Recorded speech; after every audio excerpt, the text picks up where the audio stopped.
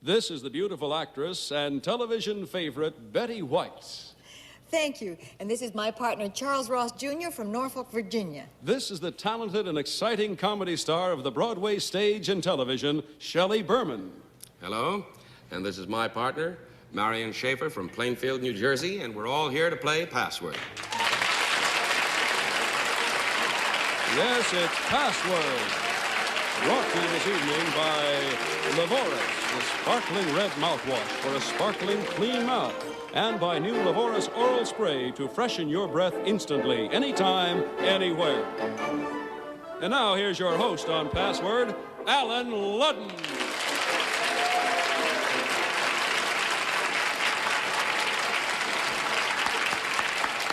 Good evening. Nice to have you with us this Sunday evening. How are you, Shelley Berman? I am fine, thank you, Alan. Good to have you back. Betty White, nice to have you in Password. Thank you, Ellen. Nice to be here. What's new and bright in your future? I'm going home for a little while, and I'm going to goof off and maybe take a little vacation. And I'm looking forward to it. Well, good. Have a good time and come back play Password, though. Yeah, I'd love to. Your first partner tonight, Betty, is a man named Charles Ross. How are you, Charles, from Norfolk, Virginia? Charles, tell me, are you married? 5 weeks, Al, and the fair young bride is in the audience tonight. Good. And you recommend the institution? Looks like a good long-term growth situation. That's good. Shelley? Yes? What's next on television first for you? Well, sir? I have a Jack Parr show coming up on the 22nd of February. Parr's friend over here, Betty White, you know. Yeah, well, we're all Parr's friends. We were part of that family for a long time. Yep. And then the club. What's the next club date for Shelley? I'm opening this Wednesday night at the Crescendo in Los Angeles. That's why I'm going to be there home. 4 weeks, and I guess you're going to be there opening night, probably. And every night thereafter. Well, you can see what's going to go on in Los Angeles. All right. Marion Schaefer's your first partner, Shell. Let's see. Marion, do you have a family? Oh, yes, I do. I have 2 children, Kathy 2 and Kenny 1, and I'm also a student at Rutgers University at night. Well, good. And aren't they lucky to have such a pretty mother? Well, thank you. Let's play I'm so Password. sorry to hear that. You know, lovely That's partner. okay, that's okay. Well, the game we're going to play now, Shelley, is called Password, and it's a game of word communication where you try to make your partner say the password with one-word clues. I'll give a copy of the first password to Betty White. That's right. Betty White and Shelley Berman. And as they look at it, we'd like you to see it at home, of course. The password is fortune. Start with you, Bets. 10 points. First clue. Cookie. Cutter. Cookie cutter. No. 9 points, Shelley. Riches. Cakes. Riches cakes. 8 points, Betty. Gypsy. 5 seconds. Jewels. Gypsy jewels. 7 points, Shelley. Luck. Fortune. Fortune.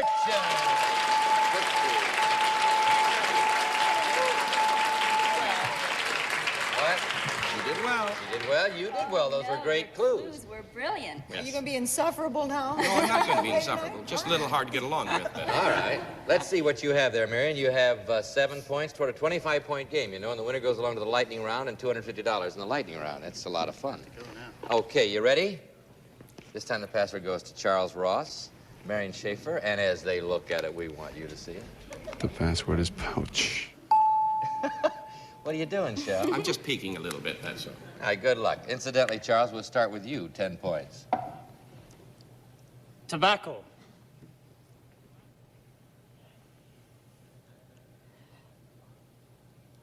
Five seconds. Cigarette. Cigarette, no. 9 points, Marion. Pocket.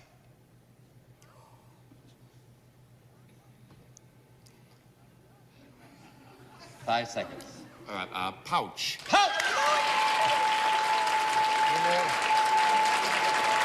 Shelley gets very hungry. He's ahead, Betty. He's ahead. Well, They've Shelley got cries 16. a lot if he doesn't win, so I'm letting him. All right. That was very good. Were you going to use kangaroo as the next clue? No, sir. Well, I would have, and she wouldn't have known. Anyway, but... All right, by the way, when you hear this sound, it means that your clue has not been accepted by our authority, who is Dr. Reason A. Goodwin, an editor of the World Book Encyclopedia Dictionary. The score stands 16 for Shelley Berman's team, nothing for Betty White's team. Thanks, you don't have to say it like that. Password to Betty White and Some of Shelley my Berman best is friends are kangaroos. they look at it, you look at it. The password is nip. Okay, Betty, 10 points. Sting. Sting. To prick. Sting, prick. 9 points would give you the game. Sip. Straw. Straw, 8 points, Betty. Pinch.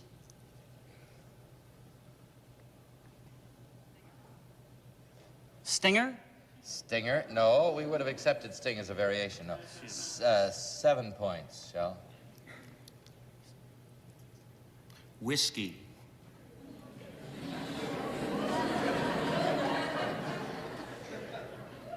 Five seconds. Wallop. Whiskey, what? No, I said whiskey. Whiskey, what? Wallop. Wallop. Oh, a wallop, I see. No, 6 points, Betty. Sip. Shot. Sip, shot. 5 points, Shelley.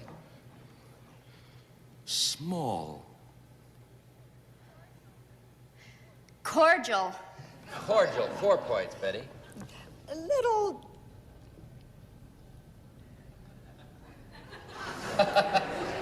5 seconds, Charles. Tiny. Little tiny, no, 3 points, Shelley.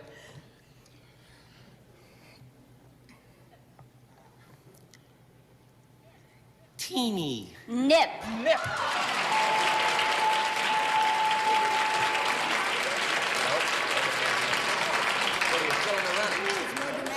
Yes, yes. The bridegroom, though, wasn't aware of the nip routine because, you know. Yes. All right. So you're still in the running. They only have 19. The password goes to Charles and to Marion, and as they look at it, we want you to see it, of course. The password is jazz. Okay, Charles, see if you can get Betty White to say that word for 10 points.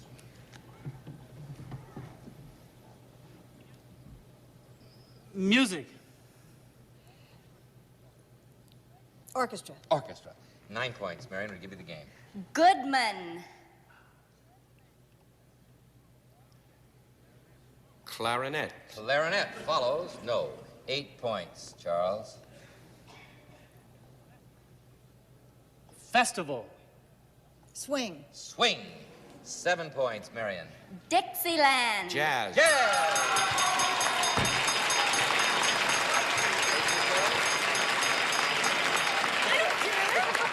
Doesn't matter to me if Shelley wins. I think it's swell if he wins once Be in a while. good loser, Betty. Shut you out, didn't I, Betty? I shut you out. You did. Well, you Show just off. won the game, Shelley. That Well. gives you $250, Marion, and a chance to pick up more in the lightning round. The difference here is you've got to move along very quickly because we're going to give you 5 passwords, but the trick is you've got to get them all in only 1 minute. Here's the first word. Go, Shelley. Music. Song.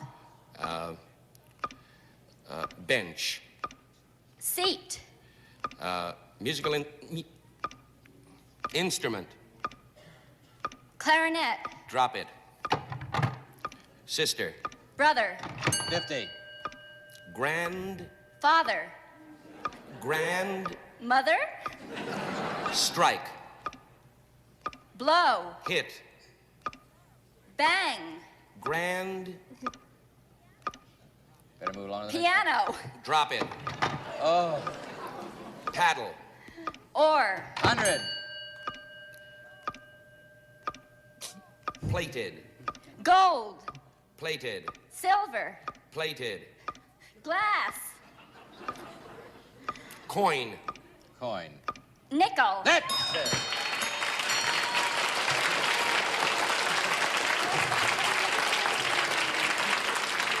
Oh, Marion, I don't know. I'm in a quandary. The first word was piano, and you said it when we wanted you to say slam. But that's family. it's Bridge. very good, though. Marion has 250 there for the game, 150 for the lightning round, giving Marion Schaefer $400. Charles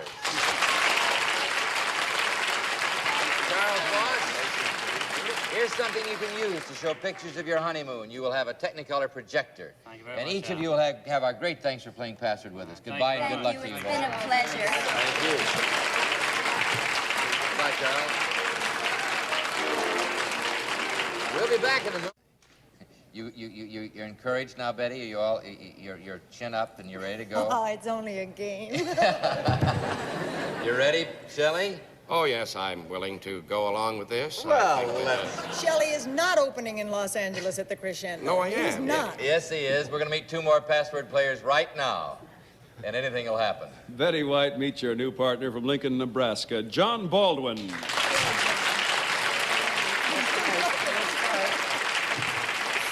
Shelley Berman, meet your new partner from New York City, Shelby Howitz. All right, Betty.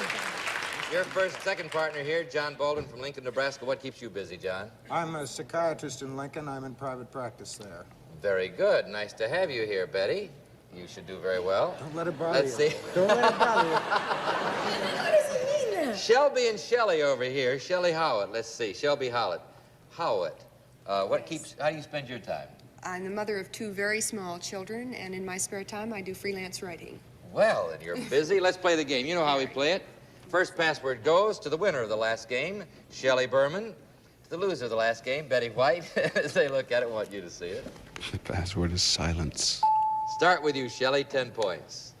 Quiet. Peaceful. Peaceful. 9 points, Betty.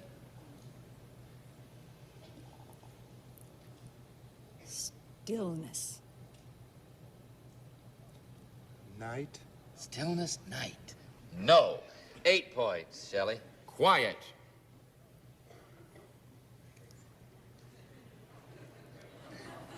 Pastoral. Well, it's all lovely and all that, but that's not right. 7 points, Betty. Soundlessness. Silent. Silence is the word. What did you say? That's not fair. I said silent, and I said silent. I see. One chance to give me the right word. I think it's silence. You're right. That's it. I protest. You would. No, I protest because soundlessness is 3 words. Not the way she says it. All right. Shelby, rather. John, as they look at it, want you to see it at home, of course.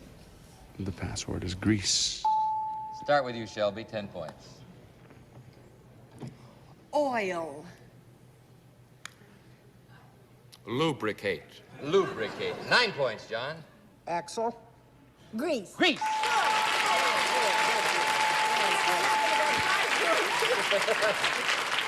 Feeling better? Yes, sir. Oh, I like this All right. game now. Oh, I tell you, she's a sore winner. Here we go. Betty and Shelby have the words. As they look at it, you look at it, please. The password Shelley. is thirsty. Shelley and Shelby's going to drive me crazy. This is Shelley Berman. First clue's yours, 10 points. Dry. Arid. Dry, arid. 9 points, Betty. I'm going to give you the game. Unquenched. Thirsty.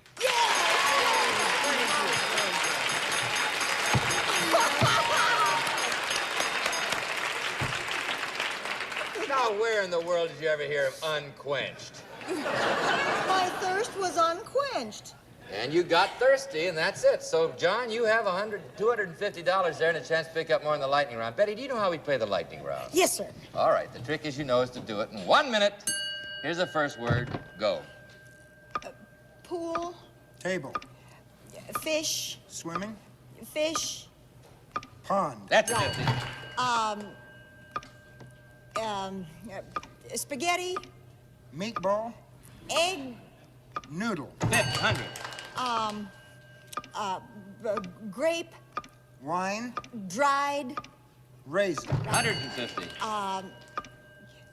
Sweater. Knit. That's a 200. Quilt. Coverlet. Coverlet. Say something, John. Satin. Wool. Blanket. That's Right. 200.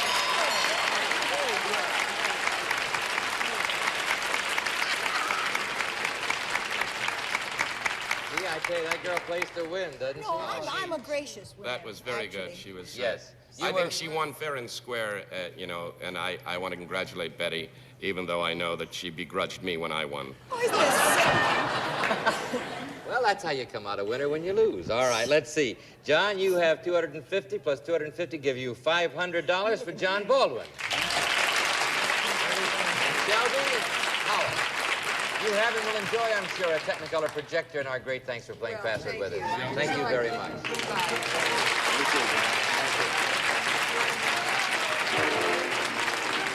We'll return in a moment. Well, so far, each of you have a win, so there's only one thing to do, and that's keep going and meet two brand new password players. Betty White, meet your new partner from Oklahoma City, Oklahoma, Ken Dusick.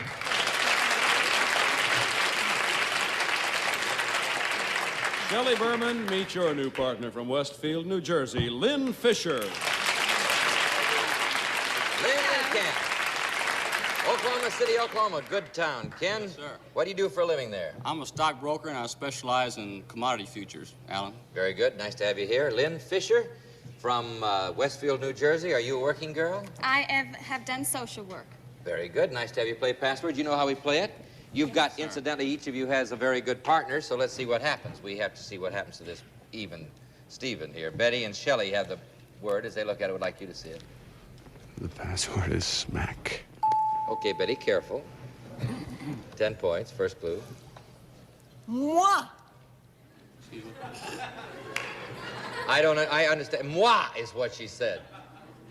Moi. Cal.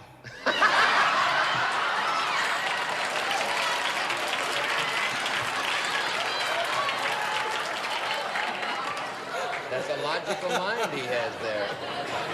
Well, He's an animal. Ken, I'm with you, all right? I guess he told you, Betty. 9 points, Shelley. Kiss. Smack. You did it! Now do you know what she was trying to do? She was trying to be Dinah Shore there. All right. Make the weight. Without the gesture, it doesn't make it. Yeah. Well, if you like to kiss cows, it's pretty good. Let's go on. Ken, have a word. Same word, Lynn. You look at it, please. The password is pry. Start with you, Ken. 10 points. Inquisitive. Nosy? Nosy. No, 9 points, Lynn. We give you 18. Snoop. Curious. Curious. 8 points. Into. Pride. Pride. All right. Now we got a close game. 8-9 it stands, so anything can happen. All right. Shelley Berman, Betty White, our friends. The password is decoy. Start with you, Shelley. 10 points.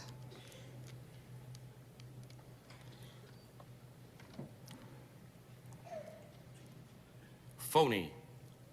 Fake. Phony, fake. 9 points, Betty. Duck.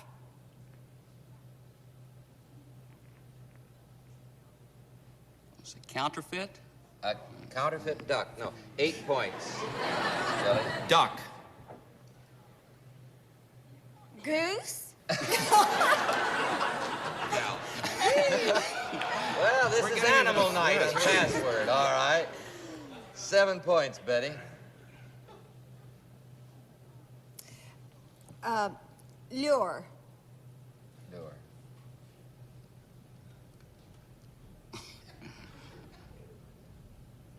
Five seconds. Fake. Lure, fake. 6 points, Shelley. Ruse. Guys. Roos, guys. No, 5 points, Betty. Roost. He said roos.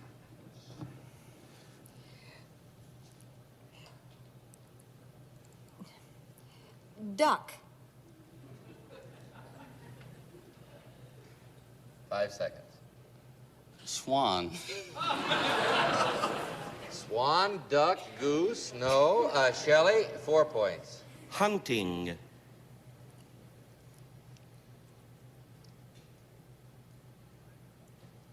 Five seconds, Lynn. Bird. Bird. 3 points, Betty White. Wooden.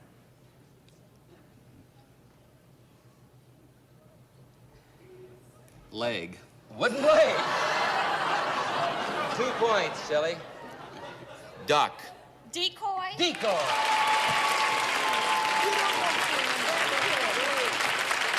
A wooden duck. Those were good clues. Those were excellent clues. Everybody will agree. Really, you were all marvelous. It's just the decoy escaped you for a moment. 8 to 11. Password to Ken Dusick, Lynn Fisher. The password is residence. You'd have 18 in the first clue, Ken. 10 points.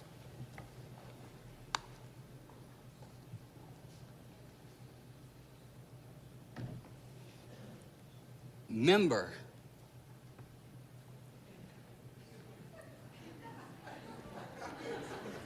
Five seconds. Lodge. Member Lodge. No. 9 points, Lynn. Address.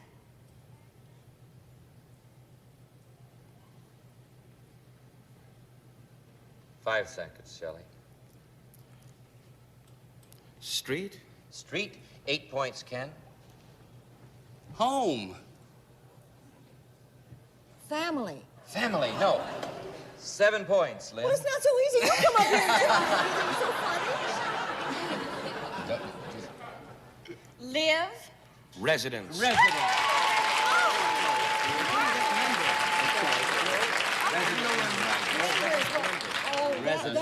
No, it wasn't bad answer. No. All right, 8 to 18. This time. Nobody's crying, right? Everybody's 8 to 18. clear blue eyes and everything. Here we go. Shelley and Betty and you at home. The password is legend. Start with you, Betty. 10 points. Give it 18. Tie the game. Myth.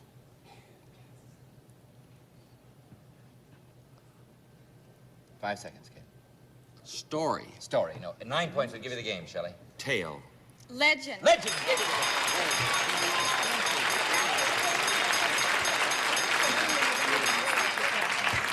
You know, I'm sure my friends will agree that was a very good game. Those were interesting words, well played. Lynn, you won. You have $250. And you have a chance to pick up that much more in the lightning round. You know how we play it? Right. Shelley, you all set? You're hot tonight. I'm gonna try it. Okay, 1 minute. Here's the first word. Go. Tossed. Coin. Greens. Moss. Vegetables. Salad. That's it. 50. Rain. Snow. Open. Cloud. Cover. Sky. Drop it. Goat. Cat. No. Little. Lamb. Child. Kid. Gets it. 150. City. Town. Loser. Winner. That's it. Very good.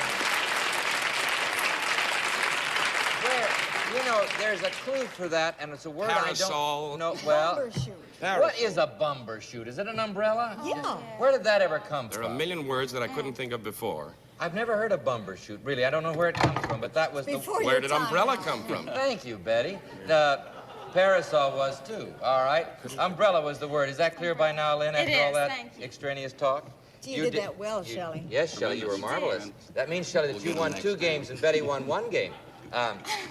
Well, I'm prettier than she is. Lynn, you have $250 for the game, $200 for the lightning round, giving Lynn Fisher $450. Ken Dusick, you'll have a Technicolor projector. Thank you very much. And you have our great thanks for playing Password with us. We'll be back in just a minute.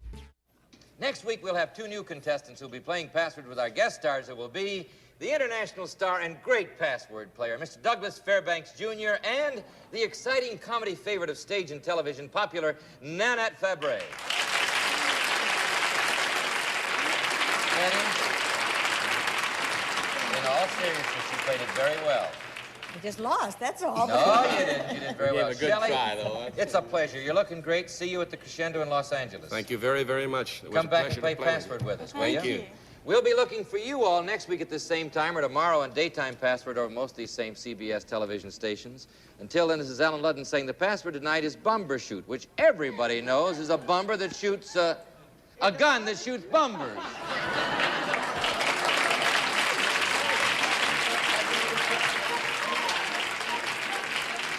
Password has been brought to you this evening by Squibb Laboratories to bring you Vigran multivitamins and other fine Squibb pharmaceutical products for your family's health.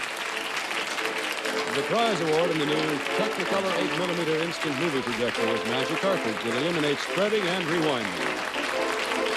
This has been a Mark Goodson, Bill Todman production.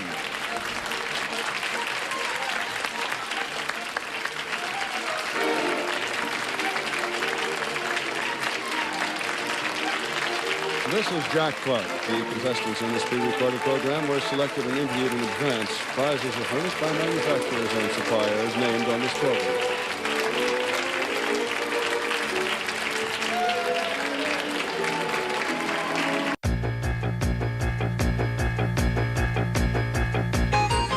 It's Password.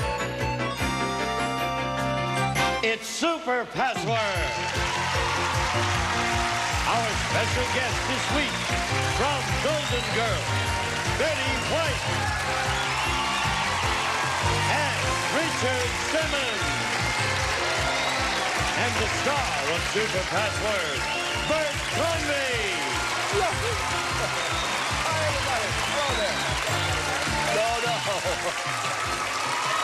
Notice I didn't jump. Okay. Thank you. Thank you very much, and welcome to Super Password. So nice to have you all at home with us, wherever you are. I hope you're warm and cozy. We certainly are here, aren't we? We're warm and cozy. We're having the best time. We're 1 all out of 2 ain't bad.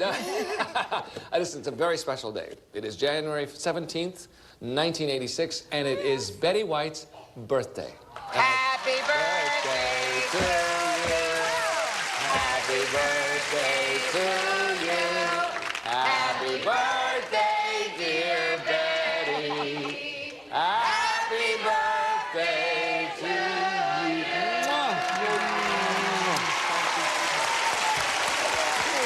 Happy birthday, darling. Thank you. I only wish we had a cake for you, Betty. Would you like to make a little speech? Because usually we yell speech. You think I'm going to eat cake in front of him? You're crazy. No, absolutely not. Thank you. Listen, it's a very special day. I'm glad you're with us to share it. I'm glad you're here as well. You have. Shall we take the cake out now and give it to her? Sure, absolutely. Oh, No. Okay, we're in a real good place in our game as well because we have a tie game and somebody's going to win it and go over and play for some money. So here we go. Let's bring in Howie and Maria, please. You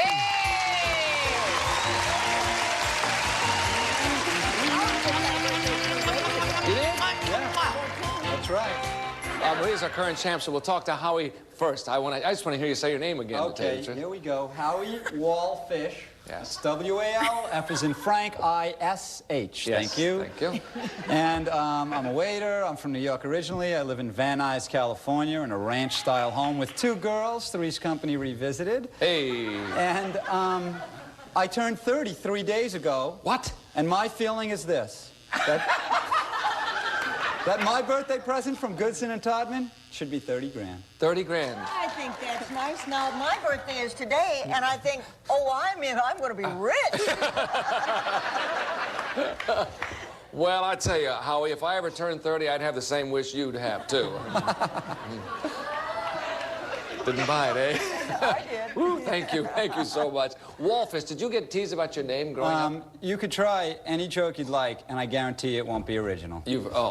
My great-great-great-great-great-great-great-great-great-great-grandfather heard them all, so... Yes, Wallfish. It's a very interesting name. Yeah. Don't you think so? I think so. Is there any particular origin to it? There's supposedly a bay in Poland called Walvis Bay, and one of my greater ancestors did some fun and games near that bay, apparently. Uh-huh. And they named him... The family tree began. I understand. Underwater.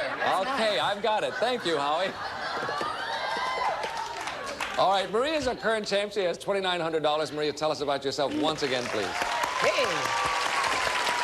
My name is Maria Stewart. I come from Ventura, the coast. And, oh, my. What are you doing? What's going on? Wait a minute. What's going on down there? What happened? Hold it here. I don't know, but I forgot everything else. Anything else? That Wallfish story got me very excited here. I'm sorry. Anything else you'd care to mention, Maria, or should we just get on with it? Well, I thought I was married. You're a lot of fun. I've never had any complaints.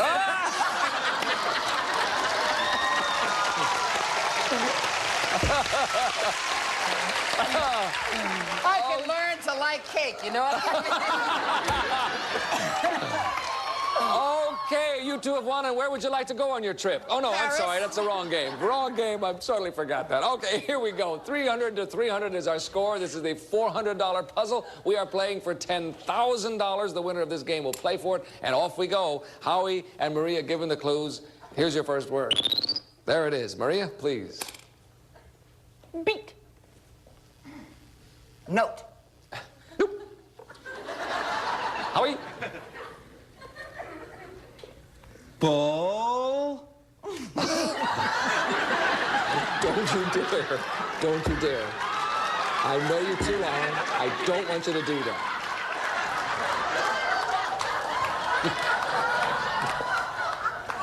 Frog. Betty, I'm sorry. I didn't mess you up, I don't think. I think you're fine. I just had to say this thing.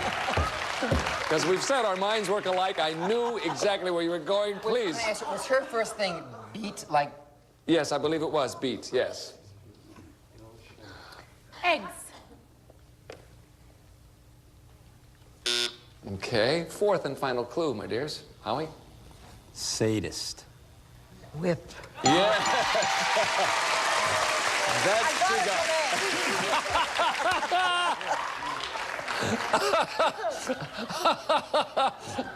Okay, we have whip on the board and for the game, Betty.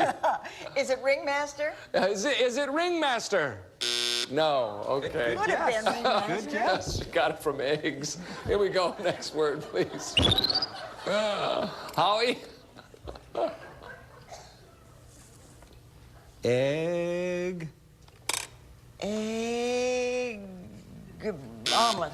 Okay, Maria. Center. Core. Howie? Yellow. Yolk. Yes. Okay. We have whip and yolk. You're baking one of her things over there. For the game, Betty. Whip and yolk is an eggnog. Is it eggnog? Very good guess. Next word, right. please. Okay. What do I know? I'm a kid. Here we go. Howie? Oil. Vinegar. Yes! Oh, that's great. Great clue, great answer. Nice going. That's a board, Betty. Is it deviled eggs? Is it deviled eggs? Whip, Could have yolk, been and deviled vinegar. Could have been. Okay, here we go. Next word, please. Oh, my. They're blocking you out so far, Richard. Howie, you're still up there. Yellowtail. Tuna. Yes! Good clue, kiddo. Very good clue. That's really wonderful. All right, this is for the game, Betty. You have whip, yolk, vinegar, and tuna. Oh, well, gee, many crickets. I don't know. Okay. Do you? Well, I thought I did, but I'm a little confused now. Everybody know out here? Gene, you have it for sure? Gene, you probably got it in the second word, right? Right. Right, I figured. They're Okay. all lying. All the other contestants swear they know everything. You know that. You've been out there. Here That's we go. right. Next word, please. Aha. Howie? Salad. Dressing. Yes. Oh, my. Nice going. All right, now we have whip, yolk, vinegar, tuna, and dressing. Betty, for the game. Is it mayonnaise? Is it mayonnaise? Yes! Oh, you never even got to that. Wow, they locked you right out. Oh, I love this one. Yes, everybody does.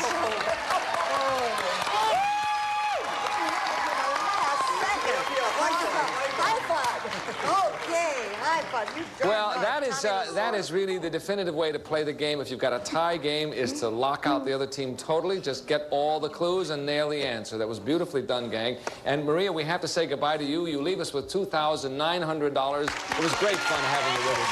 Good luck to you, darling. Thank you. Okay, we'll be right back to play for $10,000. We're right after this message. Don't go away. Right down the line. Did you know? That was wonderful. Right down the line. They never had a guess, you know. Didn't have it till all the time. I think, what was putting it all? What in the world could it be? Well, here we are. We're over here with Howie Wallfish. It is his first time over here. You have $700 so far, Howie. This is a big chance because we're going to give you 10 words beginning with C and continuing through L. C through L. Every one you get right, I'll give you $100, of course. If you get all 10, I will give you $10,000. Okay? Not bad. Are you ready, Betty? 60 seconds. Here comes your first word. We'll put it on the board. Okay, there it is. Good luck, Howie. Ready, and go. Face. Rouge. Rouge. Face. Pass. D. Count. Dracula. Worker. Employee. F. Fame. Fortune. G. Animal. Gorilla. Neck. Giraffe. Go ahead. Utopia. Heaven. I. Now. Immediately. J. Israel. Jerusalem. K. Bread. Crackers.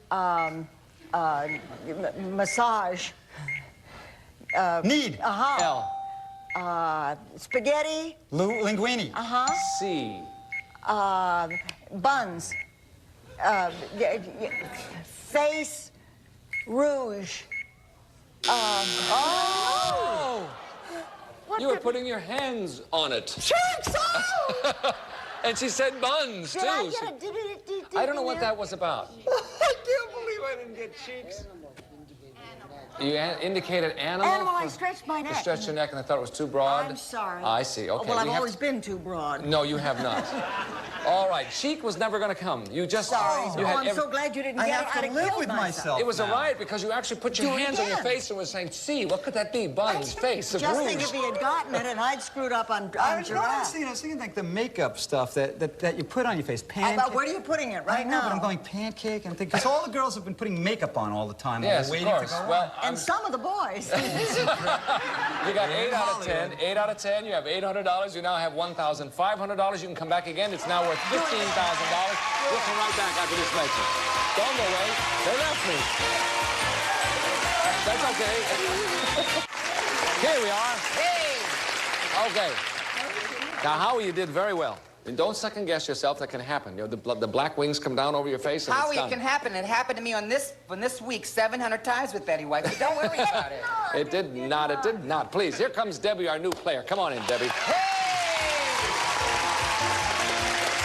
Hi, Debbie. Nice to meet you. All right, Debbie. Debbie sure is a lot prettier than Howie. You're not supposed to say that, but you're absolutely diamond, correct. too. My Lord, she did well. Debbie, tell us about yourself, please. My name is Debbie Brawley. I live in Valencia. I'm married to a wonderful man named Keith who provided me with this. Yeah. And we raise German Shepherd puppies. Really? Oh, anybody who raises puppies can't be bad, right? Well, you know that Betty, of course, and I as well by association, and this guy too. Very big animal lovers here, so that's wonderful. How many German Shepherd puppies do you have now? I have only one now. We try to control our pet population. We don't breed until we have buyers. Oh, really? Good for you. Very good. That's perfect. Perfect. Boy, Cruella de Vil would hate that, you know? Yes, yes, absolutely. But if you're ready to go, we are ready to go. Are you ready to go over here? Yes. $100 puzzle coming up, and let's start it off, shall we? Betty and Richard giving the clues. Here's the first word. There it is, Richard. Okay. This is such a depressing word, guys. I can't. Betty. Newspaper man. Editor? All right, Richard. Funeral. Wait a minute. You better read the word again, sir. Read the word again. Would you like to look at the word in here if it's too small for you to see? Well, it's the same word that's in here, Bert. You mean you read that word and gave that clue? No. English reading was a little problem. That's true. That's true. Well, embarrass me, Betty. Come on, slap me in the face here on this fakakta word. I'm doing my best. All right. Shall we try it? Did he already give another clue for this word? No. All right. We've try, just been chattering. try it again, sir. Oh, okay. What? He did say that. That's what I said. He did give a clue then. You did say funeral. Well, of course I said funeral. Is that the wrong word? No, Debbie hasn't said anything yet. Mortician. Okay. Now, you did look at the word clearly. You do know what it says. I can get it the second time, I All swear. right. Okay, here we go, Betty. Fourth and final clue, as a matter of fact. William... Shakes? Hurst. No, you said, how are you going to do that? What do you do in a case like that? He didn't finish the word. He started another word. He said, shh, and went, no, can't do it. All right, the word is Hurst, and we'll put it on the board.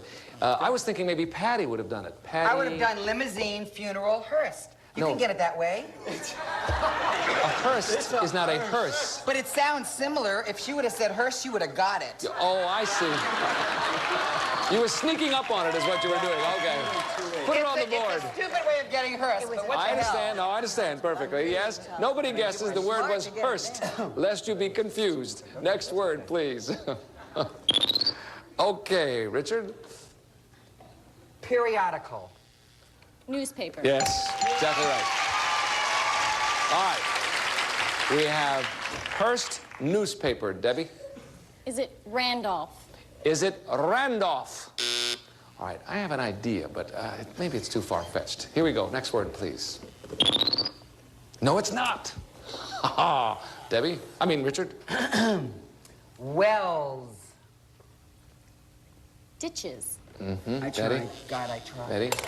Bean.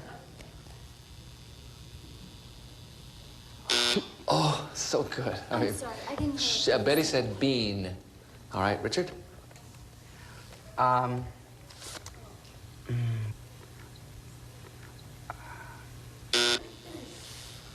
Wells. Well, it's hard because we're working backwards. What we want is Orson.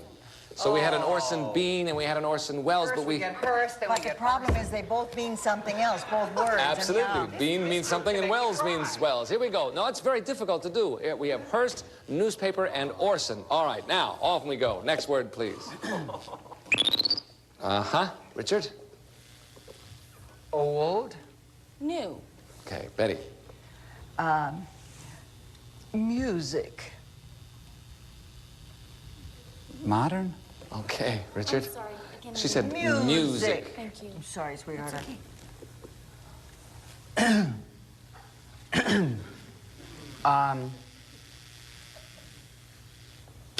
Uh-huh, thank you. Betty, fourth and final clue, gang. Highbrow. Rich? Okay, good clue, too. The word is classic. We'll put that on the board and nobody guesses again. I like Okay. the nursery rhyme ones you do a lot better. All right, gang. You got to get it now. This is it. The last word, the last clue. Here we go. Next word, please. And there it is. Richard? Cinema. Movie. Yes. Okay. Hearst, newspaper, Orson, classic movie, Debbie. War of the Worlds. No. Is it War of the Worlds? Richard. Citizen Kane! Is it Citizen Kane? Yes. You're not a virgin anymore. All right, we'll be right back after this commercial message. Please.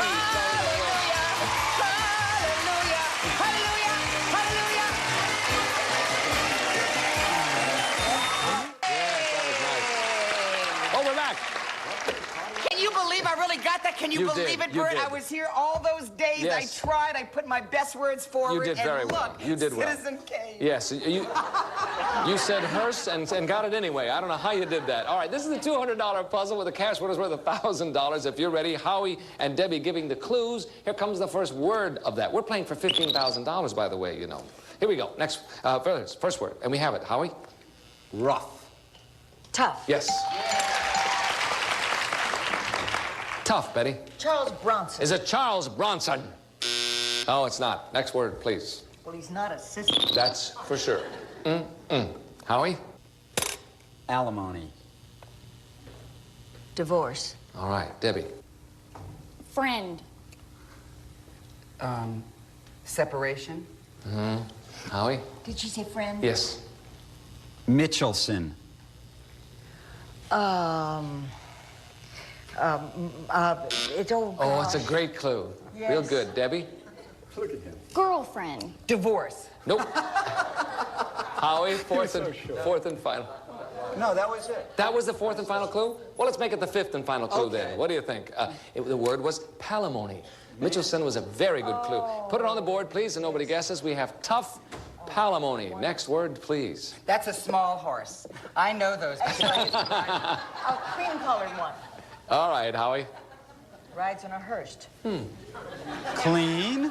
Dirty. Yes. All right.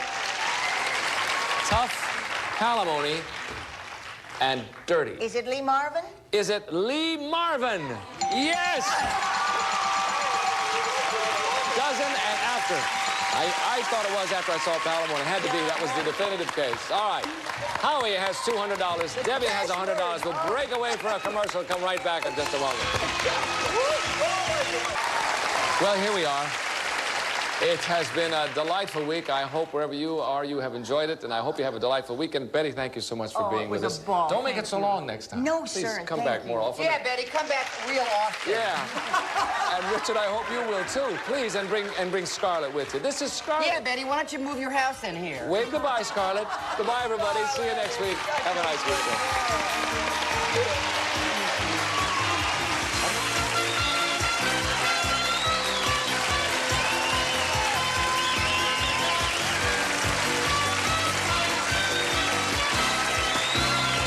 This is Gene Wood speaking for Super Password, a Mark Goodson television production.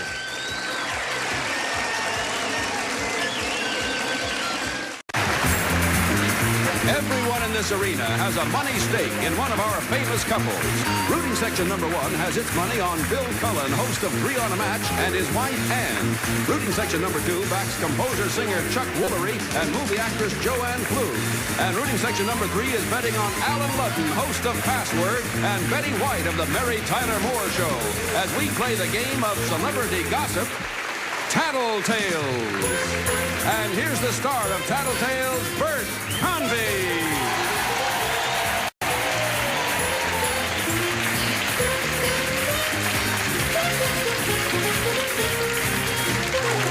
Thank you, everybody. Welcome to Tattletales, and especially you, Joanne.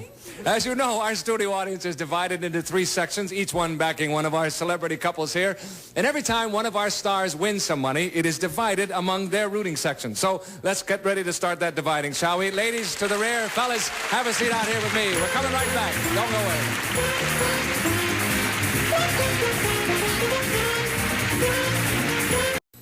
Okay, we're back, ready to start. The fellas are going to start out here with me. First, of course, is Alan Ludden, and backstage is his lovely wife, Betty White. There she is. There you are again.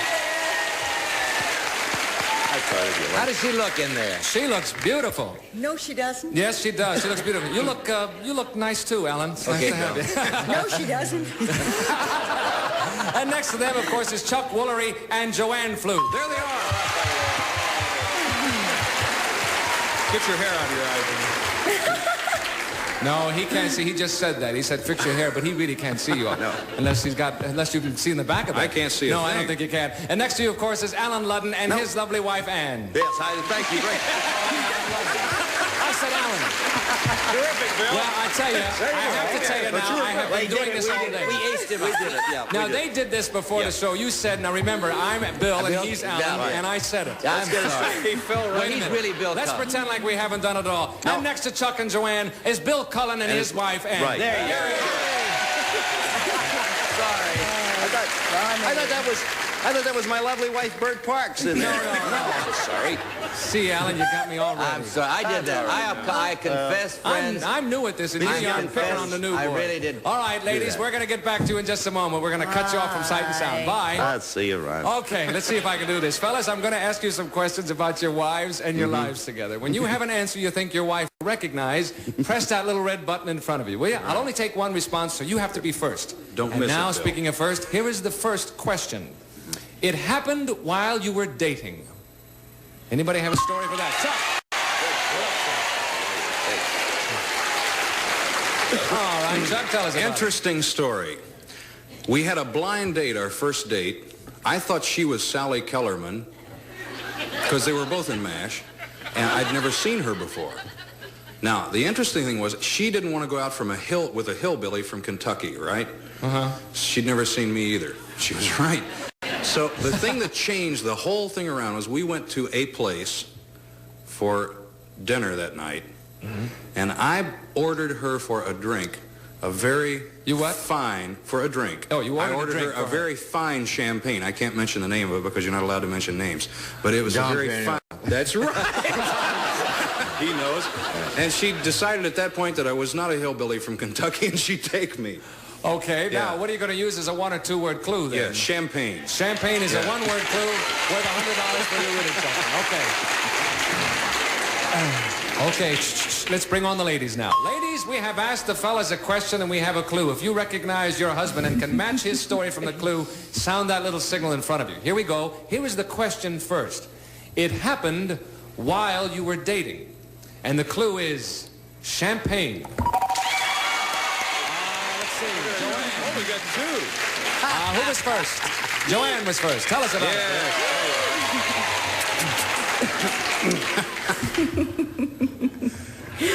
Well, easy, baby. Low profile. Is that my best one? We had a blind date that David Ladd had set up, and Chuck didn't want to go with me because he thought I was somebody else from the movie MASH. He just didn't think she was his type. Anyway, and I thought he was a hick, and I... Yeah. So we went out to dinner, and as soon as he ordered me Don Perignon, I said, he's for me. That's very sad,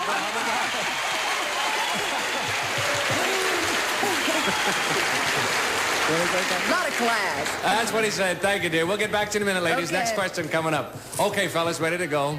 Here is the next one. Dom Perignon, indeed. Yeah. Same question. It happened while you were dating. Oh, You, sir. Same question. damn. You see that? There you are, Bill. My story is not as romantic as that. My story is simple and to the point. I was coming out here weekly from New York, and my wife and I were dating, and I would say, why don't you come up to the room of my hotel and have a drink, and then I'll take you home. And she said it would look bad, so I had read the Douglas Fairbanks autobiography, and I stay at the Beverly Hills Hotel, and there's a back door, and if you know how to park on Crescent and leave your lights on, you can walk in and come up the back way. And then I'd take her down and out the back way and into her car, and the people at the hotel never knew the difference. And my clue is I'm going to get heck from home. Earth calling Bill. I'm sorry I have to use 2 words, but I am the one that had the assignation. I am the one who will give the clues. I was doing this while you folks were in the peanut gallery. Back door is the clue. Back door is work. the clue. It's a 2-word. That's 1 word.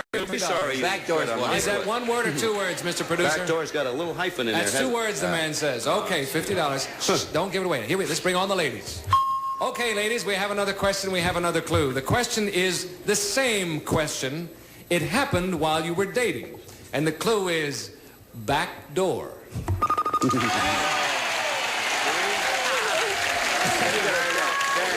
up, man. I'd like to hear it again. Coming back to haunt me.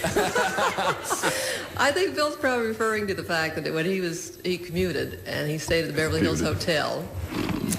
And go ahead, Tony. Tell him a bit. the easiest way to get to his room was through the back side entrance because I could park the car on Crescent Avenue and walk in that way. That's exactly right. And that's worth $50 for you. You're with accepted. Thank you. All right. At this point, Betty and Ellen have 0. Joanne and Chuck have $100. Ann and Bill have $50. Yeah. Okay.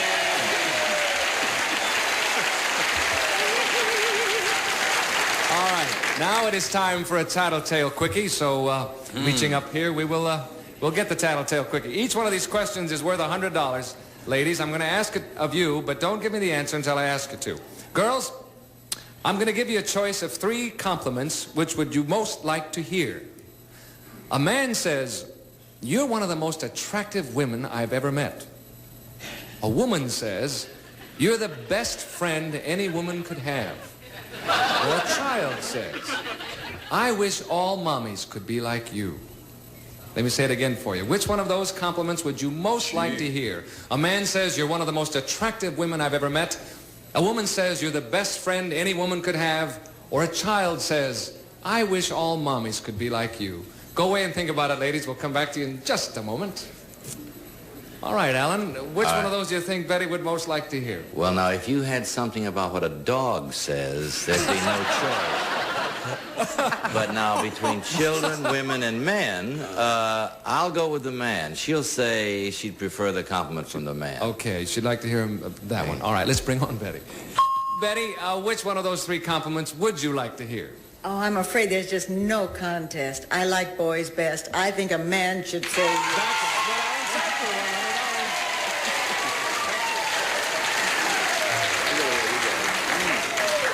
No contest at all, huh? You know, Alan said the one category we didn't have here was a dog. Well, that would be first if they did say that. Why is that? Do you have a dog you talk to a lot? Is that I have several I talk to. I talk to all kinds of animals. Right. She talks to anything with a leg in each corner. Yeah. All right, thank you, Betty. Not as often. Okay, Chuck, how about Joanne? Which one of those compliments would you most like? Boy, they're all lovely compliments. That's really Yes, they tough. are. And see, I'm going to have to rule out the children, I think, because we don't have children. So it's between a man and a woman, and being a good friend is a good one. I think I'm going to go with a man, too, because every woman likes to know she's attractive. Yeah. All right? I'm going to try that. Yeah. Okay, the question is, which one of those three? Yeah. Let's bring on Joanne. Joanne, which one of those compliments would you most like to hear? From a man who says you're the most attractive woman I've ever met, a woman who says you're the best friend any woman could have, or a child who says, I wish all mommies could be like you? Well, I just finished a movie of the week with a little boy that I fell in love with. Aw, and so I would probably say I wish that a child would say that to me. Okay. Now That's all right, darling. I don't mind, because that's sweet. Tell her what you said, Chuck Bill. Nevertheless, no Later score there, on, Joanne. though. Tell her what you said, Chuck. Yeah, I thought that you would like to be attractive all your life because you're so vain and everything, you know. Did you really say that? I'm just kidding, Chuck darling. said that. I didn't say that, Joanne. Chuck said that. Is she Thank mad? you. I'm sorry, dear. No score there. Okay, Bill, how about Ann? Well, there's no question in my mind, because that same story I told earlier about the back door, last time he threw her out, the hotel detective said, you're the most attractive woman I've ever thrown out. No, and I think, like most women, I don't know, I think she would want the compliment from a fella about being the most attractive woman. Okay, and she let's is. see if she agrees. Yes, she is. Ann, Yes, which one of those three compliments would you like most to hear? I think the man saying that.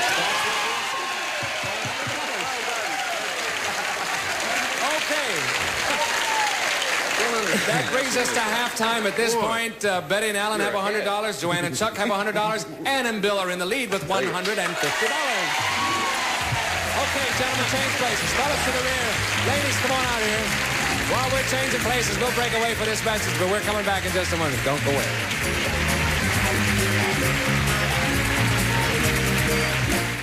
Okay, we're back. As you know, our studio audience is sharing the winnings of our celebrity couples, but let me add this. If your rooting section is backing our winningest couple at the end of today's show, we will add as a bonus $1,000. Okey doke.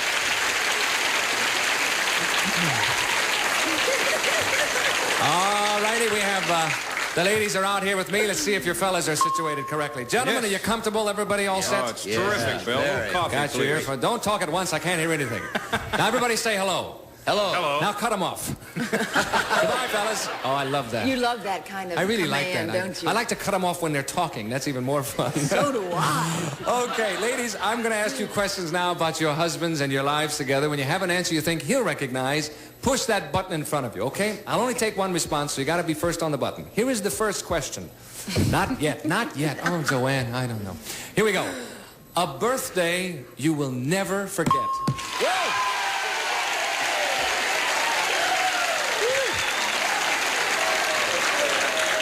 And you are very fast. Yes, You've well, got a quick he rise. gave me a surprise party that just ended all surprise parties. He hired a Circle Line boat which goes around Manhattan Island. Oh, This that's was wonderful. a total surprise to me. Had 75 people. He had an orchestra. He had arranged the food. He had arranged everything. It was just Wow. absolutely fabulous. What a wonderful idea. So let's see. Now we need a 1 or 2 word clue. Well, let's try. Now, what's the clue again? A birthday you will never forget. Let's try boat. Boat. Boat. 1 word clue. Boat. Boat. Okay. Okay. Shh. Let's not give it away. Let's bring on the fellas. Gentlemen. Oh, yes. We have asked the ladies a question and we have a clue. Here is the question first. A birthday you will never forget. And the clue is boat.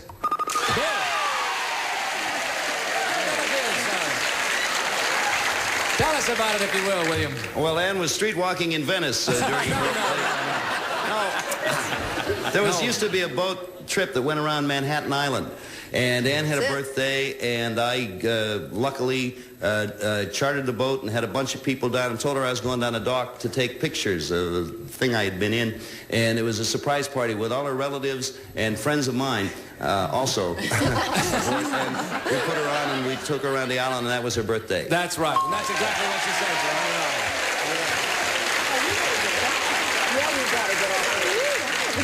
What a terrific idea for a party. It really is. Did anybody have a little too much and fall off, or you'd lose them in the East River, wouldn't you? I did right before the check came. All right, thank you, fellas. We'll get back to you in just a moment. Bye. Okay, ladies, next question coming up. Get ready.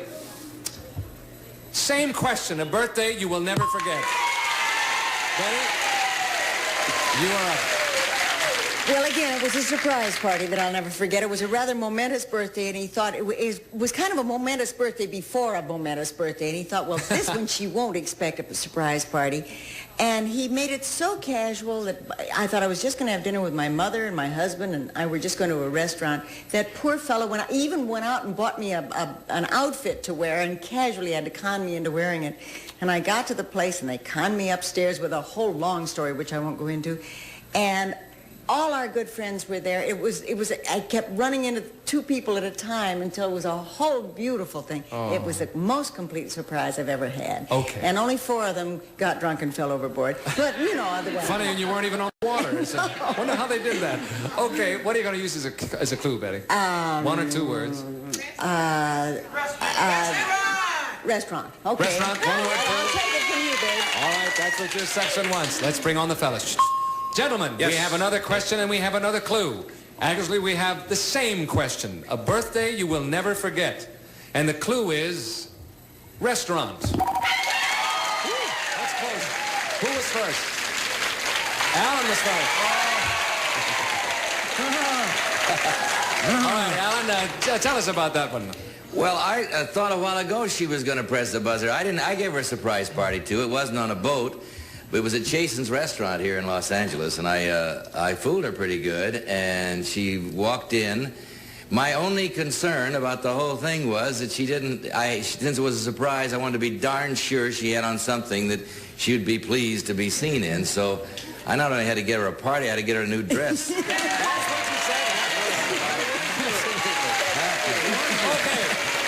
Let's see how we stand. Joanne and Chuck have $100. Betty and Alan have $200. Ann and Bill are in the lead with $250. Okay, we'll be back with more Tattletales in just a minute. Don't go away. Coming back for the finale.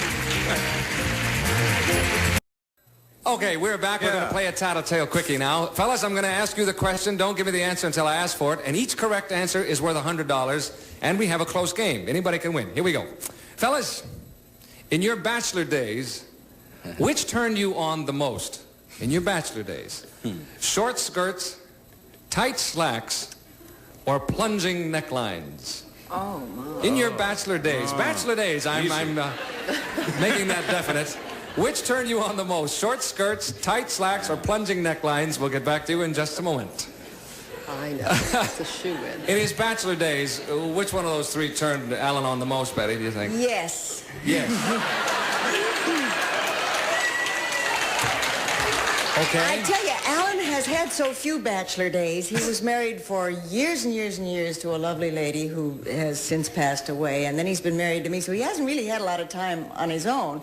But on his free time in between, let's say, I'd say short skirts. Short skirts. I would say. Let's bring on Alan and see. Alan, which one of those 3 turns you on the most? In your bachelor days, that is. I've been married all my life, so it's no different. I haven't changed. That's a terrible choice. Really? I think, with a very slight difference, I like the plunging neckline. What did she say? What did you say? That. Tell him what you said, Betty. Well, I said from just judging by your eyeballs, I would say short skirt. Well, I wouldn't touch that. You go ahead. No, you better not touch it. Anyway, thank you, Alan. There's no score there. Sorry. Joanne, how about Chuck? Which one of those three in his bachelor days turned him on the most? The slightest idea. Really?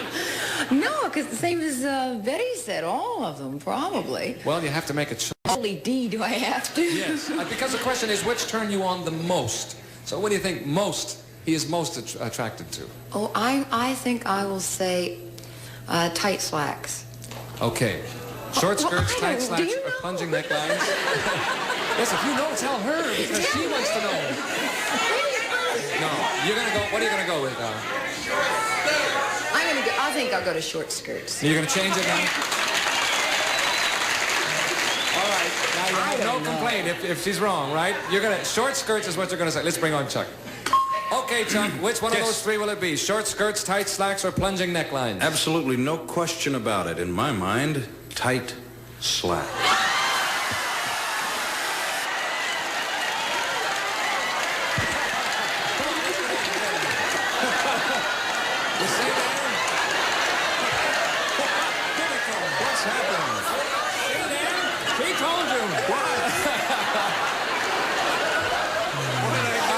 Chuck, as you can see... That must have been right. That's not what she said. No. Tell him what you said, Joanne.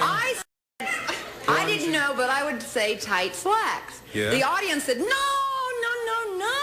Yeah. Oh. Short skirts. Oh, get him by the throat, honey.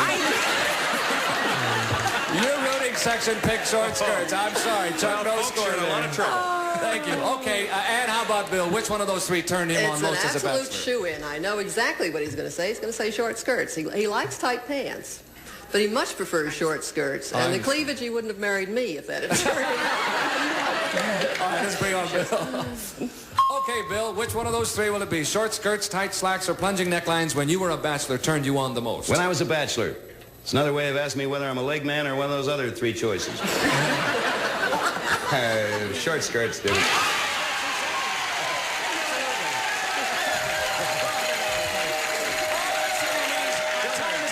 winners for the day are Ann and Bill Cullen. Okay, Ann and Bill, you have won $350 for your rooting section. We add $1,000 to that for a grand total of $1,350. Okie dokie, we'll be back in just a moment with more Tattletales. Hang on, right after this message.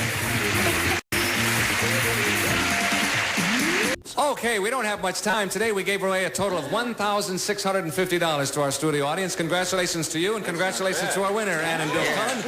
We're Calvin saying so long until next time, when our studio audience will be sharing the secrets and the winnings on Tattletales. See you then. Bye-bye, everybody.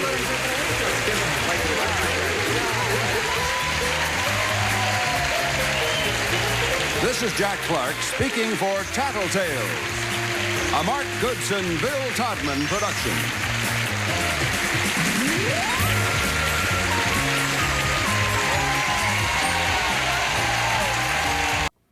This is the exciting password player and sparkling stage star, lovely Betty White. Thank you, Lee. And this is my partner, Edward Fearon of New York City. This is the brilliant password player and talented writing and broadcasting star, Frank Gifford. Thank you, and this is my partner, Merle Nikaido from Honolulu, Hawaii. And we're all here to play password.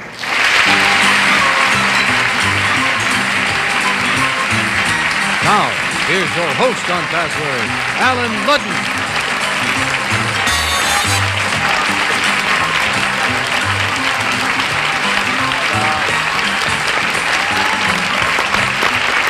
Good afternoon. Thank you. Dave, it's good to have you with us. How are you, Frank? Fine, Alan. Betty, you've played a lot of games, and you love to play games. This I know. Do you have any kind of a philosophy about game playing that you can state simply? Well, squaring up, there are a lot of jokes I could say, but yes, I do. I love games, and I love game shows. I think it's good mental exercise. I think it keeps everybody kind of alert and kind of on his toes, and you can't watch a game show without participating, and I think that's good mental exercise for everybody. I don't care how old or how young you are. Keeps the mind active, which is very important. And you meet a lot of husbands that way. Yeah. All right, you do. Well, I'm glad you did. Hello, Ed. Hi. Ed Fearon, right? What keeps you busy? Well, I'm a freelance writer and a lyricist. And a lyricist? That's right. Well, you should be a good password player. Hope so. Speaking of writers, here is a writer. Tell us about your new book, Frank. Well, it's a book about the National Football League, Alan. It covers all the teams, how people can watch the game and maybe enjoy it a little more, what they can look for in certain situations. It was called the NFL CBS Guidebook. Well, that means you can do another one, too. You can do the AFL then, couldn't you? Certainly could. All right. We'll look for your sequel, too. Okay. Meryl Nikaido. Right. Right? Are you a working girl, Meryl? Well, actually, I'm a grad student at California State College at Long Beach, but I've spent the summer here in New York City as a summer stewardess. Oh, do you like our town? Yes, I love it. Good. Nice to have you here to play Password, which we will do in just a moment, right after this message.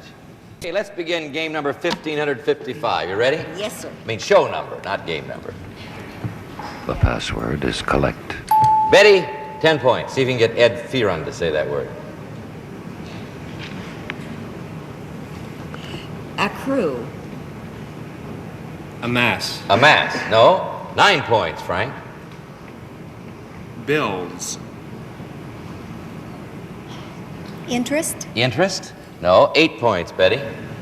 Amass. 5 seconds. Gather. No. That's what I should have said. 7 points, Frank. Gather. Collect? Yes. That's what I thought you'd say.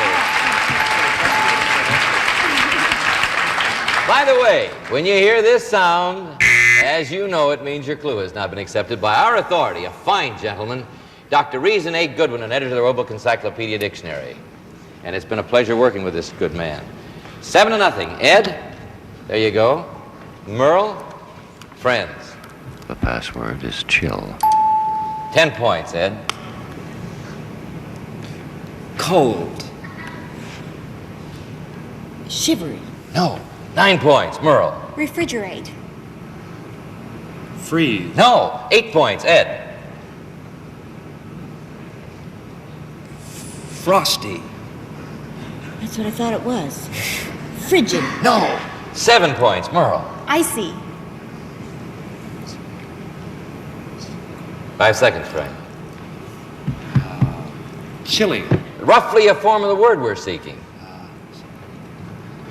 Chill. Yeah.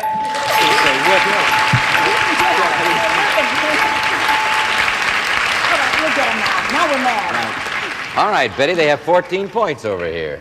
There you go. Betty, Frank, have the word as they look at it. We'd like you to see it. The password is transparent. 10 points, Betty. See if you can get Ed Fearon to say that word. Thanks a whole bunch. Oh, yeah. Opaque. Say it again, please. Opaque. Opaque.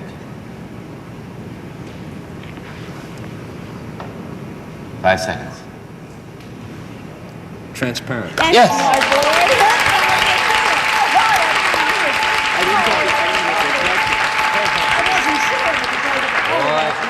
That was a fine response and an excellent clue because that is precisely what opaque means. Oh, I think All right. that's a beautiful response. Okay. All right, Merle. There you go. Ed, friends. The password is chic. Merle, 10 points, give you 24. Araby. Pardon me? Araby. 5 seconds, Frank. Araby. Egyptian. She thinks she's got it, Ed. 9 points. Valentino. Chic. Chic.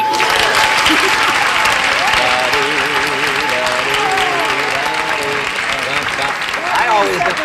The man Yeah, from the the boy. Chic from Araby. We are too young to remember that song, I guess, but I happen to remember it very well. I remember those little side lyrics. 14-19. We'll return to Password in a moment, right after this message. Before your time, but it's not before her time. No, she got Chic of Araby. All right, 14-19. That means they can win over here, Frank. Frank and Betty have the word. We'd like you to look at it. The password is longitude. All right, Frank, 10 points to give you 24. Latitude. Longitude. You did it.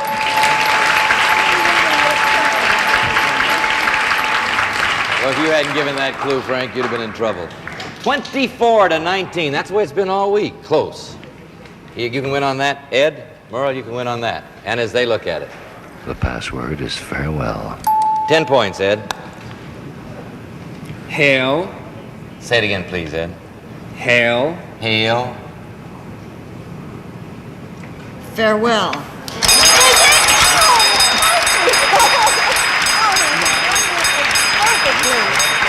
How in the world did you get farewell from hail? Because I have a great partner, is why. He says hail, and you said hail and farewell. You Yes, added sir. it up. Well, let's see how you do with the lightning round. You ready, Betty? You got Yes, your fingers sir. crossed? Uh-huh. Ready, Ed? Right. All right, the trick is to do it here, as you know, in 1 minute. Here's the first word. Go. Avenue, Street. shop, Department. watches, Jewelry. balls, Pawn. Yes. farewell, Hail. Yes.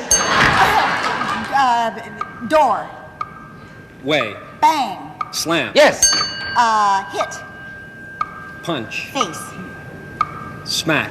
Slap. Yes. That's the boy. 29 seconds.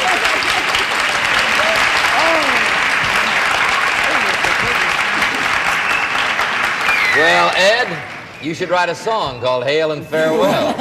This afternoon. Maybe somebody already has, but you've done very well. You did that in 29 seconds, and Ed Fearon has just won $350.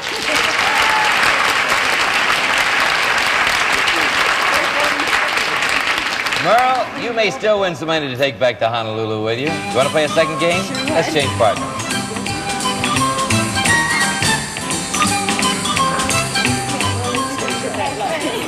All right, ladies, get acquainted. She's from a town you like a lot, Betty. Oh, Honolulu. Frank, you and Ed already over here? We're ready. You start, so there's the word. Frank and Betty have it. The password is wrinkle. 10 points, Frank.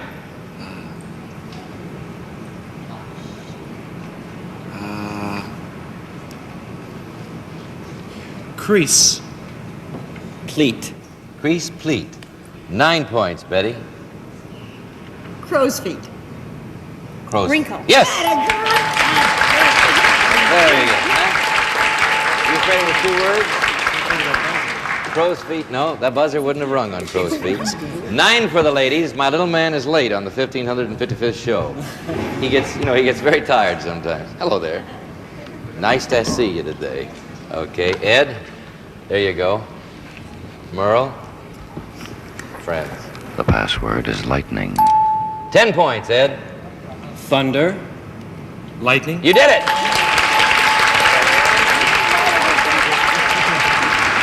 Very straight for one of those. What do we got here? 10 to 9. Close again. Betty and Frank. The password is study. 10 points, Betty. Give you 19.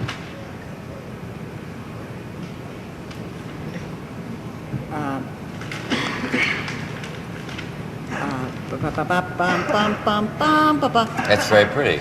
Do you like that at all? It has nothing to do with the word. 5 seconds. Research. Study. Yes!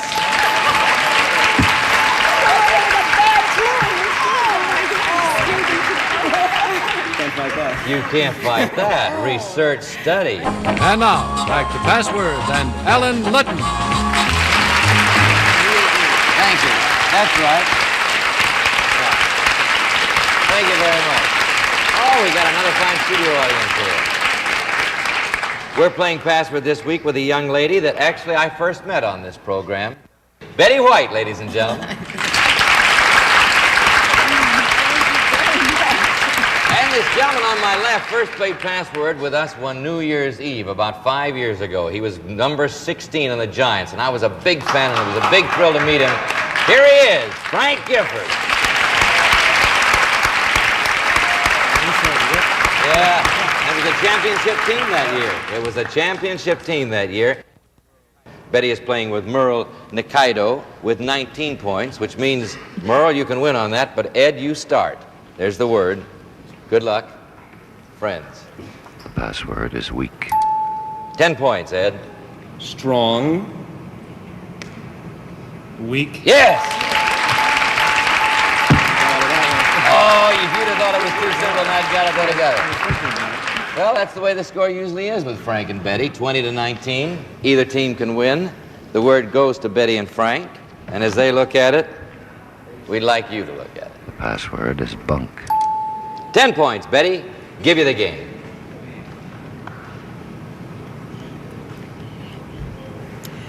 Balderdash. 5 seconds. Bear. Balderdash bear? No. 9 points give you the game, Frank. Beds. Beds. Beds.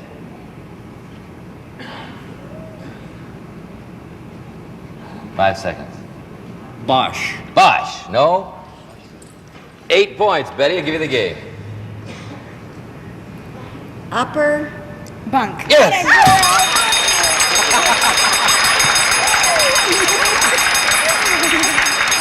Rubbish, nonsense, bunk. Upper bunk. Where did you learn bunk, Merle? Do you have bunks in Honolulu? Of course you do. Camping. Camping Camping bunks, of bunk. course. You've got everything in Honolulu. We got to remember that. It's a big swinging town with everything. Good, nice town. All right, you ready to play the lightning round, Merle? Sure am. Betty? Yes, sir. Trick is to do it here, as you know, in 1 minute. Here's the first word. Go. Pond. Hot. Erie. Weird. Pool. Swamp. Bigger. Ocean. Mountain. Lake. Yes. Butler. Maid. Maid. Waitress. Attendant. Valet. Valet. Servant. That's it. House. Mansion. Rundown. Shack. Native. Hut. Yes. Digit. Number. Yes. Robin. Bird. Very good.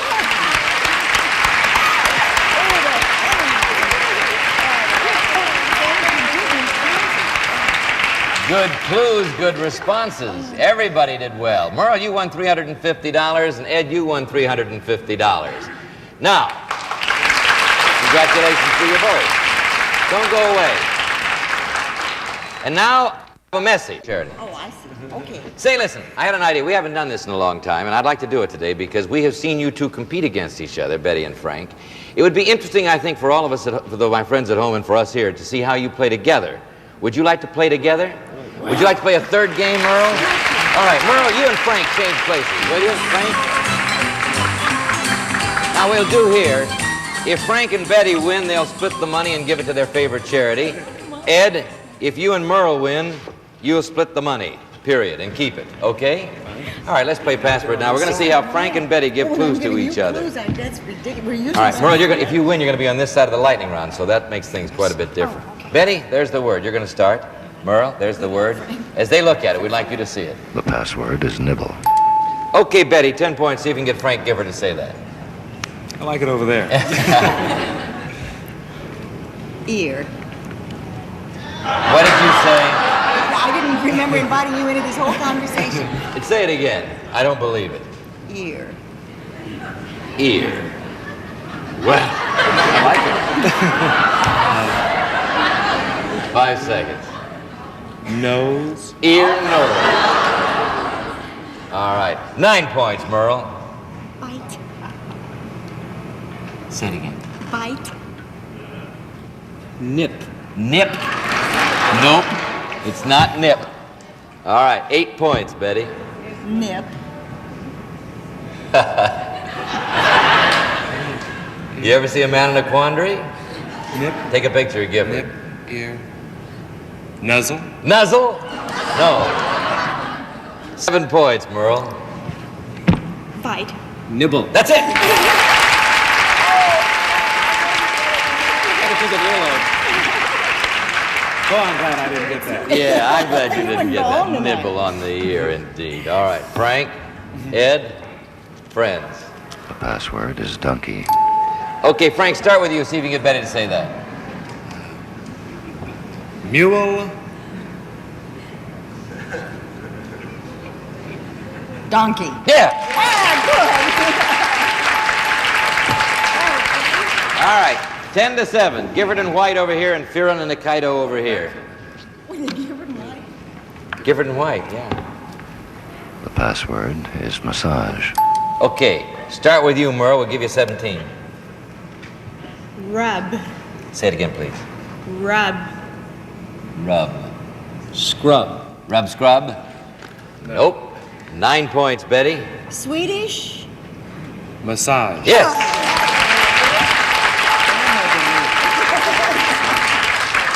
right, those are good clues. All right, now watch out, Merle. Ed, they can win on this. There you go. Good luck, Frank. Friends? The password is mistake. Start with you, Ed. We'll give you 17. Error. Mistake. Yes! Very good. That's the way we like it, 17 to 19. Either team can win.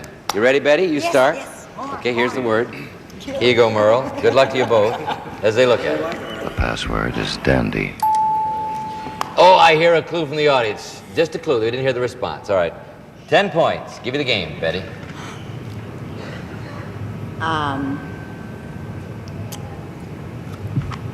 Dude. Dude. 5 seconds, Frank. All right. 9 points to give you the game, Merle. Goody.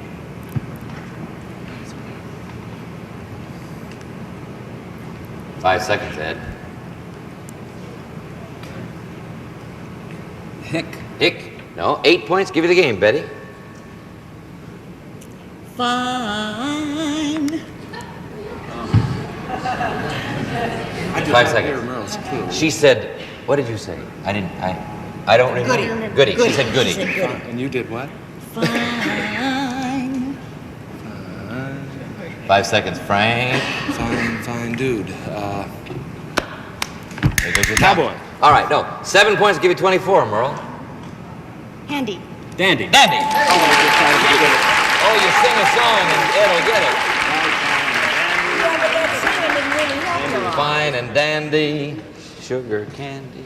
Okay, 24 to 19. Either team can win. You start, Frank. Good luck, Ed. Both of you, that is. Friend. The password is diaper. All right, Frank. 10 points. Give you the game.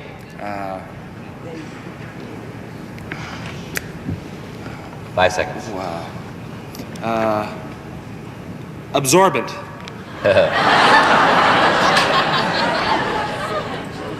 Diapers. Yeah!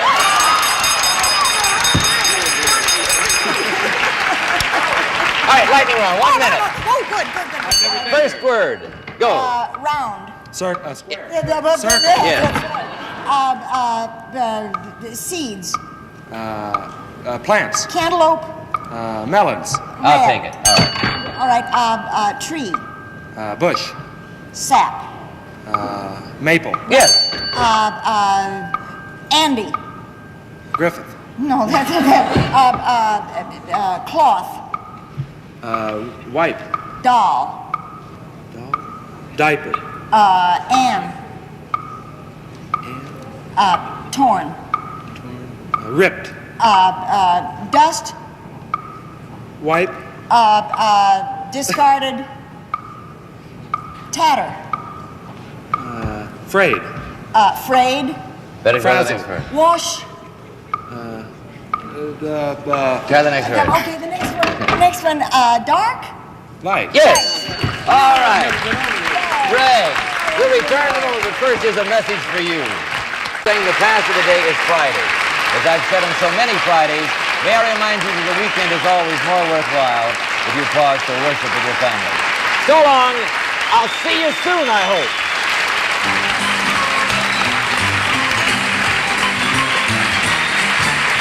Each of our contestants on today's program will receive a fashionably designed three-piece set of American Tourister luggage, reinforced with fiberglass, has padded handles and stainless steel closure.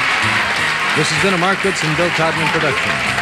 Contestants on this recorded program were selected and interviewed in advance.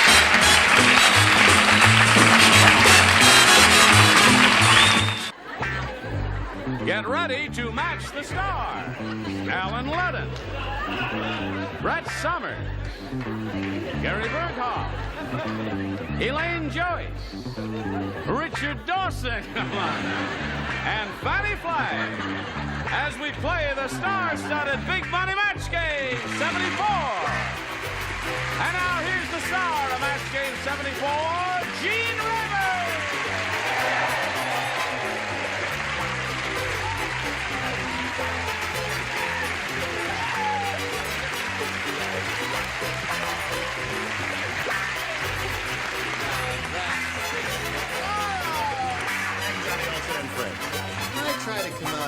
some element of dignity and add some class to the show. You're out of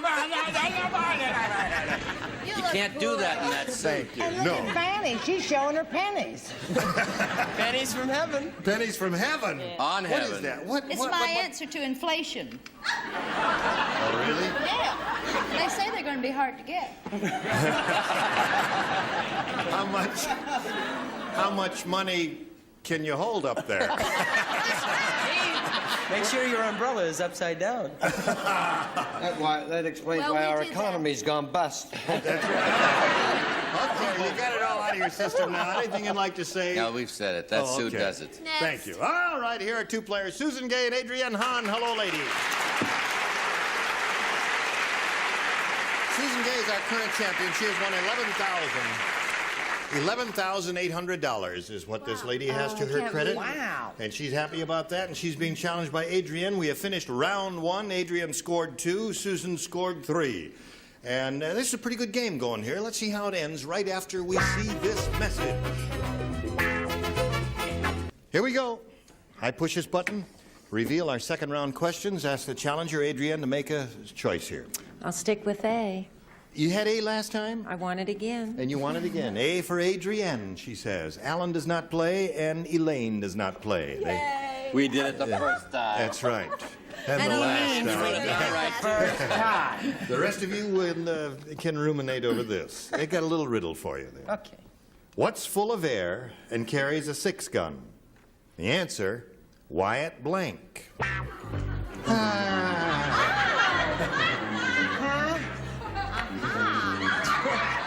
Some do and some don't. Oh, I got it. It's a gag question, right? That's A little riddle. What's full of air and carries a 6-gun? The answer, Wyatt Blank. That's a good one. Is that a good honey, one? I got Just it. give me a clue honey, as to what wait a you minute, would I write if spelled you it were wrong, playing but I here. got it. Just a little. You're gonna give get it. it. You're gonna get it. Okay, very good. Yeah, you got the idea. If I were writing. If you were playing, that would have been a superb answer. Gary, you're really doing a terrific imitation of Charles Nelson Riley by being slow and down with it. Well, you're not helping any, sir. That wasn't Charles. Honest, that wasn't Charles. Okay, Don't think I'm a bad impersonator. I have no idea. Don't look at it. Wonderful. Okay. What a terrific answer. Adrienne, a little riddle. What's full of air and carries a 6-gun? The answer, Wyatt Blank. Burp. Wyatt Burp. Atta girl. She got it. She got it. Did you get it? Don't look at me like that after what we've been through together. Of course I got it. Wyatt Burr. Atta girl. Okay. She got it, Gary. What about you? What about me? Tell us about yourself. Well, I was born in Bristol, Connecticut. No, I was going to say burp, honestly, but I said balloon. Wyatt Balloon. That's it. Now, wait a minute. Don't be unhappy. Why? Because you're fired. Wyatt Balloon, no. Wyatt Balloon and Wyatt Burp are really the two good You answers don't have here. to get hostile. Yeah. Now, just a minute here. I can't stand this woman.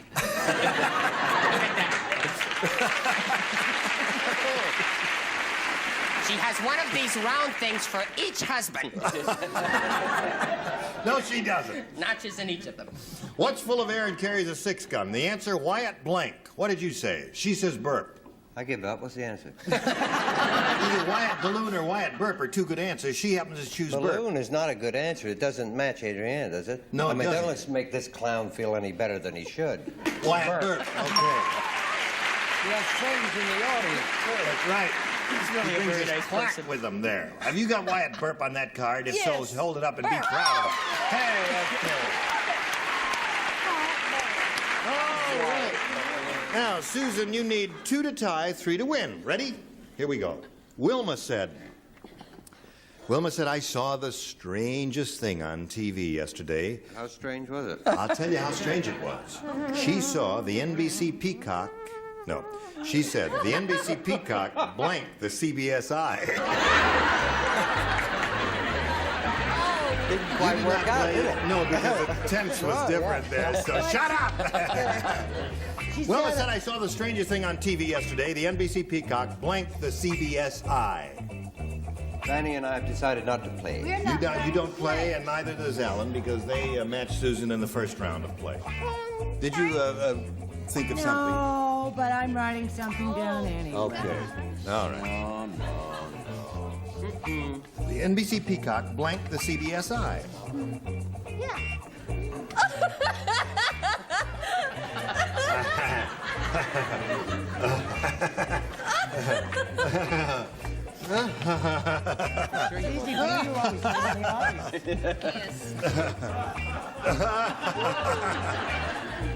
All right, Brett and Gary are ready? Wait a minute. Okay, and Elaine will think of an answer in a moment or so. And we're going to Jane, while we're waiting, I'd Yes. like to wish Brett good luck in her comeback.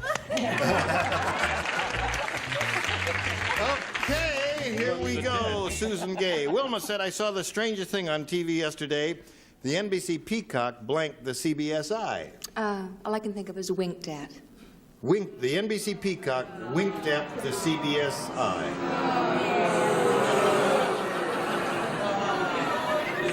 Okay. Not a bad answer. What do you say? She said the NBC Peacock winked the CBS Eye. Or, if you will, covered. Covered. There it is. Now, you got to match the remaining one, Susan, to stay in the game. That means Gary and Elaine. Gary, what have you got? Not in the ratings. I said pecked. Pecked. Okay. And what was your answer there? Pecked. Okay. Come on down.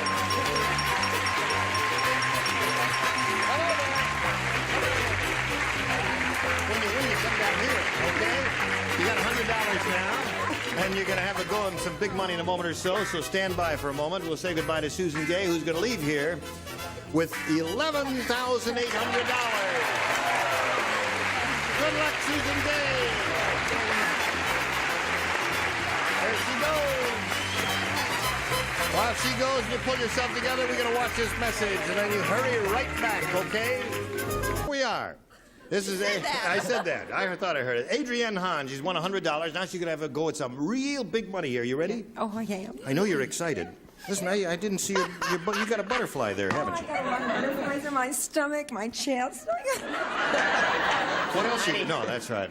Okay, now we polled a recent studio audience. I think she's left over from another game show. That's right. No, there are no other game shows. We polled a recent studio audience. We got the best response to this. Walking blank. Now, the answer that audience gave most often is worth $500 to you, Adrienne, if you match it. Then if you go for the next one, you get $250. The bottom one, $100. Which three celebrities would you like an assist from? Richard? Richard will suggest an answer now. Walking... Yeah, well, there's a hit movie out, Walking Tall, so I'll say that. You say Walking Tall. Okay. Alan? Alan?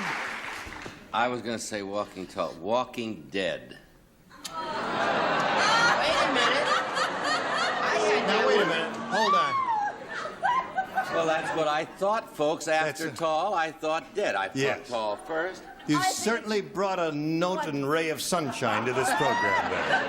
Now, Well, but you remember, got on. last time... You look like you're going to a funeral with that blue suit. That's true. Last time he remembered Chester A. Arthur, the 17th president of the United States or whatever. Now, Won't you be surprised if it turns up there in the $500 position? I will be surprised. All right. Which other celebrity do you want? Fanny. You want Fanny? Yes. Something I've seen in Brett's dressing room, a walking stick. Walking stick. Oh, boy. So now, Adrienne, you have Walking Stick, you've got Walking Dead, and Walking Tall. You want one of those, or want to give us one of your own? I want tall. You want Tall? Yeah. Okay. You want Tall? All right, you got Tall there. Okay, we're looking for Walking Tall, and let's find out where it is. Is it under the $100 response? Walking my baby back home. Oh, I know that. Walking my baby back to walking my baby back home. She's over 60. No,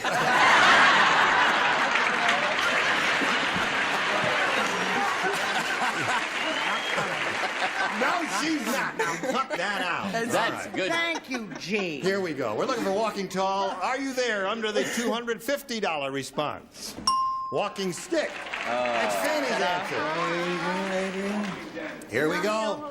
Last chance for Walking Tall, the $500 response. There it is! Congratulations. Okay.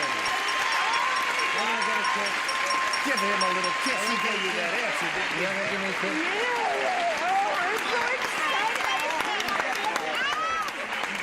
You gonna pay for what? I'm gonna paint my bedroom. You're gonna... Have somebody paint my bedroom and my living room and my kids' room. Everything. Well, we'll come over. Give you a hand All out. right. What do y'all say we go over to Adrienne's house and paint her bedroom there? Okay. Hey, paint it with this. No. Listen, you've got the $500. That means your total now is $600, and you can have a go at $5,000. Now, to collect that amount, you've got to match one of them head-to-head. Has to be exact. Which one will it be? Richard. Okay, Yay. Richard, get ready to write. Adrienne will face me. This is worth $5,000. Lucky blank. Lucky blank.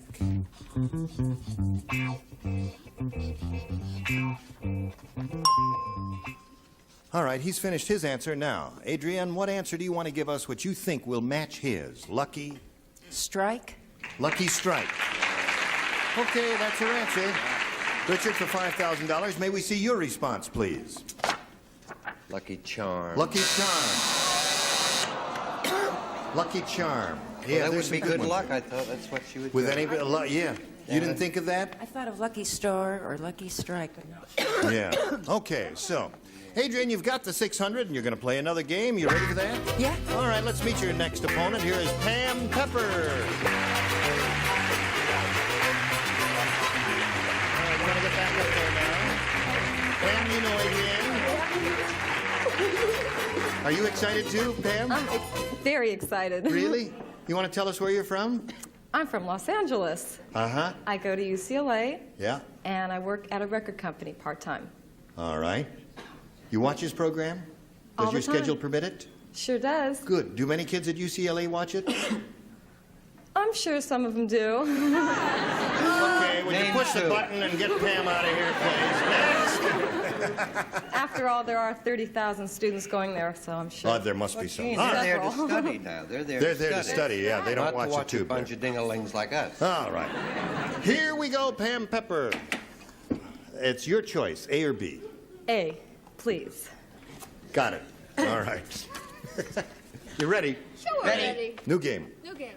Colonel Sanders said. Colonel Sanders said.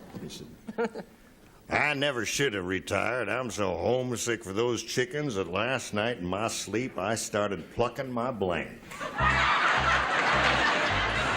said that. Gee, can you please repeat that? Sure. Colonel Sanders said, I never should have retired. I'm so homesick for those chickens that last night in my sleep I started plucking my blank. Think about that, Pam? I'm already up there, right? I think I was first, if I'm not mistaken. Gene, I remember when your last name was Finch. Wrong. That goes back a few years, doesn't it? You were good in radio. Well, I thank you very much. Too bad you haven't been able to repeat your performance. Gary, you're going to tell the whole story of my life while and we're just waiting for you to write an answer. Are you really? Yeah. We can get someone else for that seat, you know. Charles Nelson Riley, right? All right, Pam Pepper. Colonel Sanders said, I never should have retired. I'm so homesick for those chickens, and last night in my sleep I started plucking my blank. My feathered pillow. My feathered pillow. She's taking us very literally. Some of you like that, and some of you say, well, we'll find out. Here's the moment of truth right now. Well, I think Alan. she's a lady of great taste and imagination and perception. So that's She has a lot of class, that lady. Love her hair. Yes. Don't you? All right, let's see the answer. Pillow. I knew you were sneaking up to something there. What do you say, Brett? I say I always try to draw on my own personal experiences with the show. I said he was plucking his wife. I see. Okay. She was a hairy rascal. Gary? I always try to draw on Brett's personal experiences, too. And I said plucking his beard. Plucking his beard. Okay. What'd you say, Elaine? Last night I'm so homesick with those chickens. Last night in my sleep I started plucking my blank, said Colonel Sanders. I said pillow. Pillow. That's two for you, Pam. Who's pillow? All right. Gary has friends in the audience. He does? And I'm he has glad not he's matched one yet today. Well, I've started to really feel bad about that. Yes, so Well, so I You put match beer. Gary. So you put beard, so you match him.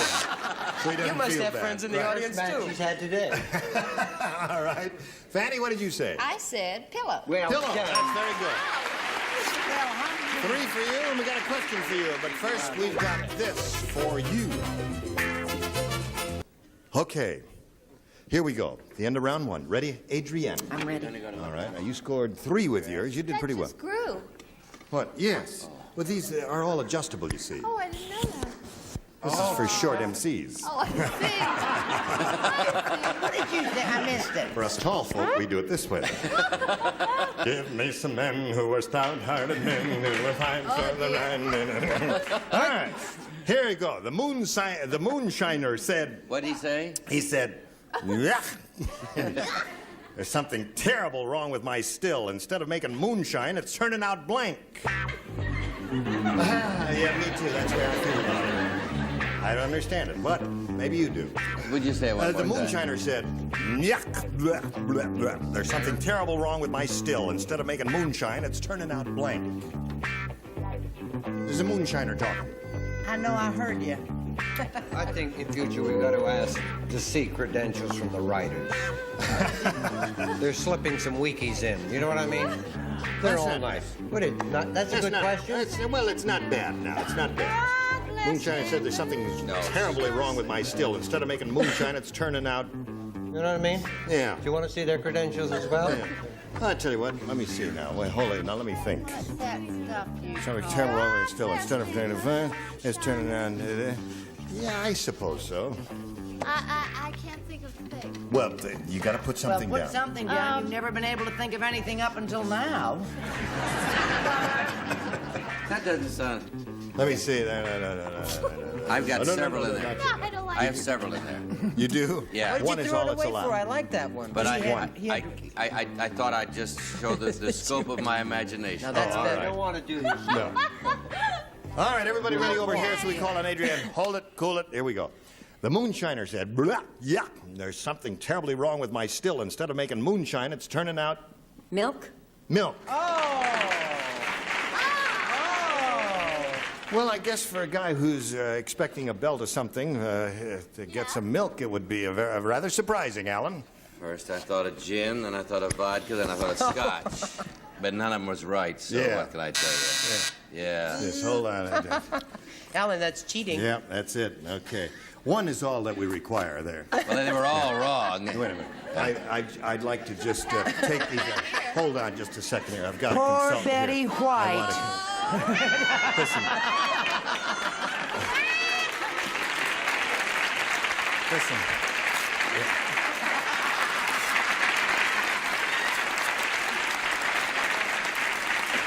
Tell him to do his homework, would you? I've tried to teach him everything I know.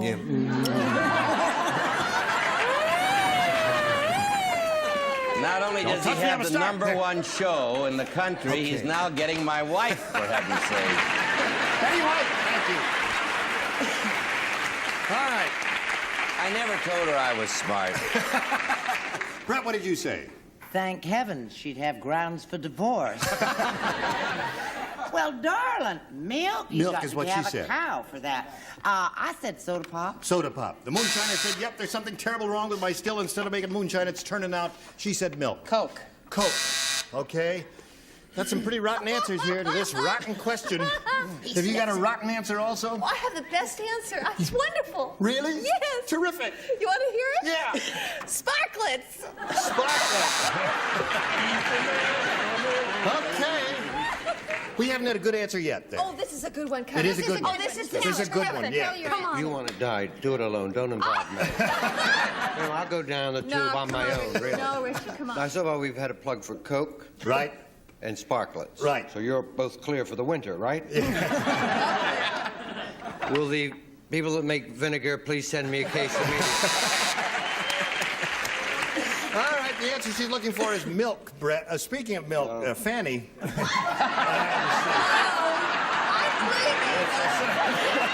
Benny, I wouldn't have said a thing like that.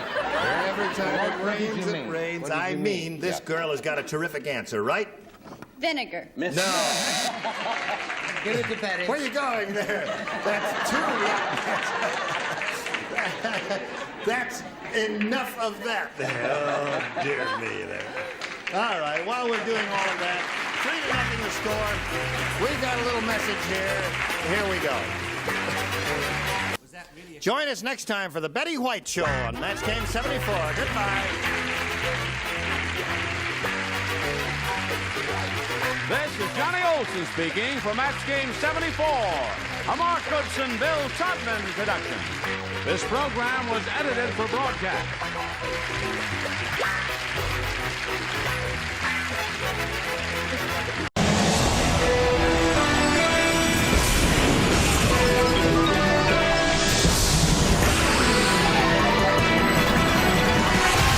It's $1 Million Password with your host, Regis Philbin, with TV legend Betty White and comedian Adam Carolla. Thank you very much. Hi, everybody. Welcome to $1 Million Password, a word-for-word battle, celebrities and contestants going head-to-head, and for one of them, it could mean $1 million. We've got two fantastic celebrities tonight. First, he's a TV star, radio host, and you may know him from the movie The Hammer. Adam Carolla, everybody. Right there. Big, very good. Nice to see you, Adam. Good to see you, Reg. Came in here after your radio show this morning here in L.A., huh? Yes, I'm ready to take a nap. I'll bet you Perhaps I'll wait for the speed round. Appreciate that. Thank you. Who you got over there? Albany Irvin from Shreveport, Louisiana. Albany Irvin, nice to have you here. Yeah. What do you do for a living? Well, I'm a corporate spokesperson, so I travel around and talk for a living. It No kidding. isn't really a bad job. I'll bet. And you're not bad to look at either. Well, thank you, sir. Albany, thank you very much. Over here, she's one of the greatest comedy actresses of all time. She's a password legend. Betty White, everybody.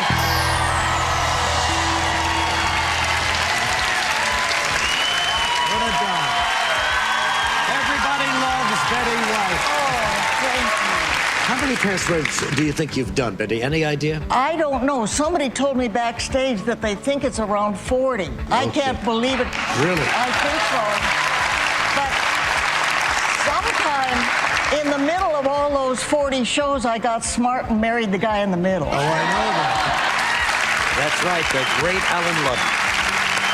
Well, now look, Betty, you've got many, many fans, but this young man happens to be one of your biggest fans since he was a little guy, right? Oh. Justin Root, everybody. Justin, tell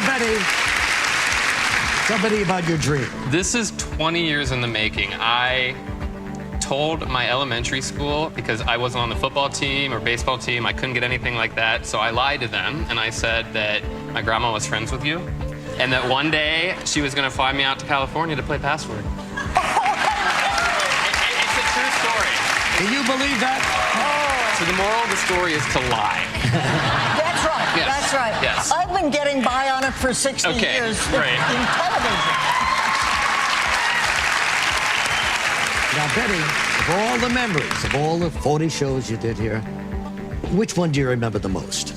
Oh, of course, there were so many. I just remember that during the run of Password, we got married. Alan had used up all his time off to, trying to sell me on the idea of getting married. So he came out to California, and we got married, and then flew right back, went from the airport to do Password, and at the end of that Password, he said, "Well, Mrs. Ludden, shall we go home?" Oh, no and kidding. somehow that sticks with me. Oh, really? For all of us who missed that moment, take a look at this.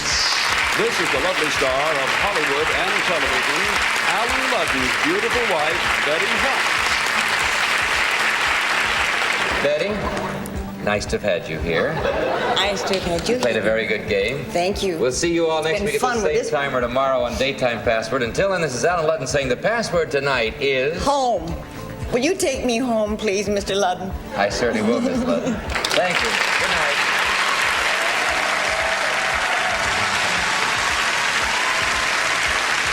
Oh, my God.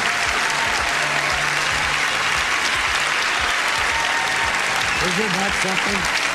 I tell you, I'm getting emotional, and so is Adam Carolla. We're all... All right, so I think we're all set here, okay? Let's get started. Our game is all about word association, guessing passwords from one-word clues. That means no hyphenated words, no two-word clues. If you do, you're going to hear this sound. You don't want to hear that sound. Now, as you know, only one of our contestants can play for the $1 million. So we start with an elimination round. Everybody gets a turn giving and receiving the clues. In this game, you'll have 30 seconds to get 5 passwords right. The contestant who gets the most passwords will go on to play for $1 million. Let's play password right now.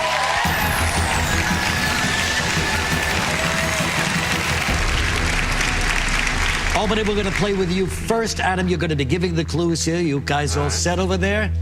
All right, here we go. 30 seconds on the clock. 5 passwords. Time starts now, Adam. Elm. Tree. Street. Oak. Sleep. Jason. Horror. Pass. Pass. Nurse. Doctor. Maple. Oak. Breakfast. Syrup. Yes. Cut. Albany. Nightmare. The word was nightmare. Well, we got 2. We got 2 in there. Oh, you did great. Thank you very much. You did great. Hey, Justin Root, this is what you waited for since you were a small boy in Canton, Ohio. Betty's going to give you the clues. Here we go. 30 seconds on the clock. We start now, Betty. Moon. Sun. 5. 4. Next. Hand. 5. 6. Students. Pupils. Building. Classroom. Building. School. Stretcher. Ambulance. Elastic. Waistband. Tires. Rubber. Trevi. Oh, almost had 5. Got 4. Could have gotten 5. All right, Justin. You and Betty played very well, I thought. You know, you're the old pro at this. We know that. Old is the operative word. No, don't say that. All right, round 1. And Justin, you've got 4. Albany's got 2. Okay, this time the contestants are going to get the clues here. Albany, you're first. 30 seconds on the clock. We go now. Stand. Lemon. Fall. No, that's the word, Albany. Awesome. Penny. Coin. Value. Cent. Good. Hit. Run. Hand. Slap. Pass. Baseball. Game. Thrower. Pitcher. Got it done for 3. Nice. Hey, Adam, right there, baby. All right. Albany now has 5. Justin has 4, and back we go to Justin and Betty White. All right. So, Justin, you're giving the clues here. You got your 30 seconds, and you start right now. Advertisement. Magazine. Television. Commercial. Okay. Church. Staple. Marriage. Wedding. Love. Chapel. Nice, Betty. Mist. Mist. Miss hip. Morning. Fall. Wet. Dew. Very good. Good. All right, good. We got 3 here. Very nice. So Justin leading with 7. Albany with 5. We're going to switch celebrities now. Keep everything fair and square. Good and great you always are. You're the best that ever lived, you know. Sorry I didn't lie to my third grade class about you. All right, Albany, you got Betty White over there. Let's see how you get on with Betty. Betty, you're going to give the clues in this one, okay? Okay. We got the 30 seconds going. You start right now. Tea. Coffee. Football. Baseball. Baseball. Sport. Foot. Ankle. Fingers. Hand. Hooter. Boobs. Burn. Owl. Boobs. Nipples. Division. Bra. Cleavage. Yes. Oh my gosh. You know, you gave 2 answers there. If you just could have waited, you could have had all 5. But you got 4. Very good. All right, Albany, you've got 9. Hey, Justin, you got 7. But with Adam Carolla, let's see how well you do. Adam, you're going to give the clues here. 30 seconds. We start right now. Cake. Pie. White. Icing. Almost. Frosting. Jelly. Peanut. Toast. Jam. Skirt. Dress. Man. Kilt. S. Stand. Cindy. Crawford. Brady. List. He was looking for list. Yeah. But anyway, you got 10. You just pulled ahead, Justin. Did very well. You got 10 over here. We got 9 over here with Albany. Albany. This is it. You've got 9. He's got 10. So every point you get counts here. Okay, Albany? Yes. You got Benny there. 30 seconds on the clock. And your time starts now. Washer. Dryer. Baseball. Football. Hat. Cap. You got 2 right. Paris. France. England. Capital. Queen. King. Pass. Harley. Again. Harley. Davidson. Type. Motorcycle. You got it. Looking for London there. All righty, not bad, but you got to 3 and you went ahead. 12 to 10 right here. So what you guys need here are 3 points to win, 2 to tie, okay? You're going to be giving the clues. Win this and you're going to play for $1 million. 30 on the clock there, Justin. We go right now. Grizzly. Bear. You got 1 right. Family. Feud. You need just 1 to win. Summer. Winter. Autumn. Fall. Forward. Spring. And you just won. Justin Root and Adam Carolla. Won it right there. Justin going out to play for $1 million. But who's he going to play with? Betty White or Adam? We'll find out when we come back.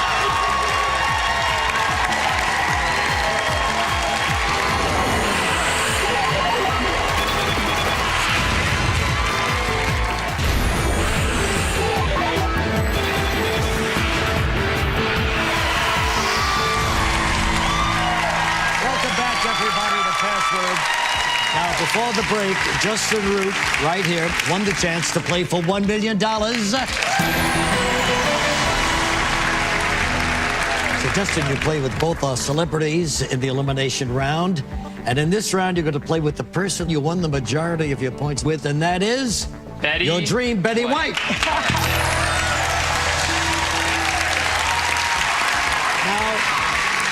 You heard his story before the show. I mean, all his life he dreamed about coming on the show and playing Password with Betty White. And so he's living out that dream right now.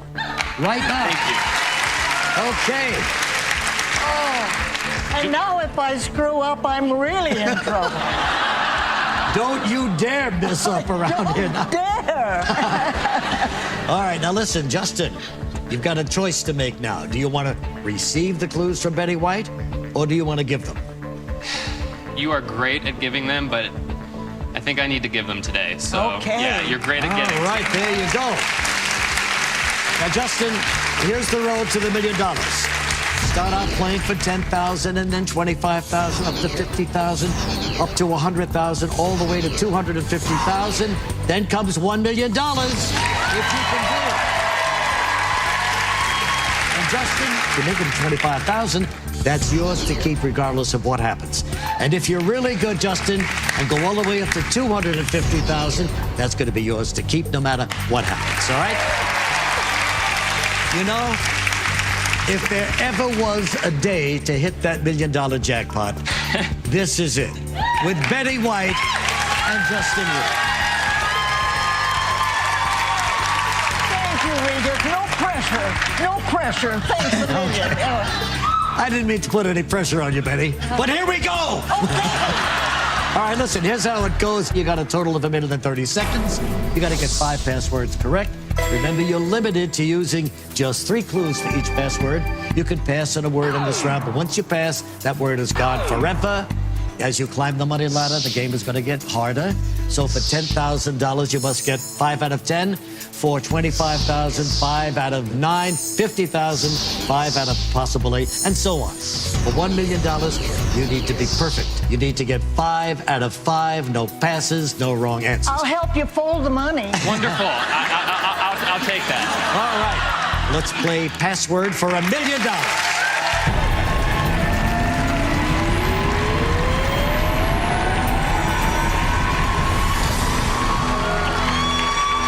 Okay, Justin, here we go. Remember, you need 5 passwords out of 10. 1 minute 30 on the clock. Justin, for $10,000, we go right now. Horizontal. Vertical. Spoon. Fork. Blade. Knife. Ankle. Sprain. Good one. Priest. Parson. Religion. Catholic. Alcohol. Booze. Booze. Liquor. Just like that.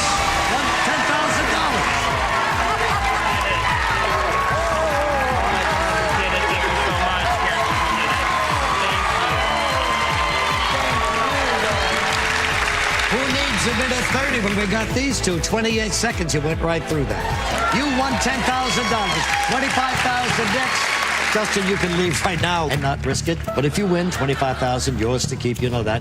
Want to leave or stay? Come on, you wanna? It's Betty White. I have to go for it. She's gonna stay. Justin's going for it. Here we go again. Minute 30 on the clock. 5 out of 9 this time for $25,000. Your time starts now. Present. Gift. Word. Past. Good. Bogey. Humphrey. Sport. Golf. That's it. Lie. Truth. You got 3 right. Jump. Leap. Cord. Rope. Building.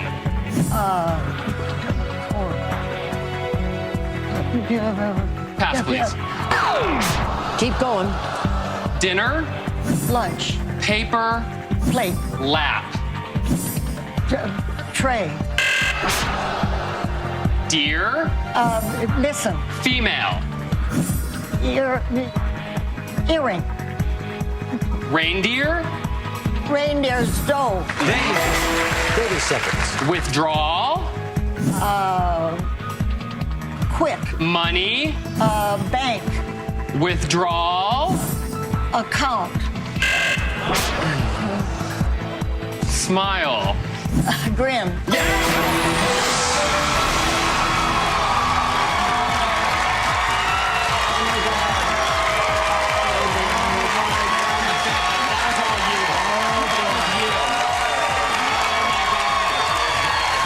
Justin Root plays for $50,000. Will he make it enough? Find out right after this. Thank you so much.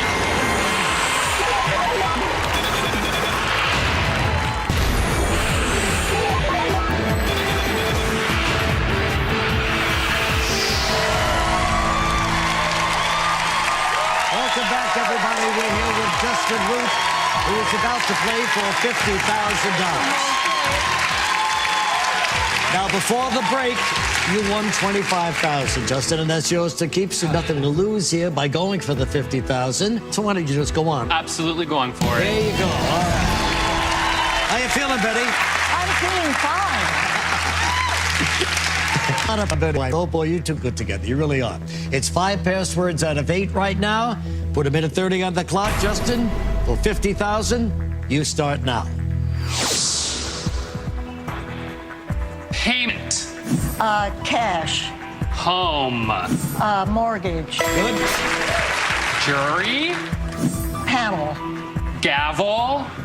Judge.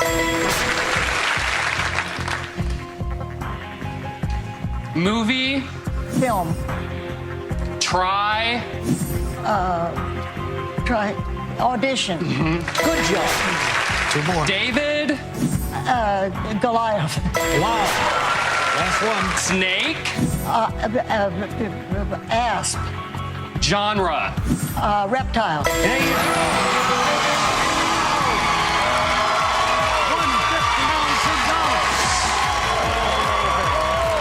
Amazing. You got audition from Try.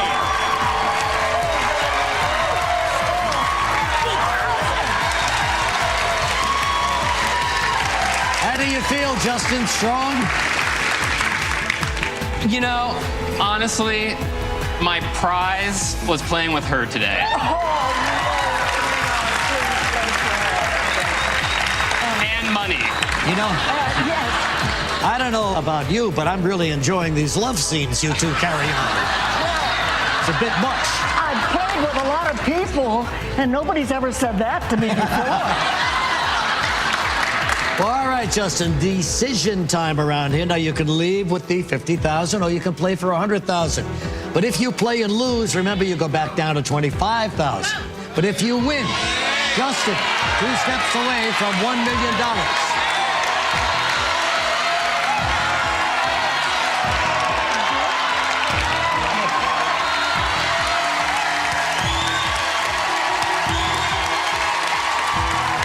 Justin, you want to stay or do you want to leave? I am going to stay and play with the best player. You're going to go?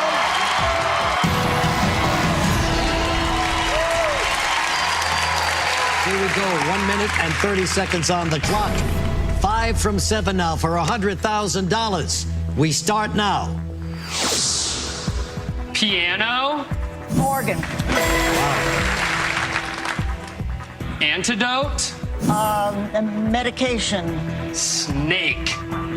Venom. Venom. Clue. Little. Small. Blue. Little blue eyes. Hat. Little blue hat. Oh, dear. Pass. You need to get every password from now on. Bees. The swarm. Keep going. Burgundy. Wine. Color. Red. Last clue. Red.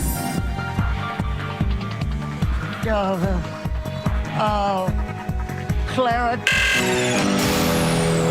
Oh, I'm so sorry. The word was maroon, Betty. Oh, I am so sorry. Oh, you're sorry. I have $25,000. Played a great game. And I know it was a big thrill for you to meet Betty White and to play the game. The cash was the bonus. My prize was playing with you today. Oh. There you go. Coming up next, Adam Carolla and Betty White and 2 brand new contestants playing for $1 million. We'll be right back.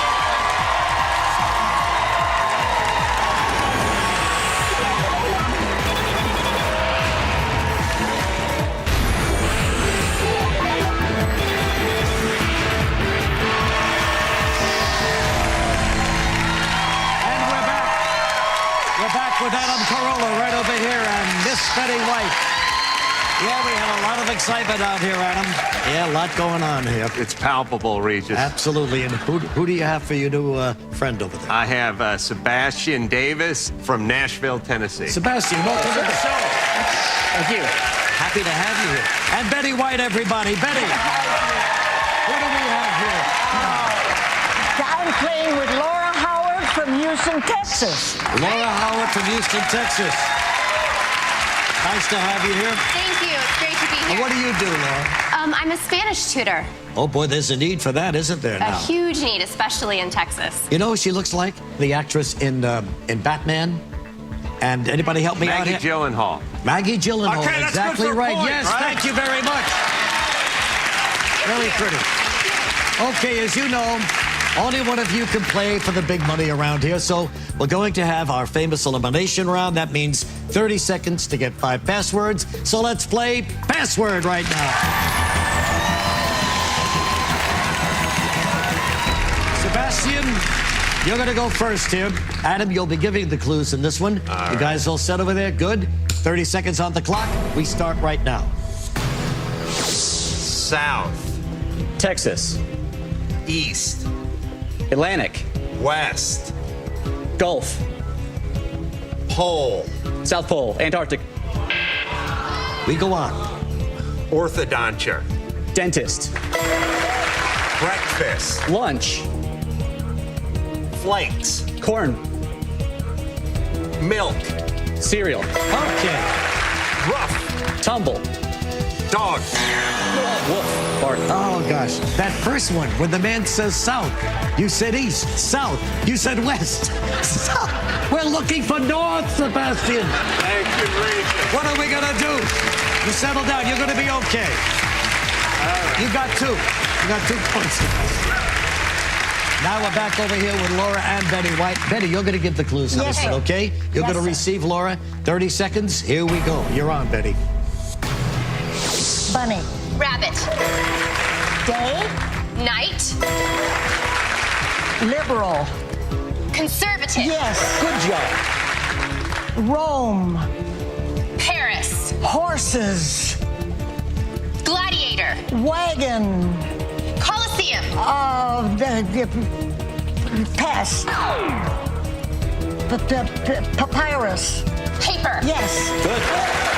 Horses. Cavalry. She's looking for chariot there. Chariot. Yes. Rome. Horses. Wagon. Laura has 4. Sebastian has 2.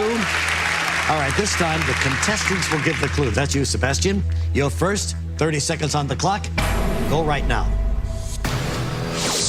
Jewish. Catholic. Priest. Rabbi. Good. Pants. Shirt. Rainfall. Precipitation. Little bit. Drizzle. 2 words there. Crown. Royal. Female. Queen. Prom. Tiara. Great clue. Giants. Football. Arena. A gladiator. Outdoor. Stadium he was looking for there, Adam. But you got 3. You got 3. Sebastian. Sebastian, 5. Laura, 4. Now we're back over here with Laura and Betty White. Laura, you're going to give the clues here. You got 30 seconds on the clock. Your time starts now. Atlantic.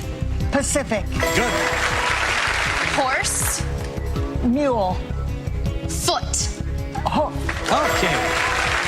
Coffee. Tea. Fancy. Espresso. More. Latte. Skip. Pass. Chess. Chess. The hips. Game. Oh, the pawn. You wanted checkers there. Checkers. Checkers. Yeah. All right, but nevertheless, Laura, you've got 6 points. Okay. And Sebastian has 5, so it's getting very close here. Now we're going to switch celebrities. Betty White. Yes, my darling. Yes. Back away. Back away. Here you go, hon. It's a right in the slot there. Sebastian, say hello to Betty White. I think we're going to make a good team, man. All right, Sebastian, let's see how you get along now with Betty White. I'm sure it's going to be just great over there. Betty, you're going to give the clues. 30 seconds on the clock. Here we go. You start now, Betty. Wife. Husband. Macintosh. Computer. Fruit. Apple. Right. Bouquets. Roses. Cellar. Flower. Cellar. Florist. Yes. You got it. Keep going. Chalk. Board. Wall. Eraser. School. Blackboard. Yes. 1 to go. Scandal. Watergate. Watergate was what you wanted, but you got 4, Sebastian. You did good there, Betty. Nice. Oh, Got a total of 9 right over here for Sebastian. Laura has 6, and she gets to go right now with Big Adam Carolla. All right? Adam, you're giving the clues here. 30 seconds as usual. You go now, Adam. Salt. Pepper. Running back. 2 words, Adam. Sorry. Wind. Rain. Sea. Typhoon. More. Hurricane. Got it. Parking. Lot. Parking. Car. Parking. Meter. Car. Valet. Just got it. Just got it. Wow. To tie the score at 9-9. And so we have the last round coming up now. Sebastian, we're going back to you. You're going to give the clues here. You need as many passwords as you can get. This is our final round. 30 seconds on the clock. Go get it, Sebastian. Swimming. Waiting. Table. Pool. Good. Breathing. Inhaling. Body. Pores. Part. Nose. Skip. Pass. Wreath. What? Pass. Posting. Horseback ride. Music. Editing. Charts. Oh, gosh, that was a tough one. Billboard, Betty. Billboard was what he wanted there. You got 1 point over there. You've got 10. Laura, you've got 9. Laura, 2 to win, and win this, of course, you'll be playing for $1 million, Laura. You've got 30 seconds on the clock. We start right now. Late. Early. You tied it. King. Queen. Home. Castle. That's it. You win it. Nice job, Laura. Adam, good for you. You're going to play for $1 million, miss. And who is she going to play with? Adam or Betty White? We'll find out when we come back.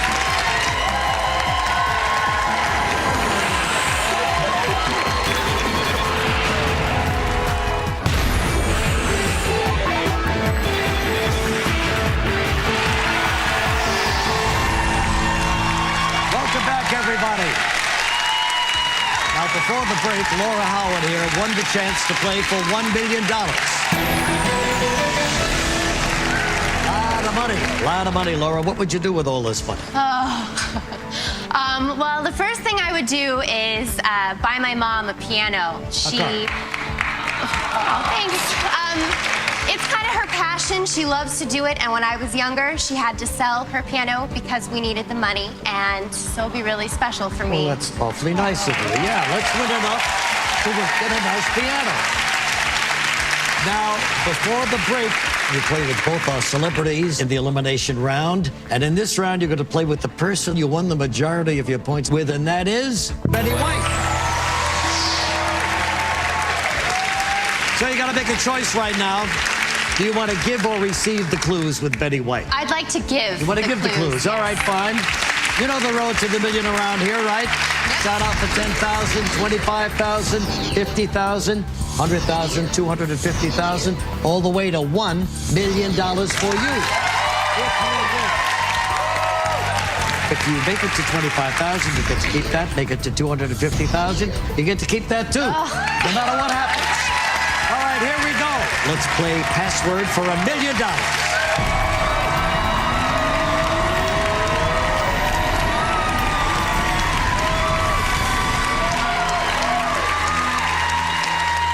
All right, Laura, just to remind you, 5 passwords out of 10 here. Minute 30 on the clock. Laura, for 10,000, you start now. Father. Mother.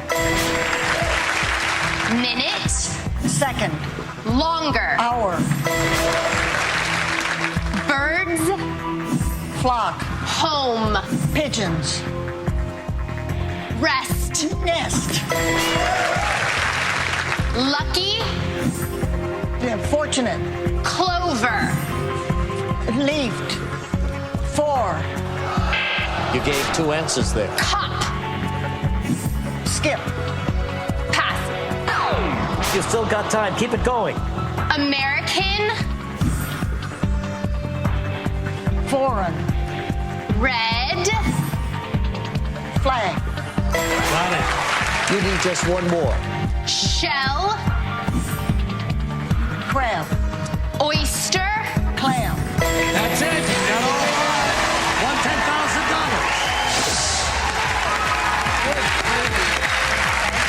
The one that you didn't get better is Shamrock with the clover and all of that. Oh, of course. No problem. Well, all right. So let's get back to the game now. Laura, you won $10,000, $25,000 next. You can leave now with the 10 if you want, but I know you don't want to leave. You want to go for it, right? That's right. Sure, she's going for 25. Here we go again. Minute 30 on the clock, Laura. Need 5 out of 9 now. 25,000. Your time starts now. Halloween. Pumpkin. Good job. Beach. Shore. Material. Sand. Expensive. Cheap. Neck. Throat. Mark. Noose. Kiss. Lipstick. We move on. Blackbeard. Pirate. You need one more for 25,000. Hawaiian. Island. Guitar. Ukulele. There you go. There you go. See that? Good for you. The words she wanted you to come up with, you know, when a guy kisses a girl on the neck and they leave a little, a hickey. The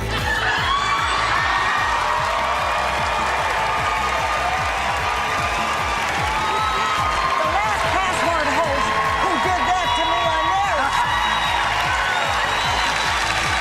She's playing for $50,000. She's going to make it. We'll find out after this.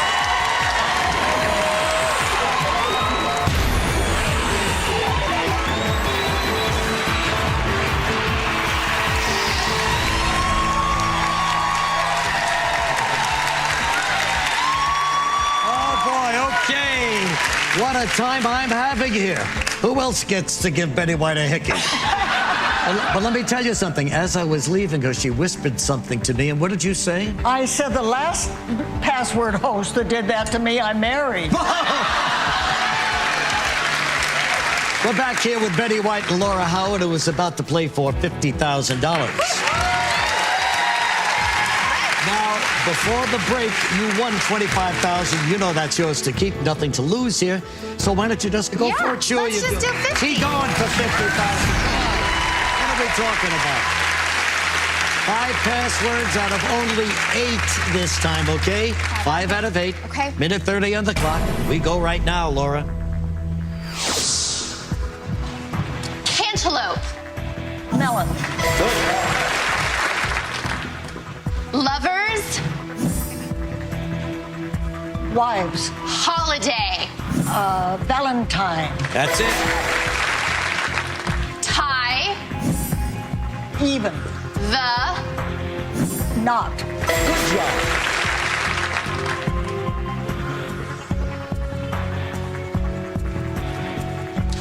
Pass. Okay. Tricycle. Bicycle. Good. One more. Dance. Dead. Unalive. Latin. Dead. Lover. Pass. Ill. Sick. You got it. Laura Howard has won $50,000. Way to go, kid. Thank you. You guys are working very well together. Yeah. So, Laura, now it's decision time, okay? We got to get enough of the piano, remember that. Your mother's probably home saying, where's my piano right now? Go for it. So you can leave now with the $50,000, or you can chance it, play for $100,000. If you missed, you'll still leave with $25,000. But if you win, you're 2 steps away from the $1 million.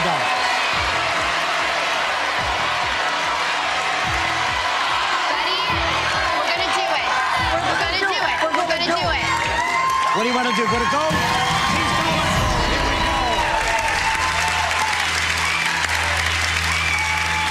go. Okay, you know, everything gets tougher now, but it's $100,000. We're going to put a minute 30 on the clock as usual. 5 from 7, 100,000.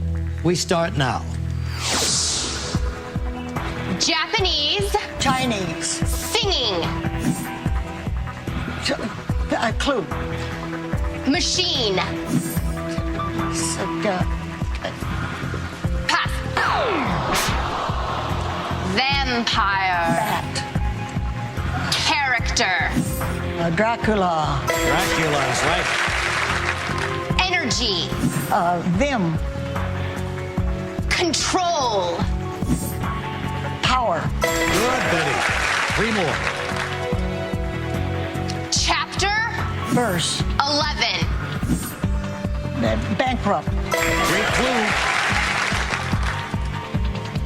Team. Group. Animal. Oxen.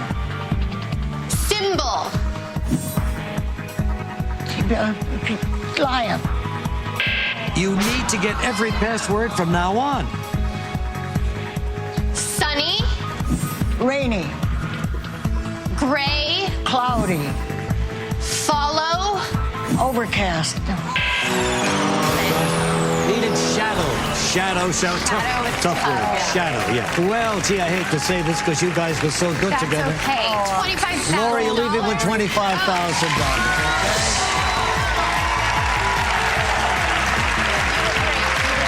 Want to thank Betty White very, very much.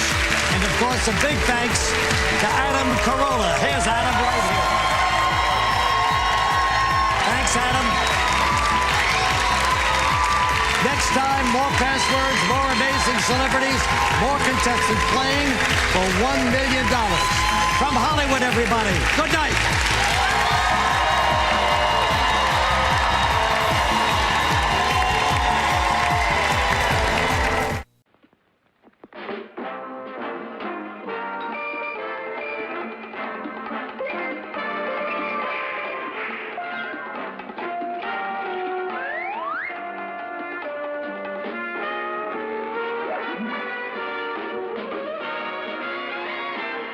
What's My Line? Brought to you by Kellogg's. Kellogg's Cereals. The best to you each morning from Kellogg's of Battle Creek. Now let's all play What's My Line?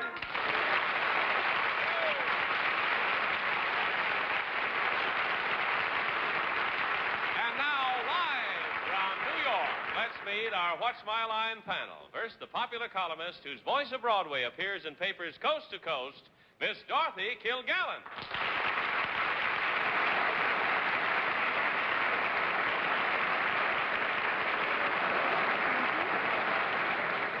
And now our old and dear friend, Morton Gable.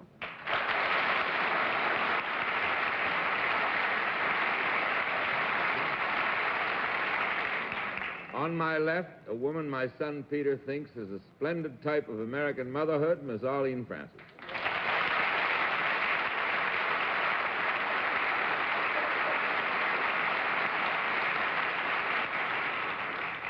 I won't ask you what you think.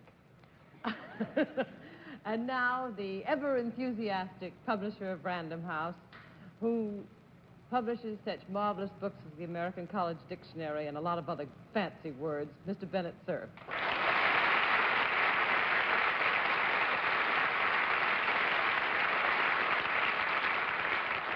If I appear a bit stunned, it's because our distinguished panel moderator just told me about a little Mexican striptease artist he met whose name is Tequila Mockingbird.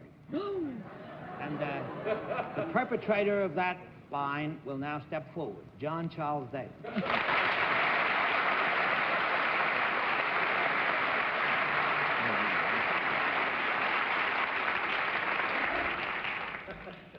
I knew he'd try to get even with me one day. And the first thing I want to do is to disclaim ownership and authorship of that one. I must say that the panel joins me And we, being one of the older groups around, I think take particular pride in noting it. Joins me in noting the fact that Ed Sullivan started his 16th year this Sunday night with that special program, 15th anniversary and his beginning of his 16th year in television. We hope that there will be many more anniversaries and many more 16s of them, Ed.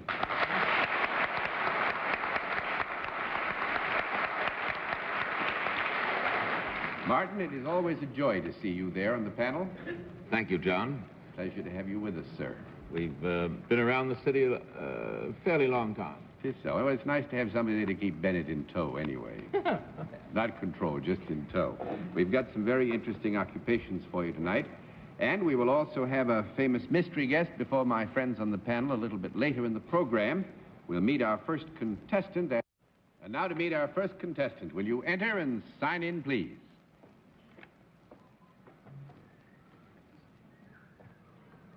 Inta? Vanagh, is that right?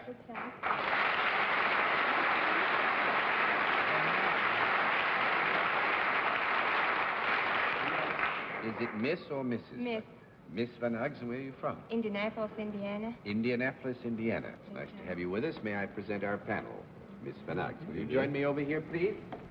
You know how we keep score, ma'am? Yes, I do, sir. In that event, we'll let the audience in the theater and the audience at home know exactly what your line is.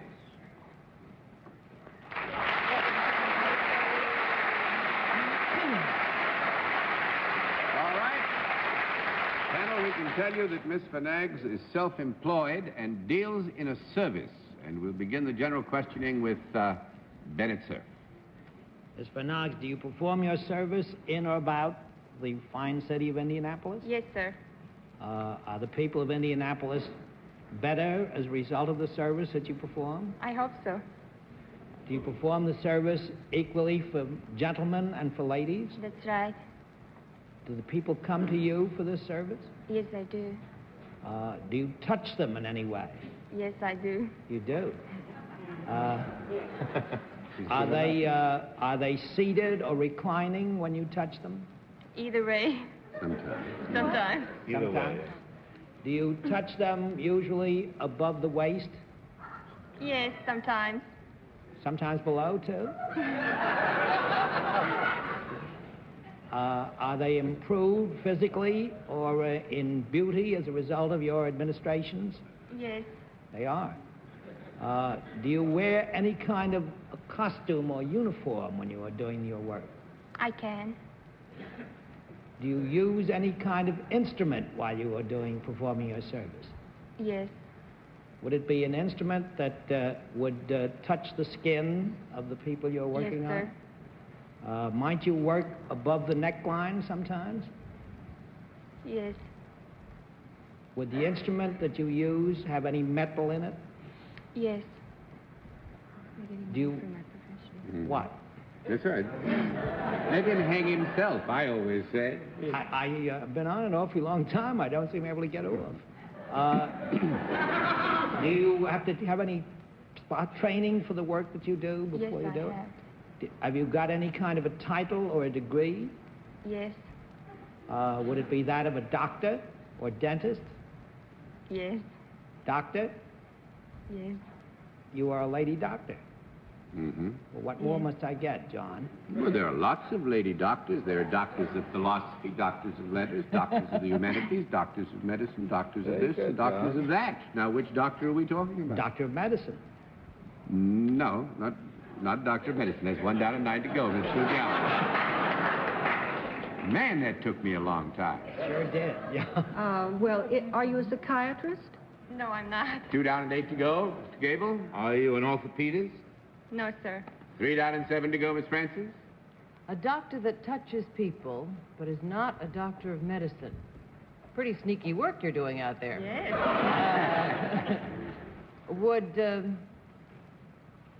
Would osteopathy come under medicine? I don't honestly know. Are you a lady osteopath by any chance? No, I'm not. 4 down and 6 to go, Mr. Sir.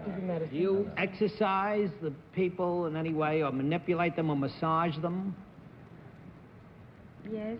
Would you say that possibly you were a lady masseur? No.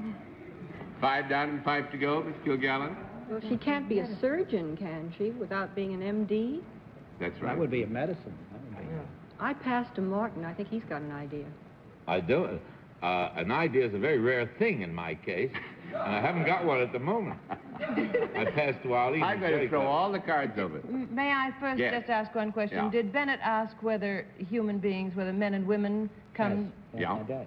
And the answer was yes. Yeah. So it couldn't be a baby No, doctor. it couldn't be a a veterinarian. gynecologist. I don't Oh, think poor so. doctor does not How look about a like this doctor of lady. chiropractic? Hello? Hello?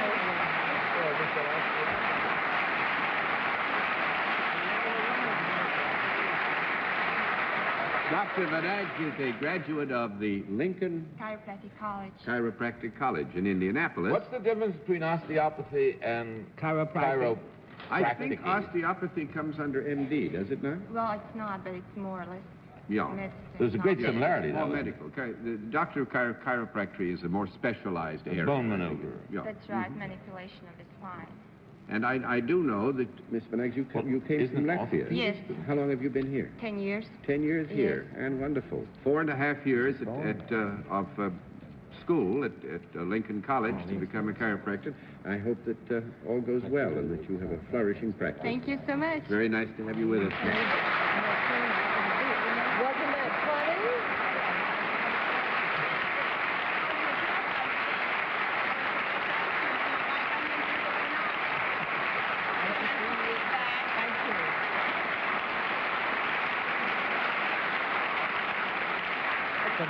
Now to meet our second contestant. Will you enter and sign in, please?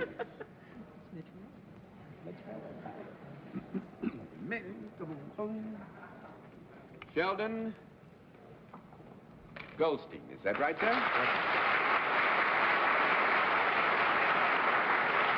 Mr. Goldstein, where are you from? Norwich, New York. Norwich, New York. Where is that, if I might ask? Oh, it's up in central New York State. Near what big city? It's about 40 miles north of Binghamton. North of Binghamton. Fine. Nice to have you with us. May I present our panel? You join me over here. Do you know how we keep score, sir? Yes, I do. Good. Then we'll let the audience in the theater and the audience at home know exactly what your line is.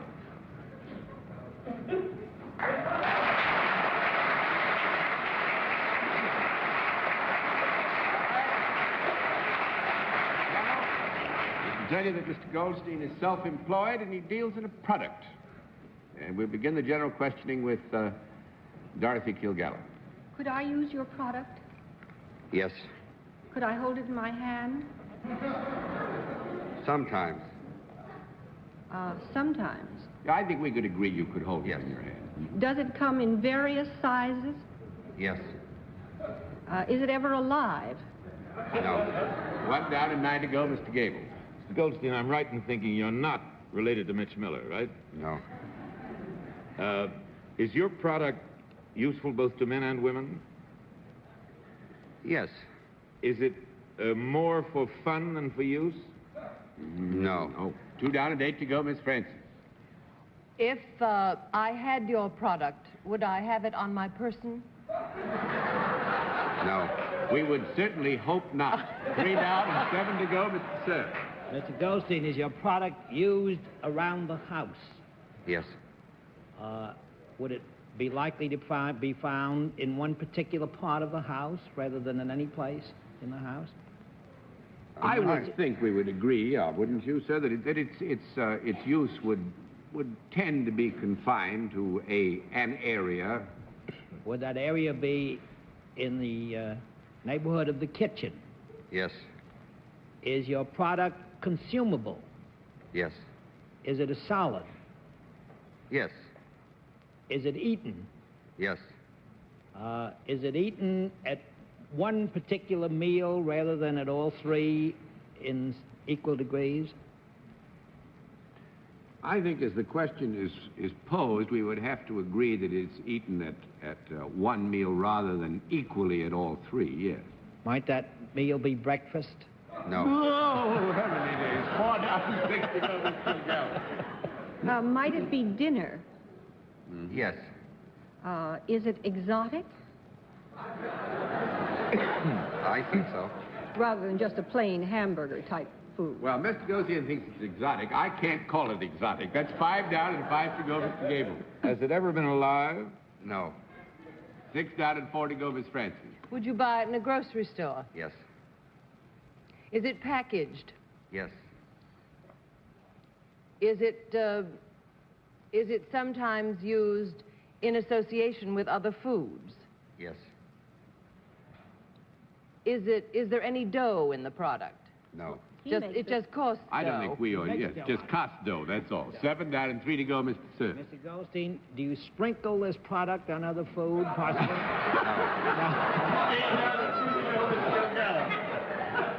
I'd like to have some of this sprinkled on my eggs. Where would you like to have it sprinkled? Oh, I wouldn't. I'm sorry. I shouldn't have said that, Dorothy. I'm glad you didn't hear it. I didn't. Is there anything fishy about this product? You are making direct reference to the piscatorial kingdom here. I indeed am. 9 down and 1 to go, Mr. Gable. Is it of a very sharp taste, this product? I would say we would describe it as generally having a sharp taste. Yes. Well, is it in the mustard family, say? No. No. 10 down and no more to go. Is it no pickles? No pickles. No onions? No onions. No matzahs? No matzah. But lots and lots of sauerkraut.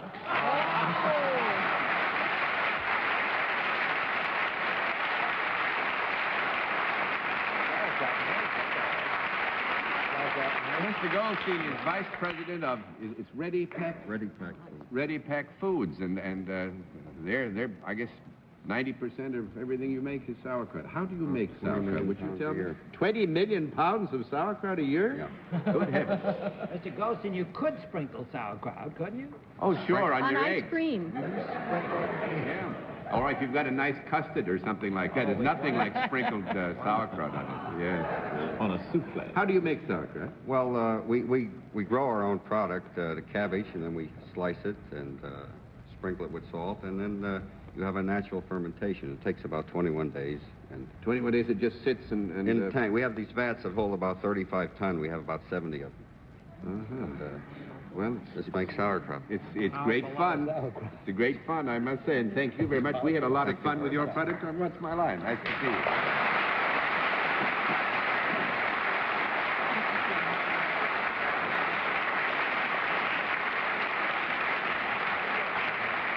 We'll meet tonight's mystery guest in just a moment, but first, here is a word from our sponsor. And now the special feature of our program, the appearance of our mystery challenger, for which my friends on the panel are, as always, blindfolded. Are those blindfolds in place, panel? Yes, John. Yes, sir. Good. Will you enter mystery challenger and sign in, please?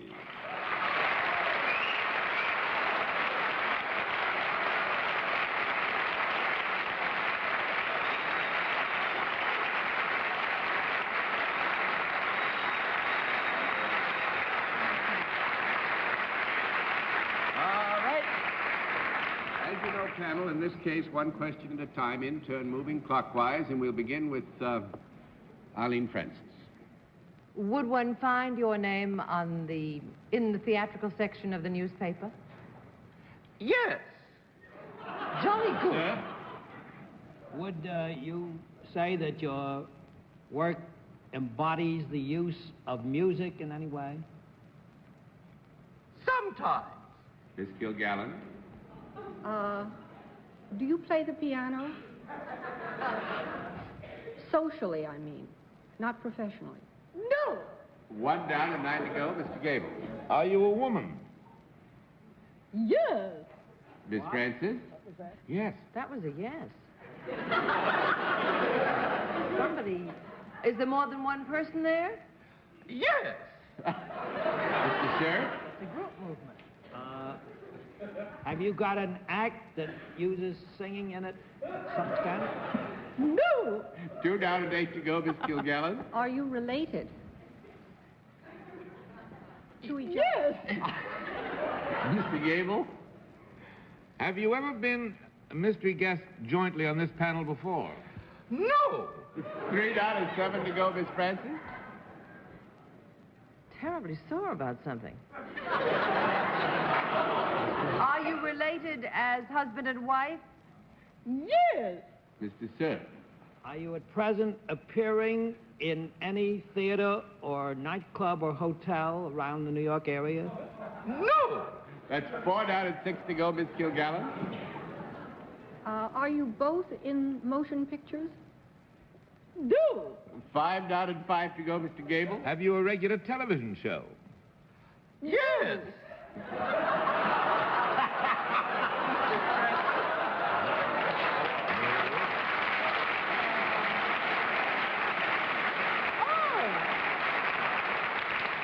Is the password marriage? Alan Ludden, Betty White?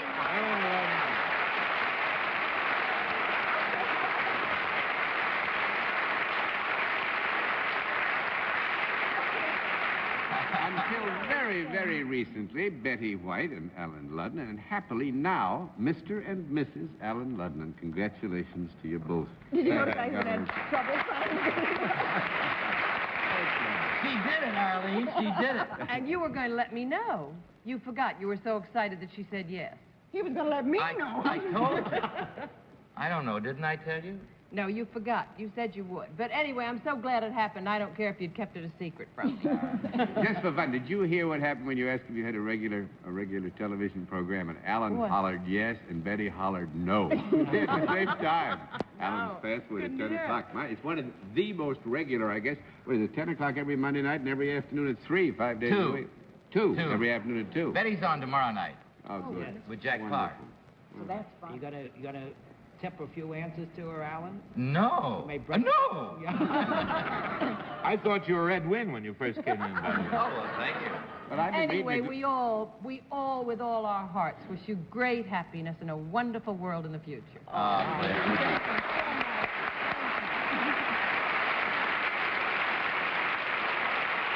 been reading a good deal about our two chums, and you're going to both do something together this summer anyway, aren't you? Yes. We're going to do Brigadoon.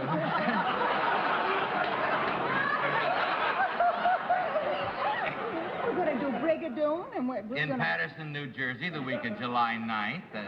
And she's going to do King and I in St. Louis. And then We're going to go back to where we met in Skowhegan and Dennis and do Janus. It's going to be a busy summer. It is. Then we're going to move. Where? We're great. Oh, we're moving up toward you, near you. Oh, that's nice. I'm delighted. Congratulations again. Thank you. Thanks a lot Thank for you, coming John. and sharing this marriage with us.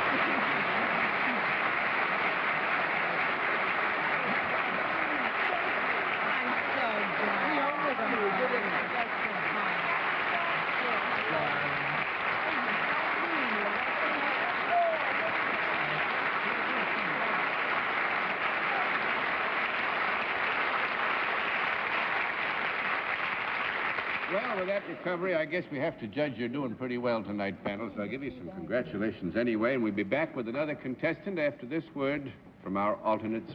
And now our final contestant. Will you enter and sign in, please? Bobby? Moore.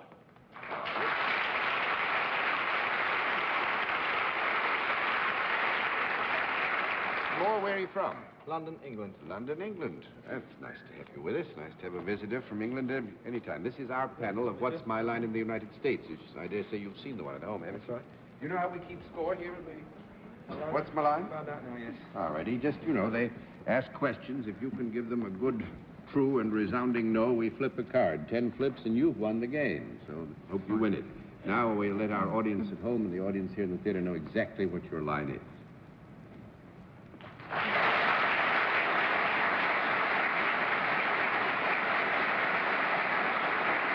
All right, panel, we can tell you that Mr. Moore is salaried and deals in a service, and we'll begin the general questioning with Martin Gable.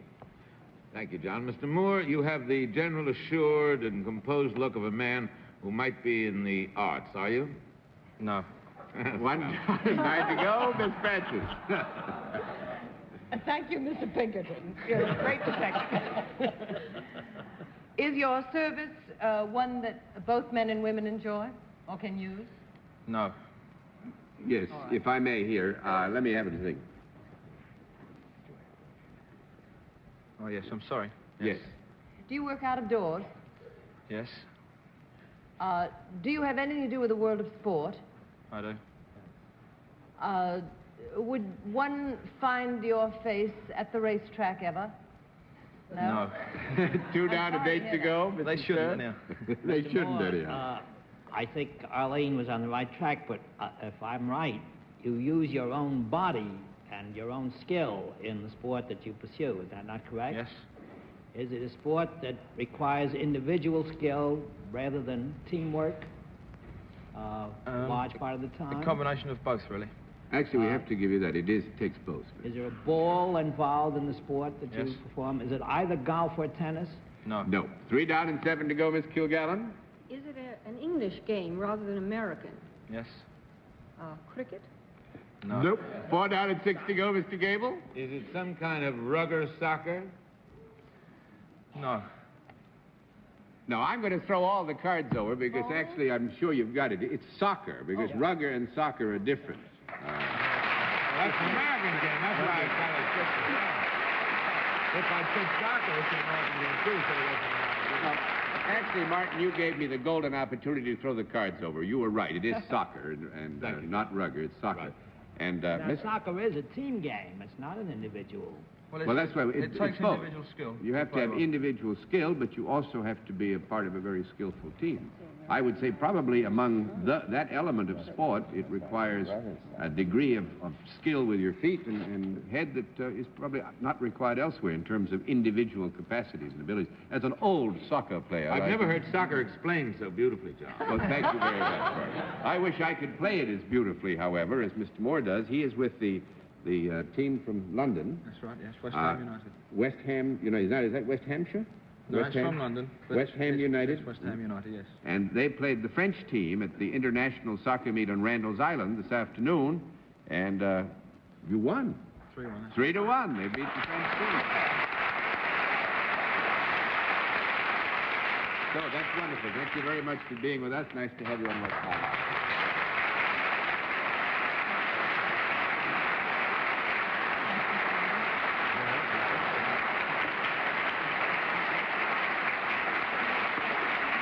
And having used up all the time with the panel's permission, I will say good night for all and thank you for being with us on What's My Line? What's My Line is a CBS television network production in association with Mark Goodson and Bill Cochran. This is Johnny Olson speaking.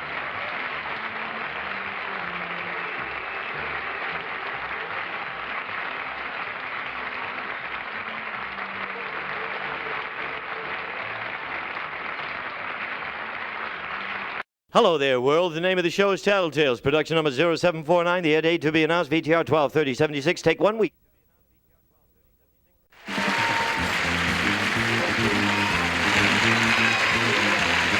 Everyone in this arena has a money stake in one of our famous couples as we play the game of celebrity gossip, Tattletales.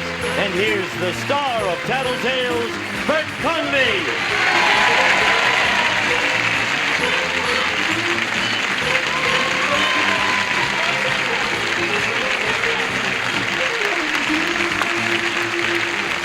Hello, everybody, and welcome to Tattletales. It's certainly nice to have you with us too, sir. Thank you.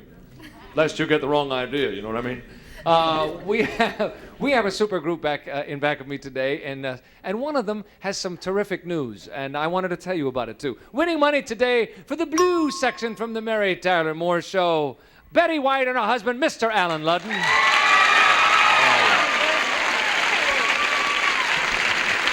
Winning money today for the banana section, Becky Anderson and her husband, country star Bill Anderson.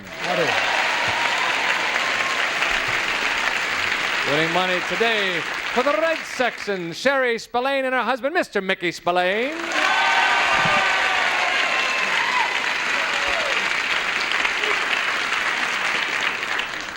What a pretty looking group. Pretty lazy. The thing I was talking about was I wanted you to tell people about what you're doing. Can you tell them? Well, thank you, I'm going to do a pilot. I mean, it's as far as it goes at this point. As soon as Mary Tyler Moore You're stuttering, honey. I stutter every time I think about doing a pilot. It scares the daylights out of me. But it's for your own show. Own show for MTM and CBS, and we all feel very badly about leaving the Mary Tyler Moore Show, or finishing it off. So Yes, this is Sue the Ann last is going to, season. we're going to get rid of that rotten lady and start another rotten lady. That's so. terrific. We all wish you great good luck with that. Thank you, darling. I 'Cause you appreciate deserve it. that. Very much.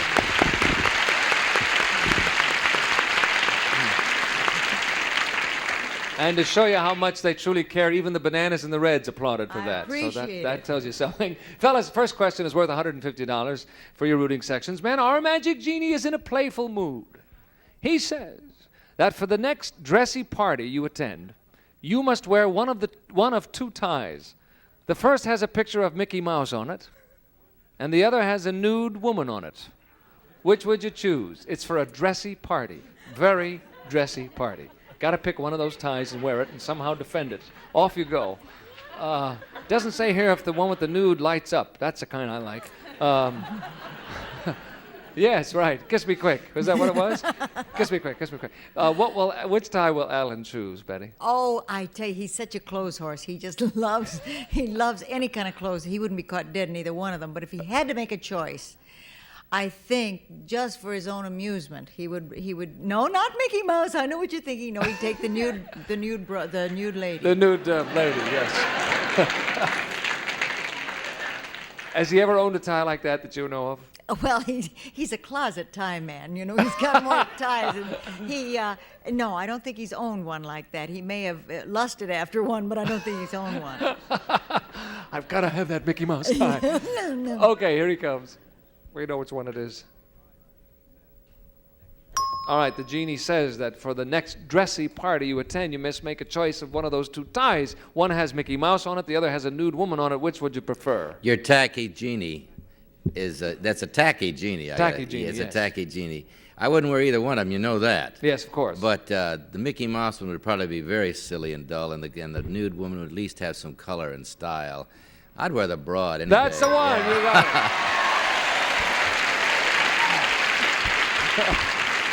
it. Good. May I just take 2 seconds to congratulate you, Blue Section. You thought you were going to get a wrong answer, and you didn't make a sound, and so you didn't blow that because we'd have to throw it away, and that's the way to do it. Thank you. We appreciate it. Becky, what will Bill say? Oh, the nude lady. The nude lady? Yeah. Yeah? He doesn't, go in for Mickey Mouse too much. Not too big on Mickey Mouse, eh? Yeah, neither am I, so. No. How about if we made it Donald Duck? Would that make it harder? Or? No, not really. Too crazy about Donald Duck. No. Okay. It'll be the nude lady. Yeah, it's kind of hard to.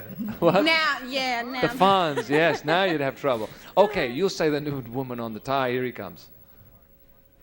Going to a dressy party, must make a choice of two ties because the genie is being playful. One has Mickey Mouse on it, the other has a nude woman on it. Which one will you choose? After what y'all did to me yesterday, I'm glad I can wear a tie. I was afraid you might say a dress. No. Let's see, a real dressy party. Yes, sir. Well, I would already have Mickey Mouse on my watch, so I'll wear the other tie. You wear the other one, and that's the one, the nude woman. All right. Thank you, Bill. Sherry, which tie will Mickey wear? Oh, I think he'd say that Mickey Mouse would ruin his reputation. And Yes, the ma'am. other day, he pulled out a centerfold of Penthouse and said he was going to hang it up in the house, so I'll say the nude lady. Yes, he did that? Uh-huh. Mercy. Gee, that's terrific. I pull out the centerfold of a comic book and hang up Mickey Mouse. You do that? Okay, you're going to say the nude lady. The nude lady. Here he comes. Mickey, you have to make a choice. For your next dressy party, you must wear one of these two ties. One has Mickey Mouse on it. The other has a nude woman. Which would you prefer, or which would you wear? For some strange reason, I've always seemed to be connected with the naked women, so I think I'd wear that one. That's the one. You got it. Well, that was easy. That was a snap. We'll split that 3 ways. Everybody starts off even. We'll come back in a moment with question number 2. Which tie would you wear? Or which tie would the guy wear, huh? Nude women. All alike.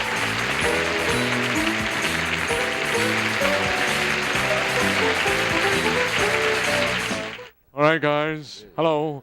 Here we go. Question number 2 coming up, and this is it. And if you are ready, we have a 3-way tie, gentlemen. Everybody's got $50. Men, has your wife ever told you you're a male chauvinist? Yes or no? Has she ever said that to you? Mm-hmm. Think it over, and they are. Off they go. I see their faces, you know. I get kind of a hint sometimes of how it's going to go because you don't see their faces. Becky, what do you think Bill will say? Oh, He may not know what it means. But no, I don't think so. You don't think so? You've never called him one? No. Is he? No. He's not, eh? No, he's really not. Okay. Well, all right. He's a pretty good old boy, really. Pretty good old boy. Yeah, I'm pretty proud of him. Yeah. He's okay. He's okay. Yeah. Okay, let's bring that okay guy right on here then and see what he says. Bill, has Becky ever told you you're a male chauvinist? I don't think so. That's right. That's what she said. Thank you for not telling me.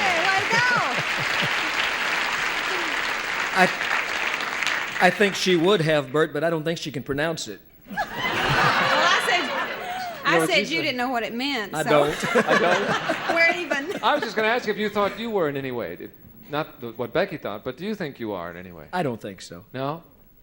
He doesn't know what it means, Bert. I Yes, told he does. you. He knows what it means. I know he knows.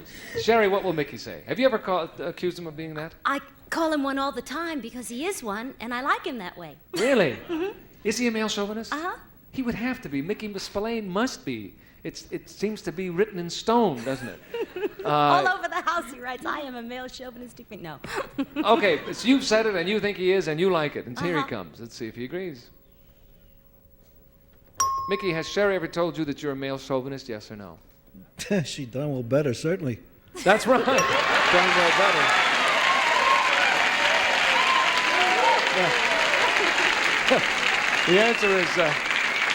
The answer is she better darn well or I'll punch her out. That's what the answer is. Thank you, Mickey. What will Alan say, Betty? Well, I don't think he will ever say that. Sometimes he calls me a female chauvinist because I tend to be less liberated than he is. I just said tend. But he's, I was just tending. But he's really, I think women were liberated around him before it was ever fashionable. Really? No, he's anything but a male chauvinist pig, and I'd never call him, not pig, animal lover that I am, I'd never call him a male chauvinist. A male chauvinist, whatever. The answer is no, and here he comes. Alan, has Betty ever told you you're a male chauvinist? Never. That's correct. We still have a three-way tie. It is halftime, and we'll change places. You will step to the rear, ladies. We'll bring the gentleman out front. We'll come back with the second half. A three-way tie. Getting interesting. See you in a moment.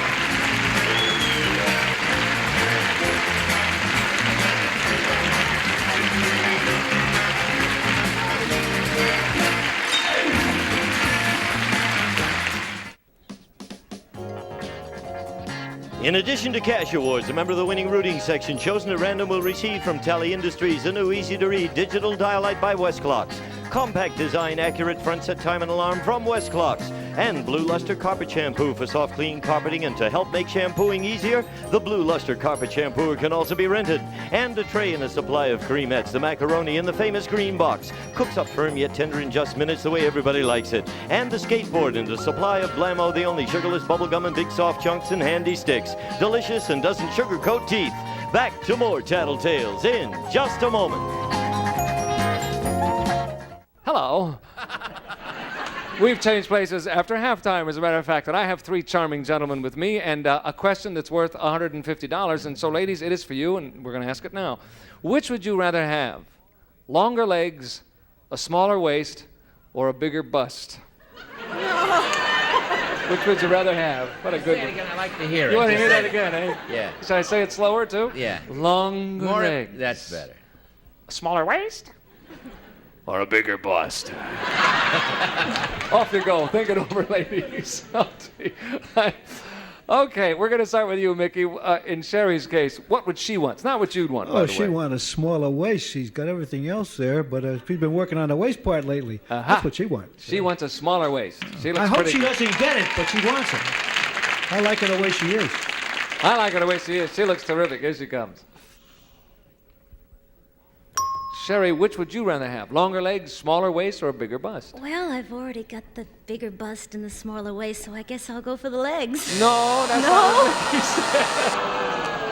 Would you like to explain that, Mickey? Because I want to stay out of this. Shame on her. What? I'm a leg man, but she's got plenty of that. Yeah. But the way she works and talks about her middle, That's my I'll stomach, forgive not her, my though. waist. Oh, that was the front part of it. Interesting, huh? It is. Well, it's different, isn't it? The I like stomach it. is different than the waist, isn't it? Sure. Well, Sherry doesn't think so. If I don't know that, I'm in big trouble. Is that what you're about to say, Alan? Okay, I'm sorry. That's not the correct answer. Alan, what will Betty say? What's she rather? I don't want to talk about that right now. Can I? I'll talk about that later. You know what? You see, I'm an MC as a matter of choice in a profession when I'm working, and this guy that is MCing this show is one of our heroes, all of us in the MC business, because you know what he's going to do? He's going to be a big screen movie star, whether he likes it or not. At this very moment, he is making a movie. Now, don't blush, Bert. I'm not. He is making one of the good movies of '77. He's making Semi-Tough with Chris Christopherson, Burt Reynolds, and Bert Convy. And congratulations. Thank you very much. Thank you. That's nice of you, Alan. I'm really proud of you. You're a nice You man. do all us MCs great pride. I'll do the best I can by you guys, and who knows? Wouldn't it be nice if one of us became a big movie star? Yeah, well, it probably won't be me, but we're having a good time anyway. You can imagine the time we're having. With those guys. Yeah. Let's get back to the business now, though. If Which you would Betty rather have? Longer legs, a smaller waist, or a bigger bust? Now, if you happen to have seen her recently on the Carol Burnett show, you know that she's okay Yes, on sir. top. She's fine in the middle. Yes. And the legs are good, too. You see, America discovered her legs, Yes. and they're really good Well, legs. I knew about that a long time ago. Oh, you did? Well, How did you know that a long time ago? I didn't know about it at first hand. Oh, no, that's not what I want to say. You keep your hand. I've heard about your hand. Never mind. All right, now. However, if she's going to have to wish for anything, she will probably say she wishes for longer legs. Not that I think she needs them, but I think that's what she's going to think. Okay, that's the one. Here she comes. Nobody's gotten this right yet. Betty, which would you rather have? Longer legs, a smaller waist, or a bigger bust? Oh, yes. Yes. Oui. If you had to choose one. I think I'd go for the longer legs. That's the one who said, you don't need them, but he said, you can have them.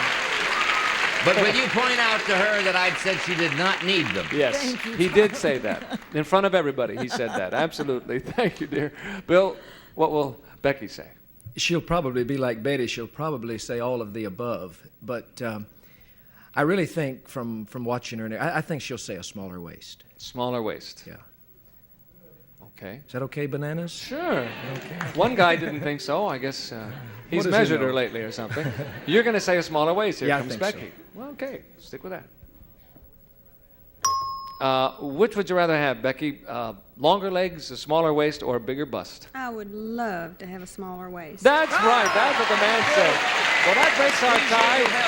Becky and Bill and Betty and Alan split it in half. There's the money on the board. We'll come back in a moment. $300 question up. You know what I'm going to say. Anybody can still win. What would you rather have? Longer legs? Bigger butt? Smaller waist? All. Hello. This question is worth $300, and we are ready to do it if you are ready to do it. No, it's not. I forgot. We have extra time, I'm told. This question will be worth $150, then the $300 question, which is extra time. Okay, this one's worth $150. Here we go. Let's move a gang so we can get them both in here. Ladies, which do you enjoy more, giving parties or going to parties? That's a good, simple question to trap you. Off you go. Giving them or going to them? And we'll start with you, Alan. But he doesn't like to do either one. What does she like to do? If I had to choose, I would say probably she would rather give a party than go to one. Really? She doesn't really care for either one? She doesn't like parties so much? No, she doesn't like parties. Give or go. Give or go. But I think, let's go for give. Okay, you'll say give if she has to make a choice. Here she comes. Betty, which do you enjoy more, giving parties or going to parties? I'm not real thrilled with either one, to tell you the truth. I'm not what you'd call a party girl. Glad to hear that. Not what you would call a party girl. Oh, I'm sorry. I think of the two, I guess I'd rather give them. That's it. I'm a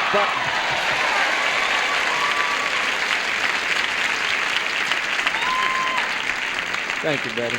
You're super. Bill, what will Becky say?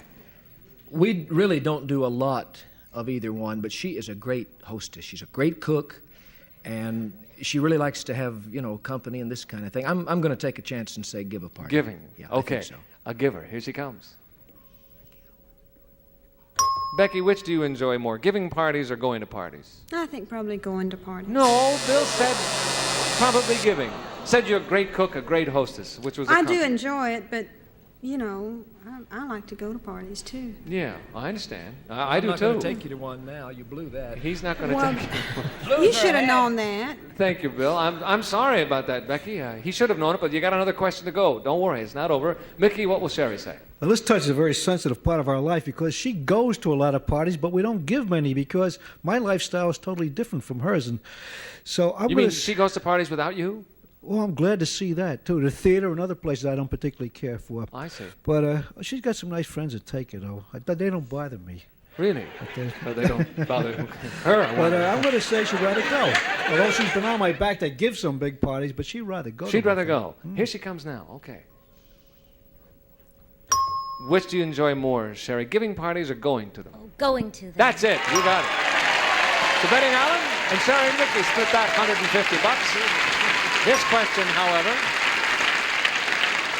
all right, this question is worth $300. This will decide the issue for the day. Ladies, this is it. Ladies, we all plan ahead at least a little bit. But which of the two of you plans farther ahead? You or your husband? Which of the two of you plans farther ahead? I guess that can mean in almost any area. You'll have to figure that out. Off you go. Okay, that could be interesting. Bill, what do you think Becky will say?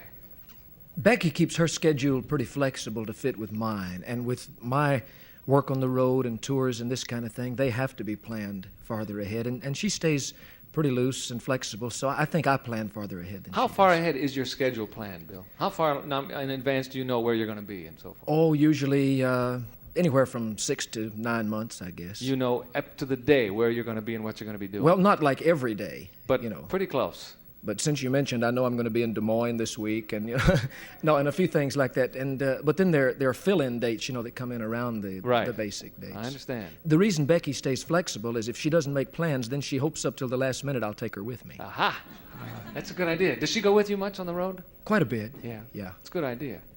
As long as you She don't thinks so too. Yeah. Okay, here she comes. You'll say that you're the one who plans farther ahead. Here she comes. Bill, Becky, I've had trouble with you, darling, all day. I'm sorry. We all plan ahead at least a little bit, but which of the two of you plans farther ahead? Well, Bill has to plan ahead, so I think Bill does. That's the one. You got it. All right. Good. Thank you, Becky. Mickey, between you and Sherry, which one of you plans farther ahead? Oh, I do by far. She'd be the last one on a bus, a train, any place she's going. She's always late, so that's me. You have a schedule and you laid out and you know what you're going to do. Not much of a schedule. At least I got one. Okay, you're the one. Here comes Sherry. Sherry, between you and Mickey, which one of you plans farther ahead? It's got to be me. No. I It's can't gotta get be him. I can't get him to plan further than 10 minutes from now. Really? Oh, he always says, "Ask me later." Yeah. Because my plans are already made. Well, you don't bother to tell me. Oh, well, Now, don't naturally fight, kids. not. Don't fight. It's okay. I'm sorry about that. This will decide the game, Alan. You can win it, or you can lose it.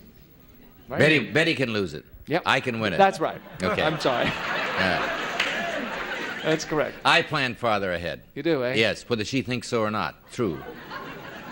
Definitely. The fact remains, gang, there's no question about it. I do, but she may not realize it. Uh-huh. Because you kind of steer her in the direction that you've already planned. Because I'm such a submissive, nice guy. That's true. What a pussycat. Yeah. I've heard that. Here comes Betty. It's you. Betty, this is for the game, dear. This will decide it. Which of the two of you plans farther ahead, you or Alan? Probably Alan. That's right. You got it. Betty and Alan, Becky and Bill split that $300. The blue section wins it. Okay, we'll come back in a moment. Give the blue section their money. You come back too. See you in a second. Hello. The blue section with Betty and Alan had $400. We had $1,000. They will divide $1,400. That's nice. Thank you all. Thank you for watching us on Tattletales. Bert Thomas saying so long. I'll see you next time. Thank you. This is Gene Wood speaking for Tattletales. A Mark Goodson, Bill Todman production.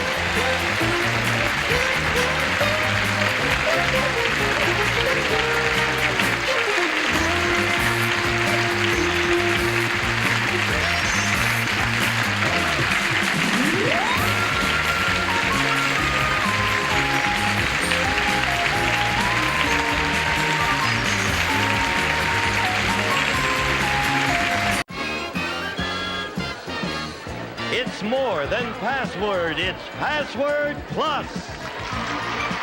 Our guest stars, Betty White and Dick Martin.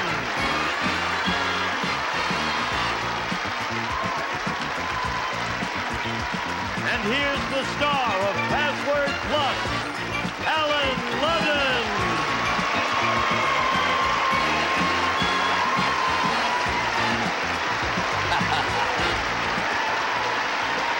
How are you? There he is, Big Al. Yeah. You Oh, should. it's good to be with you all. You know something? This is the 5th day of our time together. This is the 5th week, the 5th day of the 5th week. And so far, the reviews have been very good about this week. It has been a very good week, really. That's nepotism. No, it's not nepotism. I met this lady on this show in 1961. First time I ever met Betty was right here doing Password in 1961. Marvelous. What a nice thing. 17 years.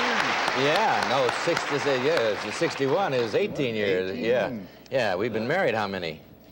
Something like 3, 4, something. I say 15, coming up 16. All right, let's play the game, shall we? We got a very interesting game going. Here are the players: Judy K. Frome and Rick Topping. Come in. Okay, All right. Now, it's a good game. Look at the score. 200 over here for Judy K. and Betty, 200 over here for Rick and Dick. That means Rick and Dick. It sounds like a dance team. I remember the act. All right. You ready to go? Now, this is a $200 puzzle. Whoever wins this puzzle wins the game, goes on to Alphabetics for $5,000. That sounds just like an MC, doesn't it? You ready to go? Ready. You got it. Rick has the option. Rick and Judy are given the clues. Pass or play, Rick? I will play. Go. Roy Rogers. Yes! All right. Dick, that password becomes the first clue in our puzzle. This is a $200 puzzle for the game. What do you think is the answer to the puzzle? It could be a person, a place, or a thing. If the first clue is Rogers. Northwest Passage. By Kenneth Rogers. By Kenneth Rogers.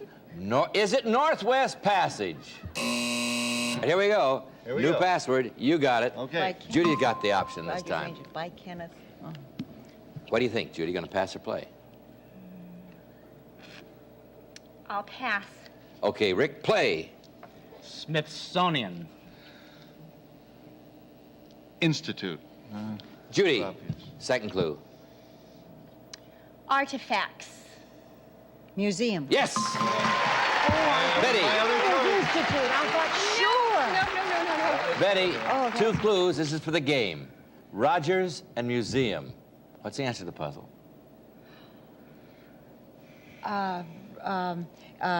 Oklahoma. Too slow. No banana, right? No banana. Okay, here we go. This is a new word. No banana. What is that? Okay, Rick, you got the option. Where did I get that? I don't even want to think. I kind of like it. Okay, clear your head. Rick, gonna pass or play? I'll play. Go. Taxidermed. Stuffed. Yes! Very good. All right, now you got Rogers, museum, and stuffed. For the game. Rogers Museum and Stuffed is a taxidermy. No. Is it taxidermy?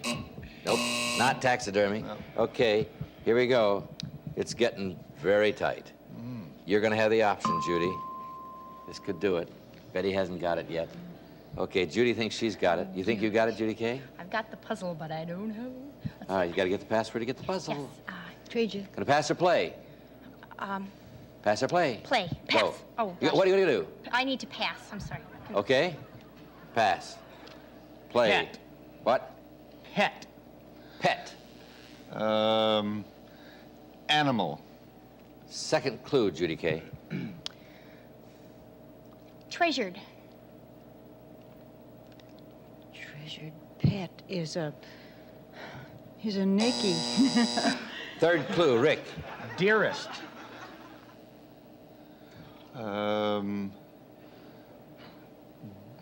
Dearest. Fourth clue, Judy K. For the Desired. Pet, treasured, desired pet is precious. time. Fifth and last clue, Rick. Best.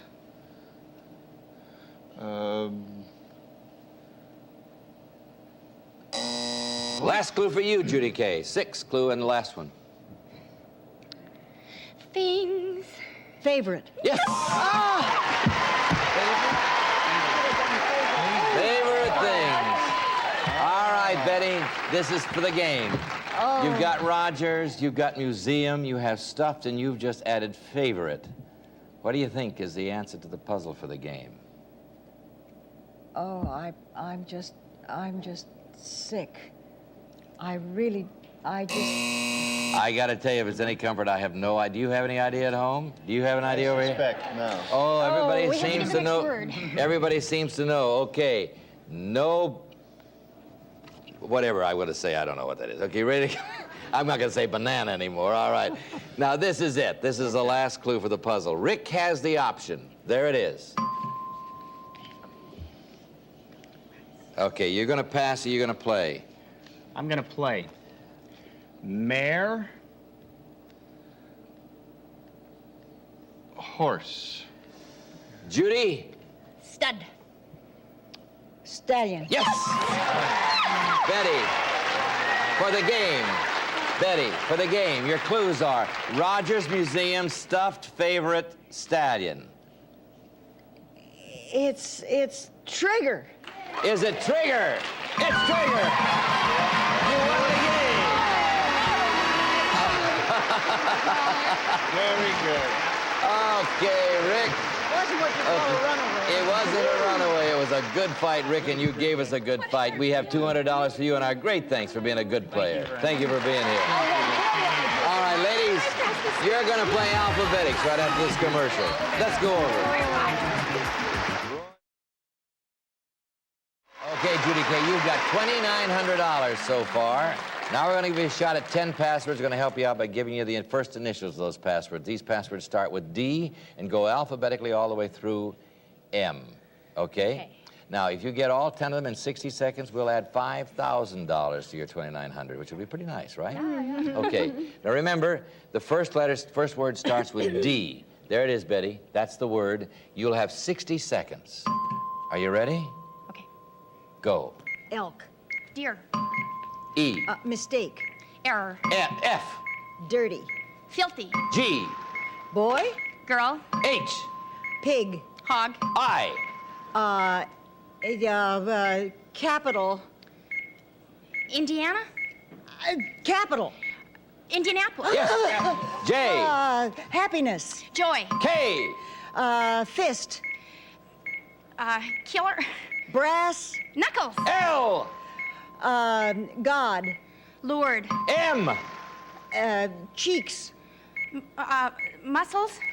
Disease. Children's. Muscular dystrophy. Swollen. Mumps!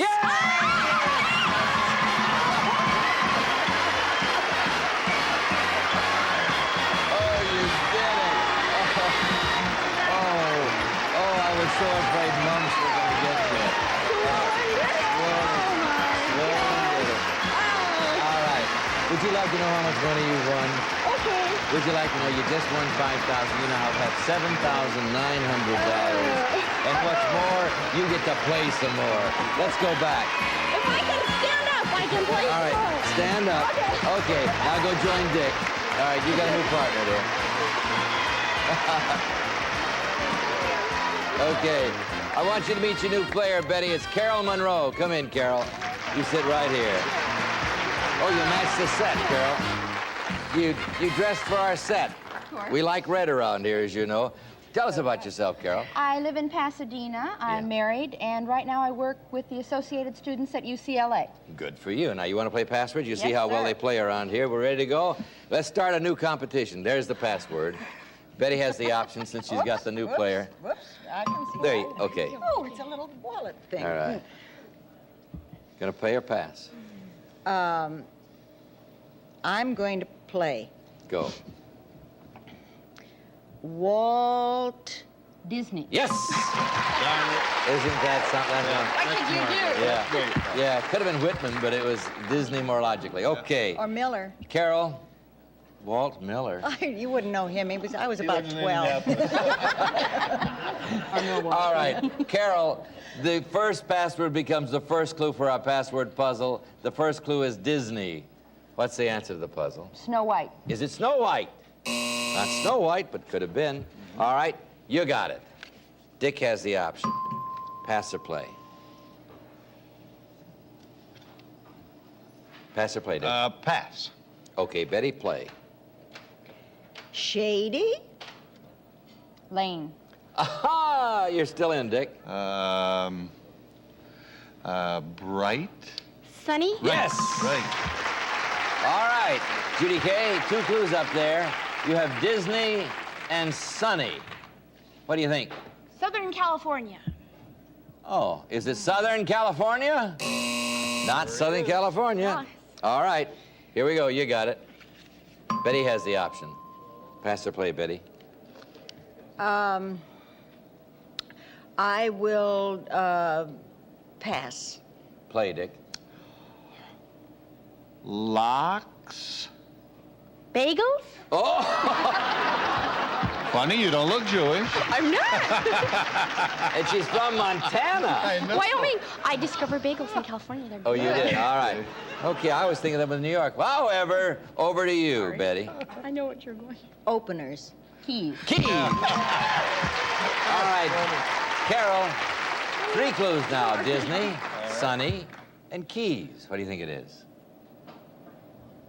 Oh. Song of the South. Is it Song of the South? Not Song of the South. Okay. You got the new one right there. Another chance. Dick has the option. There you go, Okay. Betty. I have no idea. You think you have it, Judy Kay? Mm-hmm. Okay, good luck. Pass or play, Dick? I'll play. Go. Baja. Peninsula. Right. Good for you. All right. She thinks she's got it. There's Disney, there's Sunny, there's Keys, and there's Peninsula. What's the answer? They have Disney World, and they have lots of sun and the Keys, and it's a peninsula, and it's Florida. Is it Florida? It's Florida. Very good. Wow. You added it up beautifully. You want to explain Baja? We're going to have Baja to. is a But peninsula. not the Baja Peninsula. That's off the southern tip of California. The last clue was citrus, of course, which applies to Florida. Got $100 over here. We have a commercial over here. Going to play another puzzle right after this commercial, so don't go away. Okay, we're back. All right. All right, here we go. This is the second puzzle. Nothing over here, 100 over here. Going to give the words to Carol and Judy this time for the clues. You got it. Carol has the option. Pass or play, Carol? Pass. Play, Judy. Okay.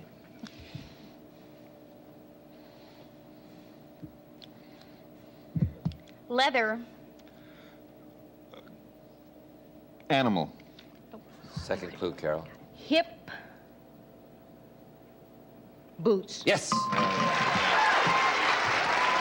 I like to see your mind work, honey. It really do. I just see you go through all the possibilities. All right, Betty, you get to guess. First clue is boots. What's the answer to the puzzle? Boots. Mary Quant. Oh, wonderful. Mary Quant. Is it Mary Quant? I doubt it. All right, you ready to go? New password. You have the option, Judy. I'll play. Okay. Coiffure. Hair. Second clue, Carol. Style. Hairdo? Yeah, hairdo. Hairdo, we can't accept hair for hairdo. All right, Betty, you got 2 clues up there. You got boots and hairdo. What do you think is the answer? Oh, boots and hairdo. It could be almost anybody. Is it Dolly Parton? Is it Dolly Parton? Not Dolly Parton, but that's who I thought it was. Oh, Boots. Oh, excuse me. Well, there are 2 of them.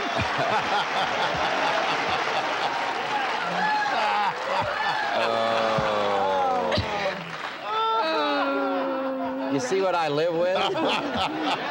Yeah. And it's not bad, I got to tell you, gang. All right, here's a new one. New password. Judy Kay has the option. Pass or play, Judy Kay? Pass. Carol? Hens. Hens. Hens. Chickens. No. Second clue, Judy. Sound. Cackle. Yes! Okay, Dick. You could make it 200 for your team. Boots, hairdo, and cackle. Boots, hairdo, and cackle. It's life among the chickens. Is it life among the chickens? No. Oh, it was so You have it sure. over here? That's strange. I haven't got the foggiest. Do you really? Yeah. I don't have. Do you have it too? Yeah. Anybody in the audience here have it? Oh, okay. All right. That makes me feel kind of stupid. All right. Here you go. Try this one. Carol has the option. Oh. All right. Pass or play, Carol? Pass. Judy?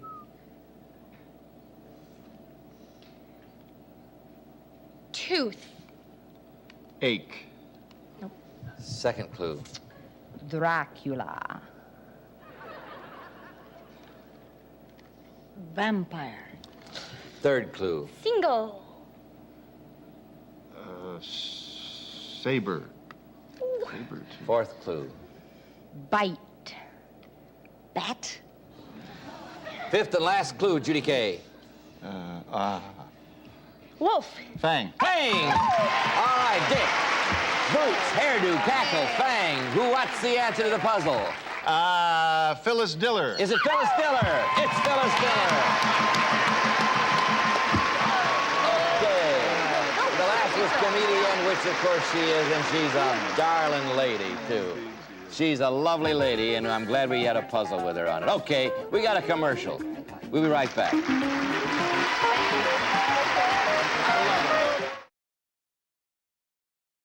Okay, we're back.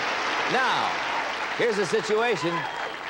Dick and Judy have 200. Carol and Betty have zonk, but this is a $200 puzzle, so you could tie it up, or they could win with an extra 100 on this. Password goes to Betty and Dick. You got it at home. Betty has the option. Gonna pass or play?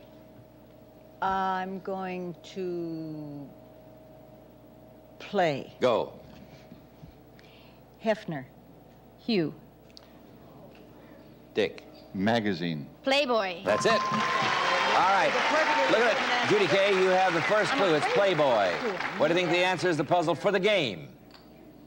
Joe Namath. Is it Joe Namath? Nobody thanks you. All right. Here we go. You got it. Betty has the option. Pass or play, Betty. I'll play. Go. Bears.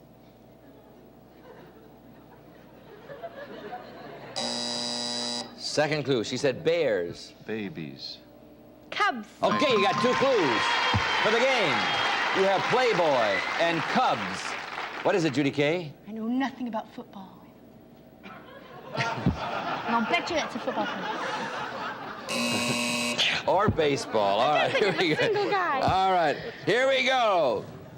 You got it. Betty has the option.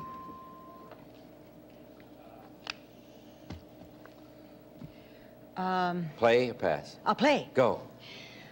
Blowy. Windy. Yes. Add them up. Playboy, Cubs, and Windy. I think that this must be my husband's hometown, Chicago. Is it Chicago? It's Chicago. Chicago. All right. Do we have time for it? Oh, we have a commercial. We got a commercial. We got a tied score. We'll be right back.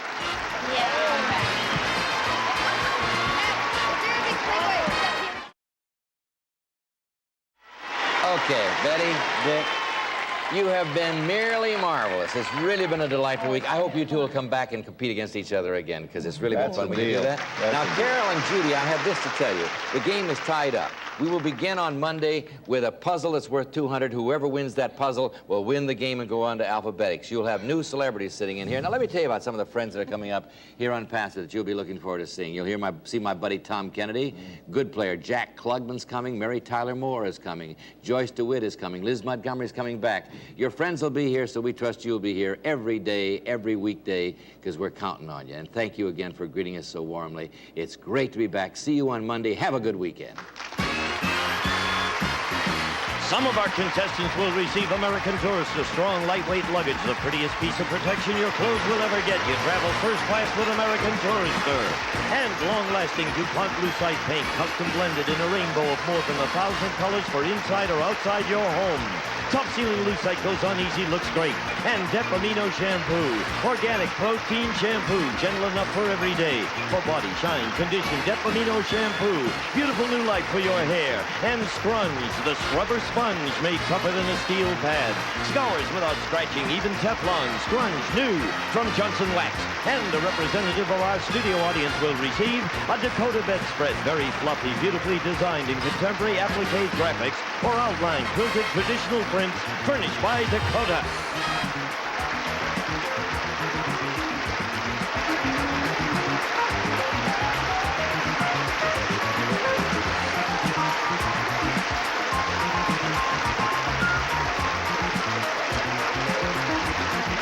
This is Gene Wood speaking for Password Plus, a Mark Goodson, Bill Todman production.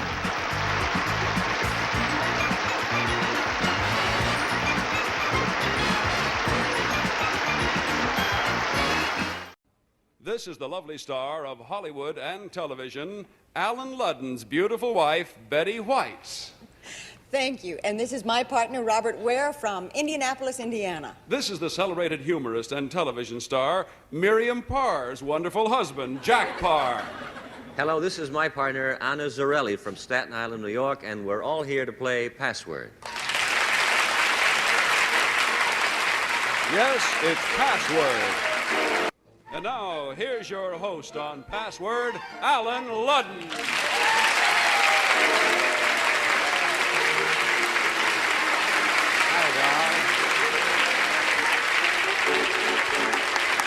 Well, good evening to you. Nice to have you with us this Monday evening. Jack Parr, it's a pleasure to have you back. I'm very happy to be here, and congratulations. Thank you. Thank you. Hello, Betty. Hello, Alan. What are your plans for the summer, Betty? Well, I'm going to do some... What did you have in mind, Alan? I'm going to do some summer theater with my husband, Alan. Where, Betty? Alan and I are going to do... Alan Ludden, that is, on Password, are going to do Brigadoon in Patterson, New Jersey, and then we're going to do, I go to St. Louis, we're going to have a big fight, then I go to St. Louis and do King and I, then we make up, and Alan and I are going to get back together again in Janus, Dennis and Skowhegan. Gee, I hope I can see it. Nice to have you here. It's a very great thrill to have Betty here. Your first partner tonight, Betty, is... What kind of a honeymoon did you have?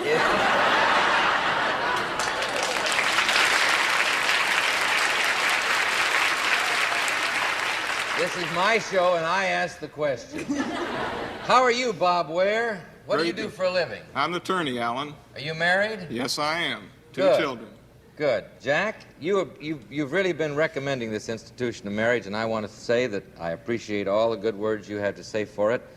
How long have you been married? 19 years. Would you have been nervous if you were in my position tonight? Well, if you don't know now, kid, there's not much I can tell you about the whole thing. It's really a great thrill to have you here, Betty. I'm delighted because she's an old friend of mine for many, many years, my wives and daughters. Yes. Thank you, Jim. And it's real nice to have these old friends back together again, and I'm glad to be here in the middle. Anna, how are you tonight? Fine, thank you. Anna Zarelli, are you married? Yes, I'm married, and I have a little boy 2 years old. Well, good. We got a whole lot of old married people. We're going to play Password right now, and you know how we do it? It's a game of word communication where you try to make your partner say the password using one-word clues.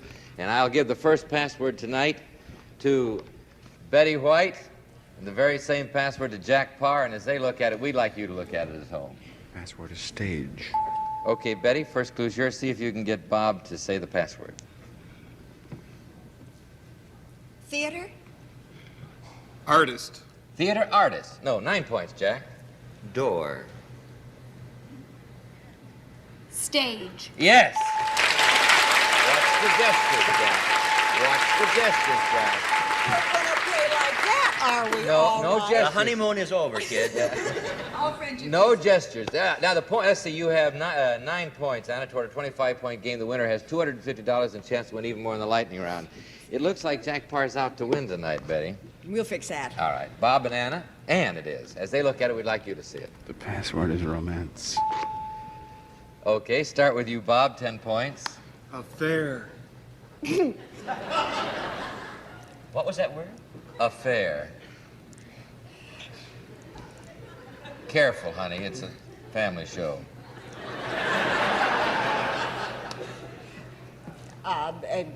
Occasion. Occasion. Thank you. 9 points, Anne. Loving. Porfumbo? No proper names.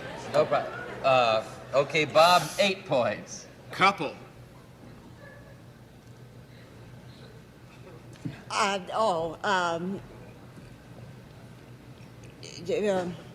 Engagement. Engagement. No. 7 Kissing. points. What? Kissing. Marriage? Marriage? No. 6 points, Bob. Loving. Romance. Romance. Right.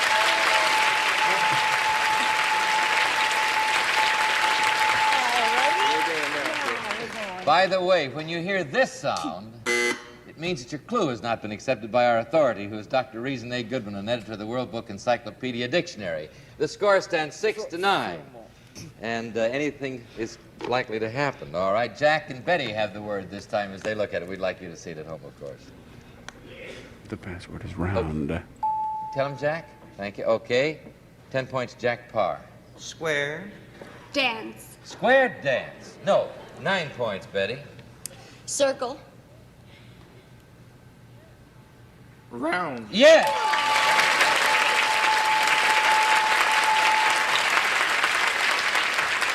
All right, score stands 15 for Betty White's team, 9 for Jack Parr's team. Password goes to Jack. Ann Zarelli and Bob Ware. As they look at it, you look at it. The password is minor. All right, and see if you can get Jack Parr to say it. Major. General? General. No. 9 points. We'll give you 24, Bob. Child. Minor. Minor. Right.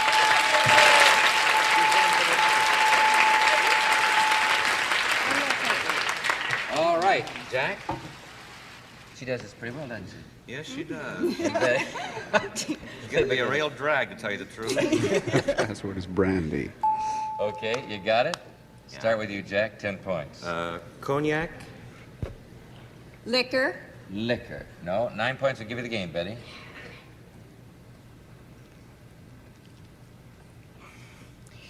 Liqueur. Drink. Drink. 8 points, Jack. We'll give you 17. Randy? Oh! I did not. I did No, he didn't. Oh! That's my fault. The word was ruled, the clue was ruled out because he said Randy, and it was, see, that is contained within the word. I misunderstood you and thought I thought you said the word. Are you apologizing? Yes.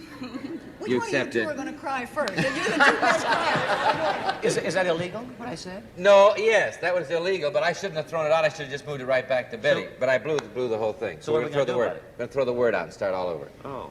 I would have won that. What would you We don't say? use as a clue any word contained within the password. She was going to say liqueur anyhow. Oh, all right. Bob and Ann have the word. As they look at it, we'd like you to look at it.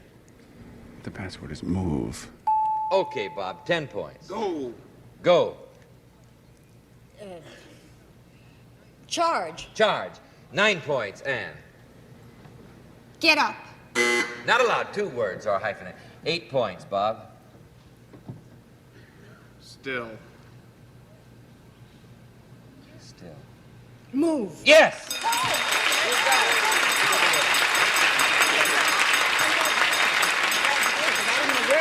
All right, Bob, you've won the game. Now you and Betty are going to play the lightning round. The difference here is we're going to play, you must communicate as quickly as you can because Can't read them, don't say them. we're going to show 5 passwords here to Betty, and she's going to give you 1-word clues, and each one word that you get is worth $50. The trick is you have to do it all in 1 minute. Here's the first word. Go. Door. Knob. Curtain. Window. 50. Leg. Arm. Bracelet. Anklet. All right, I'll take it. 100. Sky cap. Skyscraper. Train. Locomotive. Carry. Caboose. Luggage. Baggage. Red cap. Trunk. Man. Woman. Better go to the next one. Next one, please. Makeup. Cosmetic. Lipstick. Cheek. Rouge. Right. 150. Lawyer. Solicitor. Lawyer. Barrister. Law. Attorney. Attorney.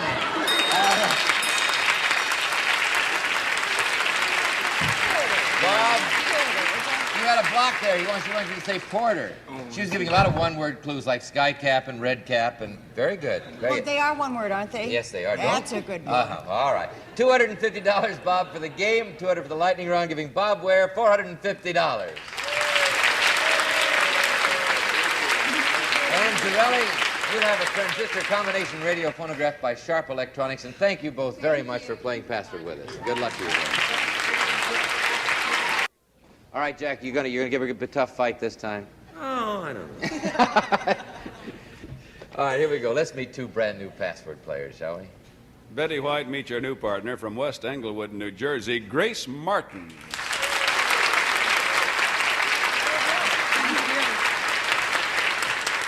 Jack Parr, meet your new partner from the Bronx, New York, Roger Liss. Hi,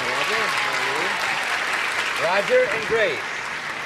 Grace Martin's Betty's second partner tonight. What keeps you busy? I'm a public relations mechanic, Alan, here in New York. Good to have you. Roger Liss, what keeps you busy? I'm a graduate student in clinical psychology. Oh, he should be a great Password player, Jack. You ready? Very psychological clues. Okay, All right. Here we go. Jack and Betty have the word. As they look at it, we'd like you to see it. The password is henpecked. Start with you.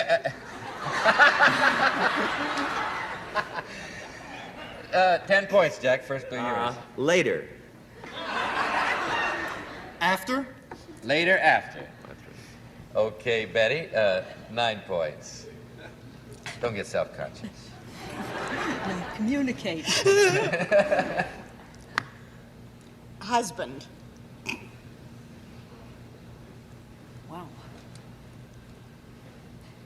Meat? Meat? Nope. 8 points. Unhappy. Divorce? Divorce. Oh, no. 7 points, Betty.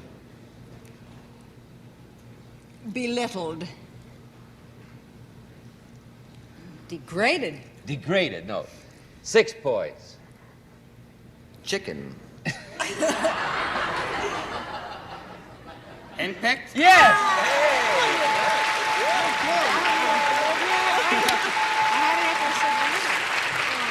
Jack, if Frank Wayne was throwing that word out here with any recognition of me, I am neither chicken nor henpecked. All right. Am I? No, dear. Grace, but Roger, as they look at it, we'd like you to see it. The password is triangle. Okay, Grace, start with you. 10 points. Threesome. Crowd. Crowd. No, 9 points, Roger. Rectangle. Triangle? Yes!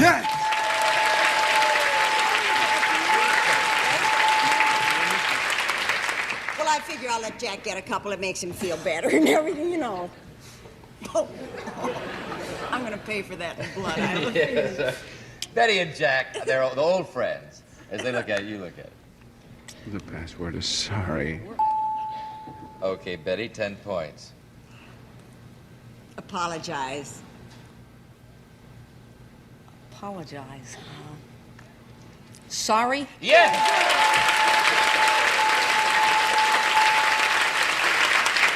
Frank, I'm not going to add these words up tonight at all. They're just coming out random, aren't they? All right. Yes. Here we go. Roger and Grace, as they look at it, we'd like you to see it. The password is clumsy. All right, all right. Another word. Okay, Roger, 10 points. Uncoordinated.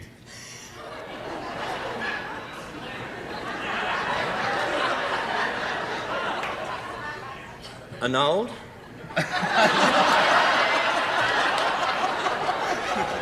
You're adding the words up unnecessarily. 9 points, Grace. Claude. Awkward. Awkward. No. 8 points would give you 23. Awkward. Awkward what? Awkward.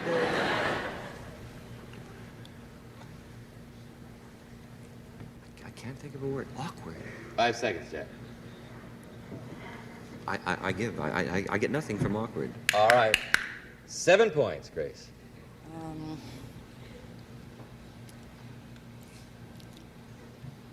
I had one a second ago. Ooh, that's more than one word. 5 seconds. Clot. Clumsy. Clumsy. Then he repeated quad the next. He got it. Quad. I was thinking of oath. Oath. Clumsy oath. 17 to 15, the score stands. The password goes to Jack Parr, Betty White. As they look at it, you look at it, of course. The password is me. You could have the game on the first one, Jack. What's the word? Marvelous?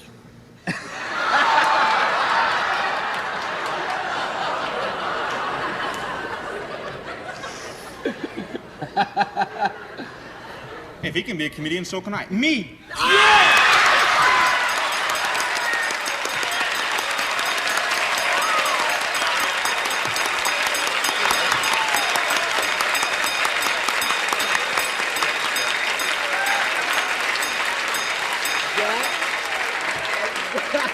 I gotta tell you. I'm very happy that he's seen me. That's what I think. We all know you. You see how well known you are. I tell you that I think that's a high point in all of the past password playing I've ever seen. So do I. Yeah. You got the game. You won a game. You got to play a lightning round. Now what do you do? You do. This is the one you do here in 1 minute. You have $250, Roger. A chance to pick up. You know, you give the clues here, one at a time. Let's go all right, already. 1 minute. Here's the first word. Go. Shirt. Tie. Shirt. Button. Cuff. Link. Between. Sleeve. Good.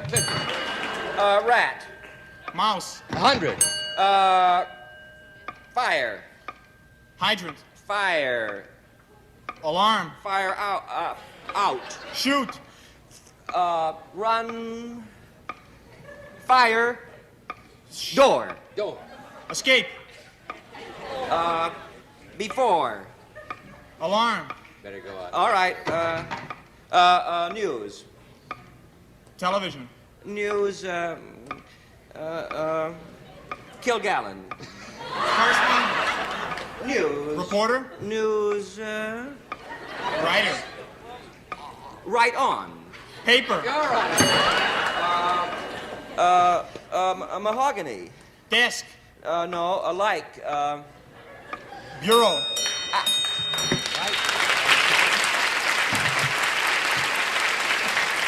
That's the tough one. Running everything was the opposite. Entrance. Entrance. Exit. No, they were all. Fire engine. Yeah, we got exit was the, and maple was that wood that's like mahogany. But you have $250 there for the game, $150 for the lightning round. Roger List, you have $400 and a marvelous game. Grace Martin, you'll have a signature combination radio phonograph by Sharp Electronics. And thank you both very much. Thank you. Everything's here. Thank you. Are you kissing my wife's hand there? Well, Who's later robbing we'll... this train? Later it's an elbow, then a shoulder. Let's continue playing Hey, password. You gave her a nice ring. That's Yeah. lovely. Thank you. Thank you. Were you on The Price is Right?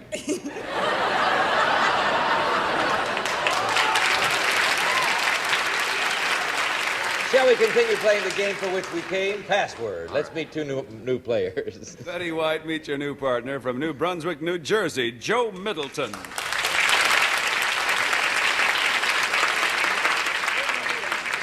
Jack Parr, meet your new partner from Los Angeles, California, Judy Metzger. Judy and Joe. Joe from New Brunswick, how do you spend your time, sir? I'm a theological student studying for the parish ministry. Very good. Judy Metzger, are you a working girl?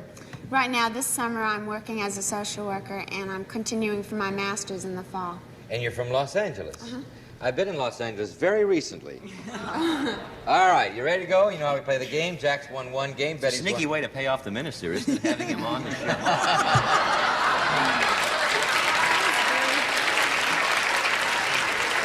You have to give away all our secrets. Jack Parr, Betty White, as they look at it, we'd like you to see it. The password is thriller. Okay, you got it, Betty? 10 points. First clue. See if you can get Joe to say it. Chiller. What? Chiller. Chiller. Oh, chiller. No. Thriller. God! Yeah! Chiller. Chiller. I didn't hear your R. All right, that's very good, Joe. Pretty good for you, too, Betty. Thank you, Alan. Judy, as they look at it, Jody and Joe want you to see it at home, of course. The password is muffler. All right, Judy, see if you can get Jack Parr to say it in the first clue. 10 points. Put it down, I'll see it. Oh, she can't. Car. Car. Car. Highway? Highway. No. 9 points, Joe. 5 seconds. Exhaust. Fume. Fume. No. 8 points, Judy. Noise.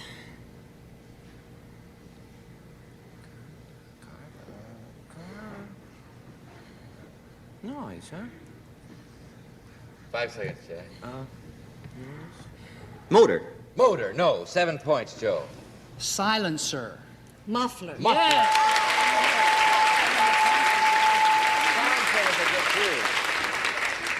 Late in my response. Well, silencer was going right for it. That's very good. What do we have? Oh, we have 17 over here. Yes. You might win in this one. Yes. Jack, they might win in this one. As they look at it, I want you to say it. The password is disturb. All right, start with you, Jack. Give you 10 points. Bother. Bother. Nuisance. Nuisance. No. 9 points. Give you the game, Betty. Awaken. Arouse. Arouse. No. 8 points, Jack. Don't. Worry.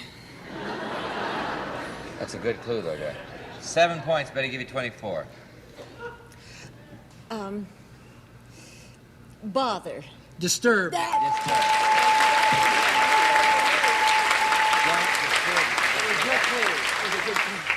All right, they are 1 point from winning, but that still gives. Take hope, Judy, because it's happened before. Here you go, Judy. Joe. Nobody heard that. As they look at it, you look at it. The password is beaver.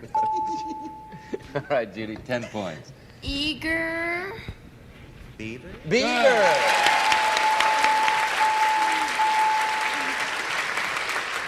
$10 to 24. That was before my time. All right. Here you go. Betty, Jack, and our friends. The password is robot. You can have it in the first one, Betty. Automaton. Robot. Yeah!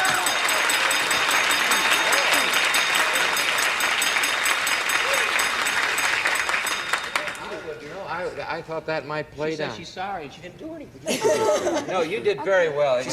I'm sorry. She didn't do anything. No, they not sorry. They just played it very well over here, I think. We got any more? No, we're going to play a lightning round right now. Joe has $250, the chance to pick up that much more in the lightning round. The trick here, Joe, as you know, is to do it all in 1 minute. Here's the first word. Go. Automobile. Car. 50. Navy. Ship. Officer. Captain. Lowest. Seaman. Officer. Lieutenant. O'Toole. Ensign. Yes. Water. Drink. Lawn. Sprinkle. Good. 250. Jewel. Gem. Green. Ruby. Emerald. Good. That's right. 200. Lion. Tamer. Sound. Roar. Good. Ruby is green.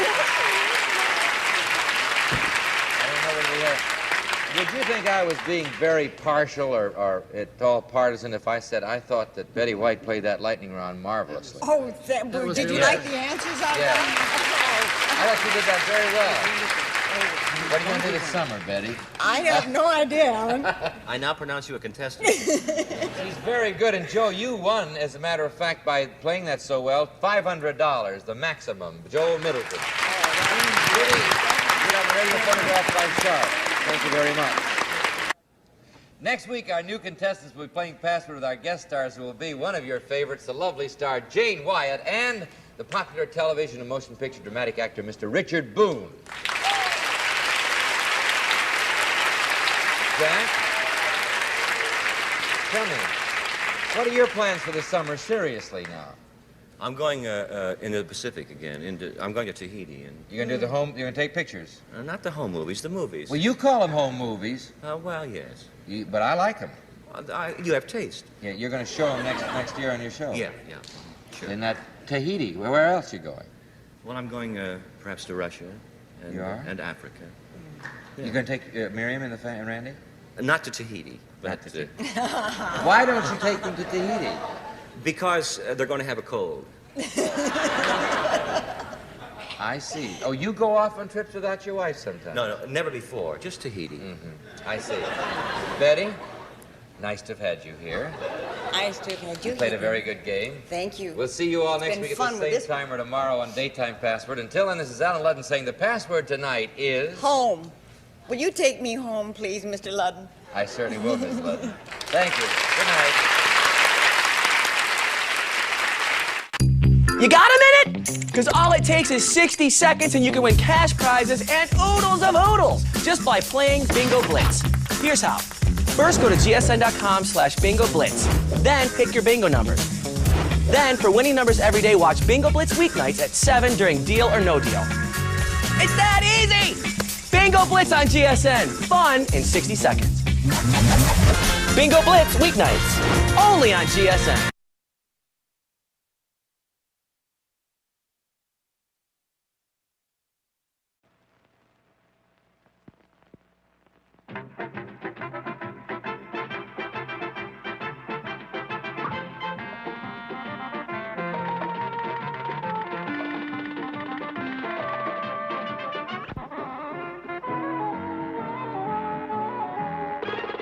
What's My Line? Brought to you by Pledge, or wax beauty instantly as you dust.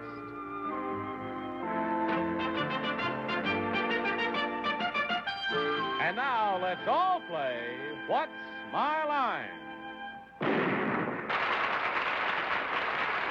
And now let's meet our What's My Line panel. First, the delightful star of stage, screen, and television, Miss Arlene Francis.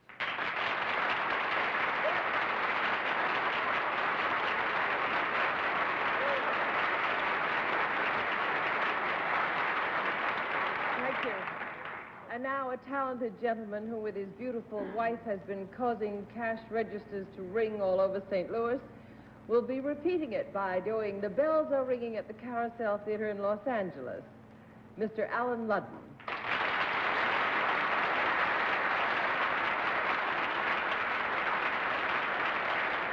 Thank you, Doctor. Now, I'd like you to meet a young lady who makes my bells ring, on stage, on television, and at home. Betty White.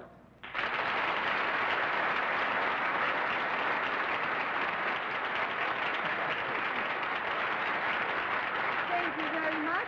And here's a fellow who makes my bells ring, along with this one, because he's my favorite punster. And I get in trouble for making puns at home, but I always know that I have a good ear with Doctor of Laws Bennett Cerf.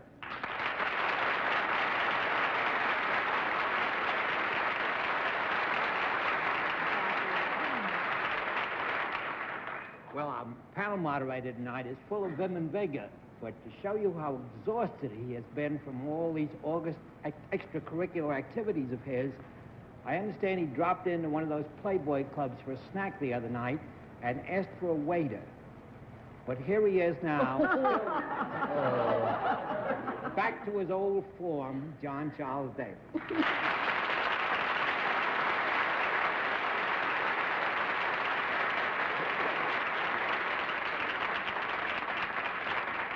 Anybody mention eggs?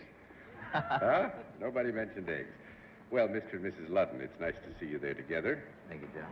Betty White and Alan, and hope you have some fun in the next half hour. We've got some very interesting occupations to take care of the next half hour, and we trust take care of you, too. We'll also have a famous mystery guest before the panel a little bit later in the program, but right now let's meet our first contestant. Will you enter and sign in, please?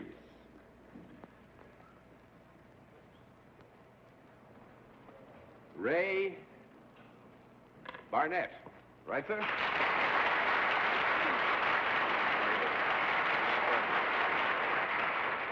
Well, Mr. Barnett, where are you from? Roslyn Heights, New York. Roslyn Heights, New York. That would be Long Island? Long Island. Good. I got something right for a change. Nice to have you with us, Mr. Barnett. May I present the panel? Now, will you join me over here, sir, and we'll let the audience in the theater and the audience at home know exactly what your line is.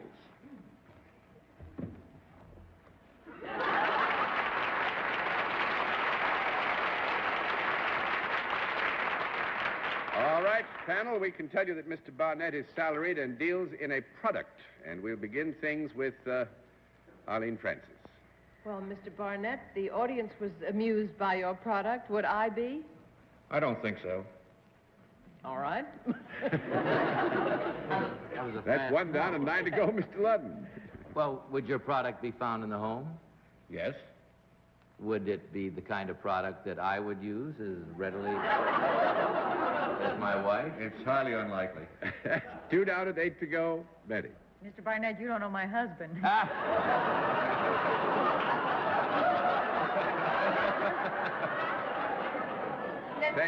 Thank heavens for the nuptial estate, that's all. It's something, then, that I would be apt to use. Yes. You don't know my wife. Would it be, found in one particular room in the house as opposed to generally in the house? Not necessarily.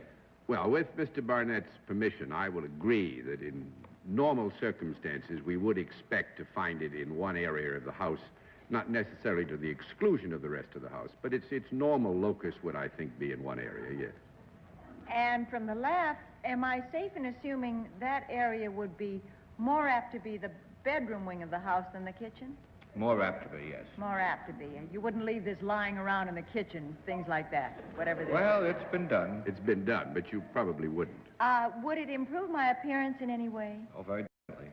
Would it, is it an appliance that I could hold in my hand? Is it an object I could hold in my hand? Yes. Is it electrical? No. That's 3 down and Sorry 7 to go, about Mr. that. Cerf. Mr. Barnett, is this a product that Betty or Arlene could wear? No. That's 4 down and 6 to go, Miss Francis. But is it a product that, in order to use it, one would hold it in one's hand? Yes. Even though one doesn't wear it, is it ever applied to the person in any way? Yes. Is it something one would buy in a drugstore? Yes. Is it a beauty preparation of any kind? Yes. In a very general context, yes. You said that Betty would not look better if she used it, no, meaning she's perfect already. I said she would. I like Oh, you said she would. Yes. Would it be found in the makeup department of a drugstore? Yes. Is it therefore called a cosmetic? No. No. 5 down and 5 to go, Mr. Ludden. When you apply it, you apply it with your hand. Do you have... It's not a cosmetic. No. Do you have to... Do you use something else to put it on? I mean, it doesn't go on by itself. In other words, there are... Now, I know what I mean. Answer word. Answer word. It's just that he doesn't know what I mean. Well, in other words, do you need an adhesive to put it on? No. No. 6 That's down. what I meant. And 4 to go, Miss White. From the laugh in the audience when you came in and announced your product, it must have a funny connotation of some sort.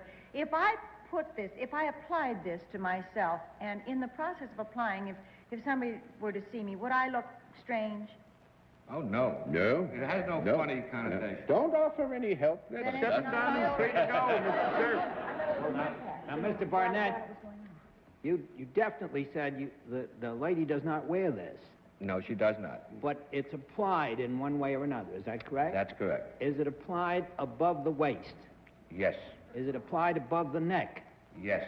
Is it applied above the hairline? No. 8 down and 2 to go. Arlene. Well, the face is left, isn't it? Yeah, it's there. Is it applied in the area of the face? Yes. Now, since it's not a cosmetic, I don't know what you consider cosmetics. Does it have a creamy or oily base of any kind? No. Nope. 9 down and 1 to go, Mr. Ludden. Does it have any color?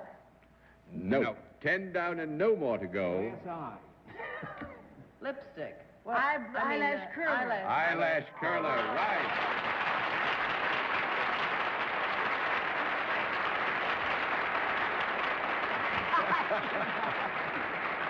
And Alan, you can take this up with your wife when you get home tonight. I'll have to speak to her. I've always thought you had long curly eyelashes and never knew how it happened. They're just natural, that's all. Mr. Barnett is vice president in charge of merchandising for Curlash Company. And what surprised me is this has been in existence, your product, for 47 years. 47 years. You know, I don't know why you men, I guess, never do get any sense of time in these things, but I always thought it was rather had recent. eyelashes 47 years ago. Beg pardon? I said girls had eyelashes 47 years ago. Don't you remember? They did? Really? Golly day. Well, I must say this. We puzzled the panel, and that is a fine achievement, and I thank you, Mr. Barnett. Thanks for coming to see us. Nice to have you with us.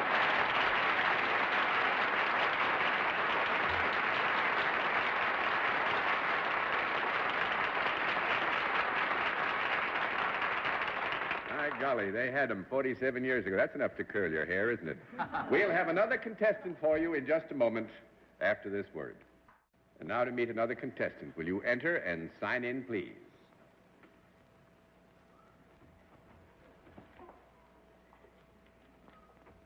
Louise Tesma, right?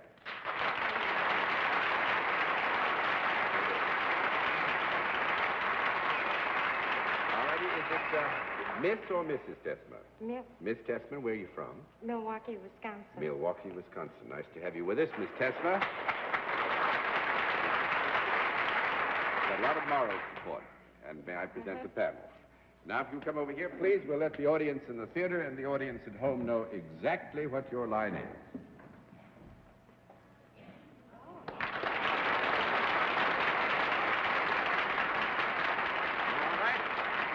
Panel, we can tell you that Miss Tesma is salaried and deals in a service, and we'll begin everything with Bennett Cerf. Well, Miss Testner, when you hear the word Milwaukee, you think of Schlitz, Blatt, Pabst. Has your service got anything whatever to do with food or drink? No. 1 down and 9 to go. Arlene. Miss Tesma, do you work indoors? Yeah. Would I come to you for your service? Occasionally, perhaps. If you were a wont to avail yourself of it, yes, you go to her. Do you work for a non-profit making organization? Yes. Yes. Do you work for any branch of a government? Yes. Ours, preferably. Is there anything in your... Do you wear a uniform of any kind in your job? No. Let me have just a small conference. That's good. 2 down and 8 to go. Mr. Ludden. Well, John has suggested that she might not want to avail herself of your services. Are your services the kind that I might not want to avail myself? In other words, are your services regulatory in any sense? Regulatory? Yes, regular. That's a good question, isn't it, John? Yeah, that's a good question. We may not be able to answer it, but it's a perfectly good question. I think in the broad use of the word, You work for the guy and you tell people they can or they cannot do something. In a manner of speaking, though, well, with your permission, I said, in a broad context, yes, regulatory. Do you have anything to do with the city government? Yes. Do you have anything to do with the recreation department of the city government? No. No. That was the 3 problem. down and 7 to go. Betty. Do you, Miss Tesmer, have anything to do with traffic in any sense of the word? Yes. And you do not wear a uniform. And you work outdoors sometimes, you said. No. No, not ever. You work indoors. It was indoors, yeah. Uh-huh. Well, do you have anything to do with traffic tickets in any sense? Anything at all to do with traffic Anything tickets? at all to do? I mean, do you get one occasionally or something? No. No, I think since you closed down on that a bit, so we'll give you a no. That's 4 down and 6 to go. Well, Miss Testament, then do you have anything to do with the courts or the police in any way of the city of Milwaukee? No. No? No.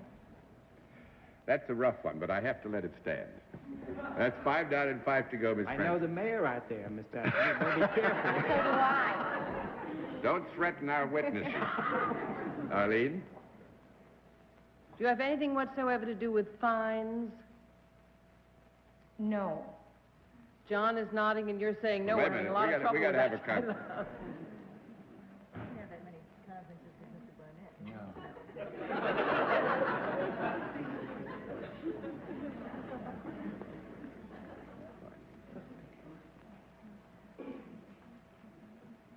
Any other time at all? Actually, Miss Testmer does not want to be too technical, so we'll agree that what we, would consider, certainly in our New York experience, as involving a fine would be an activity with which she'd have an association, yes. Well, what I meant was if somebody has committed a misdemeanor and must pay a certain amount of money for that misdemeanor, would they pay it to whatever office Miss Testmer is associated with? You sound like John Daly. Well, I'm learning. Wow, I tell you, this is getting... I just wanted to give them another chance for a conference. Tell you what, I'm going to throw all the cards over and give you one wild guess. I think you're all playing close to it. What is it you had in mind? Lawyer and works in a judge's office or something. Well, you're close, Bennett, because I want you to meet municipal judge. I was going to say a judge. Yeah.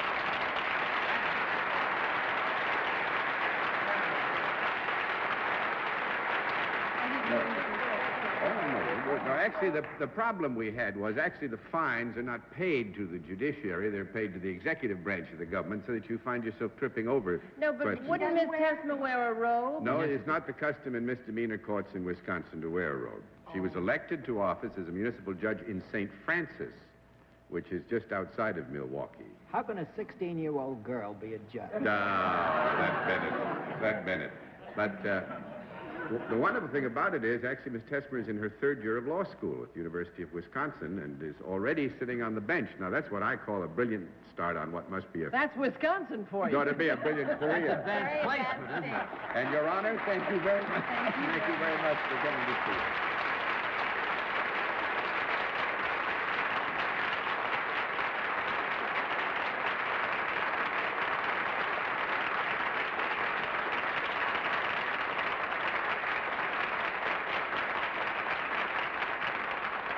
We'll meet tonight's mystery guest in just a moment, but first, this message. Now the special feature of our program, the appearance of our mystery challenger, for which the panel, as you all know only too well, is always blindfolded. Are those blindfolds all in place, panel? Yes, John. Good. Will you enter mystery challenger and sign in, please?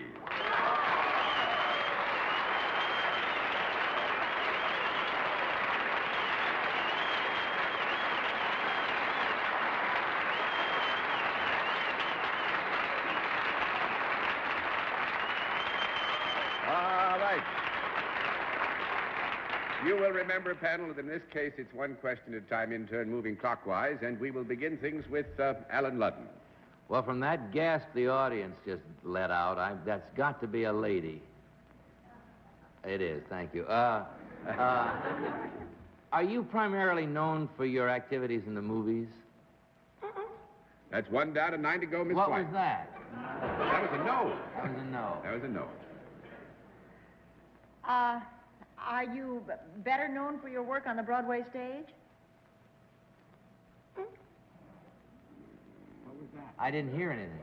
Well, When you say better known than what? Better known than in the movies or principally known? Principally known. That's a no, too. That's 2 down and 8 to go, Mr. Sir. I ever heard. Well, would your principal activities therefore take place in nightclubs? That was a yes. Oh, that's very good, Bennett. Sounded just like a no. Well, I'll never get it from her voice, I'll say that. Arlene? Well, since you're saving your voice, is it that you usually sing? No? Yeah. Oh, yeah, yeah. that was a yes. Oh, yes, that was a yes, Mr. Ludden. You usually sing. Well, now, let me think. Who sings that softly?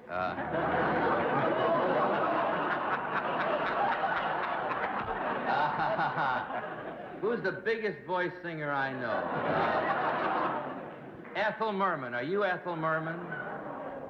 Nope, that's 3 down and 7 to go. Yeah. Betty. Gee, that would have been swell, honey. Yeah, but she's a Broadway singer at the best. All right. Primarily in nightclubs, do you also have popular recordings? Oh, yes, we do, too. Mr. Sir? I didn't get the answer to that. That was a yes. A yes? Do you usually do your singing alone rather than in a group? I can't hear one answer. You say so. You say something this time. It's getting too tough. Change your voice. Bark. Oh. That was a yes. Arlene? I don't know what the yes was, too. Was so long coming out. She sings alone. She sings alone. Are you Lena Horne? That's 4 down and 6 to go, Mr. Ludden. Not Lena Horne. Did you make an appearance in New York last spring around the prom season in a nightclub? Yes. What was that? That was a yes. That was a yes? Yeah. Betty? Are you known as well, beautiful singing, of course, that goes without saying, but also... Her speaking's marvelous. It's grand.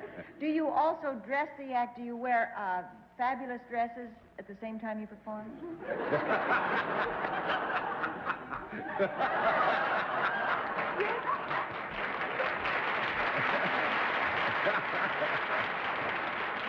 I think I know what you're reaching for, and the answer would be yes, but don't be misled. Mr. Sir. Well, now I'm going to, if I may, narrow it down to 3 people. Are you either Ella Fitzgerald, Diane Carroll, or Pearl Bailey? Yes. Which one? Oh, Billy. Billy, now you know who it is.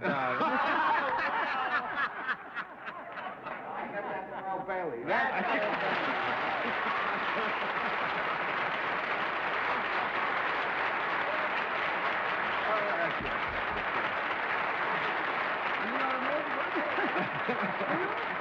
The most wonderful thing is when they thought it was the softest, sweetest voice. Well, she didn't dare talk. She couldn't talk. I told them to put a paper bag over my head, but it wouldn't help. No, the thing that tickled me is that when Pearl finally talked, she said, yes. Yeah. I didn't think she could do that. I thought that was you talking, John.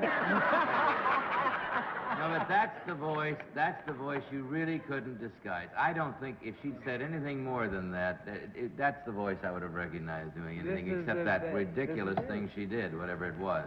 Yeah. Well, it's big and rich and glorious and grand and has given so much pleasure, Pearl, and it's, I know that gives you much satisfaction, but we are in your debt because you have given so much pleasure.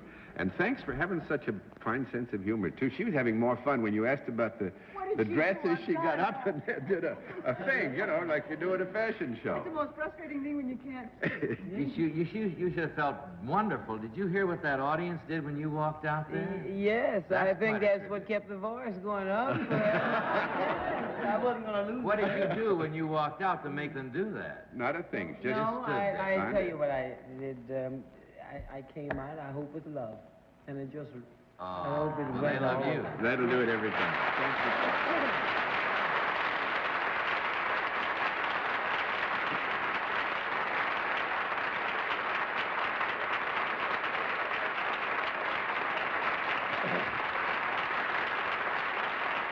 Well, you've done very well tonight, panel. So I congratulate you, and we'll all be back after this word. Mr. and Mrs. Ludden, nice to have had you with us, and you can take up the eyebrow or eyelash bit when you get home and have a lot of fun. Thank you, John. We will. And good night, Arlene Francis. Good night, John. Good night and good luck, Alan. Thank you, dear Arlene. Good night, Betty. I'll see you later. Yes, dear. Good night, Betty. Nice to be with you again. Same to you, Betty. See you later, too, John. Good night. Yeah, I'm afraid so. And thanks to all of you for being with us on What's My Line? What's My Line is a CBS Television Network production in association with Mark Goodson and Bill Cotton. This is Johnny Olson speaking. Tonight's program was pre-recorded.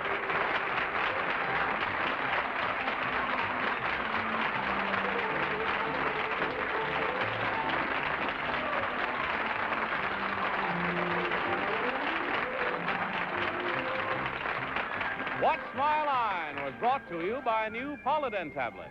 The powerful new denture cleanser tablets to keep your breath fresh, keep your smile bright and natural.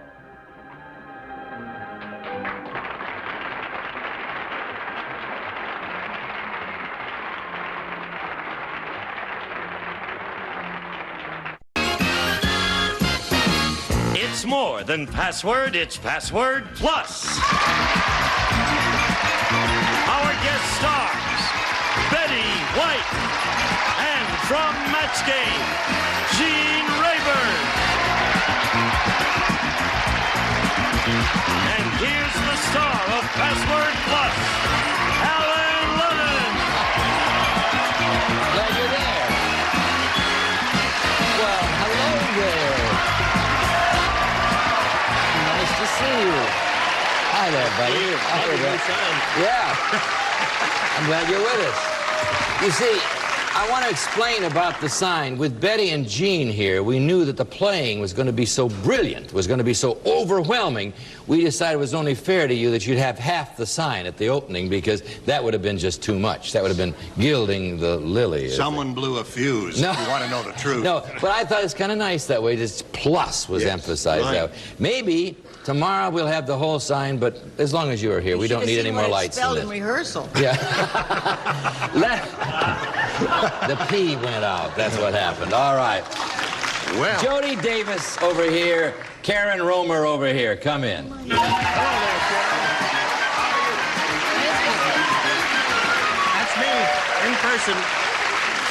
If you were with us yesterday, and if you weren't, you missed a good day, you know that Karen Romer has a very interesting story. She also has $6,400 so far. She's the champion. First, Karen, I want you to tell our friends, just in case they missed it yesterday, how in the world did you ever get on Password? Oh, well, I was in the office building where the tryouts for the Password game are, and I was coming down in the elevator, and the elevator got stuck with me and a bunch of other people. And when they finally wedged us out of there, most of the people went back down in the elevator, and I decided I was going to walk, and I saw the sign that said contestants, and I said, I wonder what that is, and I walked in, and it was Password and Match Game, right? And I said, I want to try out. And there were wonderful people there, and I tried out, and here I am, and I'm so happy. I can't believe You're it. $6,400 richer for that elevator stick. Very good. Yeah. Okay. Jody, can you top that story? I don't think so, Alan. But how did you get to be a contestant? Well, I've watched Password for a number of years. That's saying the right thing to begin with. I know it. Yeah. I love it. I love it. I'm from San Diego. I've been working as an office manager for an insurance firm and just quit about 2 weeks ago to study for my CPA exam. I see. And I'm delighted to be here. And you wrote in applying to be a contestant, right? Yes. A call. Uh-huh. You wrote in? I wrote in. You got an answer? Everybody's been nice to you? Fantastic. You ready to go? Would you like to play? Absolutely. Okay, we're starting a brand new competition with Betty White and Gene Rayburn, and it's nice to have you here. My story is not dissimilar to Karen's. I know. I tried out and wound up married to the MC.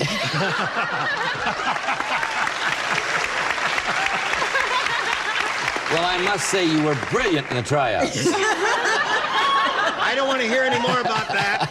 That's enough of that. Okay, shall we just begin? Here we go. Betty has the option. I'll do it. I thought you would. 20s? 30s. That's right. All right. Jody, first clue in the puzzle is 30s. What do you think it is? It'll show in a minute. There it is. Al Capone. Is it Al Capone? No, but the option stays with Betty. Pass or play? I'll pass. Okay, Gene. Broadway. Show. Second clue. Singing. Musical. Right.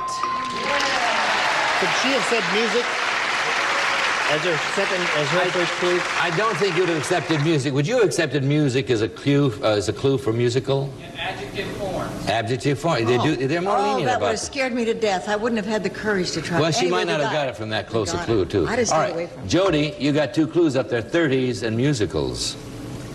Vaudeville. Is it vaudeville? No. By the 30s, it was beginning to fade. All right. All right, what are you going to do, Betty? I'll play. Okay. Peroxided. Detergent. Second clue. Glad I finally got into this game here. Hair. Blonde. Right. Peroxide blonde. Do they use something else now to be blonde? Well, I certainly wouldn't know. Okay, you have 3 clues up there, 30s, musicals, and blonde. I'm just going to guess. Is it Dorothy Lamour? I'm young, you know. Aren't we all? Is it Dorothy Lamour? One thing you can say about Dorothy Lamour, she was never a blonde. That's true. Right, okay, here we go. Even now. Gene has the option. Pass or play? I believe I'll play. Go ahead. Team. Group. Second clue, Betty. Marriage. Couple. Third clue. Bridge. Bridge. Water. Last clue. Other. Separation. No, partner goes up. Partner goes up. Nobody guesses. Bridge partner. Oh, bridge partner. In the game of bridge. Okay. 30s, musicals, blonde, partner are the 4 clues. Here's the 5th one. And Gene has the option. Pass or play? Play. I thought you would. Fred. Astaire. Yes. You got it. Okay. The most 30s, famous musicals, Fred in the world. Yeah. Blonde, partner, and the stare. What is it, As soon Karen? as it said partner, I thought it had to be Ginger Rogers. So is that your Ginger guess? Rogers? Is it Ginger Rogers? Yes. And she was always a blonde. Yeah. She's a natural blonde. All right. Okay. They have $100 over here, but it takes 3 to win, as you know. We have a commercial. We'll be right back.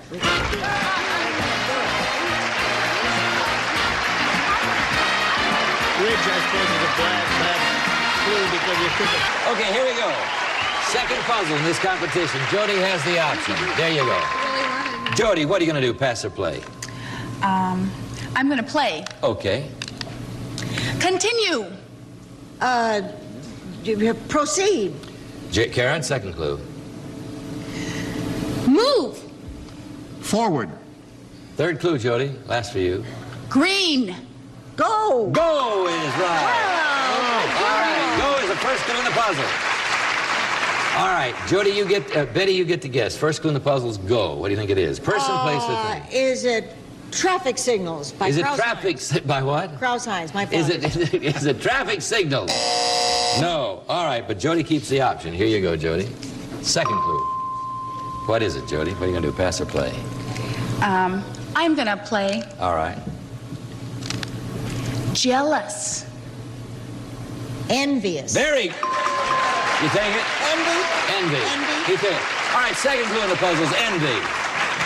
What do you think it is, Betty? I think it's green. Is it green? It is! All right, you got $200. Drop them all down. Okay. Kelly, olive, and color were the other clues. All right, very good. Okay, now we cover that back up, and we go with a brand new puzzle. This is a $200 puzzle. What that means is you could win, but you could tie it. All right. And you have the option. Oh, thank you. There you go. Now, Gene, what are you going to do? Pass or play? I will pass. Oh, Well. wonderful, Gene. What are you going to do, Betty? I'll tell you what I'm going to do. Newspaper! Throw. Second clue, Gene. Headline. Extra. Right. Yeah. Okay, Karen, you Pass that I beg your pardon. The score is 100 to 100. one. Yes. You each have a chance to win now. I had done that wrong. First clue in the puzzle is extra. Okay, reveal it. Yeah, extra. All right, what do you think it is, Karen? Is it actors? Is it what? Actors? Is it actors? No, it's not actors, Good but guess. Gene keeps the option. Second clue. What are you going to do? Play. Go ahead. Yes. 2. 3. That's it. All right. Second clue in the puzzle. Third is 3. This is for the game, Karen. Is it Three's Company? Is it Three's Company? No, but the option stays with Gene. There you go. Boy, if you had 3, that'd sure be 1 extra. All right. What are you going to do, Gene? Gene is going to play. Go ahead. Numbers. Numerals. Second clue, Betty. Fingers. Roman. Third clue, Gene. Count. Digits? Yes! Good girl. All right. Oh, are you Three good? clues, extra 3 digits. For the game, Karen, for the game. Is it the finger? It's not, okay. But you keep the option this way. What are you going to do, Gene? Play. Okay. Erogenous. Zones. Yes.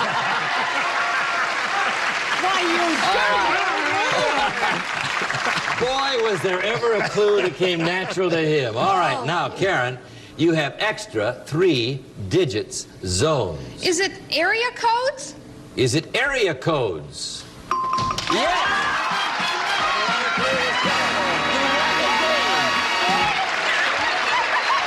You won the game. Very good to you. All right, Jody, we say goodbye to you with $100 and a fine prize, and we thank you for playing with us. We're going to play this lady's third alphabetics right after this commercial. Don't go away.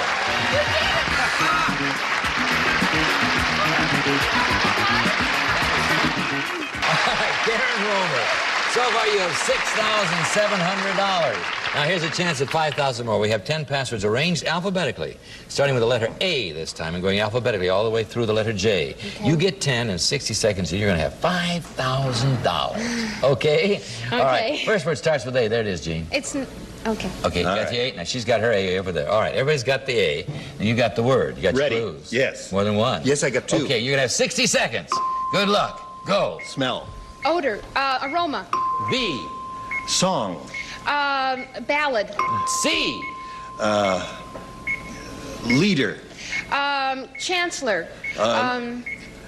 Boat. Captain. D. Filthy. Dirty. E. Sound. Echo. F. Loaded. Fuse. Clue. Container. Fireworks. Clue. You can pass. Pass. G. Joke. Giggle. Throat. Guffaw. Humorous. Pass. H. Game. Host. Sidewalk. Monopoly. Oh, we didn't get. Oh, dear me. Well, they ran into some hard words. Let's see, what was it? Full. He said container, loaded, full. Oh. Gag was the joke he was going for, and Gag. the throat. And hopscotch was the last game that you play on cement. All right, so, okay. Those were good clues. Yeah, those were good clues. They were All right, you picked up $500, which, listen to what you have. You have $7,200. Okay? What you get me? All right, let's go back and play again. You were better this time.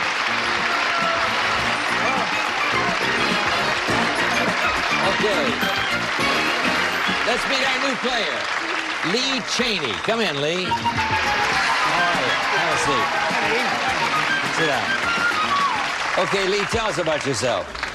Well, I currently live here in Los Angeles, but I'm originally from the booming metropolis of Coquille, Oregon. Where? Coquille, Oregon.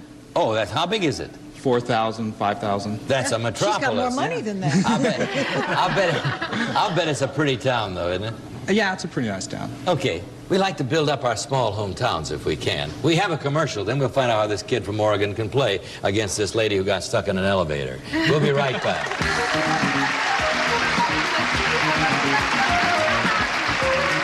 All right, we're back. Oh, you're back. Yeah. Hey, you remember us. Here we go. Here we go. That was so fast, I just didn't realize it was a... All right, then we're going to start a brand new competition here. Gene Rayburn has the option. There you go, Betty White.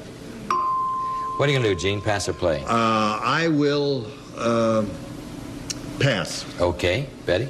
Vienna sausages. Second clue. Country. Italy. Third clue. Vienna. Austria. Yes. That's a girl. All right. Second too late. It helps to know geography in this game. First word of the puzzle is Austria. What do you think it is, Karen? Duke Ferdinand. Is it Duke Ferdinand? Remember her? Here we go. Him. I Betty? think you're right. Pass or play? I'm going to play. Okay.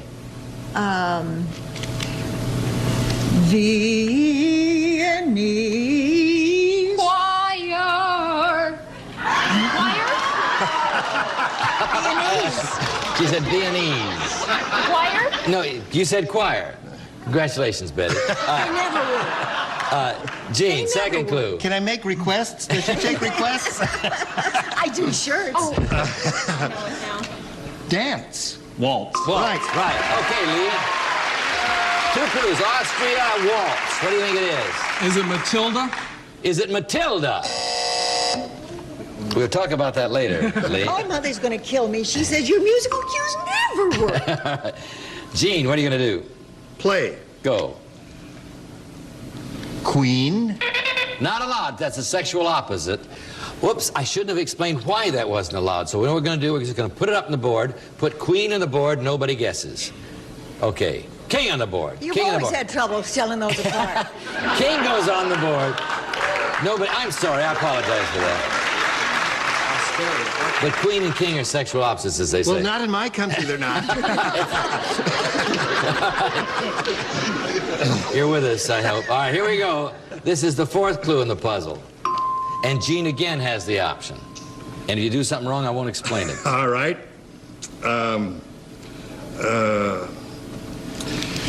Pass. All right. Betty? Blue. Danube. Very good. All right. Now, you have four clues up there. Austria, waltz, king, and Danube. I was going to say the Blue Danube, but it's up there, so I'll say Royal Ball. A ballroom. Is it a royal ball? No, but now we have four. This is the fifth one, and Betty has the option. What are you going to do, Betty? I'm going to play. All right. Songwriter. Lyricist. Second clue, Gene. Music.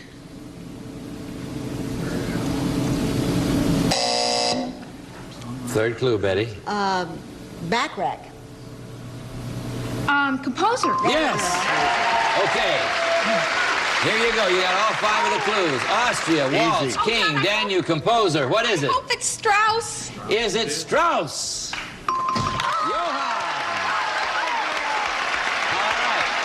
You have $100 there, young lady. Would you like me to do the song again? No, you don't have to sing anymore. We have a commercial, then we'll be back and play the second one for you and for the two of you. Here we go.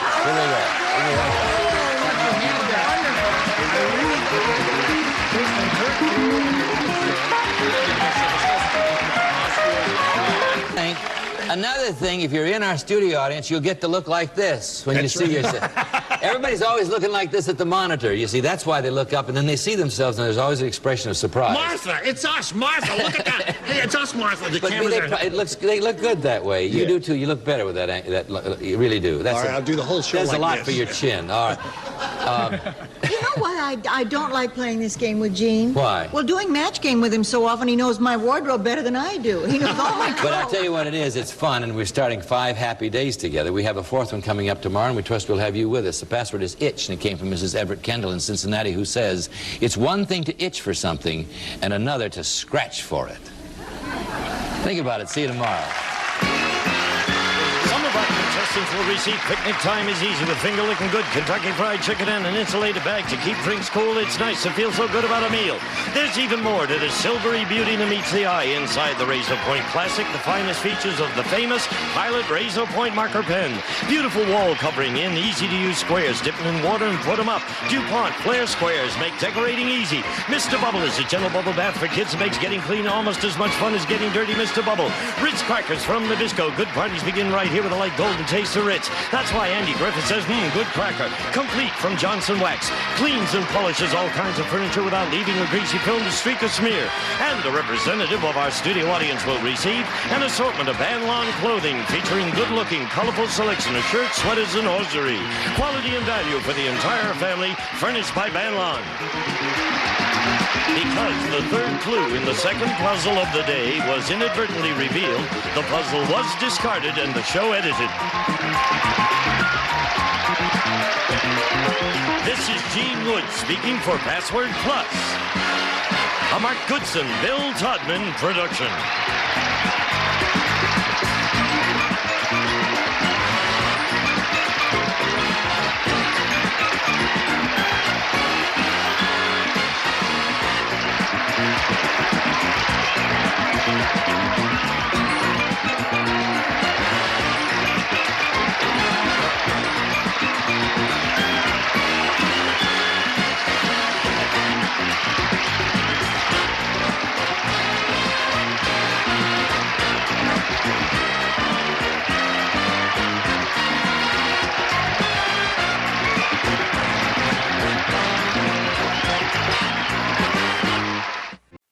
Hi, I'm Betty White, and I'm having the best time all this week, and I hasten to add this week only.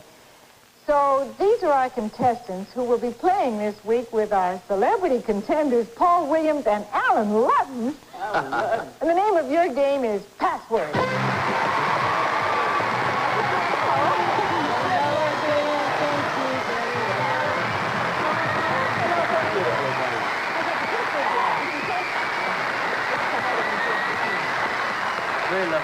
Oh, it's fun to be here between these two roses, I might say. My very dear he's the best MC in the entire family.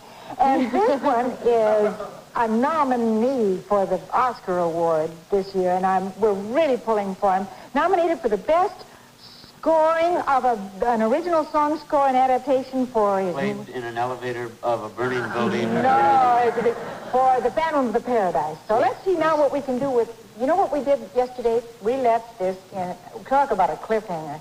We were right in the middle of a big game with our all-time high-money winner, Nancy Wagner, who has won $18,090 in 14 games.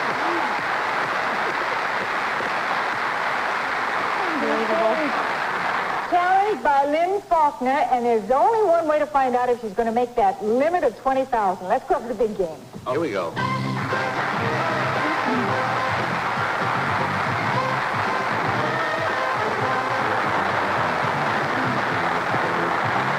righty.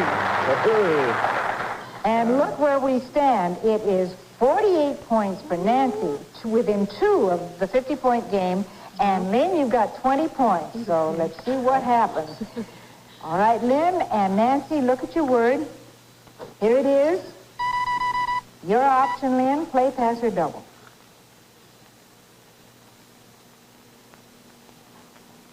Double. Double for 20 points. Excite. Oh, gone. You did so much that I couldn't. At least you rang his buzzer. You rang my buzzer. Nancy. Awaken. Arouse. Is that it? Nancy Wagner. That was a perfect clue. All right, young lady, you now have $18,090, and you know there's an ABC limit that you can only win $20,000. So let's see, as soon as you get to that, let's play your lightning rounds. Let's play the first 2 rounds and see what happens, and then I'll explain. Okay, 3 words, 3 passwords worth $25 each, $5 for each second you save. Here's the board. Here are your words. You have 30 seconds. Go. Holiday. Vacation. November. Thanksgiving. Right. Pill. Tablet. Headache. Aspirin. Right. Birthday. Party. Pastry. Cake. Right. 20 seconds. 20 seconds. Well, it's like a shooting gallery. Don't set them up. She'll knock them down. Each password is worth $25. She got all 3 passwords. That's $75. She saved 20 seconds at $5 a second. That's another $100, giving her a total of $175. Now, on the second level, each password is worth $175. We'll give you $10 for every second you save. Here's the board. Here are the words. You have 30 seconds. Go. Wiggly. Squirm. Worm. All right. Month. Year. Days. Month. Paper. Calendar. Right. Mend. Fix. Jeans. Patch. Right. Oh, good.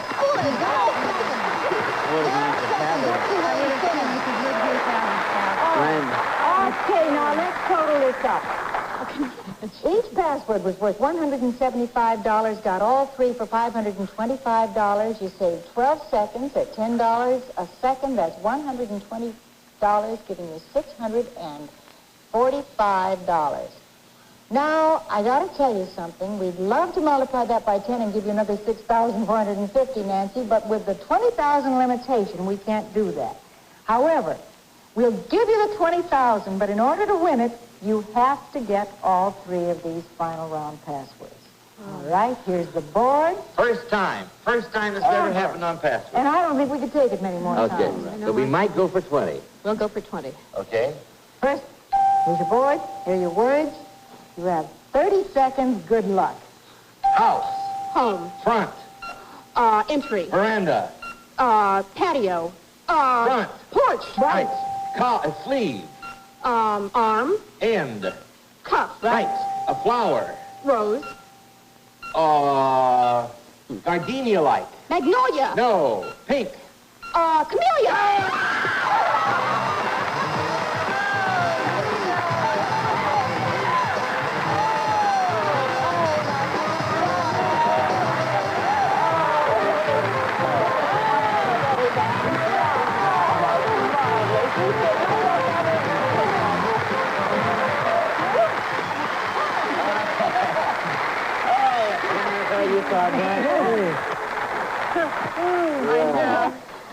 Well, now, let me tell you, that's about as exciting as you're ever going to find around here. 20, and I... Oh, it'll get better. Oh, but I It'll have to be more apologize. exciting. I just knocked the entire sound department. I'm not supposed to clap, and I clap like mad. I say, I'm sorry, sound department. He can't hear. He's deaf for the next 3 weeks. Nancy Wagner, we have to say goodbye, but it's very happily, and we hope we'll see you around here in somewhere or another. You've won $20,000 and congratulations. Before I go, can I say one thing? Yes. I want to thank Howard for being such an angel and Les for helping us all along, and the crew has been so good to me, and everyone who supported me. It's just been so nice. We're going to miss you around here. Yeah. 8 o'clock at my place. Nancy Wagner, now Lynn Faulkner, let's go down and meet three. Goodbye, Nancy.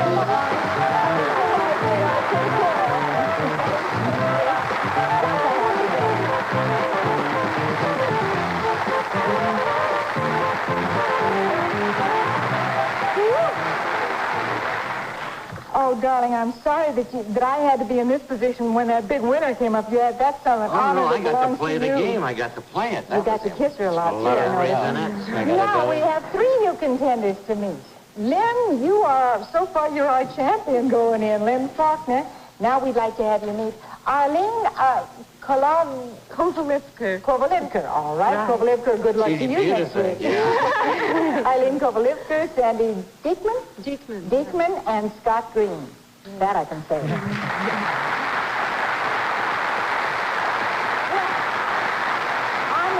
We'll start a brand new qualifying round. As you know, the first two to get 3 passwords go on up to play our big game, and let's start right in with the first word.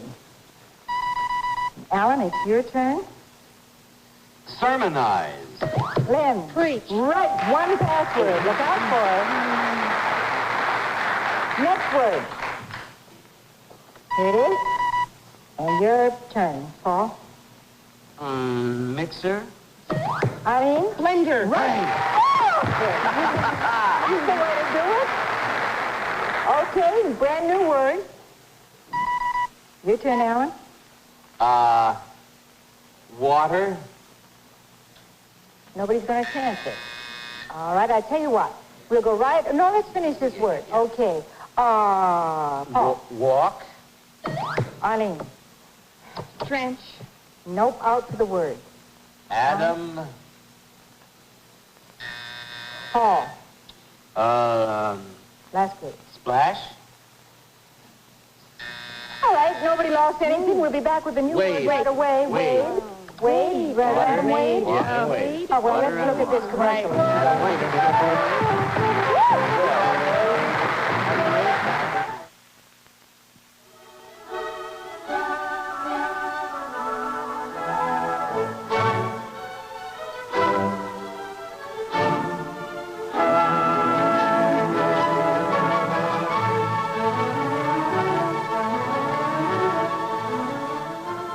Hello.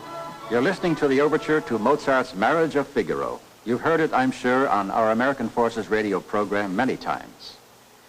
You've also heard about the energy crisis. Now, as you know, there's an urgent need to cut back on the consumption of energy within all agencies of the federal government in the United States and overseas. Your personal support is urgently needed in the conservation of energy. Tune to AFRS for more of the music you like to listen to. Meanwhile, take care of yourself and each other wherever you are. Bye. Listen, if you hear this sound, they're playing our song. It means your clue has not been accepted by our authority, Dr. Robert Stockwell, whose services are provided by Merriam-Webster, publishers of Webster's New Collegiate Dictionary, 8th edition. It's where the words live. Now, you know, they're never going to be satisfied with the way I do it from now on. You know, she practically sings it, doesn't she? It's because she doesn't read it. The judge's decisions are final, darling. You forgot that. I forgot the coda. The judge's decisions are final. Okay, would you like to write a tune to that? No? Okay, you can make a hit out of it. Words die. Right here, right along. Now then, continuing our game, and we have 1 password for Lynn, 1 for Arlene. Sandy, try your arrow. Scott, try yours. That's right, they work. Let's see what you can do with this word. All right, Alan, your turn. Accident. Lynn. Collision. Out for the word. Paul. Immediate. Arlene. Wreck. Out for the word. Alan. Hospital. Oh. Scott. Emergency. Right. 1 password. Okay, everybody back in. Come on, Sandy. Here's a brand new word. Here it is. And it's your turn, Paul. Brag. Arlene. Oh, She's a live one. Yeah. Cheer up, will you, Arlene? Try to bring a little something to the game. Energy in the Here's a brand new word. And it's your turn now. Oh, it's my Hit it, turn. Alan. Okay. Da-da-da-da-da-da. Rosetta. Arlene. Stone. 2 passwords out for the word this time. Pyramid. Alan? Writings. Lynn. Hieroglyphic. Right. 2 and 2. Now, one more password, so either Lynn or Arlene can put them up there, so you got to stay on your toes. Here's the next word. And it's your turn, Paul. Popeye. Sailor. Out for the word. That one is out of there. Alan? Martini. Arlene. Finish. Out for the word, No, you okay. Sorry about that, Arlene. Paul. I haven't liked little spinach. It's the only way to eat it. Branch. Olive. That's right. Yeah. 2 passwords there. Popeye. One more password. Puts any one of the 3 of you up. Sandy, it's been done before. People have come from behind like that and gone right straight up there. Others have gone right straight down. Well, but no, that's not right. Here's the word. Alan, your turn. Sand. Scott. Castle. Out for the word. Sorry. Paul. Hill.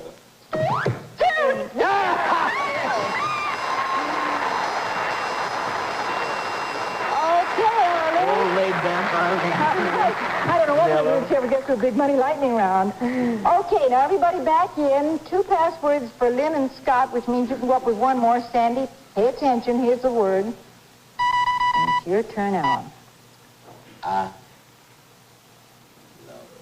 Sodium. Pentothal.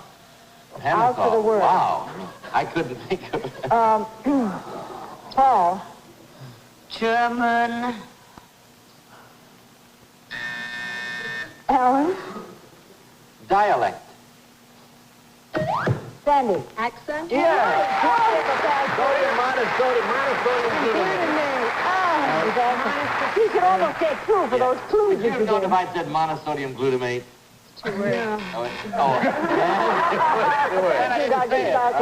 Now, onward and upward is a brand new word. And it's your turn, Paul.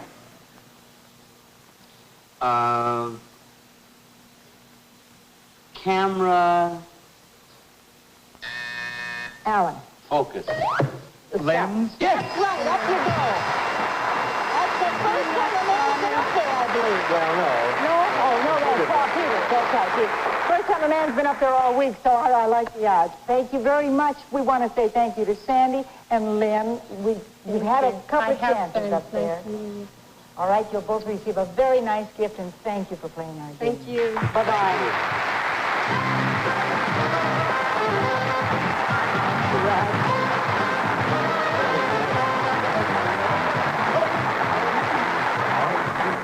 Can't figure out what side I'm on. I know we've had that trouble since the 12 years. Arlene. Tell me about yourself, Arlene. Yeah, tell us about you, Arlene. I'm married, and I have 2 little girls, and my husband is homesick with the flu. Oh, well, maybe you can make him feel better. And I substitute teach. And And you got a lot of enthusiasm. right, And I I like like crazy players. I like lively broads. And Scott Green, what about you? Well, I'm very happily single at the moment. I'm a retired school teacher, hoping to become an assistant golf professional this summer. Well, good luck From to you. Enumclaw, Washington. We're right ready to get into a big game here with Arlene Kovalivka and Scott Green, and we'll ask Paul and Alan to look at the word. Here it is. It's Alan's first option. Play, pass, or double. Double. 20 points. Oh, Arlene. You ready? Cooks. Cooks. Oh, it was a risk. 20 points. Guided. Tour. Oh, just in time. 20 points. That's I didn't know. Did you know it took fever to her took her? Yeah, but once. Now she has. She'll never forget it. Arlene and Scott, look at your word. Here it is.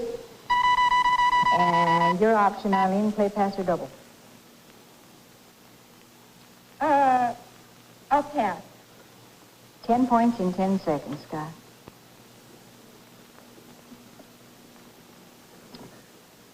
Millinery. Dress. 9 points. Men. Haberdashery. Wow, 9 points, 20 to 9. Alan, Paul, look at your word. Here it is. And your option, play pass or double, Alan. Better play, 10 points. Play. You say 10 points. I say 10 10 points. seconds, all right. Okay. Why don't you want to do both? No, I can't. They'll think that's greedy. All right. Ready? Yeah. Ocean. Swell. It's swell, but not that swell. All right, Paul. This will get me in jail.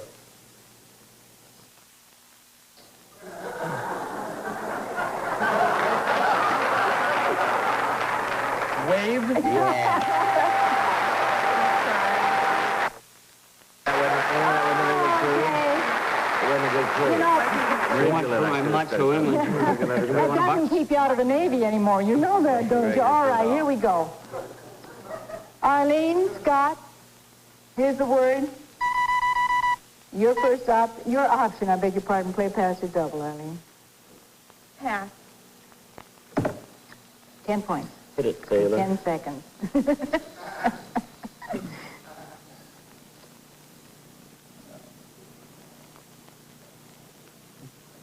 Lowly.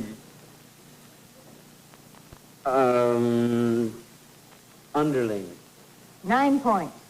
Peasant. Peasant. Yes! Okay. Score 29 to 18.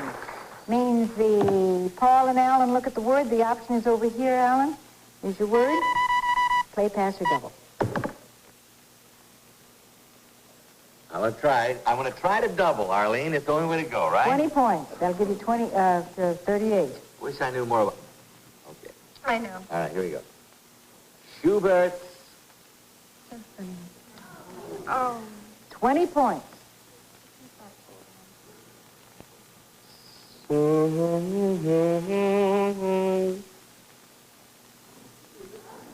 What did he write down? Waltz. Okay, that's a double, and the word was serenade. Oh. And I got to tell you, you write music better than you sing it. Oh, he sings pretty good. Wait a minute. He's a big singer. I know he is. Okay, new word, brand new word. I do, too. And look, here's the new word, and the option is yours, Alan. Play pass or double. All right.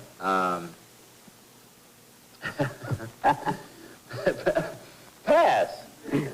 10 points in 10 seconds.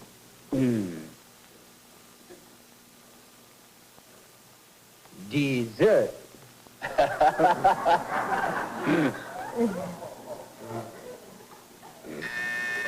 9 points, Alan. Dessert. Okay. Rind. Lemon. 8 points. Picnic. Watermelon? Yeah. I did, if I said food, Okay, that means 37 to 18. A double could win the game over here. Look at your word, Arlene, Scott. Here's your word. The option's yours, Arlene. Play pass or double. Oh, gosh. I'm gonna double. Good girl. 20 points. Okay, you ready? I'm ready. Rag. Ma. Now look at this score. Wow, has this been a day. This is the first time in password history we've ever given away $20,000, and Nancy Wagner was the lucky winner and the nicest representative of this game we could have. So, stick with us tomorrow. We don't know what's going to happen. It's my last day in the middle, and I'm going to go back to playing the game, and he's going to get back in the middle. In the meantime, this is Betty White. Our password today came from Frances Cooper Moore in Youngstown, Ohio. And she said... You're going to get back in the middle? That's not what she said. The man who knows when to quit talking is usually smart enough to know when not to begin. Think about it.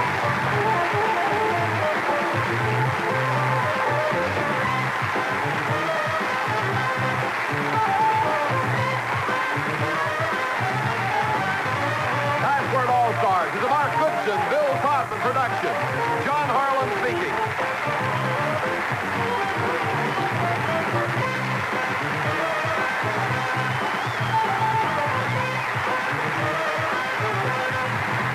This is the sparkling television star and one of your favorite password players, Betty White.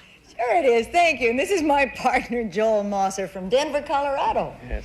This is the brilliant actor starring in Broadway's newest comedy hit, You Know I Can't Hear You When the Water's Running, George Grizzard. Hello, this is my partner, Pat Hill from Bozeman, Montana, and we're all here to play Password.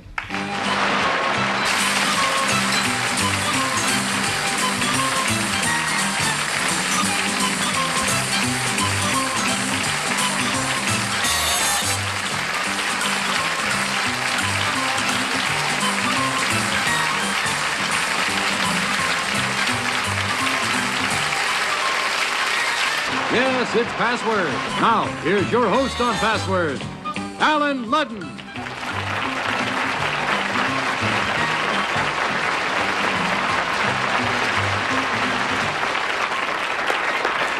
Good afternoon. Good to have you with us. Well, all right, Gene, you can let him up. Thank you very much. It's nice to have you with us. Hello, Betty. How do they charge all those seats electrically that way? I don't know. Gene Wood does it. How are you, George? I'm fine, Alan, thank you. Good. You look pretty today, Betty. Thank you. Did I see you out in the hall talking to Robert Alda?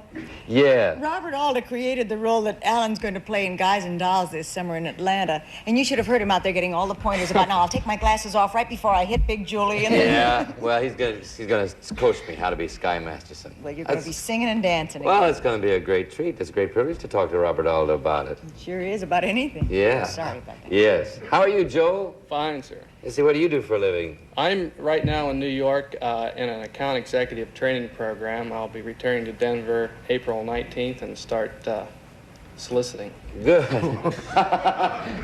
Well, with that, we'll move over to you, George.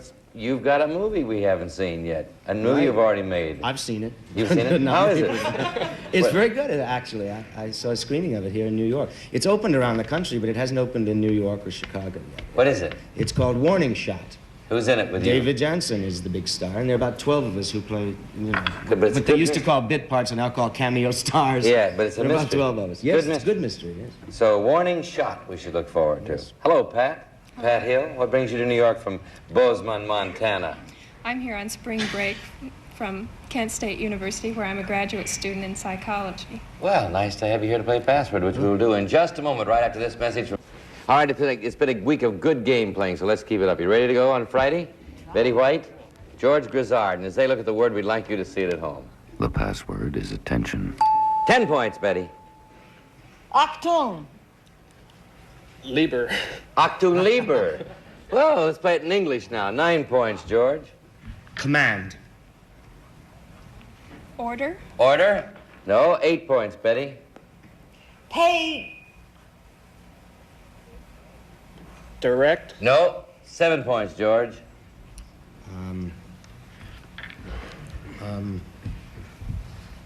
Patrol. Boat. No. 6 points, Betty. Snap. Command. No, that's what she said. 5 points. No, I didn't. George. You didn't say command, he did. Yeah. All right, excuse me, Betty. 5 seconds, George. Salute. Salute. 5 seconds, Pat. There goes your time. Come on. We're getting nowhere fast. There it goes. All right, 4 points, Betty. Listen. Attention. Attention.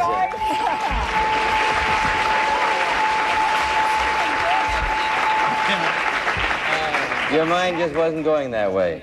Pay attention. Achtung, indeed.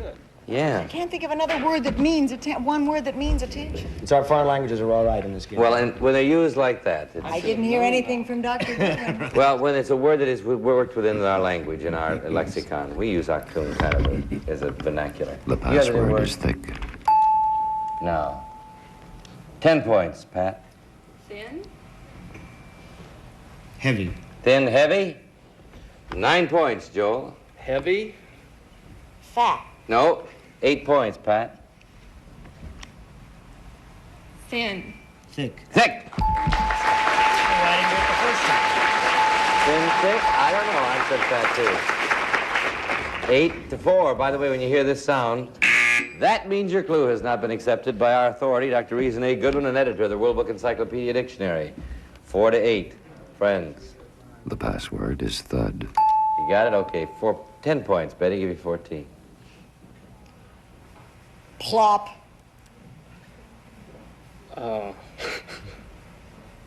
Flop. Fall. Fall. No. 9 points, George. Dull. Thud. Yes. Thank you, 17-4. All right, Joel, they're within scoring position. They can win on this, so careful. Good luck, Pat, as they look at it. The password is sight. 10 points, Joel, give you 14. 5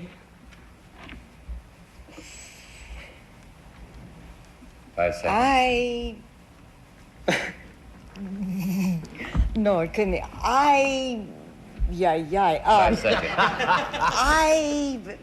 Glass. No. Eyeglass. 9 points. Pat will give you the game. View.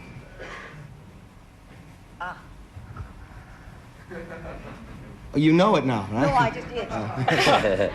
5 seconds. C. No. 8 points, Joel. C. Vision. No. 7 points, give you 24. Picture. Sight. Yes.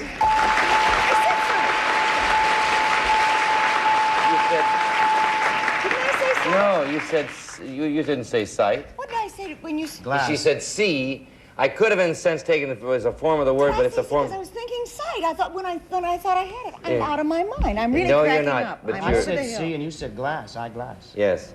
But sight said was when the I word, thought and I I had did it, I not take it thought as a it form of the was word sight. because it is actually, it would have been too far out in the way we use the form of the word. Did I No, I win the said game or vision. not? You did not win the game. You have 24-4 points. Vision. Now let's spend an interesting... California, that's what I meant to say. 4 points over here, 24 points over there, and they can win, so watch it. The password is lullaby. Yeah. Can I help you? All right, 10 points, Betty. Brahms. Lullaby. That's a boy.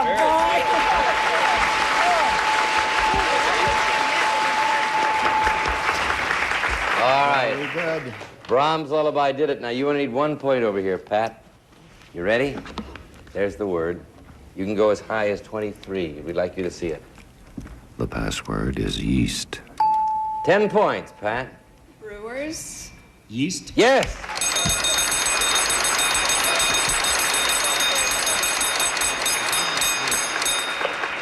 Brewers was a great clue.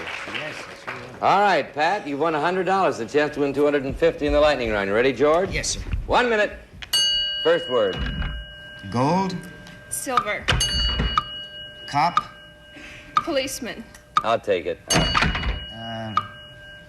A cockroach. Bug. Black. Beetle. Yes.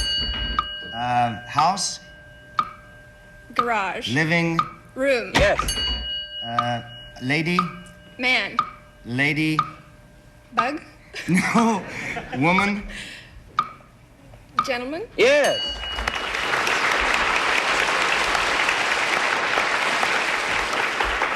I don't know how woman got her into gentleman, but I guess it worked. Can't argue with that. In 30 seconds, Pat, you won it all. $350 for Pat Hill. Joel Moser, you may still win some money. Pat, you might win more. Will you change partners now? We'll play your second game. And now, back to Password and Alan Ludden. Thank you. Thank you very much. That's all right, Gene. Thank you very much. We're playing Password this week with a lovely young lady who thinks sometimes that she thinks one word and says another, but she plays the game pretty well. Betty White. Thank you. Hey, I wanted to make it clear, I wasn't arguing with anything, only with myself. You know Yes, that. I know. I was saying how stupid I was. You understand that? I agree, Betty. I agree. And the star of a delightful comedy on Broadway. You know I can't hear you when the water's running, Mr. George Grizzard. Thank you. Who isn't arguing with anybody. Pat Hill and Joel are Betty's and George's partners, and if they look at the word, we'd like you to see it. The password is manufacture. 10 points, George. See if you can get Joel to say it. Oh boy. Produce. Create. 9 points, Betty. Make. Manufacture. That's it. That seems so simple that I didn't use it. It wouldn't have worked on the first one. Produced did it. If you said make on the first one, I don't think manufacture. Would you have said manufacture on make? You don't know what you'd say now. You can't tell. I ask that question all the time, and it's a ridiculous question. Sorry about that. I agree, honey. No. Joel and Pat have the new word. The password is pension. 10 points, Joel. Fund. May say that again. Fund. Fund. Mutual? Mutual, no. 9 points, Pat. Dole. 5 seconds, Betty. Welfare? Nope. 8 points, Joel. Aged. Relief? Nope. 7 points, Pat. Monthly. Now, Betty, be careful what you say. Pension. Pension. Dole is a great clue, though. Dole, that's what they call it in England, isn't it? All right, George. Yes. Betty. Friends. The password is substitute. Maybe that's relief. 10 points, George. New word.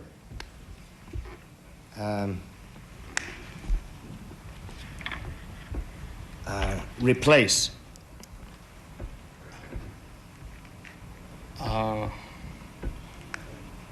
5 seconds, Joel. Add. Add. 9 points, Betty. We'll give you the game. Your one chance this round. Instead. Substitute. Excellent.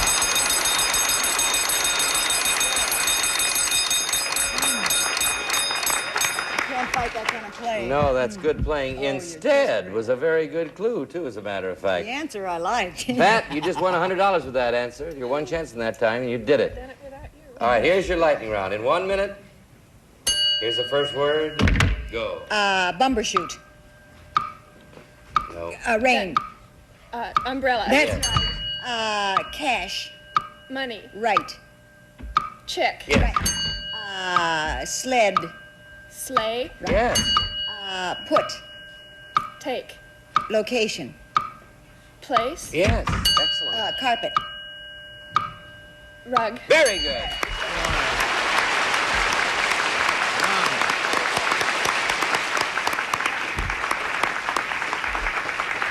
I know they're applauding at home, too, Pat.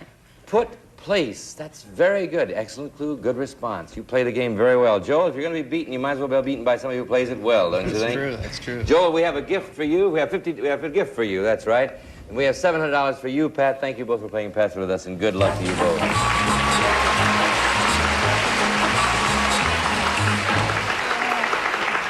Thank you. Well, you're moving right along. You want to keep it up? Yes. All right, let's be 2 more Password players. Betty White, meet your new partner from New York City, Neil Arcus. Hello, George Grizzard, meet your new partner from New York City, Charlene Shrake. Charlene and Neil.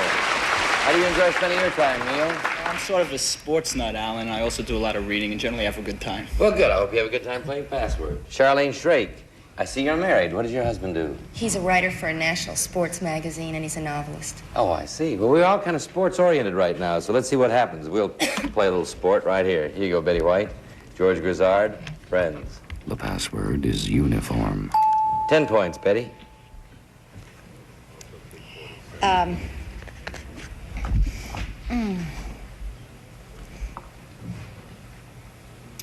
Nurses. Aid. Aid. 9 points. George? Dress. Uniform? Very good. You build on it. You build on it and did it. 9-0. The word goes now to Neil and Charlene. We'll see how you do with the clues. There you go, Neil. Charlene?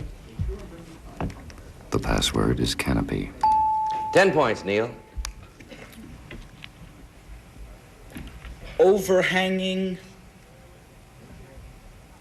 Balcony. Balcony. No, 9 points, Charlene. Airplane. 5 seconds. Overhanging airplane. Cantilever. Cantilever. Oh, that's delicious. You like that? Oh, Right in season. yeah. It didn't work. A good cantilever for breakfast. All right, Neil, 8 points. Wedding. Canopy. Canopy. You put an airplane under a canopy?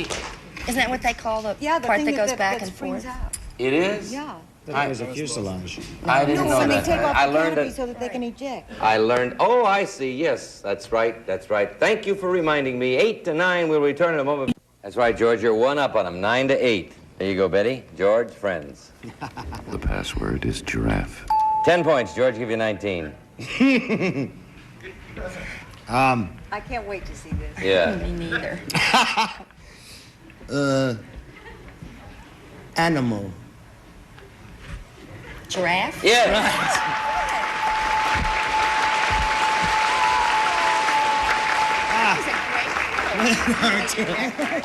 Did you hurt yourself? I'm going to be all right in a couple of days. All right. They have 19 points over here, Neil, so watch out. You can win on that, Charlene. Friends. The password is plot. 10 points, Neil. Doomsday. 5 seconds, Betty. Doomsday. Oh, fate. Fate. No? Interesting clue. 9 points, give you the game, Charlene.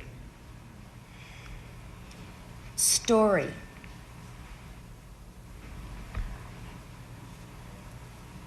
Um, 5 seconds, George.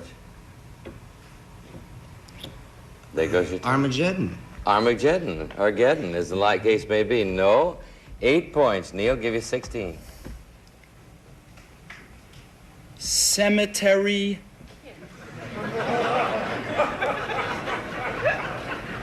Five seconds.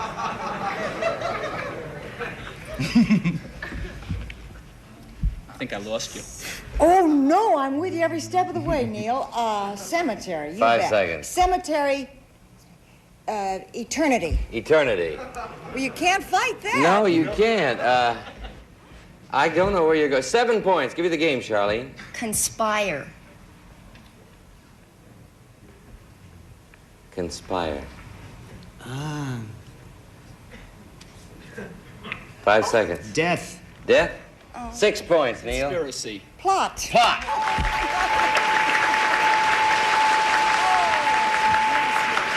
The storyline. Storyline would be 2 words, I think, but that's the plot. Doomsday plot you were thinking of, huh? I've Well. been thinking about that for several days. 19-14. New word, friends. The password is heavy. 10 points. George, give you the game. Light. Dark. 9 points. Betty, give you 23. Weighty. Heavy. Yes.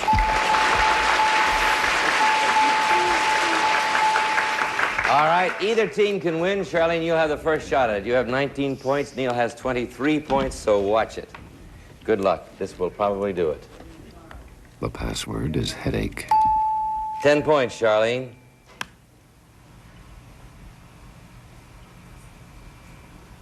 Pain.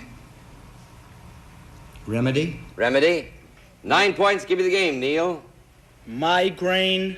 Headache. Yes. Migraine's a great clue. Yeah. That's it. 1 minute. First word. Go. Jelly. Fish. Jam. Yes. Crawl. Sneak. Sneak. Hobble. Baby. Sit. Snake. Slither. Eerie. Slimy. Peep. See. Jerk. You better go the next word, ready? I don't. All right, okay, let's do the next one. Pound. Ounce. Pillow. Head. Sofa. Couch. Sofa. Bed. Pillow. Rest. Seat. Cushion. Jewel. Gem. Green. Emerald. Very good.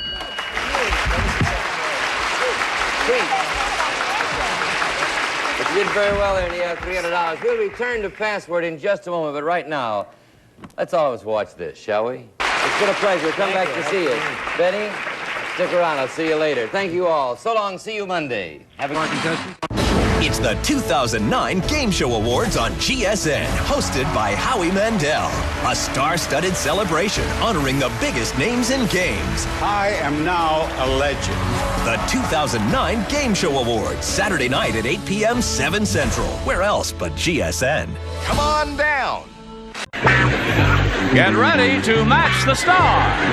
Alan Ludden, Brett Summers, Charles Nelson Riley, Dolly Martin, Richard Dawson, and Betty White as we play the star-studded Big Money Match Game 75.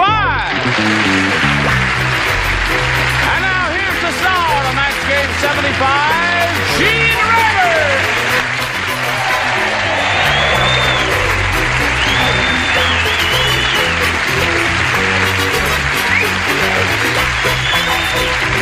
Johnny Olson and friends. Thank you very much. Hello, all. Hello, Gene. Nice to see all of your bodies. It's nice. You're Mr. Rayburn. We welcome you, sir. We haven't seen you in a long time. I know, it's good to be back. I want to watch what an MC who works does. Well, I tell you, one thing we do when we have a new kid on the block, as we have in this case. I know, but I never got to do what you're going to do right now. No, we just give her a polite round of applause. Oh, don't we? And welcome her and make her feel loved and at home. Then, the second thing we do, does Dick watch his show? Oh, you kidding? He better. Good, all right. Then the second thing we do, we always kiss the new person. Isn't that sweet? Oh, all right, Dick. This is the end. Betty's aflame with jealousy. She's ready to play, isn't she? So, let's play. Let's say hello to Gina Long and Jimmy Hunt over here. How are you? Gina's our current champ. She's won one game. She has $600 to her credit, and she's being challenged by Jimmy Hunt, who had her first round question, didn't do very well with it, and we're going to see how well you do with yours in a moment or so, but right now we've got this, especially for you.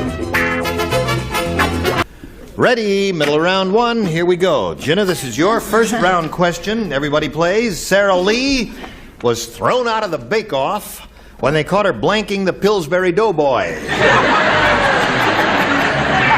Sarah Lee was thrown out of the bake-off. Bake-off? Have you ever seen anybody thrown out of a bake-off? No. I love your poochie. Thank you. Do you like what I'm wearing, though? Oh, yes. All right, just put it right in the slot there. And we'll go. Yeah, are you going to replace What's happened to Charles you? Nelson Riley as the tardy one? Now, she's ready. Sorry. We'll come over here to Gina Long. Sarah Lee was thrown out of the bake-off when they caught her blanking the Pillsbury Doughboy. Kissing. Kissing the Pillsbury Doughboy. Well.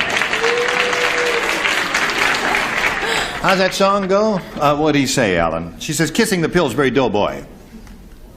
Wake up, Alan, dear. We're on the air. That would have been so simple, wouldn't it? Yes, it really is simple. I think I spelled it wrong.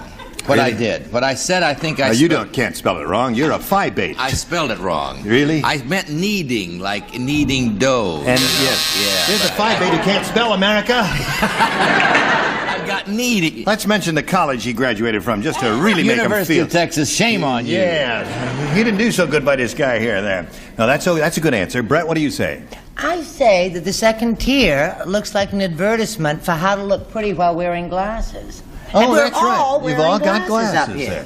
Because we're all blind. Yes. That's why he married Betty, you know, if he ever got a good look at her.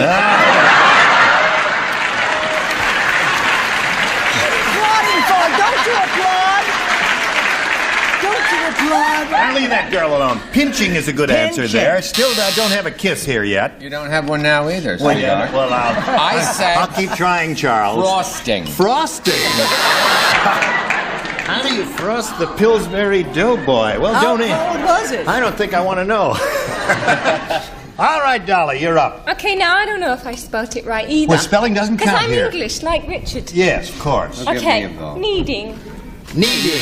That's it? Yeah, I do? spell it Yeah. correctly. Well Yeah, I done. left I didn't put the A in. Yeah. There you are. Yeah. All right, Very Gin good, Along is Dolly. looking for the answer when they caught her Throw it in the kissing the Pillsbury Doughboy. Richard? Let me explain to Dolly, Yeah. because you don't put that back in Oh. there. No, the only reason is there's a small person over there I love you. who will go bananas. Pick it out of there, pop it in there. That's it. Now you've killed a small person who lives down there. Where were we? We were here. Sarah Lee was thrown out of the bake-off when they caught her kissing the Pillsbury Doughboy. Well, I always kiss when I do this. Loving. Loving. Isn't that it? Good. Thank Yeah. you. The judges are very nice. Now, Betty White. I was torn between rolling and kneading, but I think there's a penalty for the kind of kneading that you know, Yes, you of shouldn't course. do that. Naturally. So at the end of round one, it's 1-0. Favor the current champ. Now we go to round two and ask Jimmy to make her selection. B, please. B it is. Here we go, Jimmy. Everybody plays because she didn't pick up any matches in the first round. Henry was fired from the laundry because whenever a girl would bring in a bra, instead of cleaning it, Henry would blank it. Henry was fired from the laundry, Jimmy, because whenever a girl would bring in a bra, instead of cleaning it, Henry would blank it. You think about that for a moment while we're finishing. Charles, are you ready? Do not tarry, Charles. What are you smoking, Charles? Socks. The socks that he never wears. That's why he never wears socks. No socks today. They've ground them all up there.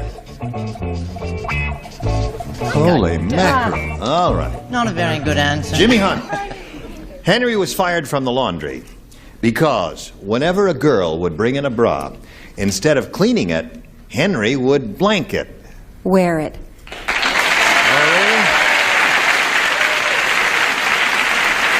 Okay. If they had a lot of them, I mean, earmuffs and everything, huh? Okay. What would you do with it? Well, I wouldn't wear it, certainly. You would wear it? No, Where I would you wear certainly it? would not wear it. Wear it. Wear it. Wear it. You not only can't spell, you hold the answer upside down. You can't I've read been here either. that many times. I see. I'm All going right. to put it down to those little people right That's now. right. Brett, what do you say he would do? I say there was just a touch of the tomboy in him, and he wore it. He wear it. Two for you, Jimmy. Charles? You wouldn't say that, would you, No, Charles? I wouldn't. No. I said bronze them. Bronze. Well, if it was a large lady, it would take a lot of brass, wouldn't it? Isn't that what they use for bronzing? Brass? What do you say, Dolly? Well, I do things backwards. You know? do? Yeah. And I think he would iron it first. He would iron it. Wouldn't that make She a dumb little devil. Yes. Wouldn't that make the foam rubber melt? No wonder Dick and I ain't getting on right. All right, Richard. I've come to the conclusion Dolly is just a pretty face.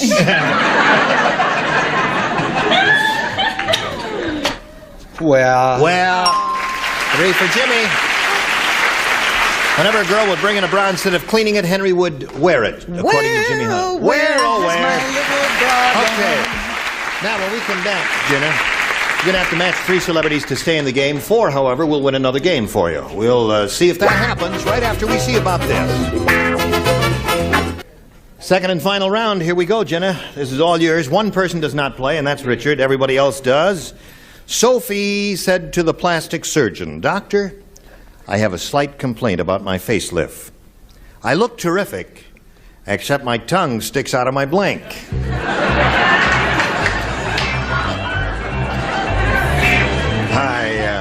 I got that. That a girl?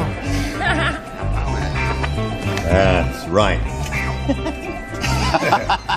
I don't think it's going to come out right. Well, no. No? Yeah, that's right. I'll turn it around. No. It should be this way. Oh, okay. And you just... If it comes out crooked, Now, I'll... when you pull it out, can you... All right, now you're all ready. Brett, are you embarrassed? finished? Brett! Okay. Oh, I was finished. Now, here. chin I was along. just watching. Sophie said to the plastic surgeon, "Doctor, I have a slight complaint about my facelift. I look terrific, except my tongue sticks out of my blank."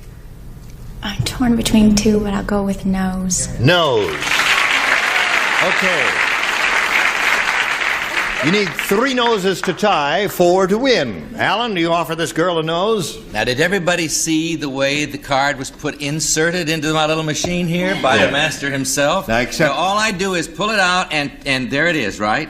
I pull it out, and there it is. Nose, upside down. I pulled it out, and that's not easy. Why can't you just do that? Oh, well, because you're from that side. But anyway, nose, right? Nose it is. That's a match for Jenna. All right, Brett. Well, I was with Jenna, and I was torn between 2 answers, and I looked at her, and I thought, and I goofed. I said ear. Nose or ear. Good choices. Charles. I know an actress had her nose, had her face lifted. Yeah. No, it'll get a laugh. She had her face lifted so many times that every time she smiled, she pulled up her stockings. That's 3 for you. You need 1 more to tie, Jenna. Dolly, we come to you. I did it. You did it. Nose. By George. Got a tie score. I look terrific, except my tongue sticks out of my nose, according to Jenna. And Betty White, you're up. If I don't say nose, I blow it, right? No. Oh. Nose wins the game.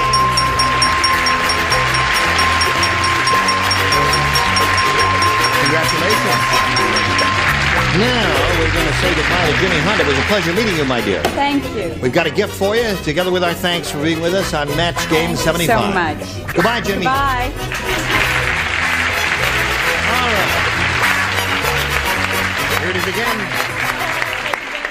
Jenny, you've been here before. You now have got $700. You're going to have a go at over $5,000. And shall we begin? Yes. All right. We polled a recent studio audience, and we got their best response to this.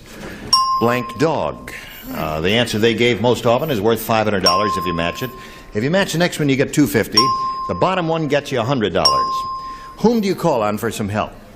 Okay, I'd like to go with Brett, please. How about hot dog? Hot dog. Okay, Dolly, please. Dolly. I had hot dog. Super dog. I don't Super know. dog. Isn't there a cartoon? Super dog?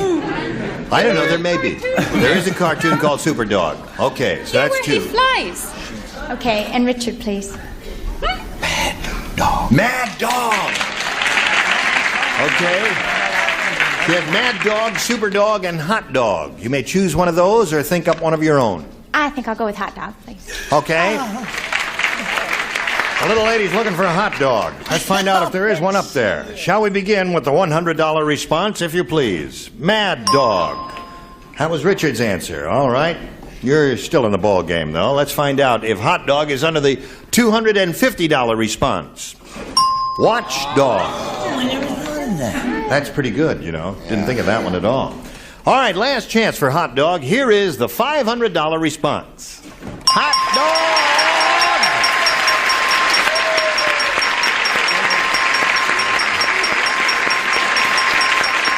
Congratulations. Now, Jenna, you just picked up another $500. That means you're up to $1,200.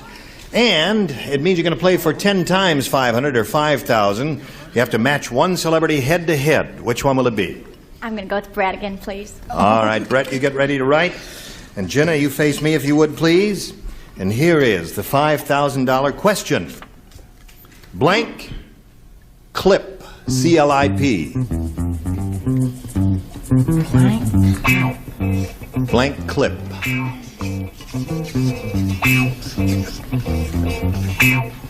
Blank clip. Okay, Brett's finished. Now, Jenna, we need a response from you. One you think will match Brett. Blank clip. Yes, I have it right away. What? Paperclip. Paperclip. The audience thinks she's right. That will match you, but it's up to you to tell us, Brett. Does it match you for $5,000? Do you know what happened? What? You said blank clip, and the only thing I could think of was jewelry and diamonds, and I don't know, because I don't even wear good jewelry.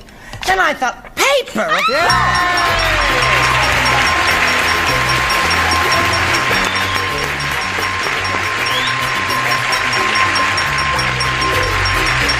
Congratulations, Jenna.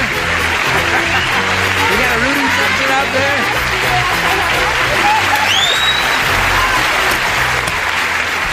Okay. While Jenna's getting it all together, we'll do this little analysis for you. It's all right. $6,200.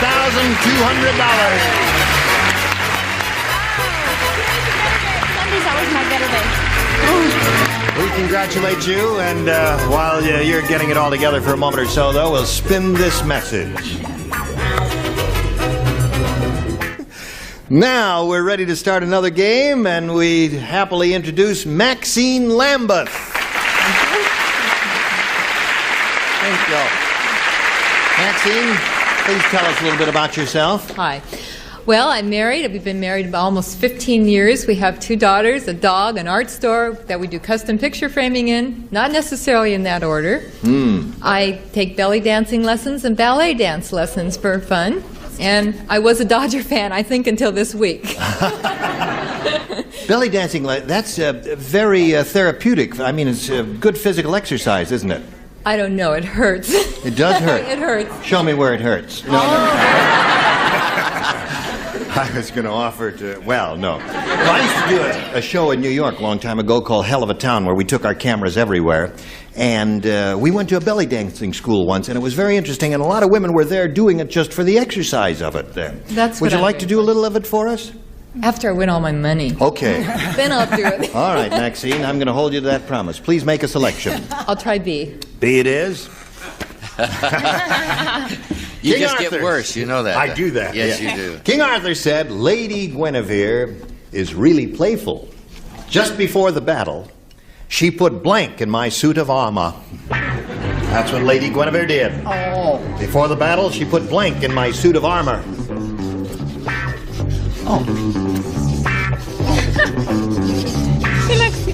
You remind me of a teacher. Yes, I'm the proctor. Yeah, in school, the teacher used to always walk behind me. Look over your shoulder. Yeah, and I to always make get sure it you. wrong. That's why I failed at school. All right, here we go, Maxine. Teacher. King Arthur said, Lady Guinevere is really playful. Just before the battle, she put blank in my suit of armor. Well, thinking of playful, I would say sand. Sand. It's like a sandbox inside of a suit of armor. That'd make them walk funny, wouldn't it? Didn't like that, audience? Make you feel good, don't they, Maxine? Yeah. That's Rotten true bunch. grip. Alan, make her feel good. I think that's a dumb audience. Why, you think I sand? don't want to. Sand is a perfectly logical See? That's how bad an answer That's that right. All right. Brett? Is that why Charles walks the way he does? Because he has sand in his armor? No. I'm sorry, I said itching powder. Because Itching powder. Good. Okay. Charles, stop scratching long enough and show itching powder. Just before the battle, she put sand in my suit of armor, according to Maxine. What is it according to you, Dolly? Well, I wanted him to laugh a bit. Yes. So he put feathers. Feathers. That tickled, yes. This is her first week. Don't boo her too hard. All right, The Richard. only thing is, every 3 miles he wanted to fly to Capistrano. I said itching powder. Itching powder is the answer, isn't it? Betty, It is being obviously- a superb player, you would have the answer, wouldn't Well, by all means, I Sure. would have it if I had not said a mouse. you? A mouse. A mouse? Well, think about it. Sure, and they live happily ever after. She said a living. All that living cheap thing. talk about Yes. animals. Yeah. Well, it didn't hurt the mouse. Mouse had a terrific time. Now hear this. Senator Mugwump's political career was finished after he was photographed dancing with a blank. No, it's his Mugwumps. Senator Mugwump. It's just as Yes, a name, like it's Smith a political or Jones thing, or right. Brown or Polanski. His political career was finished after he was photographed dancing with a blank. Does that question make any sense, or am I Just throw that one away and change it. Makes a lot of sense. You're to a me. woman. You're allowed to change your mind. I do often. And you do. All right. Brett, you ready? No, I'm not ready. Yeah, Senator Mugwump's finished after he was photographed dancing with a blank. Quickly Dancing with. Oh, I got it. now. Okay. Whatever you say, Britt, You know, you sure are slow today, Brett. I've been working I'm a working mother, you know. All right. Now we come over here to Gina Long. Senator Mugwump's political career was finished after he was photographed dancing with a...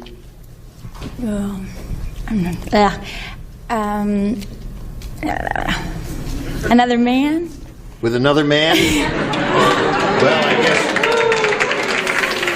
guess she was not au courant with recent history in America. What do you say, Alan? Well, the recent history in America, as Yes. you just said, influenced my answer. Yes, and what did you Also, say? the fact that the lovely Maxine studies it, I said belly dancer. Belly dancer. Okay, Brett?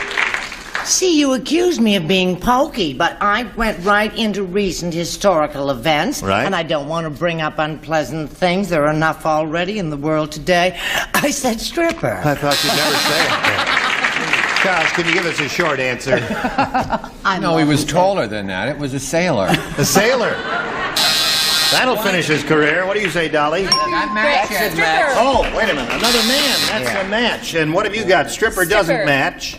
And we're up to The Richard now. senator was ruined when he was seen dancing with a congressman. Another man. That's a man. Okay, that's two. And Betty. A congressman. A congressman. Three. I thought you gave a rotten answer. With it. Holy mackerel there. What do you say about that? All right, we got a little business for you now, America. This is it. Thank you. You were terrific. Gene Rayburn, Match Game 75. Join us next time. Goodbye.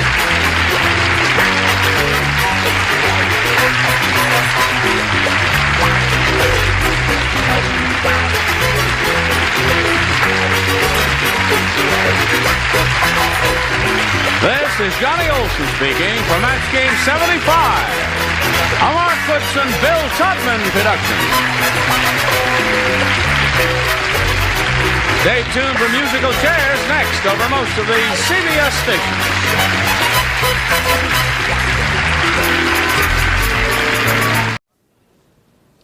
This is the popular television star and leading lady of the Ludden household, lovely Betty White.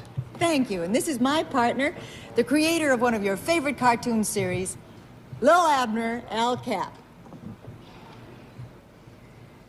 This is the charming star of Broadway and Hollywood, one of your television favorites, Arlene Francis. Thank you.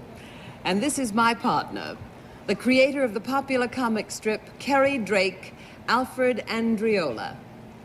And if you'll put your funny papers down for just a minute, we're going to play Password. Yes, it's Password. Now, here's your host on Password, Alan Ludden.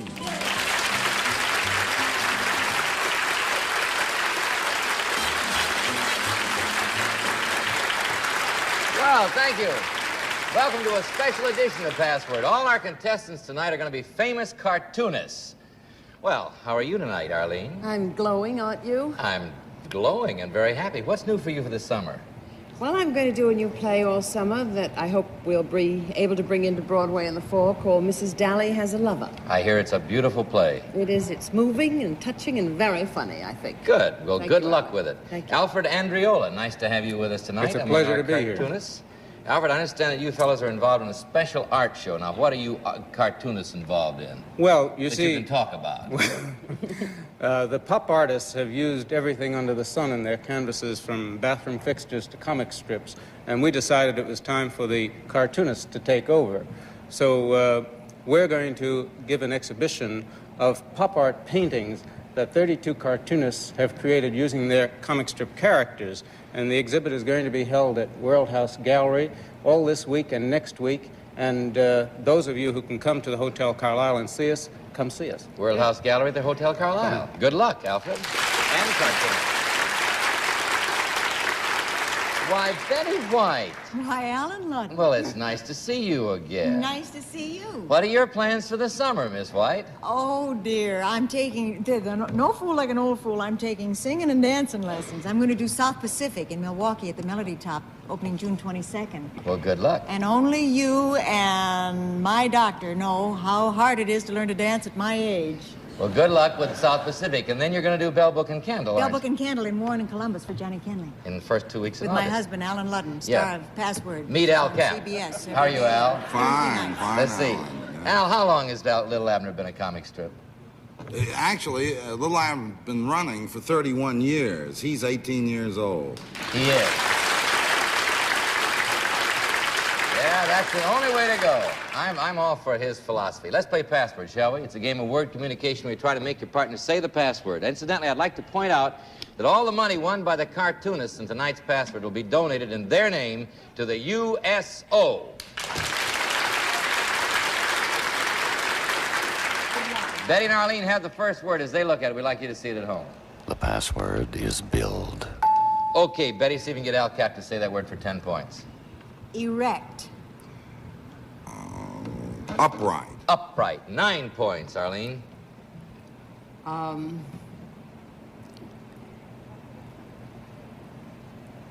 seconds. Communities. 5 seconds, Alfred. Straight. Straight? No. 8 points, Betty. Manufacture. Strike. No! Come on. 7 points, Arlene. Prefabricate. Building. Roughly a form. 1 chance. Give me the precise word. Build. That's it. Very good. Construct. 7 points over here toward a 25-point game. The winner has $250, a chance to win that much more in the lightning round. Al, you're going to start this time. There's the word. See how you do with the game.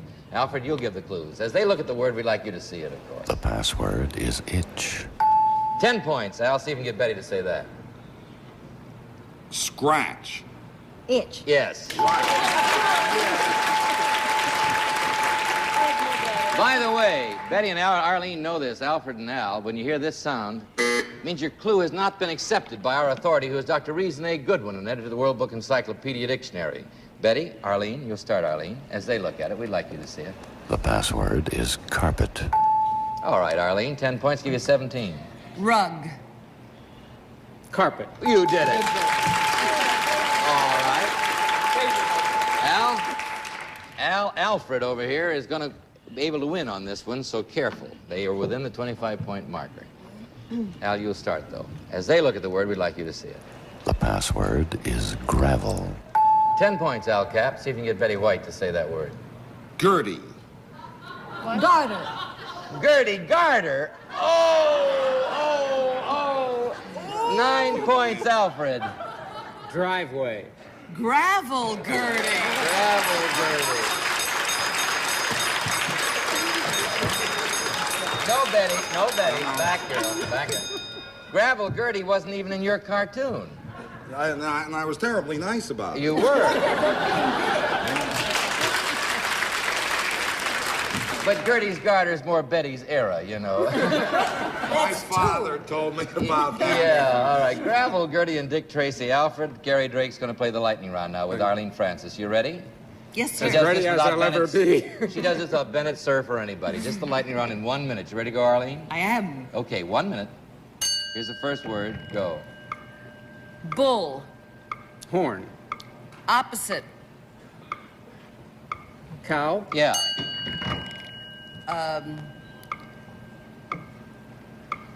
Insect. Ant. Airplane. Say anything.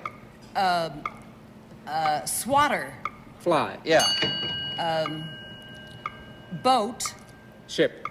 Indian. Canoe. Yeah. Urn. Vase. Yes. Before. After. You did it. Very good. Alfred, Gary Drake would be proud of you, and on behalf of the USO, we thank you. You have just awarded the USO $250 plus $250 gives you $500. My goodness. Very good. Thank you, Alcott. Thank you, Alfred Andriolo. All right, let's move along this special game of Password and meet two brand new players, shall we? Betty White, meet your new partner, the creator of the delightful cartoon series Mary Worth, Alan Saunders. Alan? Arlene Francis, meet your new partner, the creator of the exciting comic strip The Phantom, Lee Falk.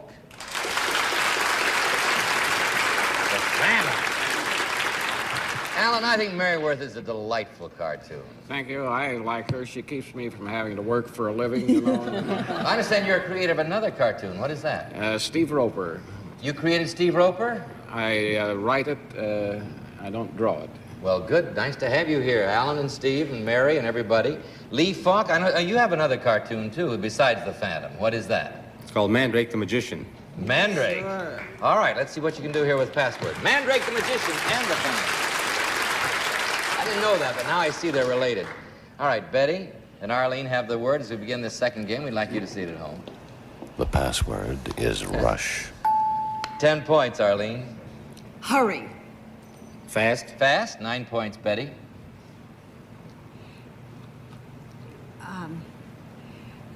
Hour. Second. Hour, second. No. 8. Hasten. Rush. Rush. Rush hour. Rush hour she was going for, Alan. All right. Betty, you're playing with a man named Alan there, A-L-L-E-N. He even spells it I know, right. that's where I made my first mistake. Here you go. Alan, it's your word. You'll start. Lee. As they look at the word, we'd like you to see it at home, of course. The password is wedding.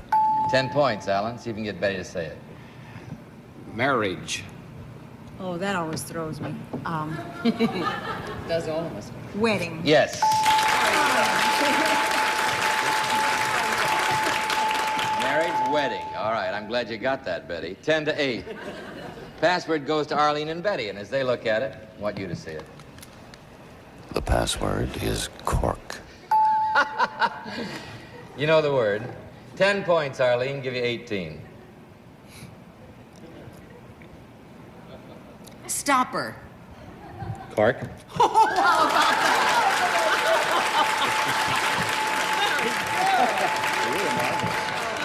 All right, 18 to 10. Alan, they can win on this, so careful. There you go. Lee, good luck. As they look at it. The password is idea. 10 points, Alan. See if you can get Betty to say Thought. it. Wait, you may say it again, I'm sorry. Thought. Idea? You did it. All right, now what do we have here? 20 to 18. I'm in a real predicament here. I got two of my favorite ladies right here playing Password, and I'm not rooting for either one. Thanks a bunch. You got it. All right, here we go. Betty and Arlene and friends. The password is tattoo. You'll get the game if you do it in the first one, Arlene, but Betty can do it in the second.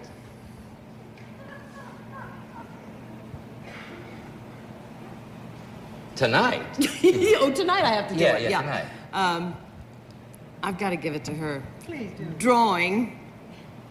Drawing. Drawing. 5 seconds. Painting. Painting. 9 points. Betty would give you the game. Sailor. Water. No. 9 points, Arlene. Needle. Thread. Thread? Betty, you're still in the running. See what you can do. You can win on this. Look at her, Alan. Forearm. Wrist? Add them up. 6 Add 'em points, all Arlene. together. Give you 24. Goldwater. Goldwater. See if you read the papers. Oh, Goldwater. Yeah. I didn't know that. 5 seconds. Arizona. Arizona. Betty, you have 20 points. This one's worth 5. Lee Allen, listen to her now. Here you go. You might win the game. Skin. 5 seconds. Here goes your time, Alan. Wrist? Nope. 2 points, Arlene. 4 points, I beg your pardon. I'll do that. Painting. Painting. Painting. 5 seconds, Lee. Art? Art. 3 points, Betty. Don't talk, don't talk. 5 seconds, Betty.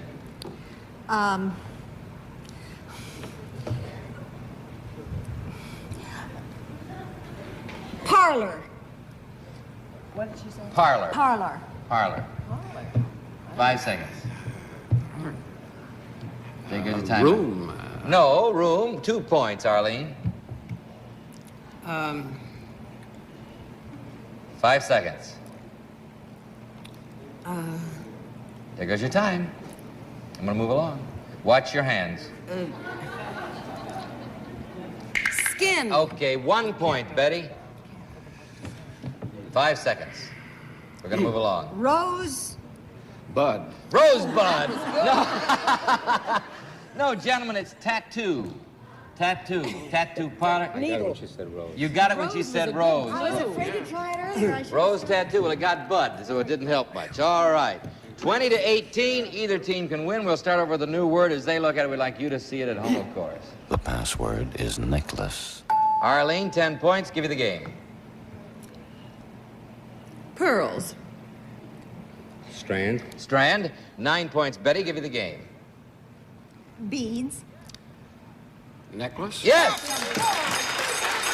All right. Okay, gonna play the lightning round now with Betty, Alan. The trick in the lightning round is to do all 5 passwords in 1 minute. You ready, Alan? Ready, Betty? Yes, sir. Let's go. First word. Quart. Pint? Yes. Sugar. Salt? Little girls. Sweet? Pepper. Seasoning? Eastern. Oh. Curry? Sugaring. Spice? Yeah. Good luck. Bunny. Rabbit? Yeah. Vegetable. Radish? Crying. Onion? Yeah. Goodbye. Hello? Yes! All right. Sugarin is a grand clue. Sugarin is 1 word, honey. I'll defend you to the death. Sugaring. Sugarin is 1 word. And Alan Saunders, for USO, you have won $500. Lee, it was a great game. Thank you both, and good luck to both of you, sir. Mary Worth and Arlene, that was brilliant. Thank you for selling us buffering. Oh, it was nothing. It was very nice of you. Let's move along and meet 2 more password players, shall we? Betty White, meet your new partner, the creator of the hilarious fella from the funny papers, Beetle Bailey, Mort Walker.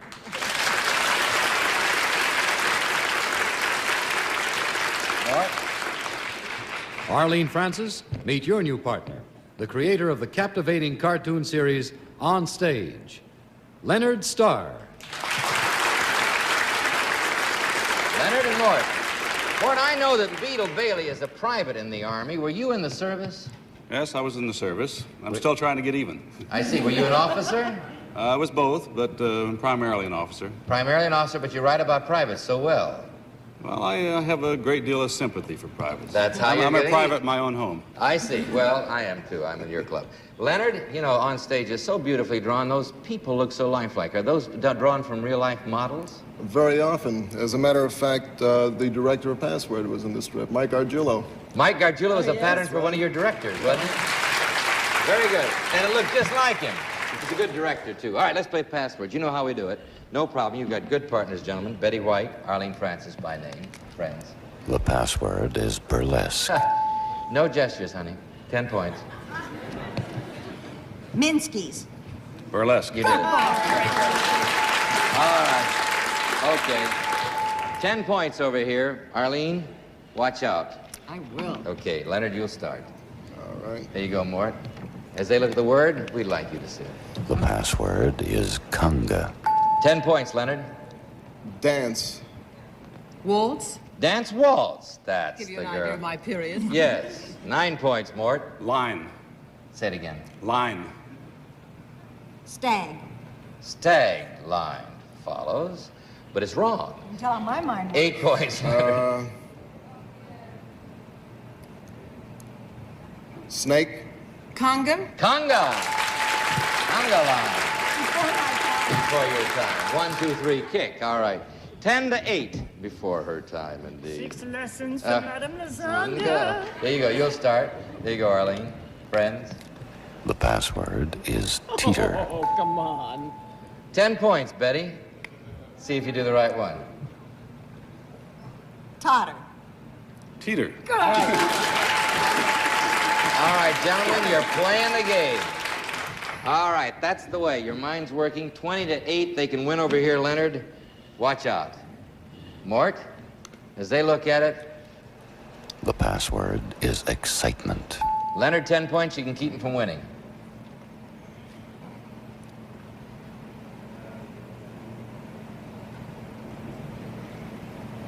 Five seconds. Happy. Lucky. Happy Lucky. 9 points. Mort would give you the game. Ebullient. Enthusiastic. Enthusiastic. No. 8 points, Leonard. Enthusiastic. Joyful. Joyful. 7 points, Mort. Agitate.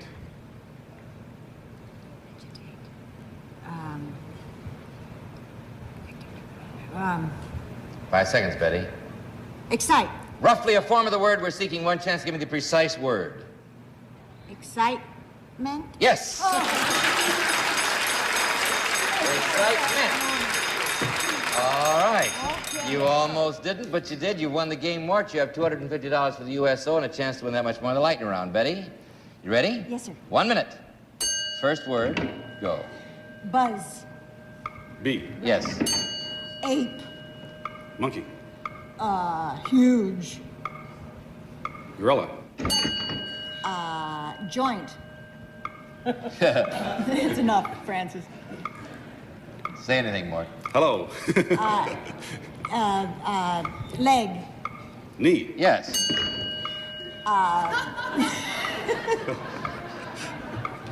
Walker. Trotter. Cartoonist. Thanks a lot. Oh, you did it. I was trying to think of this and I blew it. All right. We'll give it to you. Betty did it. All right. No. Hi. Yes. All right. Cartoonist. All right. Okay, Mort, you won $500 there. We've got some time. We're going into a fourth game because you play so well. We're playing now for the USO. The fourth game's coming up. The little man's a little slow because I'm surprising him. Here, little man. Word, word, word. You ready, Arlene? I'm You're ready going to as start. they are. Say something brilliant. Cartoonist. That's good. All right. Arlene, you'll start. There you go, Betty. Fourth game. As they look at it, we'd like you to see it. The password is pronunciation. Wow. 10 points. Arlene, see if you can get Leonard to say that. Diction. Speech. Speech. 9 points, Betty. Enunciation. Pronounce. Roughly a form. One chance to give me the precise... Next. What? Pronouncement. Pronouncement? No, I'm going to throw the word out as pronunciation was the word. So that's not neat. In there. All right. Pronouncement. Have you ever heard of pronouncement? Got to live with her. All right, want you to look at The it. password is scrawl. Yes, I do. 10 points, Arlene. Give you 10.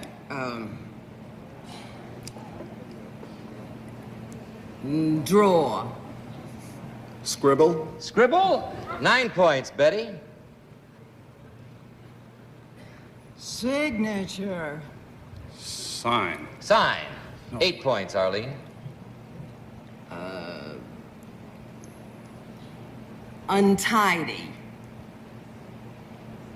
Sketch? Sketch? No.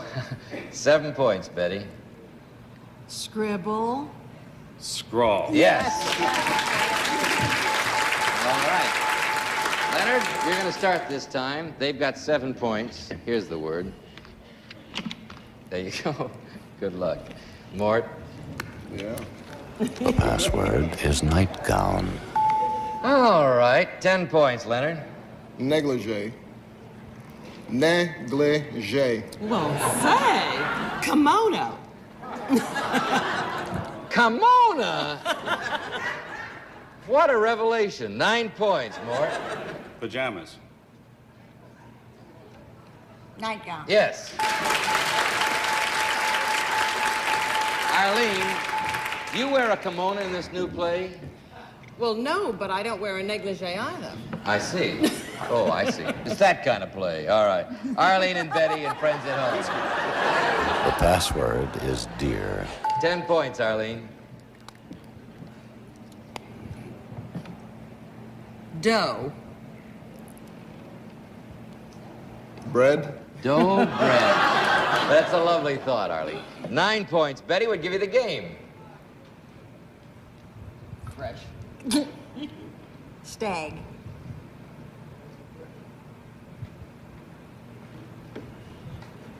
Five seconds more. Oh, deer. That's it.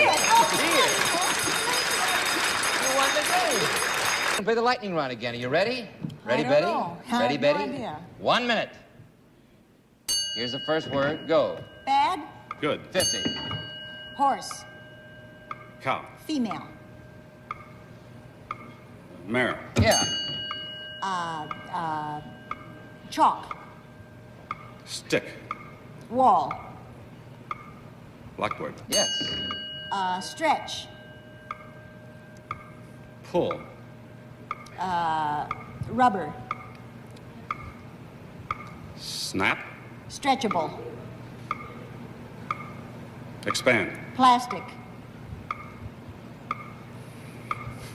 Say anything, Mort. Anything. Anything. Anything.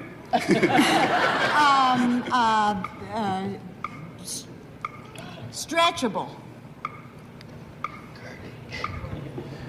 5 Elastic. Yeah, all right. That's a boy. Duck. Whack. Yes. Very good, and you did it all. Well, good for you, Mort. That was $500 more. We'll be back in a minute to tell about our next guest stars on Password. Right now, next week, our guest stars will be the delightful comedian and motion picture and television star Audrey Meadows and the versatile dramatic actor, Hollywood star Tony Randall. Betty, Arlene, all the cartoonists, you've been delightful tonight. Thank you very much. We'll see you all next Thursday night or tomorrow on the Daytime Password. Until then, this is Alan Ludden saying the password tonight is drives. Have a good time on your summer weekend drives, but remember your seatbelts are no good if you don't use them. So long. See you tomorrow, I hope. Password. This has been a Mark Goodson, Bill Todman production. The contestants on this recorded program were selected and interviewed in advance.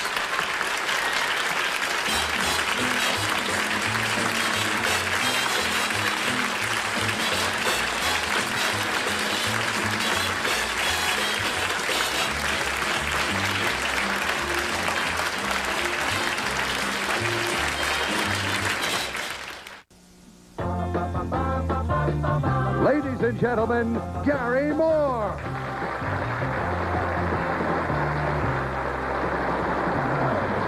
Thank you. Hi. Everyone. Nice to see you all. Welcome to the Tell the Truth, and I think you'll agree that it's always exciting to see new records established. And that's what we're going to see, you and I. We're going to see it on some of the most magnificent film of its kind that you've ever seen in your life. And we'll meet a young, well, let's save that for you. Now let's meet our pal. Alan Ludden.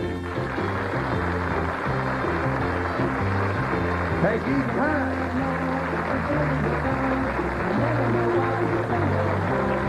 Bill Collins.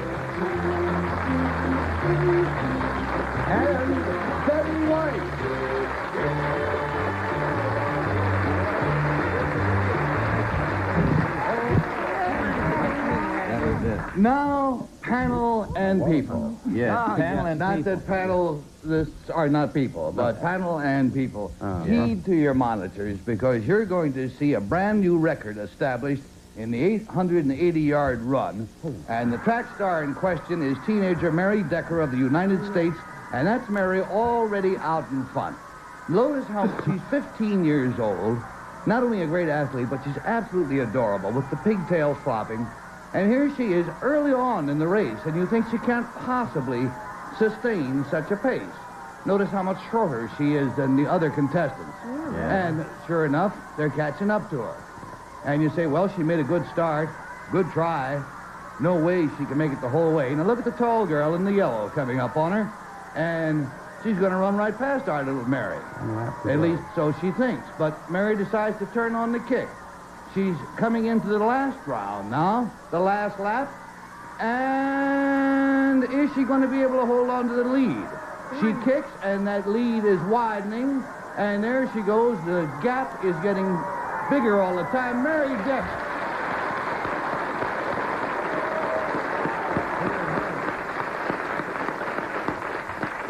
Man, that's some exciting athletic thing, isn't it?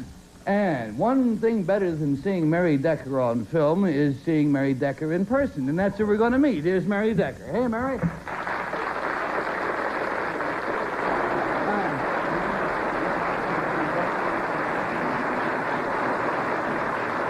Congratulations, Mary. Thank you. Does that kind of turn you on to see the film yourself when you see it, even though you know how it's going to come out?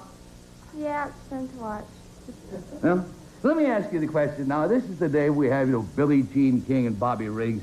How do you think you would do against a boy of your age and your experience? I think I do pretty well, but I don't want to run against boys. But you have no lack of confidence, I gather, huh? Nope. Mm-hmm. I gathered that from watching the film. You've brought somebody for us to meet. Would you tell us who it is? It was my coach. Well, he was your coach. Did he give you your style and your desire? Well, I have my own style and own desire. He just coaches me, tells me what to do at workouts. All right, I think that tells us a lot about you, Mary. A little later on, you're going to come out here and pick out the real coach for us, right? Yeah. All right, Mary, thanks. Congratulations again.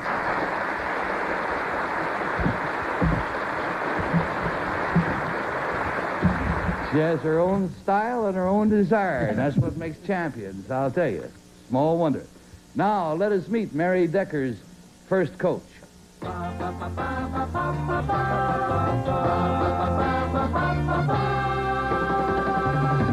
Number 1, what is your name, please? My name is Don DeNoon.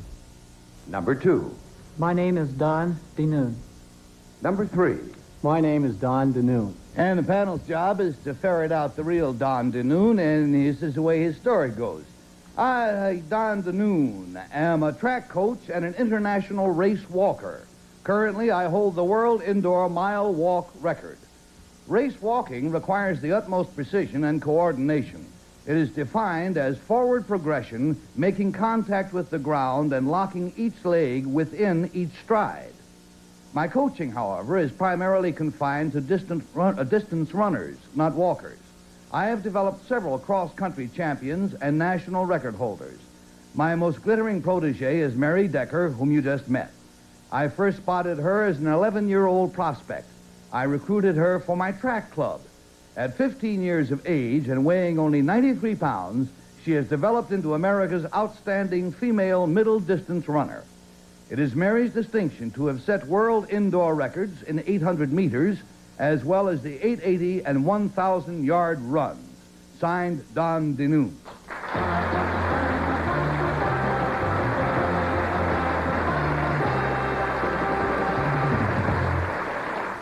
So, to find out how you spot quality when it's first starting out and helping it to burgeon, hang around there for a few commercials. Now, across the stage, we have three very clear-eyed chaps, all of whom claim to be Don DeNoon, international race walker, and the first coach of track star Mary Decker. And let's start the questioning with good old sport, Bill Crow. Yeah, I find it very interesting, Dawn, number 3, Mary at 93 pounds, and is it 15 years of age now? How far is Mary from her peak as far as middle distance running? She is now a middle distance runner. Right. It depends on if she stays with it. with a proper amount of time, she probably will hit her peak around 25. How many hours a day does she work? 2. 2 hours every day. Number one, do you find it more difficult to get today's youngsters of that age to dedicate themselves and to do the work necessary to make them great champions? No, I think there's a complete change in the youth of America today, and you can realize this with Mary Decker. Number two, until this time, or until a few years ago, we are rapidly coming up. The European countries, many of the European countries, beat us hands down always in European events. To what do you attribute the fact that our distance runners, particularly the women, are on the improvement? Well, it's a progress of our age group program over the number of years. Let's say 4 or 5 years ago when we really got started with our distance running program, the kids are still with it now, and the background is there. Number three, do you...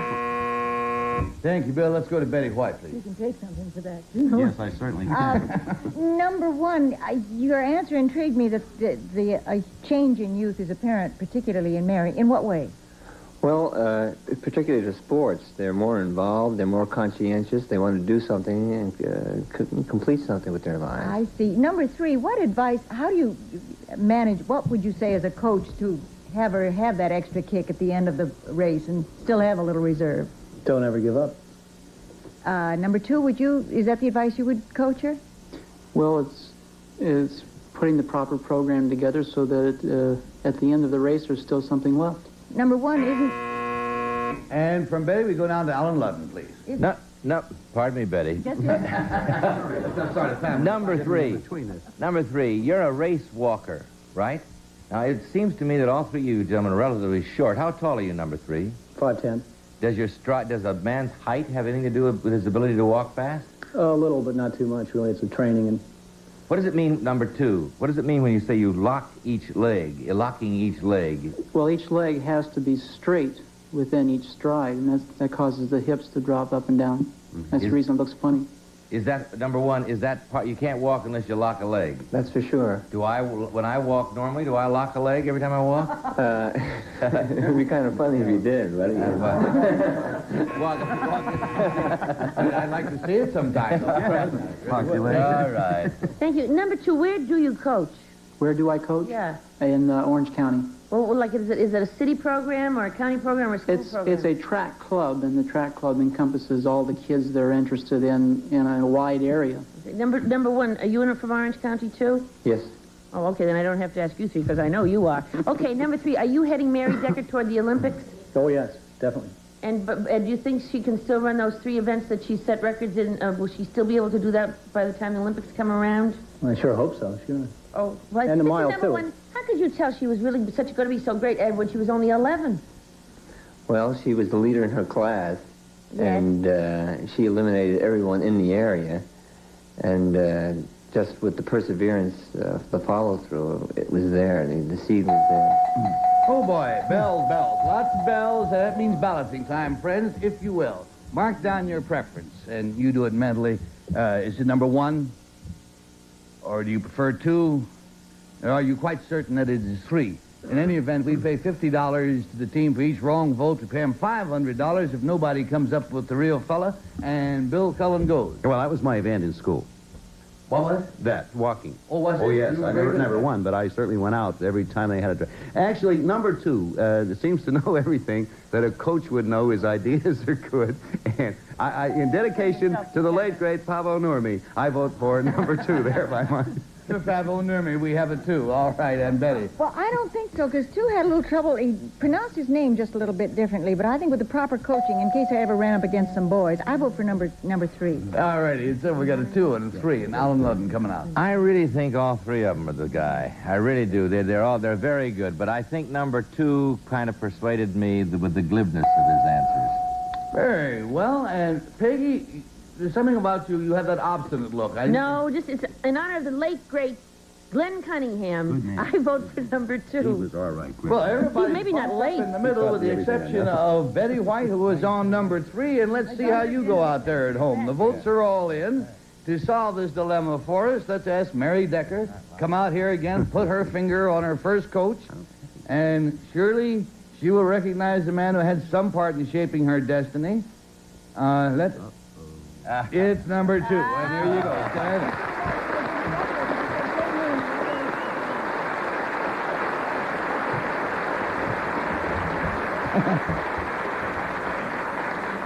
Good job, Bunch. I'm sorry we bunched up 3 on the right guy. We tried to do better than that. Number 1, sir, what is your real name? What do you do? My name is Bill Cadlick, and I'm a singer and guitar player here in New York at a restaurant called Calvados at 210 East 58th Street. Hey, good luck to you. Number 3, sir, want to tell us about you? Henry Briggs. I'm an independent television producer. Henry will be good at running. They're the best kind. Well, Don and Mary and Imposters, you've given us a very exciting few minutes, and thank you very much for being with us on To Tell the Truth. Take care.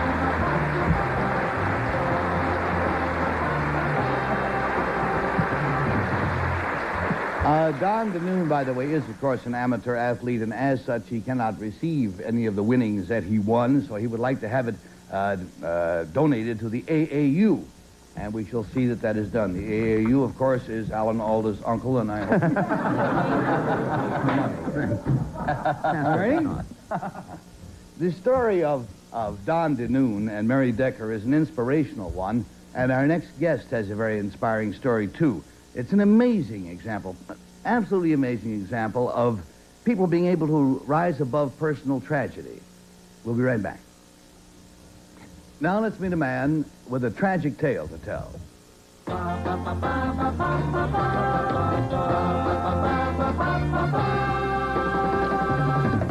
Number 1, what is your name, please?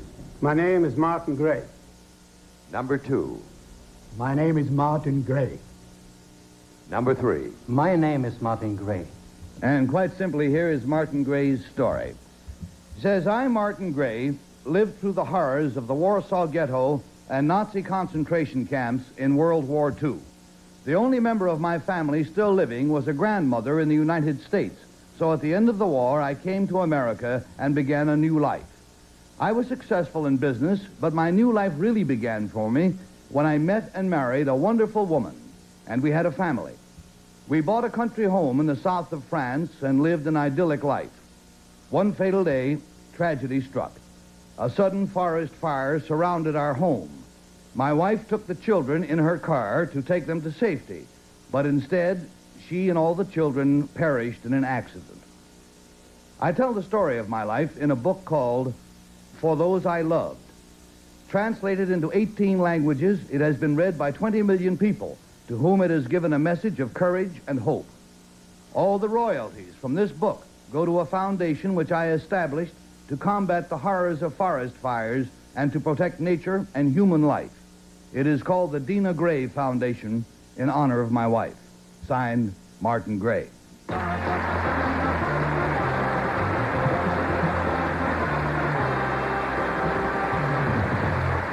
And if you're looking for a little courage, it's right here. Would you begin the questioning, please, Betty? I certainly would, and whoever it is, that's a lovely thing to do in her honor, believe me. Number 3, what does the Dina Gray Memorial consist of as far as what do you suggest about avoiding forest fires? It is an idea of and instruction of fighting fires which were unknown so far. Number 2, what's the greatest cause of forest fires in this country? Negligence. Negligence? They throw cigarettes. They don't extinguish fires when they camp. And they don't realize that they kill the animals and the people caught in the fires. Number 1, did you have any trouble leaving Warsaw at the end of World War II? Well, I've told my story in a few hundred pages. I've been a smuggler in the Warsaw Ghetto, and I've been going out of the ghetto day after day, many times a day, so I had no trouble. Ah, thank you. Thank you. Thank you, Betty. We're going down to Alan. Number 3, as I'm confused about the south of France. Was that just a vacation home or something? Is your residence there? This was our steady home, which we found near Tanneron, which is about 12 kilometers away from Cannes. Number 2, are you now an American citizen? Yes, I am. And you have a residence here now? Residence right here. Number 1, in your story, in your story that you tell, how important a part does religion play in your courage and your... Well, I can't tell you that. Perhaps it would take too much time, but I just tell you that my book, despite the fact I don't speak about religion, nor God, my book has been chosen and elected by the religious groups of Europe as a religious book of the year 1973. Perhaps this will be sufficient. Number 3. And we go to Peggy Cass. Thank you. Number 1, when you lived in the south of France, did you live up in the hills? I lived about 50 minutes from Cannes, above Cannes, yes. Above Cannes, okay. And number 1 also, you were able to get in and out of the Warsaw Ghetto, but you did spend the war in a concentration camp, right? You asking me? Yes. Yes, I've spent in a few camps and also in an extermination camp called Treblinka. Well, how did you manage to get out of that? Well, I think this is the secret I'd like to divulge when you read my book, I suggest. Oh, okay. All right. If you want to explain, excuse me. Yes, I understand. I know that you're rushing time and I must be short. Yeah, right. Well, I'll get the book. I'll pinch it from Gary. That's right. That's right. Oh, no, you don't have to pinch it. It's now on the market in the United States. All right. They're always telling me not to pinch books. Now I've been caught. Number 3, do you live in the United States now, or do you still live in France? No, I have my residence in France. And number 2... And Bill Cullen, your last man up. Number 3, the forest fire that eventually destroyed your family, did they ever find out what caused that? Yes, it didn't rain for 6 months. And the missile, which originates from the Rhone, creates a very strong wind, and through self-ignition, the woods just went on fire. Oh, it was not then carelessly started. It was actually... No, not in this case. Number 2, assuming you're an expert on forest fires, how many of the forest fires that we have today are caused by human carelessness? Careless campers and I things. would say more than half. Number 2, has your book, too, assuming that we at this moment do not know which is the real one, has your book, too, been chosen as the religious book of the year? I think number 1 put it that way. Well, it received the award of the Hammarskjöld Award of 1973. And the presentation was made by the King of Belgium. Presentation made by the King of Belgium, in case the bell covered up the words. And when we hear the bell, that means no more time for questions. We must mark our ballots, friends, if you will, and mark them for number 1, excuse me, or for number 2, or for number 3. And Betty has made a figure, and I'd like to know what it is and for whom and why. It's not very well built, but he's either the greatest con artist or he's the best book salesman in the world, and I voted for number 1. All righty, you got a 1 showing, and we're going down to Alan Ludden. Well, number 1's interest in selling that book almost persuaded me, but I just can't see his being old enough to have lived through that concentration camp that many years ago. No reflection on the age of either one of the other 2 gentlemen, but I do think number 2 somehow strikes me as being the man who really has gone through all this. You got a 1 and a 2. We must remember that many of the people in the camps were children. Yeah. Peggy? Well, I figured he could have been it easily because he could have been a child in the concentration camp, but number 3 said the Mistral had dried out the forest. Oh, and number 1 said he was 50 miles behind Cannes, up in the hills. Well, then he'd be in the Alps. So I voted for number 3. All righty, and so we've got a 3 show. Everybody has got 1. Bill Cullen, you're going to have to make up your mind, my friend. I have to go along with Betty. I, too, think that man... Why don't you vote first? Okay. I'm going to go out with Betty, and in order to agree with look like Alan, I'm going to put my number upside down. It's hard to tell him. No, I think it's number 1 because he was really interested in selling that book, and if it wasn't number 1, it should be. Well, perhaps he's the publisher. That's a very good thought. I hadn't had that myself. However, we will find out. The votes are all in. Will the real Martin Gracer please stand up? Yep.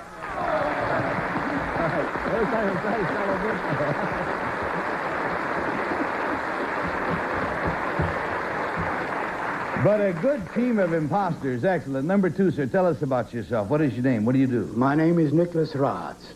I'm a travel agent associated with the House of Travel in New York City. Good.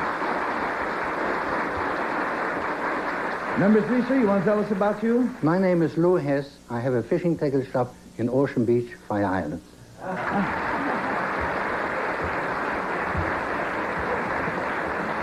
Mr. Gray, I'd like to find out about the honor that your book received this year and to get some clarification. The name Dog Hammarskjöld came up. What was the award your book won? Well, I received the 1973 Doug Hammarskjöld International Award. But I think if I was pushing the book, as you say, selling it, because I have a reason, you know, the royalties are not going to myself. I have devoted the foundation, but this is not even the reason that I want the royalties to receive. We don't even need the royalties because the French government now has subsidized our foundation. But I want the book to be read by most Americans because what the book is doing to every one of its readers. I know that my book has given many, many millions of people in this world hope and courage, and this is the reason of the success, I think, not the millions sold, but what the book is doing for every individual. And I'll be very happy to share it with my fellow Americans, of which I am very proud to be. I plan to read it, sir. Thank you, Martin Gray, and thank you, gentlemen, very much for being with us.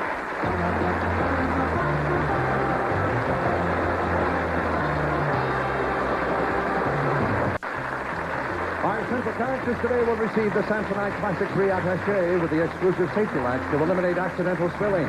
The Classic 3 Attaché from Samsonite. Promotional consideration provided by Best Western Motels, the nation's largest chain of 1,250 fine owner-operated motels in 900 cities throughout the United States, Canada, and Mexico.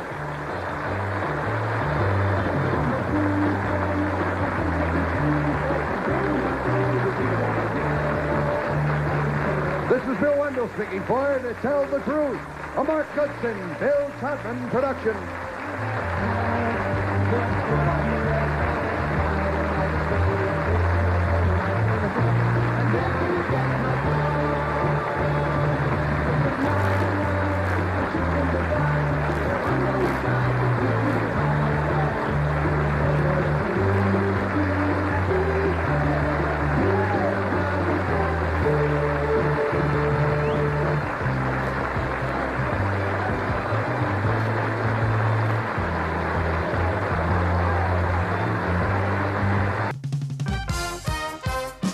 From Hollywood, welcome to the Liars Club with 4 of our charter members, Larry Hovis, Peter Haskell, Betty White, and Buddy Hackett.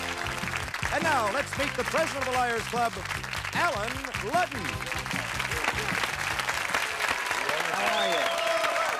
Wow, thank you very much. I'm glad you're with us. Hey, let's talk to Larry Hovis here for a minute. How are you, Larry? I'm fine, Al. Let me ask you a question. You're always asking me something. I'm curious. You've been with us now in the Liars Club for a bit. You've been exposed to all this stuff. How about you? Do you ever have any prevarications that you think are creative and interesting? Do you lie, Alan? No, I am really a lousy liar. I really am. Betty can testify to that. She says if anything comes in here, it goes right out here, and that's the truth, you know. Is that true, Betty? That's true. He can't tell a lie? No. You just keep believing that, honey. Except he didn't tell me he was exposed on this show. You see, I didn't know. Peter Haskell, now you said at the beginning of these things that you weren't going to ever tell a lie, and you've been a magnificent liar through this. I haven't lied once. I've just said what I thought was the truth, yes. Yes. And Betty, you, of course, have done a marvelous job. Now, she really can lie. Oh, I know. Oh, yeah. Oh, I know. Now, Buddy Hackett, for him, it's an effort, right? No, in everyday life, I'd never lie. Really? Yeah, because I don't give a damn. I'll say what the hell it is, that's all. I don't care if it means trouble or anything. That's interesting. Don't get angry, Buddy. I'm not angry, Okay. but I think everybody should go around telling everyone the truth and be just whacking each other in the streets and everything. Okay, all right. You don't have to believe everything he says. Now I want you to meet my people. Dorothy Harwell. How are you, Dorothy? What do you do?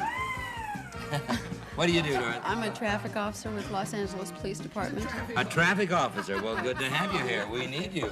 Betty Lou Lovelace from Burbank. What do you do? I'm a homemaker and a part-time real estate agent. We've had a lot of real estate agents here playing this game. And Ann Mariscal, what do you do? I'm an accountant.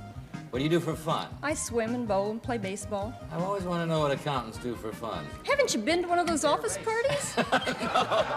You want to tell us more, or should we just move right along? Let's okay, go. I'll tell you what we're going to do right now. Each of these characters over here is going to tell you a story about an object. Now, 3 of those stories will be absolute outrageous lies. 1 will be the truth, and your job will be to spot the one that's the truth. You'll start out with a score of 100.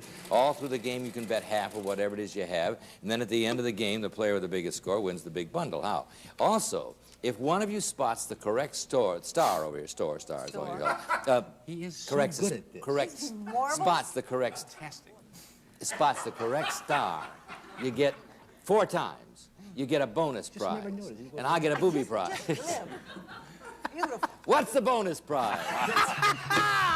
It's Rosemark Silver's complete $1,000 hostess serving selection in heavy silver plate, featuring a coffee service, punch bowl set, champagne cooler, and a large serving tray with matching chip and dip tray, all furnished by the Rosemark Silver Manufacturing Company. And now, back to Alan Ludden. Bill, I thought you'd never make it. Incidentally, all of the objects here have been authenticated by an independent research operation, and you remember that I am with you. I have no idea what any of these objects are or what I'm saying, so let's just move right along. Here we go. The odds are 1 to 1. We start with Larry Hovis. What is that, Larry? A quick impression of Alan Ludden. What this is called the Never Leak injector, and it's old, and it was used for bicycles at one time. And the way it worked is this. This went on the valve of your bicycle tire, and this hooked up to the pump.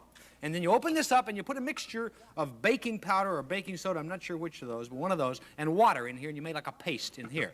Then you closed it up. Then, as you pumped the air into your tire, it forced this paste up into the tire, which would seal the hole and make that tire puncture-proof, much like the sealants they use today. It's called the Never Leak injector. Baking powder? It's baking powder or and soda. then you cut open the tire and eat it, right? I suppose you could. Nice. That's what it is. What do you say, Peter? Oh, I look at this and it brings a lump to my heart, to my your throat. throat. It's whatever. It's, You're talking my like heart I goes did. into my throat. What this is Kodak's first home film processor. We'll see if my pictures are finally ready. Right. And what you did was this end, the little valve down in here, was hooked up to chemicals being forced in through the base, up, and then out through the exhaust hose. You drop the film in there. You close this up. This was mounted in a sink. And 20 minutes later, pictures. I see.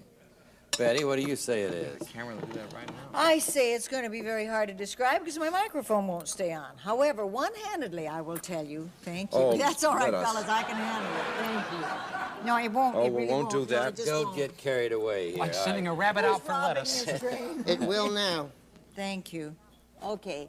Very good with his hands. Very quick. And now, this is a gold smelter.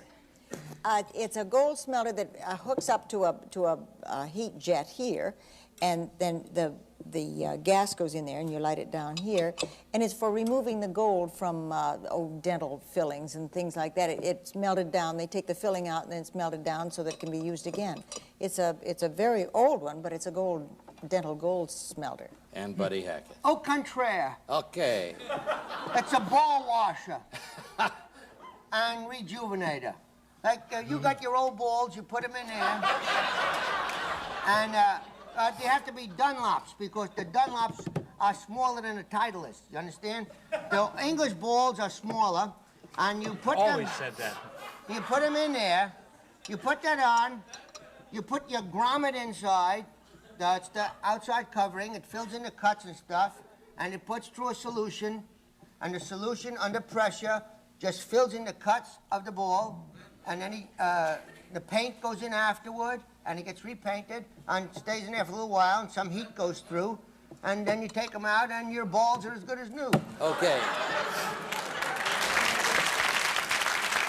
That's the English ball. That's the English ball.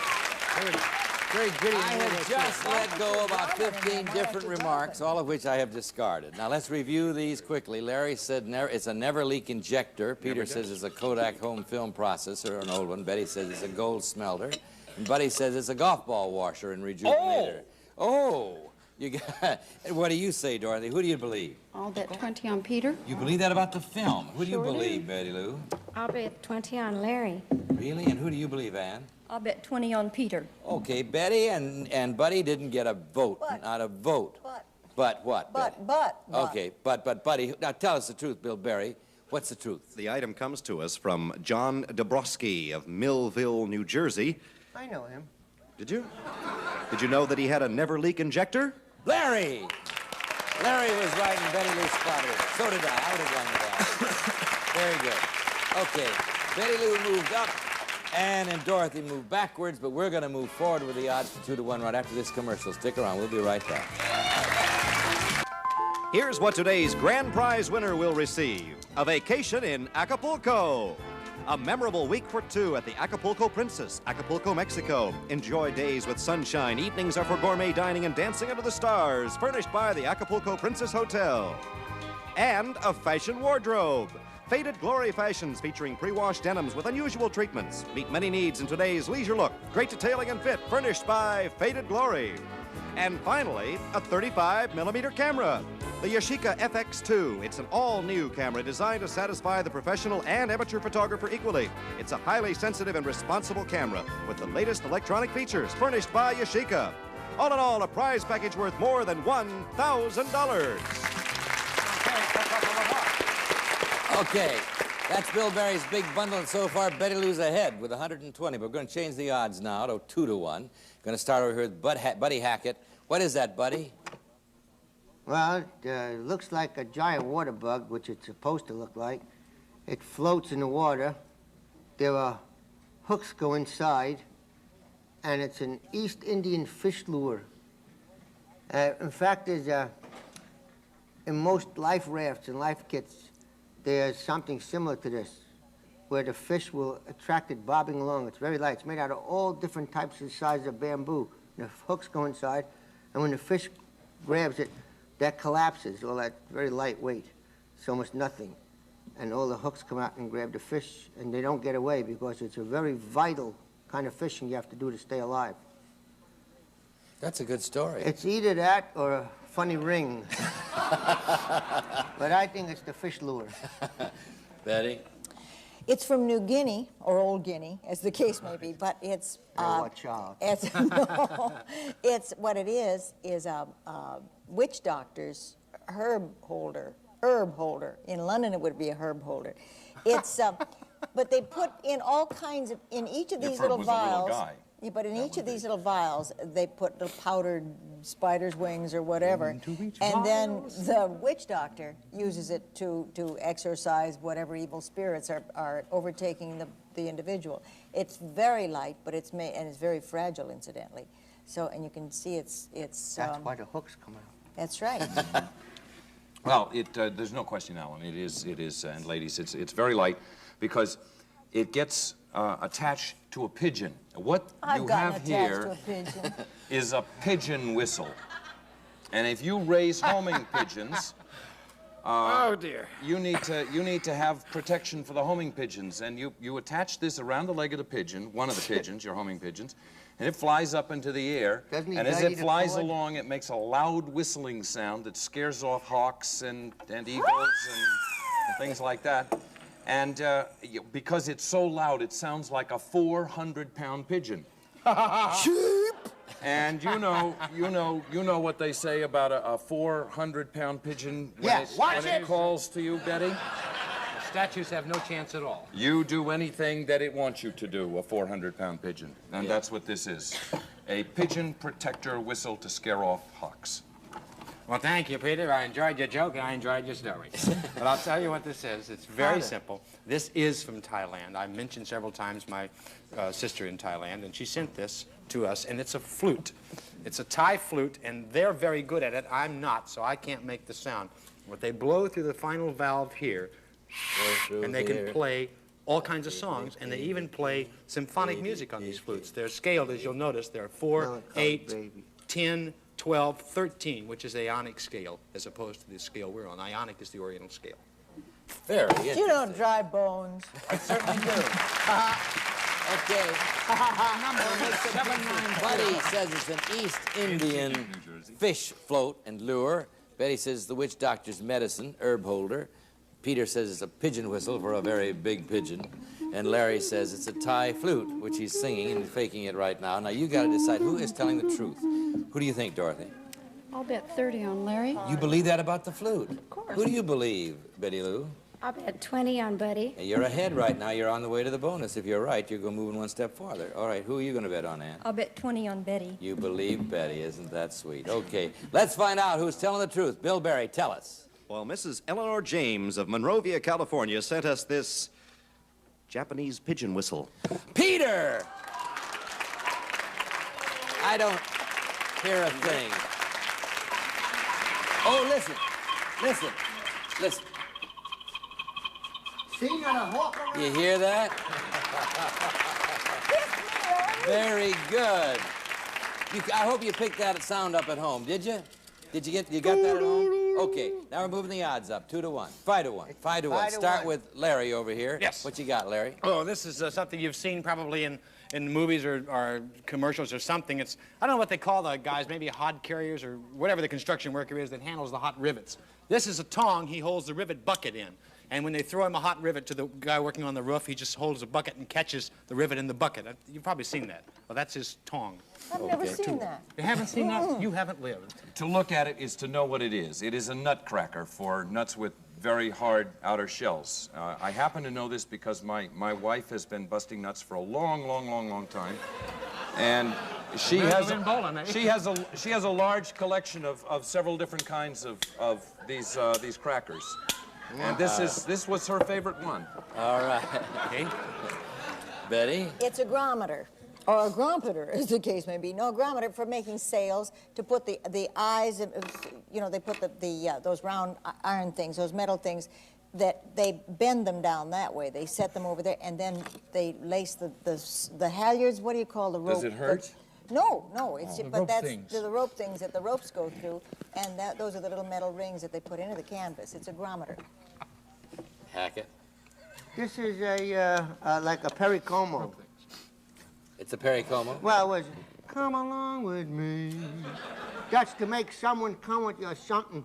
You just take them and say, come on, you, come over here. We're going to police station. I don't want it. You don't want it? I'm going. But it's not for people. It's to lead a bull. You ever see a bull with a ring in his nose? Yeah. You take a hold of the ring and you say, come on, bull. And the bull goes, and it goes with you wherever you want. But you can't It's make a it bull drink. leader. But you can't make it drink. Okay. Review. Larry says it's rivet tongs. Peter says it's a nutcracker. Betty says it's a grometer. And Buddy says it's a bull leader. Now, you got to find the truth here. What do you think, Dorothy?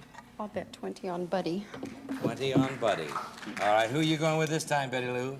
Sure, the 20 cop on likes when Larry. you lead somebody. Okay. You're going with Larry, and who are you going with, Ann? I'll bet 20 on Larry. You believe that, too, huh? Well. Okay, let's see what happens. Now, 2 votes are for Larry. Who do you think at home is telling the truth? Who do you think? Here's the truth. Bill Berry, what's the answer? This comes to us from Milton Enderlin of San Bruno, California. What is it, Milt? It's a bull leader, buddy. A what?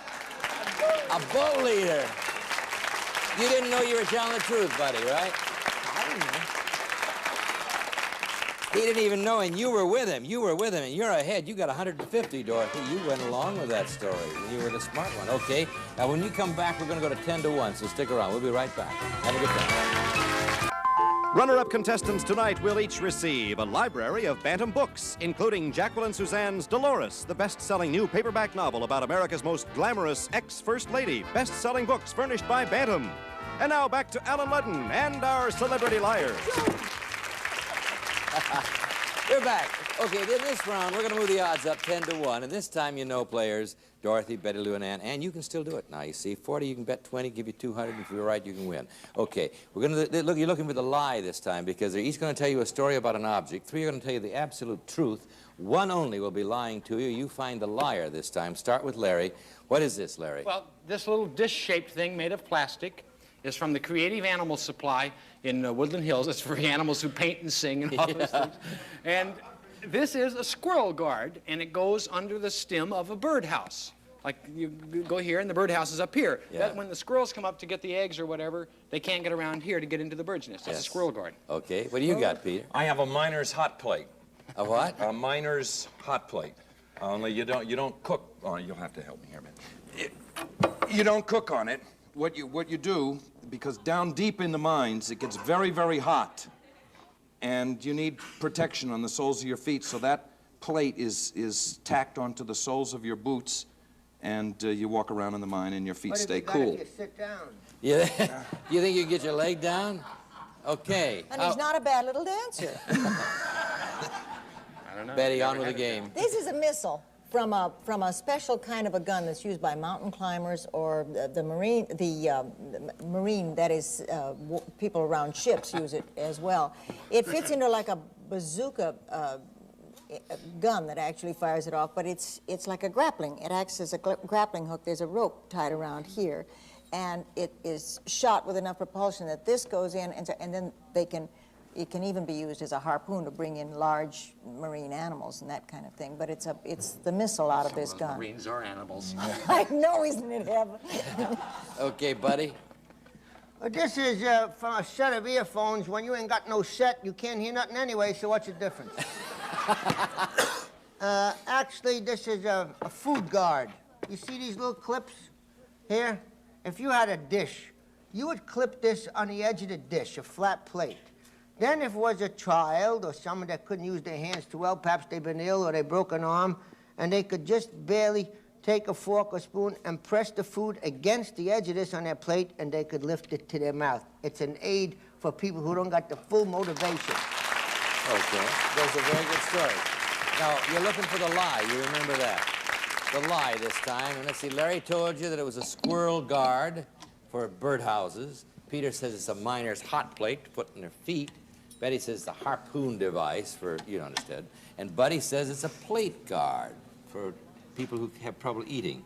Now, you're looking for the liar this time. The odds are 10 to 1. You're ahead, Dorothy, but you could blow it. So what are you going to do? I'll bet 40 on Betty. You think she's lying? I think so. Okay. Who do you think's lying, Betty Lou? I bet 30 on Larry. Oh, if you're right, you've won the game. And who do you think? I'll bet 20 on Betty. If you're right, bet Dorothy's won the game. All right, here we go. We're going to find out now who won the game and who was telling the lie. Bill Barry, tell us the liar. Today's liar is Betty White. Oh. Betty, and you won the game, Dorothy. Dorothy Harwell. Congratulations. Okay. I wouldn't have spotted it. All right. Tell you what we're going to do. We're going to come back and find out what that thing really is. Betty will tell us. And then you and I'll play our little game where I try to tell you something. You figure out what the lie of the truth is. Just stick around. We'll be right back. Some of tonight's contestants will receive an assortment of leather crafts from the Tandy Leather Company with over 300 locations coast to coast. Make it with leather furnished by the Tandy Leather Company. Or Native Tan tanning products. Go native with Native Tan sunscreen gel, lotion, royal oil, and skin conditioners furnished by Native Tan. Or the Venturi 4-week stop smoking system gives you the help you need to stop smoking. Venturi 4-week stop smoking system. Or a True Test waffle baker from True Value hardware stores who combine value and personal service in over 5,000 locations nationwide. From Arnold Jacobson's Los Angeles Auctioneers, this is a thermal pin, conducts heat for cooking. Thank you all very much. You've been marvelous. Now let's you and I play our game. Here is a statement. You tell me if it's true or false, or if I'm lying. One of the results of too many aspirin is ringing in the ears. Therefore, no aspirin is allowed in the operator's lounge at the phone company. Is that the truth or a lie? I'll tell you in a minute. As party gifts, some of our contestants will receive Douglas 2-speed power broom with adjustable floor tool and an edge cleaner for easy care of tile, rugs, and carpets. Douglas helps you clean it all. Or put on a happy yard with an assortment of True Temper lawn and garden tools, including a new cordless electric weed whip. All finest quality from True Temper. Or Daily Double Brush and Flosser to keep your smile sparkling. Help sweeten breath, promote healthy teeth and gums. Brush and floss with Daily Double. Or New Skin, clear liquid bandage, antiseptic, waterproof, not the old-fashioned adhesive. New Skin. Announced trip does not include airfare.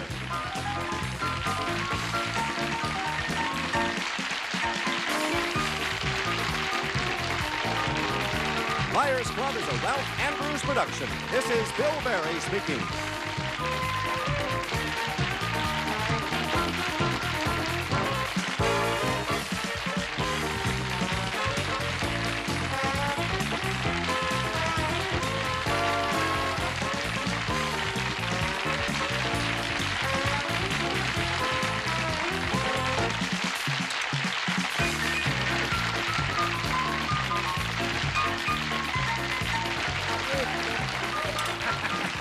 No, that's a lie, but they have aspirin, but it's unlisted. See you the next time.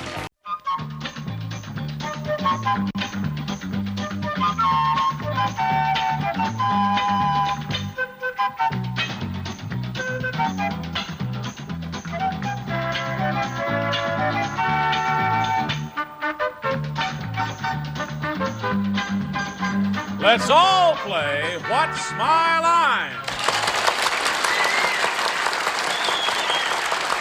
And now let's meet this week's What's My Line panel. First, that bouncing ball of brilliant buffoonery, Soupy Sale.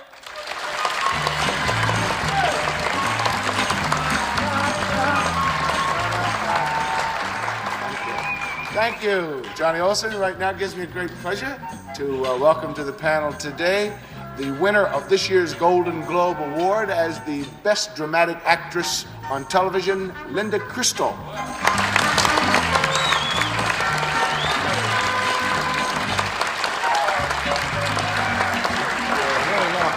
I would like to introduce a man I cannot live without, Alan Ludden. Yeah.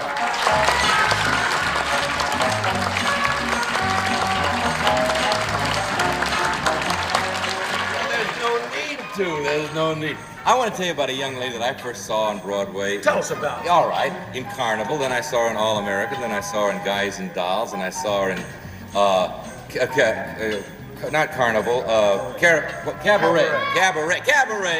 Then I recently saw her in Jimmy, and she's always great. I'm talking about Anita Gillette.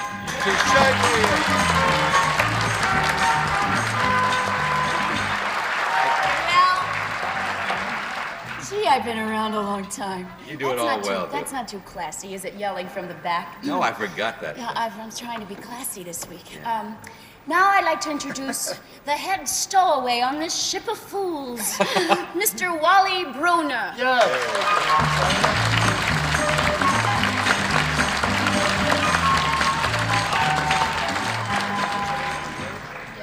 Thank you, Anita, and welcome to What's My Line. During the next 30 minutes, you're going to meet some interesting people engaged in the most unusual occupations, which we hope will baffle this panel of experts. And in addition, the panel will face a mystery celebrity guest just a little bit later on. But now, good group, shall we begin? We are ready. All right, let's meet our first challenger. Would you enter and sign in, please?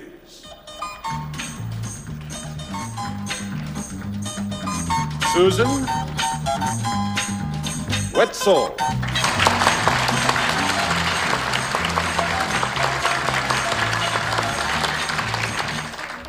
Miss Wetzel, where are you from? Philadelphia. All right. Panel, let me tell you that Susan Wetzel does not work alone, and that when she does whatever it is that she does, people watch. Now let's show the audience just what her line is.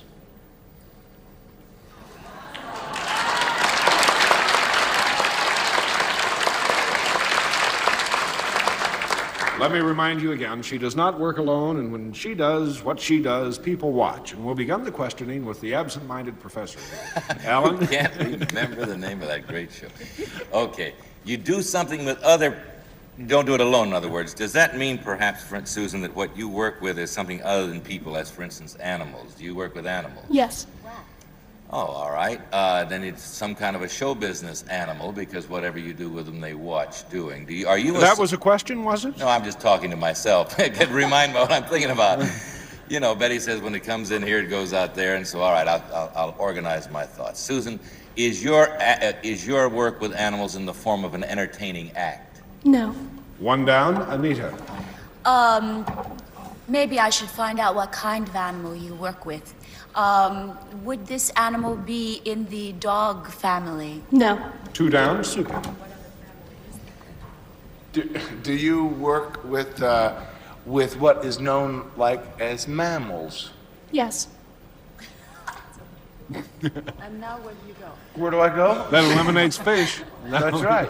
That's right. You don't close the eyes of the sardines before you put them in a can, do you?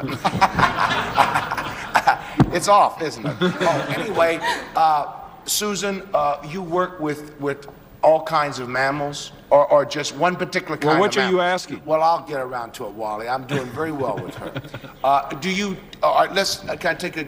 Do you work like where you feed them, like at some marina or something like that? Yes. Do you feed the porpoises? No. Three down, Linda. Is these animals that you work with, do you work with different kind of animals? No. That's four down, Alan. Well, Soupy had it kind of fixed in his mind that the animals you work with are wet, or in water. No, he said or something like that. Yeah. And Well, mammals. let me clarify something. Do the animals that you work with, are they other than the water mammals? Yes. They're land type Yes. animals. And it's not a show busy kind of a work. Do you work in any kind of zoological arrangement, like a zoo, for instance? Yes. You do. You work in a zoo. Did you have anything to do with the care and feeding of the animals? Yes.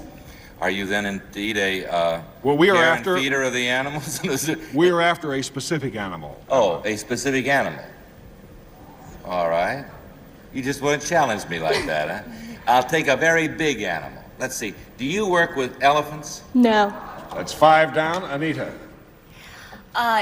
This is not a water animal. We did this.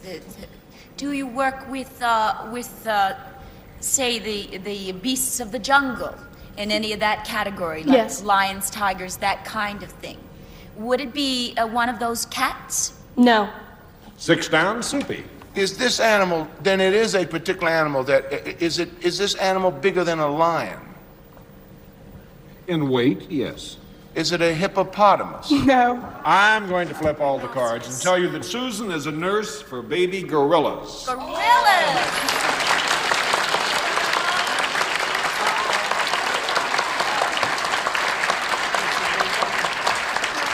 Miss Witzel is an animal technician at the Philadelphia Zoological Gardens in charge of their 3 baby gorillas. And what's the secret of taking care of baby gorillas? Well, it's almost like taking care of small children. They need love, affection, play with them, feed them, care for them. How old are they and how big are They're about 2 years old now, almost 3 foot. they? Are they still friendly and Oh, docile? yes, yes. At what age do they get unfriendly? Well, actually, they don't get unfriendly towards the keeper. They, just get unpredictable and, they don't know their own strength. At They about can what hurt age? you without knowing it. After about age 5 or something like that? Yes. What do you feed them? What do they eat? Well, in the morning, they get marmoset cake. This is a mixture of cereal, milk, eggs, and it has all kinds of things in it. And they get fruit all day long. They're fed all day long. That's to keep them practically happy. I guess they just feed themselves. And they get a bottle. Well, I think we'd like to watch this in action, and Susan has brought with us some film that gives you a chance to see how much her gorilla babies behave like human babies. So would you describe the film, Susan, as we watch? This is making up the bottle. When they first came into the zoo, they got pablum and milk.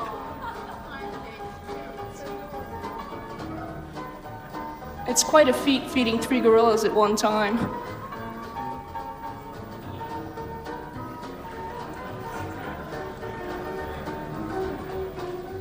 You have to burp them just like an ordinary baby? No. They love to play, and if you tickle them, they actually just laugh at you. How much time a day do you spend with them? Well, I spend actually all day long from 8 to 5 in the morning, or 8 in the morning till 5 at night.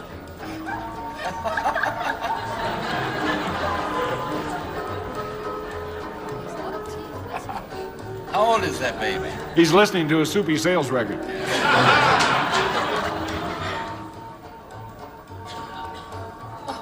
This is a little female gorilla. And this is male and female. They're playing. Do they fight just like children? Yes, they fight. This is an outside before they were put into the rare mammal house where they are kept now. Do they bite at all? Do Yes, they bite. I notice they laugh. Do they also cry, Susan, when they're... It's not actually a cry. It's sort of a whimper. Well, that's very interesting. You have a very interesting job. Are they valuable animals? Very valuable. It's around $4,500 they cost For to each ship one? them. Yes, each one. Well, you have a delightful job and continue taking good care of them. And thank you for joining us on Let's Make It.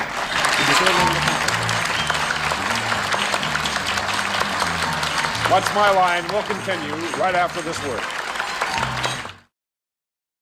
Off to a slow start, group. You're going to have to improve. Yes, we And do. here's the improvement challenger right now. You ready? Would you enter and sign in, please?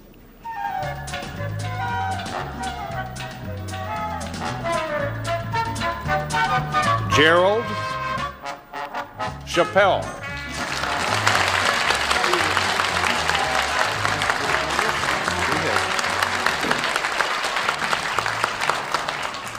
Mr. Chappelle, where are you from?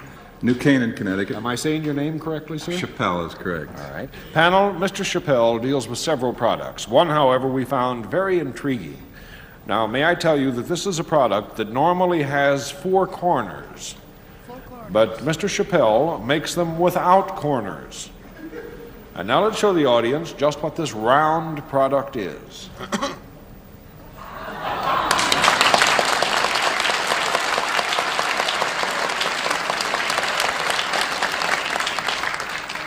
May I remind you, it's a product normally with corners. However, Mr. Chappelle makes it in a form other than square. And we'll begin with Linda.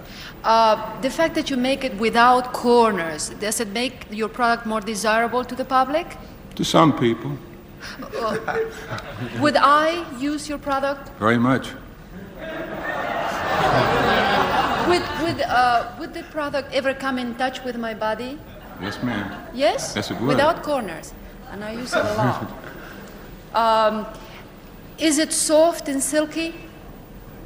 It could be, yes. Does it have lace on it? Lace? No lace. No lace. That's one down, Alan Ludden.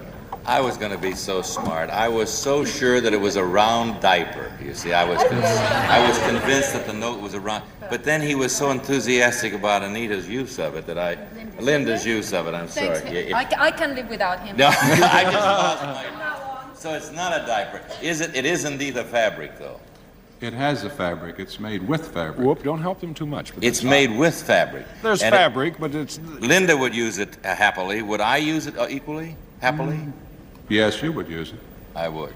Is it anything I would carry on my person? No, you wouldn't. It's 2 down, Anita. Is this product something that you would find around the house? Yes. Would it be found in one room more often than another room? More often. Would it be found around the kitchen more than... No, it wouldn't. Oh. 3 down, Soupy. Did someone ask whether it was ever worn? I don't believe anyone has. Is it ever worn? No, it isn't. 4 down, Linda. Am I to assume that I would buy one then in a lifetime because it would never be worn out? Oh, I mean worn out. I mean, is it dispensable? Is it dispensable? Well, it has a life. Eventually it'll wear out. It will wear out. Would you say that I would use it more in the bedroom? Yes. Would I use it in my bed? I'd say that would be normal. Appropriate. Yes. I would. Would you would I put it on? No. No. 5 down, Ellen. She'd use it in her bed. Would I use it in my bed? It's not. Yes. Yeah, we've said Yes. we both. Is it something I might? Is it soft? It is soft, yes. Does it have an insides? Something within it? Does it? 10 seconds. Does it contain feathers? Is it a pillow? No. It's a round mattress. You're right, Anita.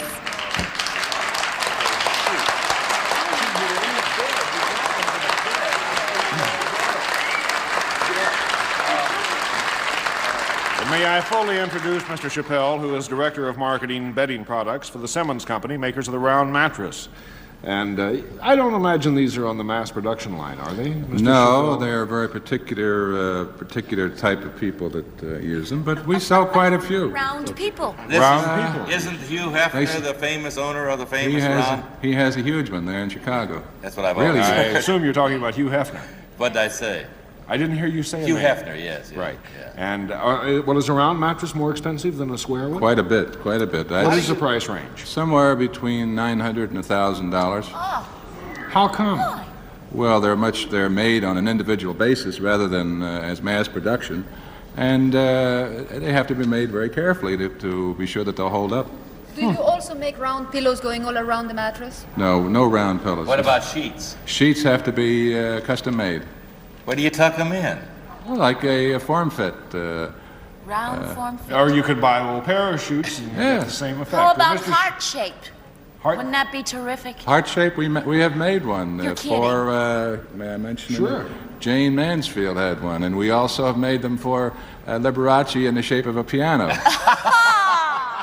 And don't think that'd be very comfortable. Well, Mr. Chappelle, you stumped the panel really because time had expired, even though Anita did a very good job guessing it at the last moment. And we enjoyed having you on What's My Line. Thank you, sir. Thank you. And say hello to the group. We'll be back to meet our mystery guest as What's My Line continues. Once again, we have reached that very special part of What's My Line, the time we meet our mystery guest. Panel of the blindfolds in place. No. Yes. No? Yes. No. I just thought I'd say no because we always say yes. You know, That's what Arlene... No, mine's... Put Anita in that chair and wow. No, really, the blindfolds are in Yes, place. sir. So, mystery challenger, would you enter and sign in, please?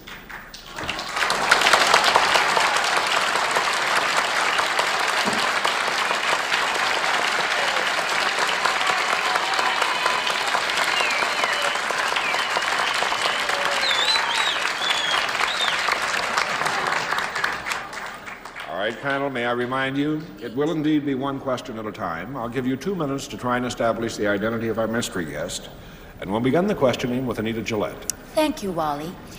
Sir or madam, are you in some form of the entertainment world? Yeah.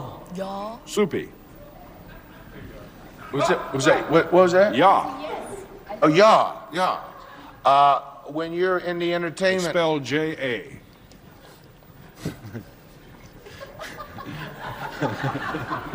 Don't throw Soupy. Go ahead, I Soupy. take it. mystery guest. Am I in town? Mystery guest, are you best known for your work in a nightclub? In nightclub, no. That was a negative response. No. Linda. He's not known in nightclubs. Do you, can I assume that you work in television? In television, little bit. Alan. Do you make records? At what? As a singer? Singing in bathtub. Singing in bathtub only? In the bathtub Is that a only. negative? That's a negative. Anita? Are you mostly known for your work in theater, then? In Broadway, Hardway, no. Soupy. Well, did we establish that you were best known for your work in television? I thought we had. I don't even understand what he's saying. I'm looking for subtitles and I've got a mask on. Well, wouldn't it be funny if it was Wally that was talking? Was that a guess? I don't even know. Are you best known for your work in television? Television, yes. That's a yes. Okay. Linda. Do you have a series at present time in television? Do you do a series? I do not have a serious. I have a funnies, not at all. I don't have a serious. Alan? Then you're a funny man. Are you a comedian?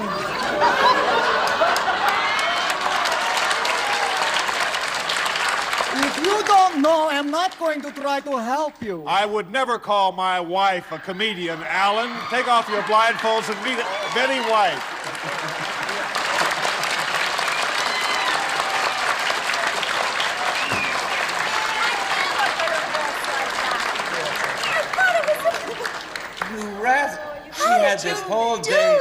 She had this whole day lined up with barely able to be over to get for the last. You really aced me. That's marvelous. I would have sworn Do it again. Let me see you do it.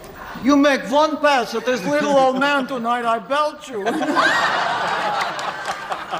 You know, I thought they might do this, and then I thought, no, that's so obvious they won't do it, and I forgot it. That's what I thought. Well, we're so glad it's been done. Oh, Wally, thank Betty, you so much. delightful Had to a see you. delightful time. I'm going to go over and kiss 3 of those people on that panel. Well, not yet. Not yet. What's new in the world of Betty White and Alan Ludden? Alan's been lying to us, you know, for all week. Now you're here, you can straighten everything all out. He's been lying to me for almost 7 years now. Well, we're having all sorts of interesting, delightful things. We both have a series in the works right now, and so it's finger crossing time. You're living in California? Living and loving it in California. Living and loving in California. I might as well leave it at that. Yeah. No, we really are. It's been a whole change for him. It's going home for me, but I'm happy as a lark, and I'm happy that my family likes it out there. So.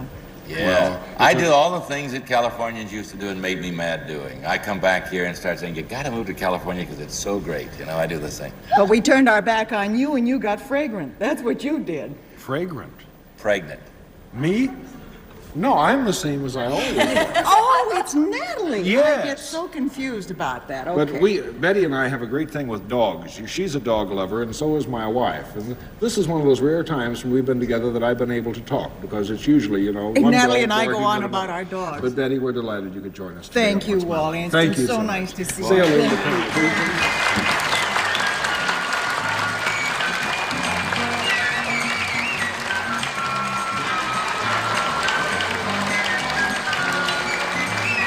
What's My Line will continue right after this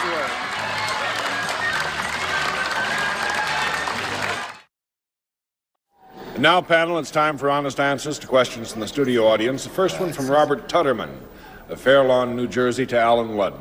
How long have you been married to Betty White? Well, you know, I'm glad you asked, because she admitted for the first time a moment ago that we had been married 7 years. It will be 7 years this June, and she always says 6 years, and I say, it's only a couple of 3 months until, you know, now it's 2 months. No, we'll be married 7 years the 14th of June. Weren't you doing little theater in a play? We were doing summer stock. I was doing Password. I'd met Betty on Password, and then I did Critics' Choice up in Dennis, Massachusetts, and they needed a leading lady to get the customers in, and they hired a young lady named Betty White, and she played my wife in the play, and I thought it was a good idea. It took me a while to convince her, but that was how we met. You've told me that it was a stage kiss that really set things moving. Well, that's the first time I kissed her, was on the stage. Well, thank you for your honest answer. And Alan you Ludden. watch it, Soupy.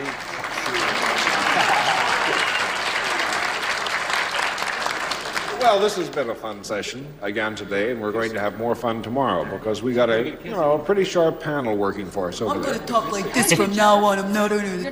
From now on? From now on, I'm going to really talk like this. Where does that big voice come from? It comes from down my toes, actually, yes. She's got the biggest toes you've Biggest. ever seen. Well, that's it for this session. Join us tomorrow, please. Everyone in this arena has a money stake in one of our famous couples as we play the game of celebrity gossip, Tattletales.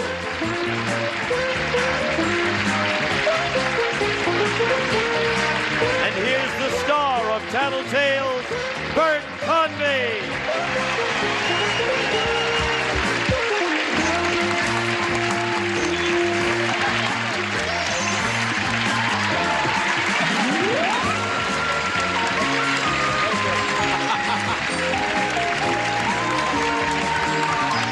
Hello, everybody. Welcome to Tattletales. You silly goose. Kind of threw me there for a moment, sir. Nice to see you. Anita Bryant, eat your heart out, honey. Listen, welcome to Tattletales. We're all going to have a good time if this fellow will let me. Thank you for giving me the microphone. If you hadn't given it to me, I don't think I could have taken it away from you. I mean, I do my push-ups and everything, but it's not working that well. Here's a gang going to win you all some money today. For the blues section from Mass, Mr. Jamie Farr and his wife, Joy.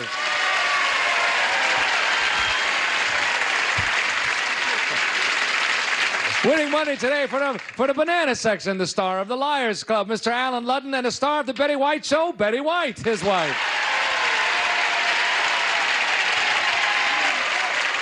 And winning money today for the red section from Laverne and Shirley, Mr. Eddie Mecca and his gal, Shirley Kirk.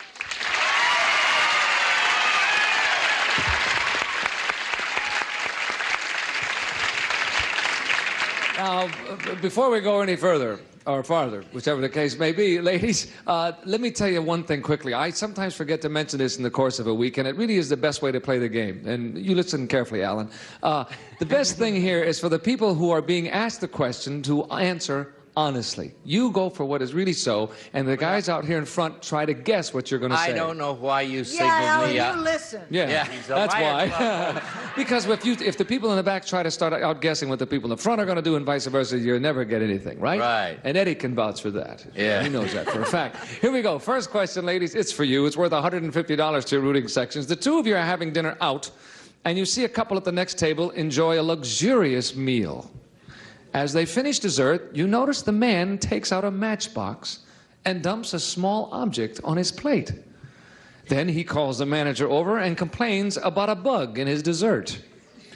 He refuses to pay.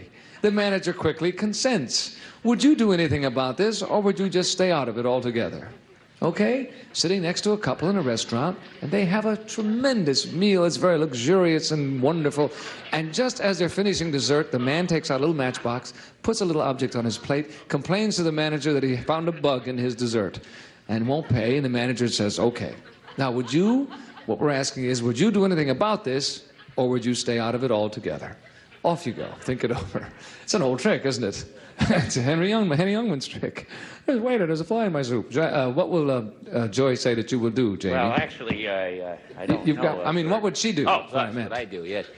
I think, Joy, since I have the nose in the family, I usually put my nose in other people's business, but I don't think Joy would. I think she would she wouldn't like it. I know she would feel very upset about it. This man was cheating, but I don't think she would create a scene, because then it would be her testimony against the other man's testimony, and she wouldn't want to go through the trouble and embarrassment of it. So I would say she would say no, she would stay out of it. She'd stay out of it altogether. Yeah. But you, on the other hand?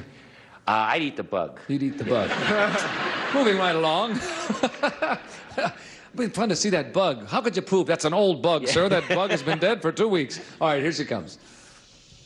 Joy, what would you do? I mean, the guy has pulled a trick here. He's pulled a bug out of his matchbox and and tells the manager. What would you do? Would you get in there and tell him about it, or would you stay out of it altogether? Well, I think it's disgusting, but I wouldn't. I'd just mind my own business. That's correct. That's what the man said. That away, Joy. After dinner, after the show, I'm taking you out for dinner. Yes. Hope you like bugs. Sit next to me, yes. Thank you, Joy. Alan, what about Betty? What would she do in a case like that? Not only would she not do anything, she wouldn't let me do anything. Why?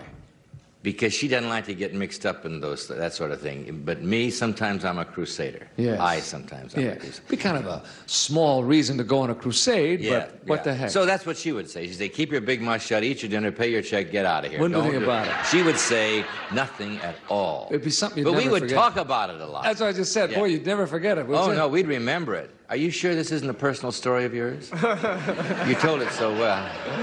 No, these questions have nothing to do with me, you see. We have a research department. I understand. All those kissing stories have nothing to do with it. No, hey, how did you get along with the guy there? He's very... Yeah, he's not bad, but... Come on, now, cut that out. You'll say no, she would stay out of it altogether. Here she comes. Betty, what are you going to do now? This guy refuses to pay, tells the manager he found a bug in his dessert. Would you do something about it, or would you just stay out of it altogether? I'd squeal on him. You would? No, that's not what Alan said. He's so predictable. No, I really would. I don't believe it. I would. I'm a stayer-outer of things as a rule. And, you know, I'll get under the tablecloth rather than get in on anything. But I hate rip-offs of any kind, and that would be a royal rip-off. Yes, it would. And I just don't... I think I'd have to get into that one. Okay. Well, I got to tell you, gang, this is the worst we've ever done. No. Well, wait, it's not over yet. Thank you, Betty. Sorry about that. Eddie, what was yours? I mean, when have we ever done worse? Oh, I can think of a couple of times. No, you're fine. Banana section, you know, you get stuck with the Luddens every once in a while. Hey, it's not over. It's the first question. Don't worry about it. Eddie, what do you think? What will Shirley do in a case like this? I'm from New York, and I'm used to those kind of bugs, but Shirley's not, so I think she would... she wouldn't let me say anything. She'd stay out of it altogether. I'm Right. asking her, remember. Yeah. So she'll stay out of it altogether. She'll stay out of it. I wouldn't, but she would. Okay, here she comes. Find out. Shirley, what are you going to do now? The guy says he found a bug in his dessert. You saw him pull it out of his matchbox, and he refuses to pay. The manager says, okay. Would you do anything about it, or would you just stay out of it altogether? Well, if he's not a perpetual bug dropper, I think I would let him get away with it. That's what the man said. You got it. Shirley and Eddie and Joy and Jamie are right. Split it in half. Betty's still shaking her head. We'll come back with question number 2 and all the other little bugs we can find.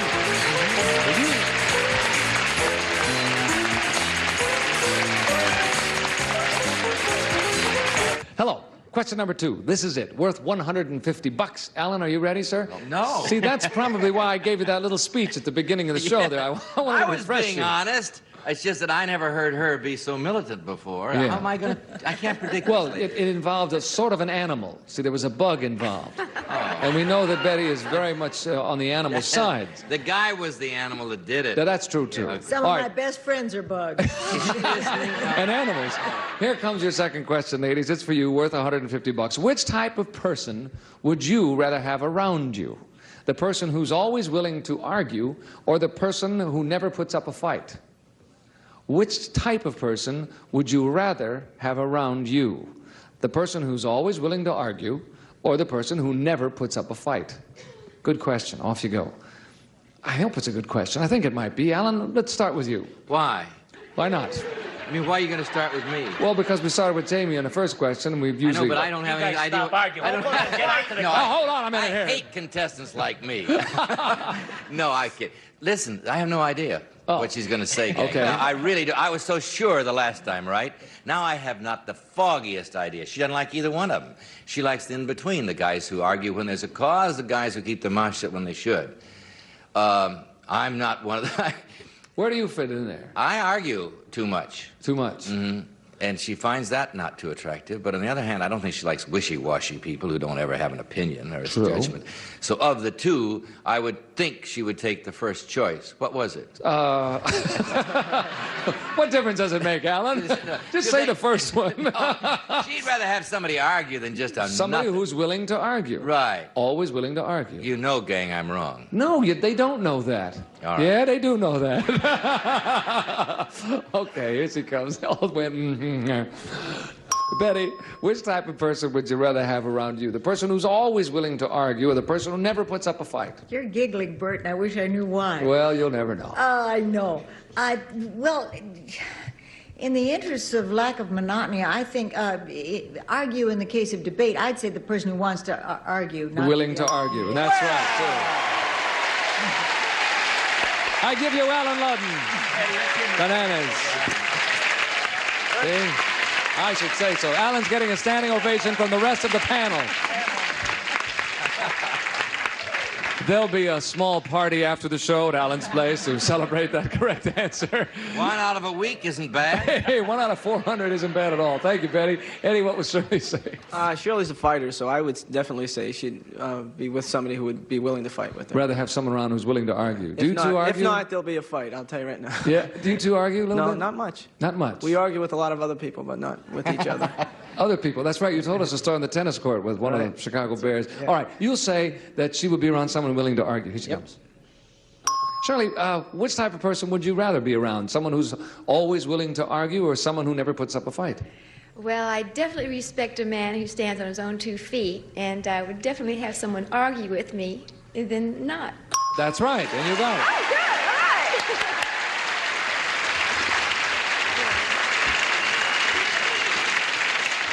Thank you, Shirley. Jamie, your turn. Joy and I have been married for 14 years, and in those 14 years, there hasn't been one quiet moment. Really? I would say that she would want somebody to argue with, otherwise she she would have got a hasn't said a divorce word a yet long either. time ago. You know? Oh, she says a lot. She does, huh? Yeah, usually I got to duck when she starts talking. Oh, where's Joy from? Joy's from Danville, Illinois. Same hometown Gene Hackman and Donald O'Connor and Dick and Jerry Van Dyke are from. You're kidding. Danville, Illinois. Yeah. Population of? 44,000. Boy, they did all right, didn't they? Yeah. Okay, you will say that she'd be around someone who's willing to argue. Yes. Here she comes. Based on our life. From the book of. Hello there, Joy. Which type of person would you rather be around? Someone who's always willing to argue, or someone who never puts up a fight? Well, I know I'm going to be wrong on this, but I'll explain later. I think someone who puts up a fight. That's the one, willing to argue. The story of our life. Scared everybody to death. We'll split that 3 ways and we'll change places at halftime, fellas. Go ahead. Bring the ladies out front. Coming back with the second half of Tattletales in just a moment. And we're going to put up a fight.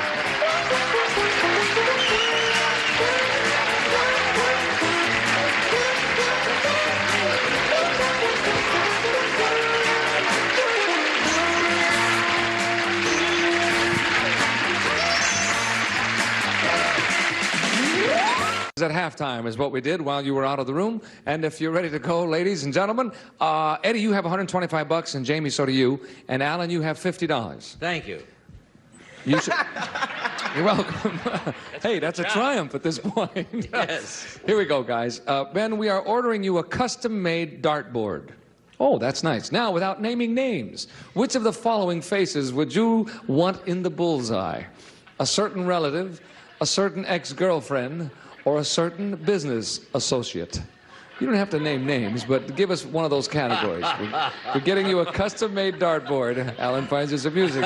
Without naming names, which of the following faces would you want in the bullseye? A certain relative, a certain ex-girlfriend, or a certain business associate? Okay? Off you go. Oh, that's nice. It's a good thought, isn't it? Shirley, what will Eddie say? Well,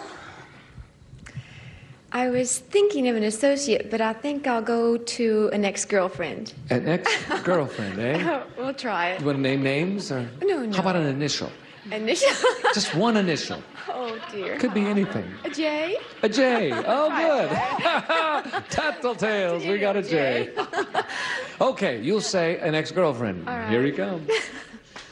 Eddie, you got your dartboard. You can put a face in the bullseye out of those three categories. A certain ex-girlfriend, a business associate, or a what? A relative. Relative. Which would it be? All of them. No, I'd have to say business associate. No. Oh, the bananas are beside himself with grief. Heard six guys go, oh, gee. A certain business associate, eh? Yeah. Anybody that you're currently... I can't say it because I'm currently, Oh, yeah, right. Thank you. You know what Shirley said? An ex-girlfriend. That too? That too. You're going to have a big dartboard, you know that? Thank you, Eddie. Joy, what will Jamie say?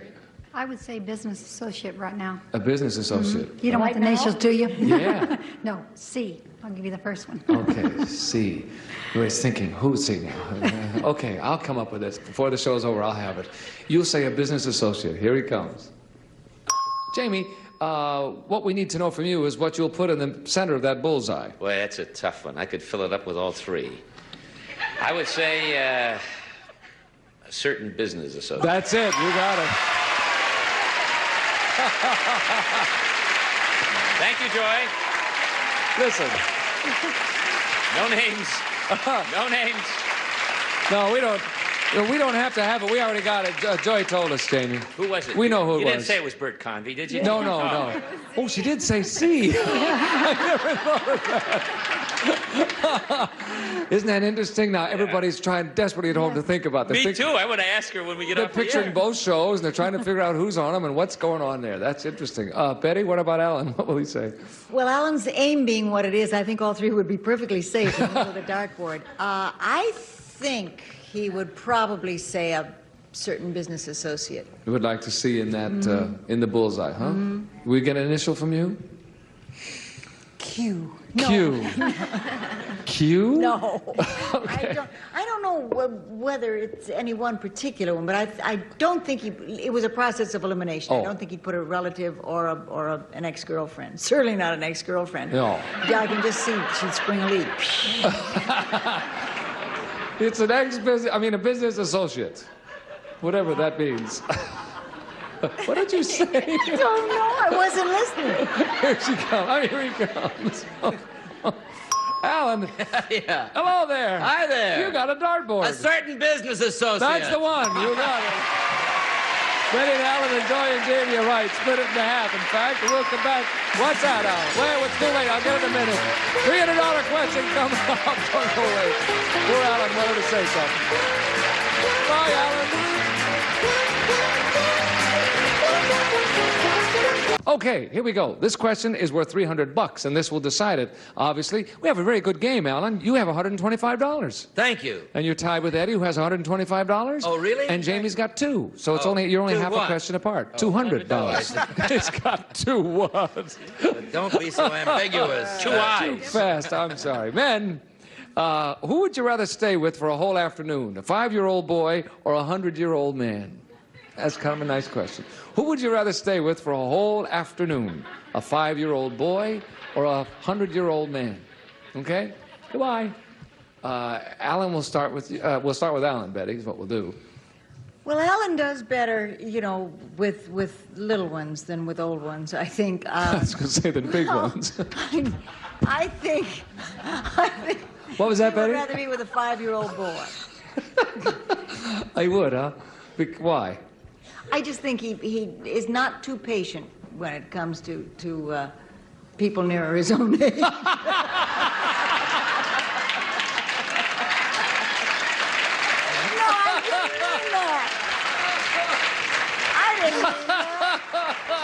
You snookered me into that. I did. I really did. I'm sorry. I backed you right up in there, didn't I? Okay, you say the 5-year-old boy. Here it comes. Alan, who would you rather stay with for a whole afternoon, a 5-year-old boy or a 100-year-old man? What'd she say that's so funny? Nothing at all. Nothing at all.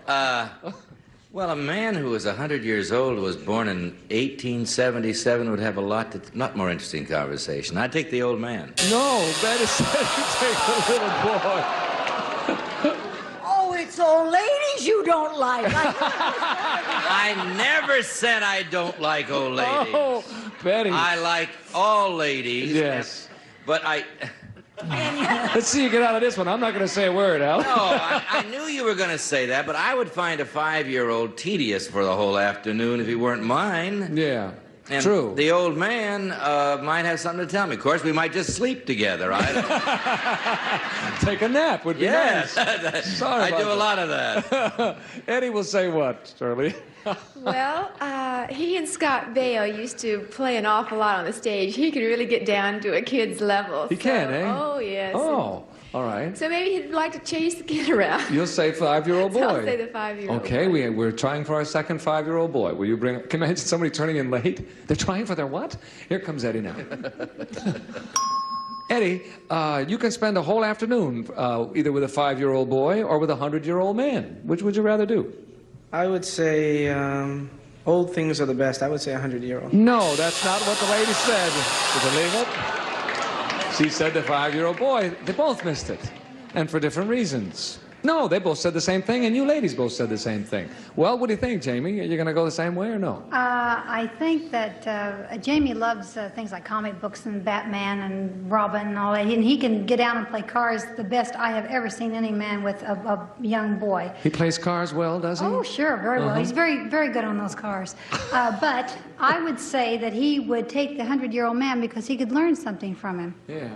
Yes. Okay. No, I'm going to be right now. Now wait, both other guys said that, Now, so maybe wait. that's what it'll be. If it's Especially if he could play cars with a 100-year-old man. That would be perfect. Here he comes now, the two of them. Jamie, the other guys missed this. You got a chance to pile up a big score for the blue section. Who would you rather spend the whole afternoon with, a 5-year-old boy or a 100-year-old man? I think the elderly are terribly neglected. The 100-year-old man. That's the one. You got it. And you got the whole $300 too. And you're profited by the other people. Time is up, and the Blues have won it. We'll come back in a moment and give the Blues section their money. They deserve it. The Blues did it today. $500. We had $1,000. They will divide $1,500. Thank everybody for watching us on Tattletales. Bert Conway saying so long. See you next time. Bye. This is Gene Wood speaking for Tattletales. A Mark Goodson, Bill Todman production. It's more than password, it's Password Plus.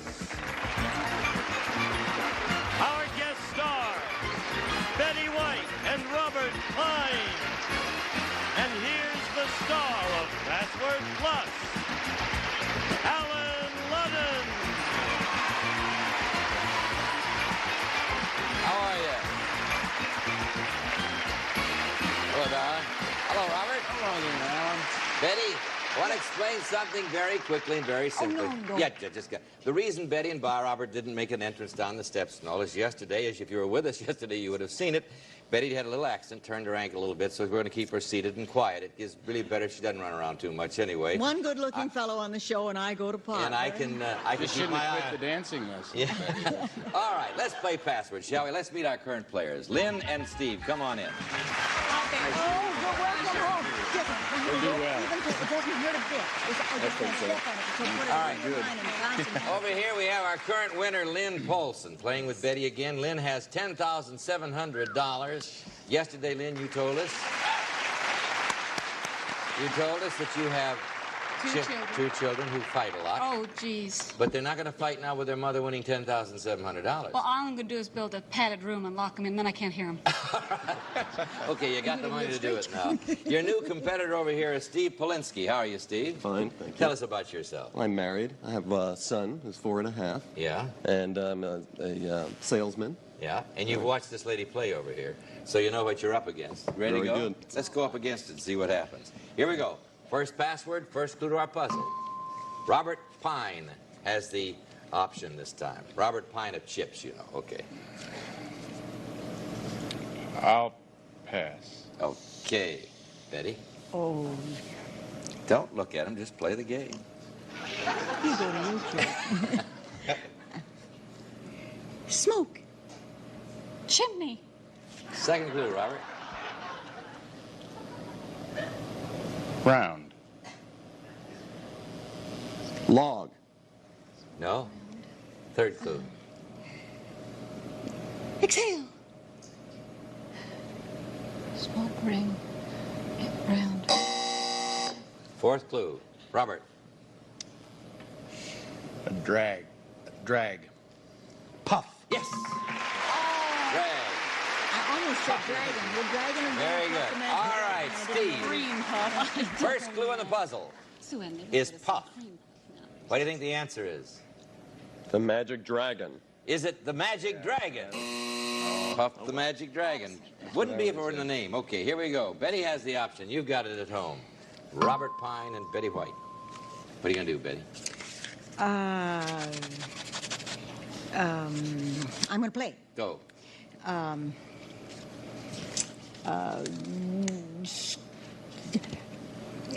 Adobes. Too slow, too slow, too...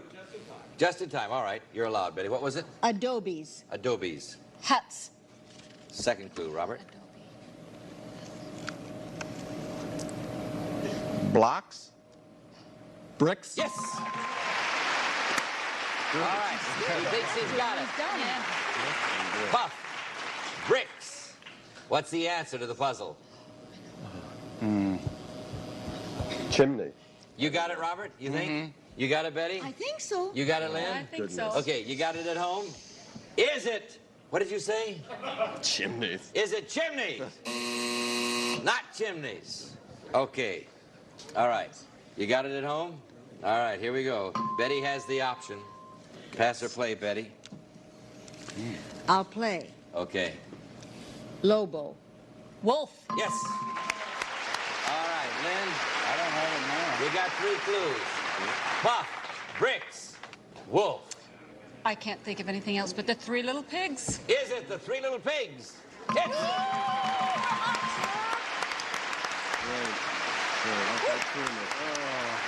I got it. Did you have it, Steve? No. I got so excited there when I thought I got it in the second clue that I almost blew the procedure. But you got it. They've got $100 already. What did you have? Marijuana. You had marijuana? First 2 clues. Puff and bricks? Right. I don't want to know how your mind works. Okay. We have a commercial, as a matter of fact. We'll talk about it. So go ahead.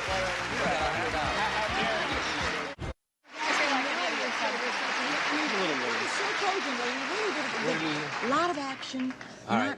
We're back, Betty. We're talking about chips. I know, I'm we're sorry. talking about chips. That's a good answer. subject. Somebody was asking why Chips is such a hit Saturday night, 8 o'clock on this very same network with this gentleman playing the sergeant. And what was the answer that you... Well, Larry said that it was Because of me. Because no. of that's what he Eric said. says because of Eric, but what... No, he said because it's a lot of action, not a lot of violence, but a lot of action and lots of people that you can identify with. And good-looking guys, Good-looking guys. And girls. All right. Okay. Enough of chips. Let's play Password Plus, shall we? Okay, the ladies over here have $100, guys. I'll point that out to you. It takes 300 to win the game. There is the first clue to the next puzzle and our next password. And Steve has the option. Pass or play? I'll play. Go. Deputy. Sheriff. Yes. Good clue. All right, Robert. First clue to this puzzle is Sheriff. What do you think? Chester. Is it Chester? Oh, that's nephew. What am I saying? No, okay. All right, you got it. New password. Lynn has the option. Pass or play, Lynn? I'll play. Go. Thief. Robert. Yes. Betty. Sheriff Robert. What do you think? Is it Robin Hood? Is it Robin Hood?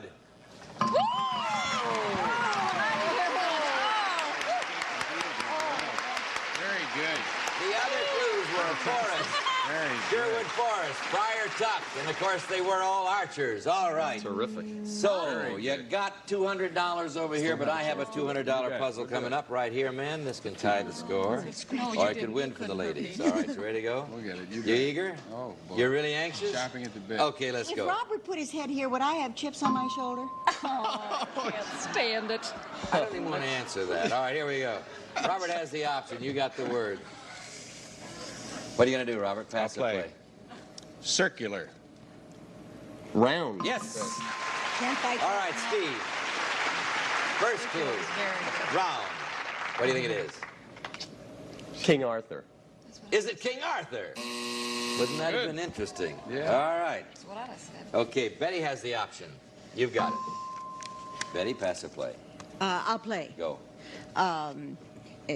Revolve. Circular. Second clue. Twirl. Baton. He said twirl. Twirl. Did you hear him? All right. Third clue. Top. Spin. Yes. Got him. I just got it. All right. Lynn, for the game. Very still. For the game. Round and spin. Spin and round. What do you think it is? Person, place, or thing? A top. Is it a top? Not a top. Is it a bottom? Here's the next one. Some are round. Robert has the option. Pass or play? I'll play. Okay. Twine. String. Yes. Steve, you'll tie the game. You'll tie it up. 3 clues. Round, spin, and string. What do you think?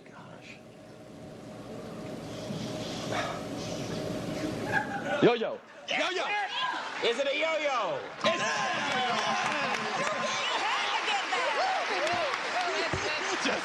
That was against the rules. Where was the buzzer when I needed it? Yeah. Did you see him? Did you see him give it to him with the ESP? got it. The other clues were string, hand, and toy. Okay. Let's go on to the next one. You're in. Okay, we're New puzzle. This is the $200 puzzle, and this is the one that's going to find out who the winner is. And Lynn has the option. Pass or play, Lynn? I'll play. Go. Perspiring. Sweating. Okay, Betty. First clue of the puzzle for the game. Sweating. Is it a gym? Is it a gym? No. All right. I didn't say Jim who. No. Okay. You got it now. Give her another try. Steve has the option. Pass or play, Steve? I'll play. Go. Cold. Freezing. Lynn. Second clue. Shake. Shiver. Third clue. Wills.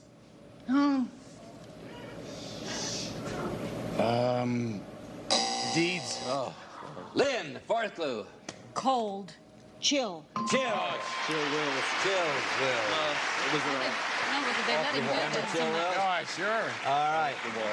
For the game, Betty. For the game. Sweating. Chills. Is it fever? Is it fever? That's a hot one. It's not fever. Oh, it is. All right. You've got it. Sorry, baby. Steve has the option. Pass or play, Steve? I'll pass. Lynn. You little stinker. Bug. Virus. Second clue. Malaria. Flu? No. Lynn. Biting. Mosquito. Mosquito. Betty, yes. Sweating. Chills. Mosquito for the game, Betty. For the... Is it malaria? Is it malaria? It's malaria! You won the game. My Mercedes Benz. Did you have it? Oh, we're going to throw All right, Steve Polinsky, you played a good game. Oh. You played a real good game, and you have $200. Steve, thank you. All right.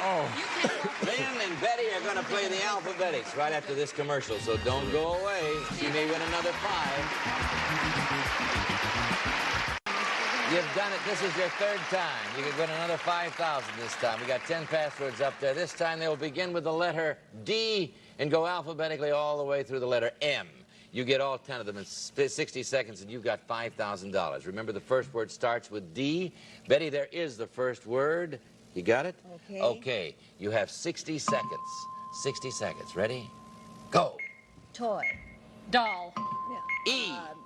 Britannica. Encyclopedia. F. Fire. Flame. G. Hand. Glove. H. Chicken. Hen. I. Foot. Measurement. Inch. J. Spear. Javelin. K. Camera. Kodak. L. Soup. Lipton. Lentil. Scooper. Ladle. M. Disease. Measles. You did it! How many seconds? 20 left. You have 20 seconds left. 20 seconds left. 20 seconds left? Yeah. Away. Your husband graduates from college in 4 weeks, and you're going to take him where? Away. Without the kids. Away without the kids. We had 20 seconds. Can we have some more? No, you got to earn it. But you had $5,000 there that you added to your other total, gives you now a total of $16,100. Taxman's gonna love me. Yes, but you'll keep a little. All right. Well, you've gone way beyond the cavity. Now you're going for the Mercedes, eh? Yes, well, I could. Oh, the trip. All right. In any case, we have a commercial. We'll be right back. Don't go away.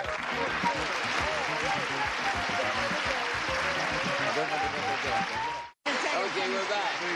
All right. I've got to tell you, Lynn, you're a very popular champion, but you've got a competitor coming in. You know this lady, don't you? Yes, she's super. She's a good player, Aida Ferreira. Come in, Aida.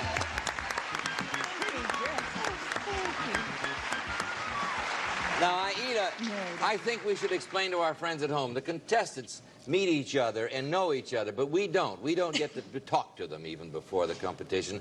But the rumor has come around that you are a very good player. What is your background?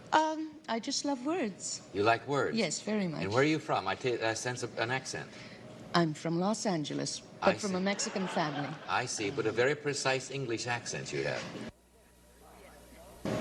Yes. Right. Okay. All right, shall we go? Here we go. We got a brand new puzzle, and Lynn has a new competitor, Aida Ferreira. All right, here we go. Betty and Robert have the password. Betty has the option. You've got it at home. What are you going to do, Betty? Pass or play? I'm going to play. Okay, go. Sunspots. Freckles. Yes. Sunspots. One word, right? Very good clue. Sunspots, one word. Everybody okay on that, right? First clue, Aida, you have it for the puzzle. It's freckles. What do you think? Doris Day? Is it Doris Day? Oh, I was Not Doris Day. All right. Okay. Here we You mean go. those are liver spots on there? She'll get you for that. Betty. She's a friend of yours. Here you She go. sure is. All right. Robert has the option. You got it at home. I'll play. Okay. Spectacles. Glasses. Okay, Lynn. You have the second clue in the puzzle. Freckles. Glasses. What do you think? Freckles and glasses. I was going to say Dennis the Menace, but he... Is it Dennis the Menace? Not Dennis the Menace. All right. You got it. Betty has the option. Pass or play? Play. Go. Atlanta. Georgia. Yes. Georgia. Aida. 3 clues. Freckles, glasses, and Georgia. Is Georgia. it Billy Carter? Is it Billy Carter? Not Billy Carter. You got it. Robert has the option. Pass or play? Play. Go. Sun. Moon. Okay. Betty? Child. Father? Third clue. Son. Daughter. Daughter. Freckles, glasses, Georgia, and daughter. What's the answer to the puzzle, Lynn? Amy Carter. Is it Amy Carter? Amy Carter. I don't know why. I said. All right. No. Why not? Son is one of those words you can't tell. You know, it could be U-N or O-N. All right, I have a new puzzle here. Everybody, any conversation we want to? Should we just go right ahead? We're going, boy. You're going? We You're want the hot? money. I wasn't talking. They were talking. I know. You were being a good girl, Betty. Here you go. New word there. Aida has the option. Pass or play? Play. Go. Quarrel. Argue. Second clue, Lynn. Brawl. Fight? Yes. First clue, Robert. Heavyweight championship. Is it the heavyweight championship? Not at all. All right. Aida has the option again. You've got it at home. Pass or play, Aida? Play. Go. English. English. British. Yes. Yes. Fight. British. What do you think? Fight. British. Is it... I'm sorry. It's Betty, yeah. Fight. British. Is it Lord Wellington? Oh, of course Is it Lord Wellington? Where'd you get that? And it wasn't. It was Duke. Would you believe? I don't wish to discuss it. Will you just go on and play the game? You got it. Lord Wellington. All right. Yeah, Lynn has the option. Oh, I'll play. Okay. Go. Revenue. Taxes. Yes. You gave us the plural. We'll take the singular and put it up there. Fight. British. Tax. Revolutionary War. Is it the Revolutionary War? No. We got another chance. Okay, you got another chance. I got another one. There you go. Aida has the option. Pass or play, Aida? I think I'll pass. Pass, okay. Lynn? One clue, right? She said pass in time. Okay. Unload.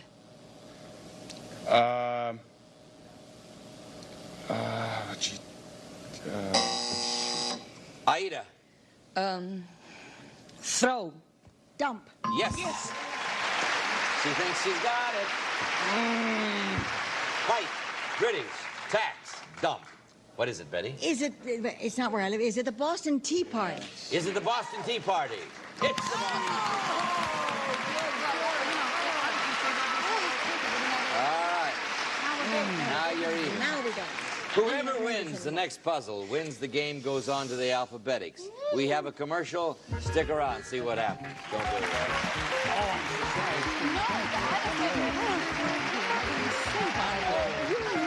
It sure was a good one. Okay, here's the situation. We have 100 over here for Betty and Aida. We have 100 over here for Lynn and Robert. And I got to tell you, you are playing this very well. Bob, Robert, you play this game. Right. You play this game very well. Did you play it at home or anything? Yeah, in front of the TV. Oh, you do? You told me in your bedroom. Well, my TV's in the bedroom. I don't want to discuss this anymore. All right. Aida, you'll be back tomorrow right there? I surely will. You'll be back there tomorrow, I trust. Absolutely. We'll pick this game up right here. Whoever wins the first puzzle tomorrow goes on to alphabetics, as I told you before. Now, we are at a new time. We trust you're with us from the old time, and we trust you're telling your friends that we're now a half hour earlier than we were last week. Thank you for being with us. We can't do it without you. The pastor today came from Sunnyvale, California. Geneva Keel says, "In life, I've found that it's 10% how you make it and 90% how you take it." Think about it. See you tomorrow. Some of our contestants will receive Bissell Twin Motors DynaClean Vacuum. 2 powerful motors for extra deep cleaning action. Clean air system for better suction. Twin motors from Bissell. And Kavli Norwegian flatbread made from 100% natural ingredients. A different nutritious bread, Kavli from Norway. And Queisel Lighting. Your choice of one of these brass finished table lamps with bronze highlighting. Complements traditional and contemporary settings. And nobody makes soup in a cup like Lipton Cup of Soup. Savory, satisfying, seasoned to perfection. No wonder it's America's Right Now soup. And a representative of our studio audience will receive a Dakota bedspread. Very fluffy, beautifully designed in contemporary applique graphics or outline quilted traditional prints furnished by Dakota.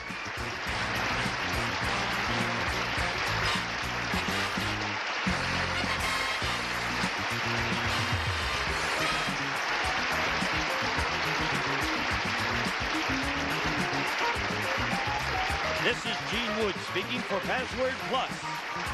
A Mark Goodson, Bill Codman production.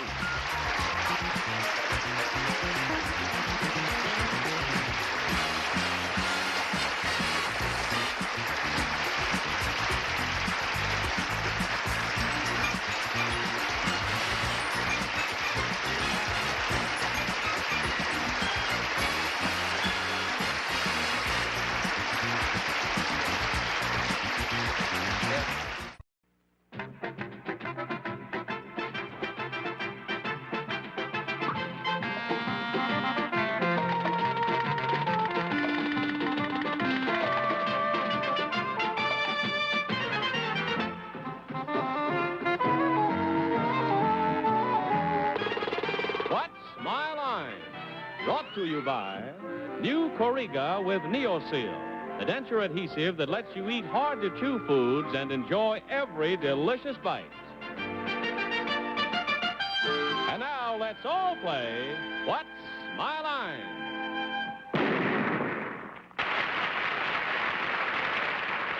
And now from New York, let's meet our What's My Line panel.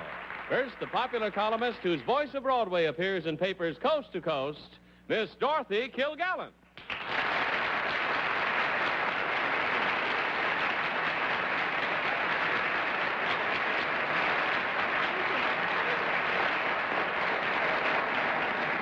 And on my left, just in from California, one of our favorite New Yorkers, Robert Q. Lewis.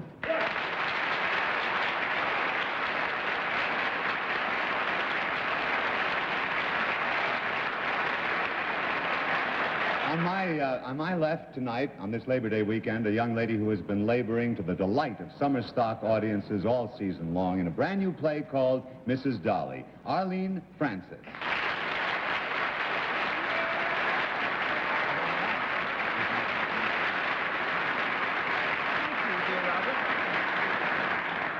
And now, a dear gentleman and my neighbor up in Mount Kisco, where we have spent the weekend looking for our dogs and our sons, Mr. Bennett Cerf.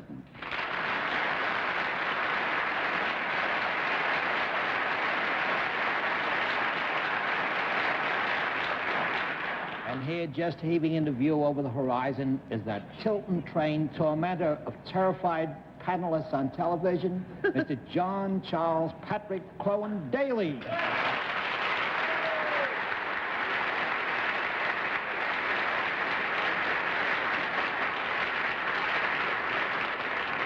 Well, this is an historic day, I must say. Bennett finally got my name right. Bennett, congratulations. John Working Charles on it all Patrick week. Clowen. Bob Lewis, it's good to see you. Thank you, John. That's a lovely summer tan you've got there, too, I might say. Thank you, sir. Now, we've got some surprises for you tonight. You might as well get your blindfolds in hand because we've got real surprises. We're going to have two mystery guests, and you will need to put your blindfolds on almost immediately. We're going to have two mystery guests tonight, and the first one will be before the panel. In just a moment, we'll meet that first mystery guest after this word. As previously noted, panel, we have some surprises tonight, and the big surprise is we're to have two mystery guests, the first of which you will meet in a moment. As is usual for mystery guests, all the panel is blindfolded. Are the blindfolds in place, panel? Yes, sir. Good. Will you enter mystery challenger and sign in, please?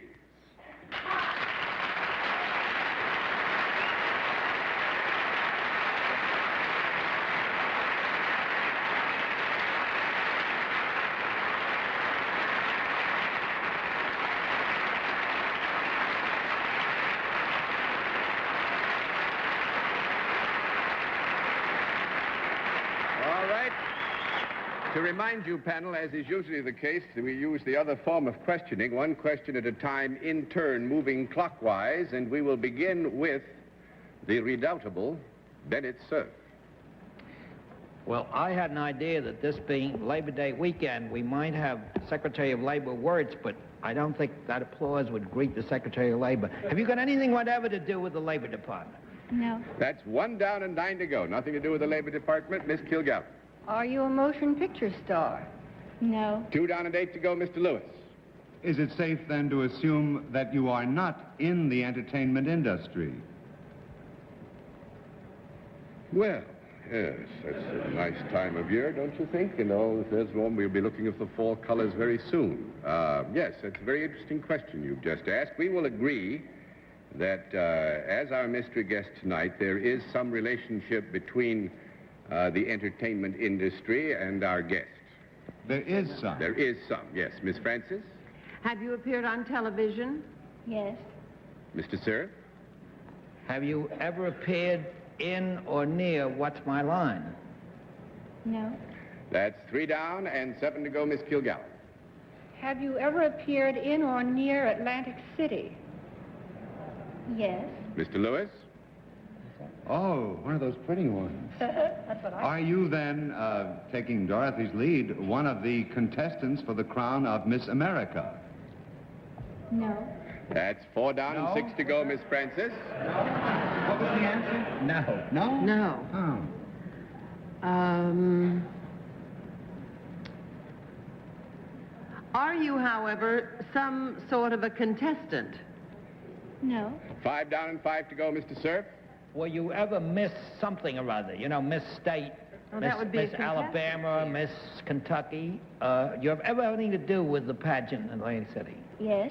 You did? Yes. Miss Kilgallen?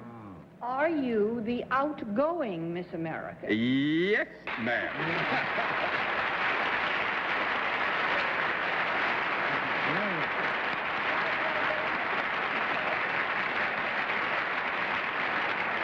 Vonda K. Van Dyke, who is the reigning Miss America. And I would say, if I may, that I think you can be equally proud, if not prouder of the fact, because I remember the details from last year's pageant. You were elected Miss Congeniality, too. Yes, that's right. And that doesn't really need much explanation, but this is an election held among all of the girls who are contestants, and she was chosen by all her peers to be the best, liveliest, happiest, finest, and nicest girl there, and that's about as far as you can go. And we were rooting in our living room for her, and she won. We never pick a winner.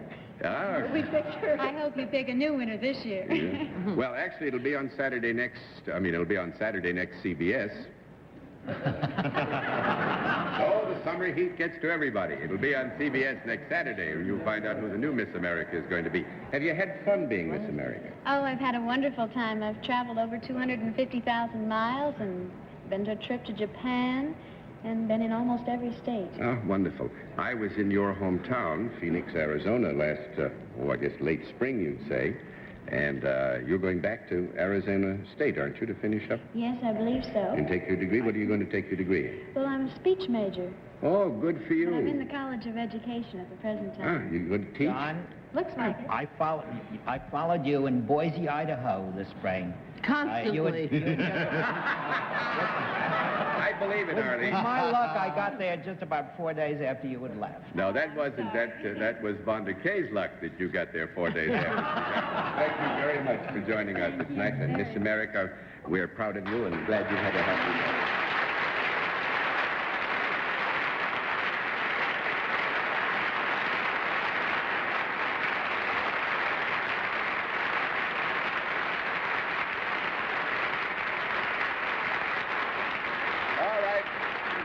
Now, panel, let's meet a regular contestant. Will you enter and sign in, please?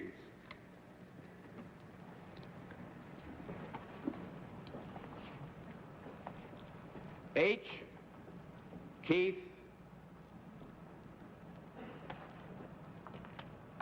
Bannister. Right, sir? All right.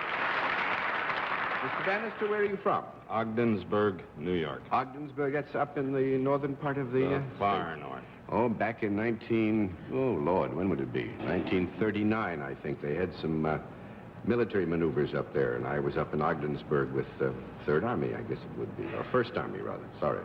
Well, it's nice to have you with us, Mr. Bannister. May I present the panel? And now, if you'll join me over here, we'll let the audience in the theater and the audience at home know exactly what your line is.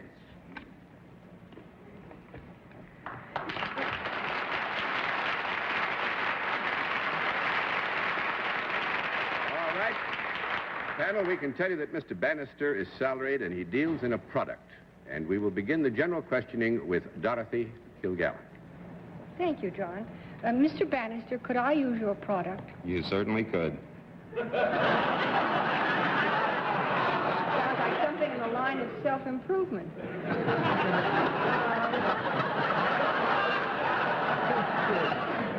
Would I be happier or better off or better looking if I used it? I would certainly hope so. Now, that is a very broad question, Dorothy, and we will agree in the context of the whole question, better off, you know, the whole thing, that if you used the product and had what we could reasonably expect to be the proper result, that you would have a sense of well-being and be better off. It isn't like a suicide pill or anything like that. Okay. Could I hold it in my hand? Yes. If I owned one of these things, would I be likely, when in use, to have it reasonably close to me? Yes. Might it be said that I would wear it?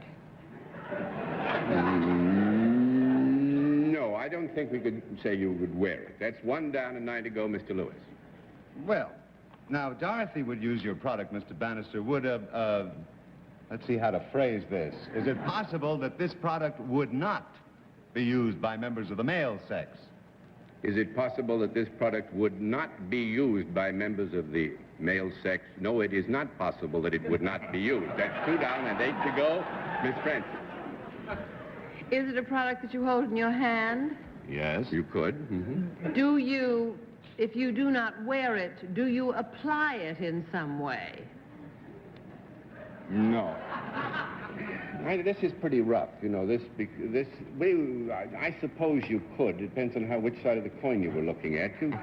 You could say in a very general way that perhaps you applied it to yourself, but you'd probably argue with the use of the language if it was so done, but we'd agree that it's possible. Does it have any moving parts? Yes.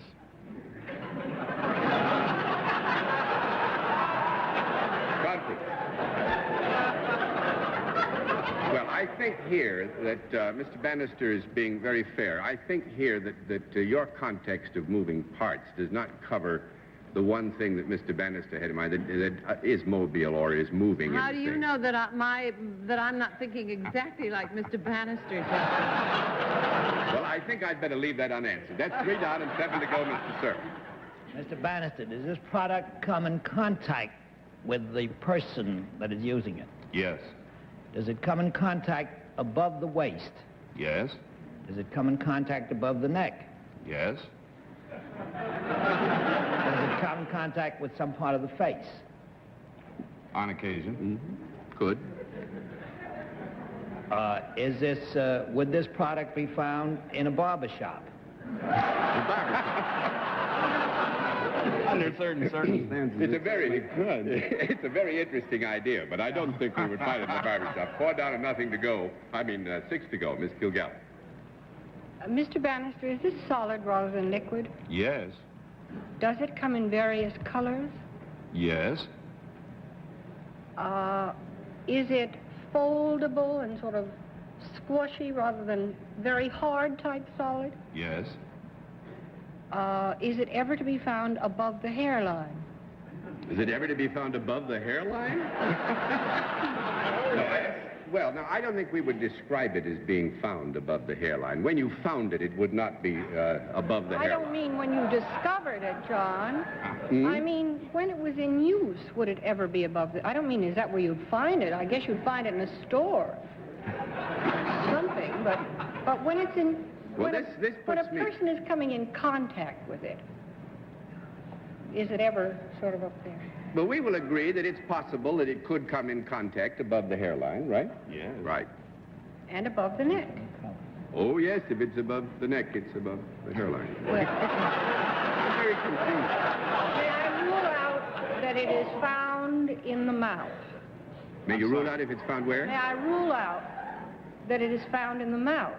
That it's found in the mouth? Yes. Well, I've got some friends who do funny things, but hopefully, yeah, I think you can rule out that it's found in the mouth. Is this useful as rather, as well as decorative? Yes. Would it have anything to do with something that has nothing to do with cosmetics? Would it have anything to do with something that has nothing to do with cosmetics? Boy. Yep. Would you ever wear it to a football game?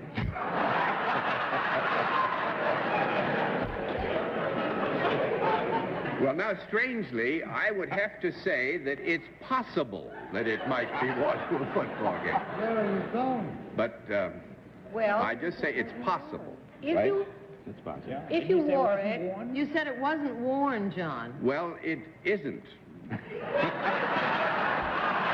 Never worn to a football game. Well, you wouldn't wear it to the football game. See, now I'm afraid that... but you might have it with you when you go to a football game. Yes. It is possible. I would say it has happened. I would not say it's the usual thing, would you? And No. even at the football game, it would be above the neck. It's possible. Everything is possible in this best of possible worlds. Wow. May I rule out eyeglasses? Yes. May I rule out false eyelashes or eye makeup? Yes. May I rule out the ears? Yes. Whose? Somebody who goes to football games. I thought maybe it was earmuffs, really. Yeah. Uh, Got to give you one more minute because you're all not getting right. anywhere. Is this worn by average Americans? Well, it's not worn. Well, and or used. average Americans, in the context in which we've been describing it, football games, would not use it. You'd have to be a little bit of a... Kook. You'd have to be imaginative, let's put it that way. 5 down and 5 to go, Robert Q. Lewis. Oh, boy, you got a squashable thing that comes in a lot of colors. It's used above the neck, and it has nothing to do with the ears or cosmetics. And it doesn't go in the mouth. And it doesn't go in your mouth. And it isn't really worn. And I wouldn't want one if I knew what it was. I thought you were on face cloths for a while or something, but obviously, am I safe to assume it has nothing to do with soap? Yes. With soap. It then has nothing to do with cleansing the skin. Yes. It is then not used to keep one warm. That will make it 6 down and 4 to go, and I'm going to throw all of it over. You got any ideas, Bennett? What? Nose warmer? Nose warmer. Oh, Tom, I knew if we let you go at it long enough, you wouldn't get it, and you didn't. Not a nightcap. No. How about a sleeping bag?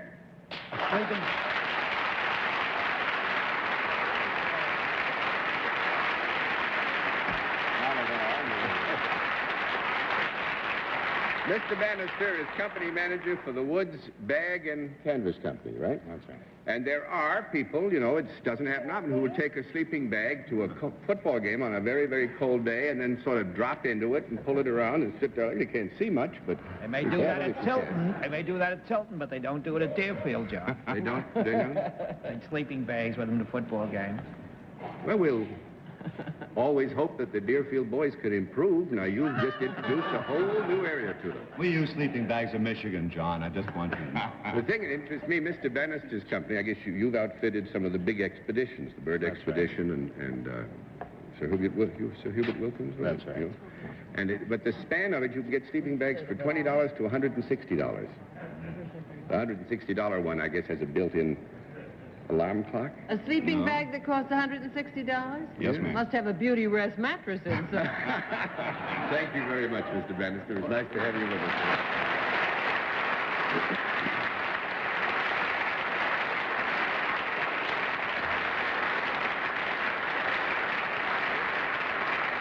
And now we'll meet tonight's second mystery guest in just a moment. And now a second special feature of our program, the appearance of a second mystery challenger for which the panel is always blindfolded. And are the blindfolds all in place, panel? Yes. Back on. Good. Will you enter mystery challenger and sign in, please?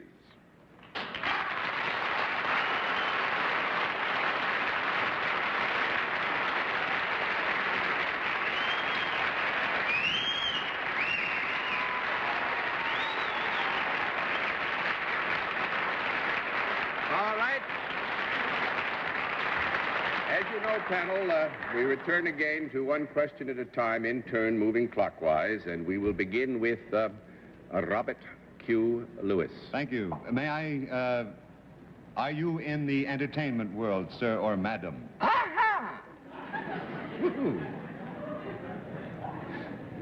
What's that mean? Is your kennel ever in motion pictures? No.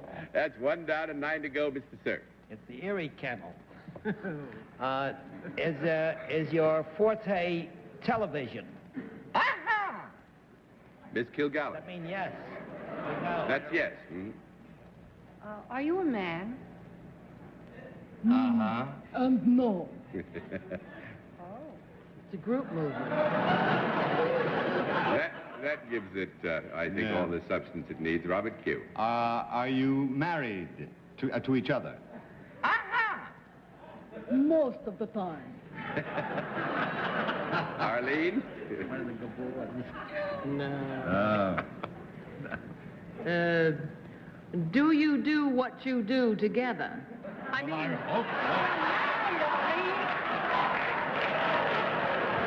Most of the time. What? Most of the time? Mr. Cerf? That's most of the time. Can we rule out the entire Gabor family? Miss Kilgallen? However, has one of you been known to do an impersonation of a Gabor on a nightclub or supper club floor? No. Two down, a date to go? Robert Q. Lewis. No. Come on, they're I lost. thought so too. Gordon and the answer was no on motion pictures. Am I correct, John? Right. Well, they can't be Gordon and Sheila. When you work together, do you ever trod the boards? Miss Francis? Which one did you have in mind? Human justice? No. They've been home. There's been no call for a conference yes, that quite I right, remember John. where we That's what cease you and think, desist John. in this community dialogue until such time as a call for a conference has been made and permission to have one has been granted. Thank you very much. That's a mystery guess to you, John. Do you for the most part appear in serious plays rather than comedies? No. That's 3 down and 7 to go, Mr. Cerf. Have either or both of you ever been on this What's My Line panel? Miss Kilgallen? As well as appearing together, are you capable, and indeed have you had acts separately? You ever had one? Mr. Lewis? Have they ever had acts separately? Is it possible? This is to say that they do not necessarily, when they are perform together, that they very frequently perform separately. Did you both get, I hate this kind of question, but were you both at one time associated with Steve Allen? No. 4 down and 6 to go, Miss Francis. Do you do... Does the gentleman do a... It is a gentleman and lady, isn't it? Well, they're married. They ought to be, yeah.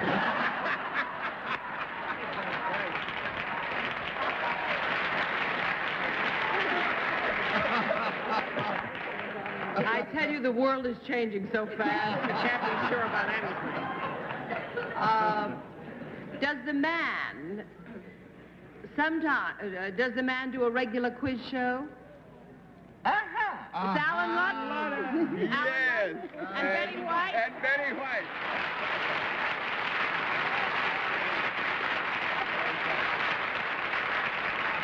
Well, I must say, congratulations, Alan. You certainly didn't give him the password. No. You didn't give him the password. And I'll put down my purse. Yeah, but I like that question about being married, Arlene. That's the kind of question I ask when I'm sitting over. Which one of you was doing the barking? Which one was barking? I was. That's my only other voice.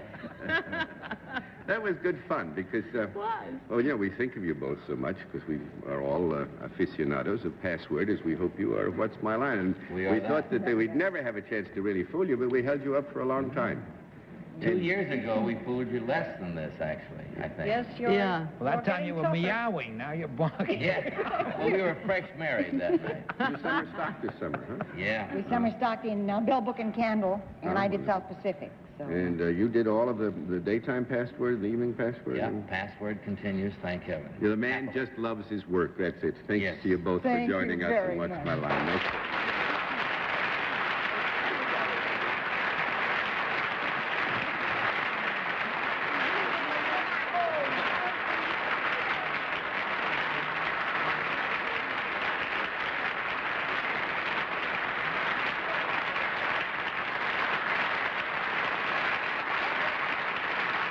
Well, you've done rather well tonight, panel. I give you some congratulations, and we'll all be back after this word.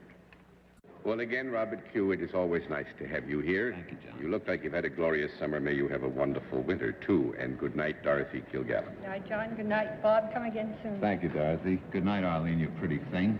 Don't say good night. Good night, everybody, and Bennett, dear. You look beautiful as Miss America, John. Good night. I knew the summer was getting to him, but I didn't know it had gotten to him that bad. That's what I didn't know. Good night, Bennett, and thanks to all of you for being with us on What's My Line?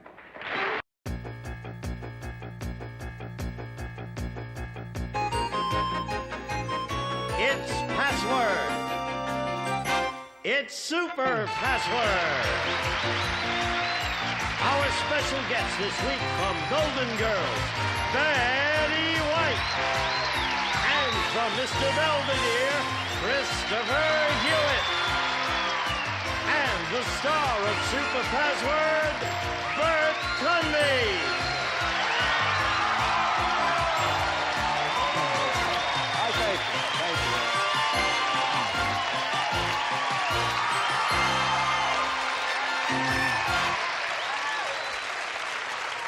Thank you. Thank you all very much. That's very sweet of you. Thank you. I'm going to try and be very brave about all this. I was doing fine until you did that. Thank you. That's very sweet. I appreciate it. Welcome to Super Password. And there's a big sign out here that says, this is it, and this is it. But we're going to get on and play the game because you know what? That's what this is about. And most importantly, we have two contestants up here, and I'd like somebody to win $5,000 before we're out of here today. What do you say? So that's what we're going to do. First of all, we'll visit with Jerry. She's only just arrived. Jerry, welcome once again. Hi. My name is Jerry Williams, and I am a part-time jazzercise instructor and a full-time wife and mother, and I also write songs, mainly love ballads. Well, good. Perfect time. We could use a love ballad right now, Jerry. Thank you for being with us, and good luck to you. Here's Michelle, who has $5,800 so far. She's doing beautifully. Michelle. Hi, I'm Michelle Coffin, and I am so excited to be back here, and I just want to say I'm so excited that I am here now. I've had the best time. I can't even tell you. I don't know words to say, Well, we've had a good thank time with you, very too, much. and we won't ever forget you. Certainly, you will be remembered here for a long time. If you're ready to go, gang, we're at the $200 puzzle level. Michelle has $100 in this game, and let's get on with it, please. Jerry and Michelle, give them the clues. I'll pull myself together while you give clues. The password is 70s. 60s? 70s. Yes, that's the way to do it. That's the way to start. 70s. The Beatles. Is it the Beatles? Okay, here we go. Next word, please. The password is tie. All right, Jerry. Ribbon. Tape. Michelle? Na ha ha ha ha ha ha ha ha ha. Tie. Yeah.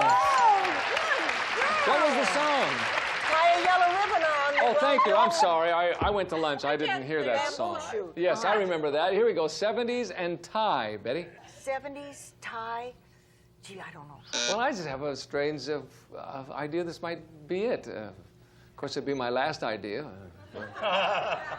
We'll see if I'm right. You'll never know. I'm never going to tell you if I was right. All right, Michelle. Yellow. Color. Yellow? Yes! 70s tie, yellow. Betty? Is it Tony Orlando? Is it Tony Orlando? Oh! It isn't. It should be. Here we go. Next word, please. The password is ribbon. Michelle? Bow. Ribbon. Yes. Oh, I know. 70s tie, yellow ribbon. An oak tree? No. Is it an oak tree? Oh, a lot of them thought of that too. I think I know what's wrong here. Next word, I please. think I do too. Do you? Okay. Yeah. Here we go. Last word. Trio. Michelle? Shoot. Duo. Trio. Yes. 70s tie, yellow, ribbon, and trio. Is it Tony, Orlando, and Dawn? Yeah, is it Tony, Orlando, and Dawn? Yes, you bet. That's it, boy. They're sticklers, aren't they? They should be. That's Yes, right. they should be. You're right. Okay, Michelle has $300, and it's time for the cash word. It's only fitting that you should play this on our last day, Betty. Absolutely. And here it is for you. She still hates it. She will never love it. No. Take a look at the word. Gene, if you will, show everybody at home what the cash word is. The cash word is shrewd. We're ready for the first of 3 clues, please, Betty. Smart. Sneaky. Second clue. Conniving. Cunning. Third. Bargain.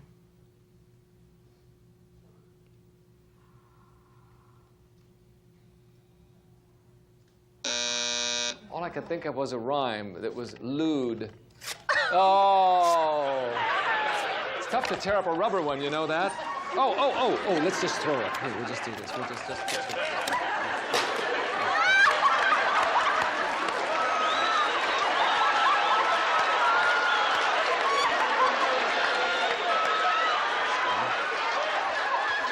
again, Betty. It didn't break quite as much as it should. Just put it right there. Right there. Go ahead.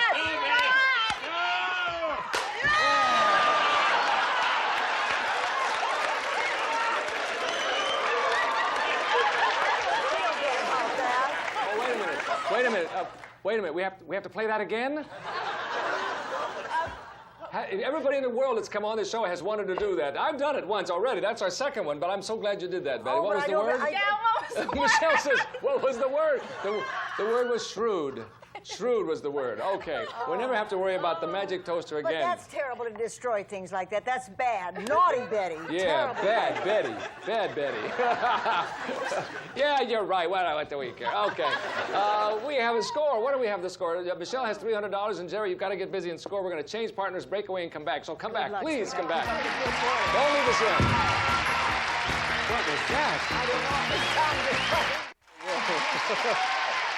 know. All right. Michelle has $300. This is the $300 puzzle. Jerry, you got to get busy now, right now. Here we go. First word, please. Betty and Christopher, give them the clues, and here comes the first word, please. The password is fat. All right, Betty. Obese.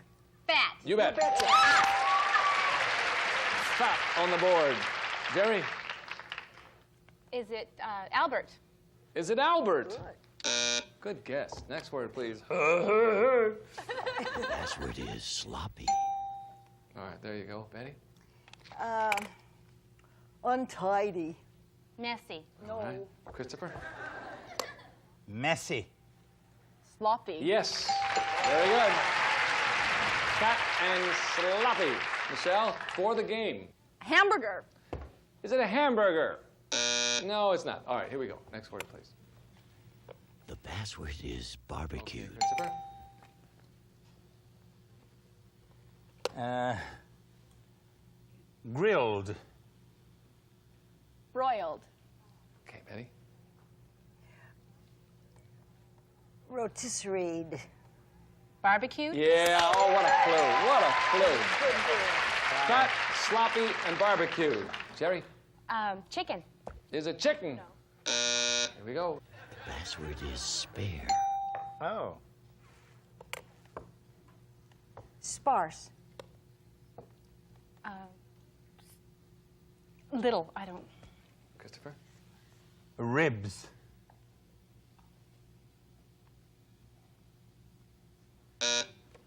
Betty?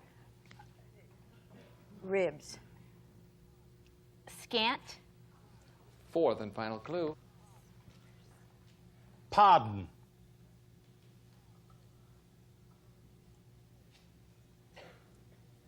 Excuse. We were looking for spare up there, gang. Spare. We'll put it on the board and nobody guesses. Fat, Spare sloppy, ribs. barbecue, and spare. And here comes your last word. The password is Okay. bones. Betty?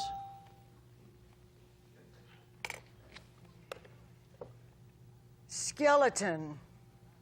Bones. Yes, that's the clue.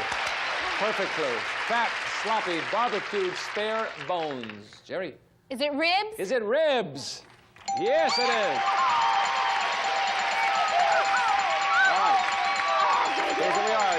Michelle both have $300. Here comes a $400 puzzle to decide who goes over and plays for $5,000. If you hand that over to your partner's gang, we'll get on with the first word. Gene, please. The password is healthy. Sickly? Healthy. Yes. Yes. Yes. Healthy, sir. What could that be for the game?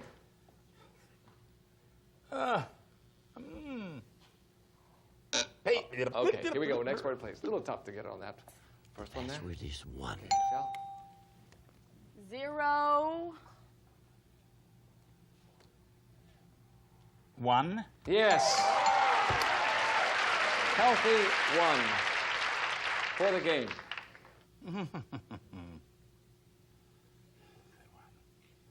Patient. Okay. Well, is it patient? Okay. I have a silly idea. You do? Probably Okay, here we go. wrong. Next word, please. The password is A.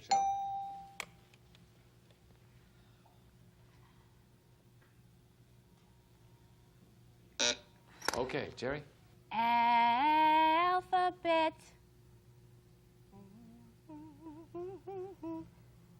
ABC. Michelle? First. A. Yes. Healthy 1A. Christopher, for the game. Wonderful clues. Helpful to an elderly person. Okay, next word, please. The password is day. Oh, now I do. Michelle? Night. Day. Yes. Healthy 1 a day. Vitamins. For the game, is it vitamins? Yes, it is. Kidney filled.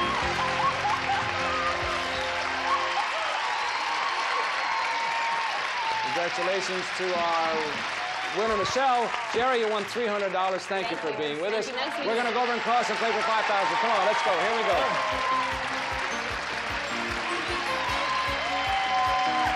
Come on, Michelle.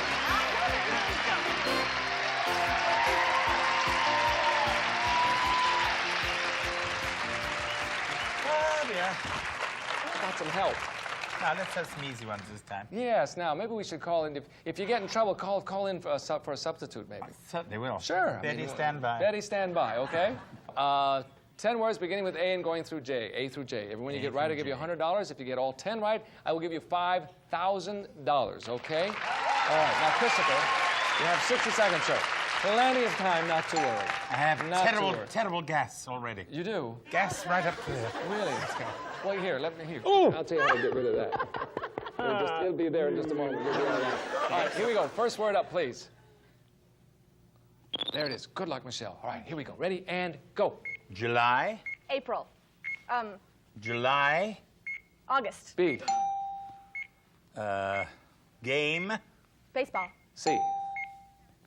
Vegetable. Carrots. D. Satan.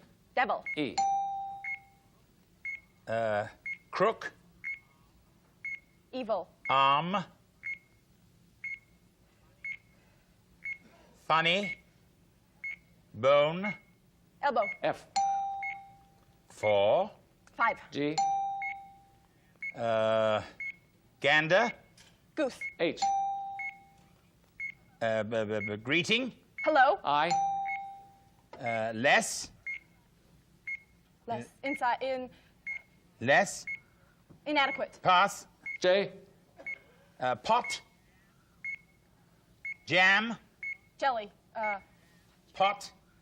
Jam. Oh, my. Too bad. Jar. It was jar. Okay, what did you get? You got $800 added to your total score. Well, listen, you did great. You have $7,200. You did beautifully. We'll break a whale. We'll be back in just a moment. Inferior, yes. Be right back. See you tomorrow. You did great. You did great. Superior?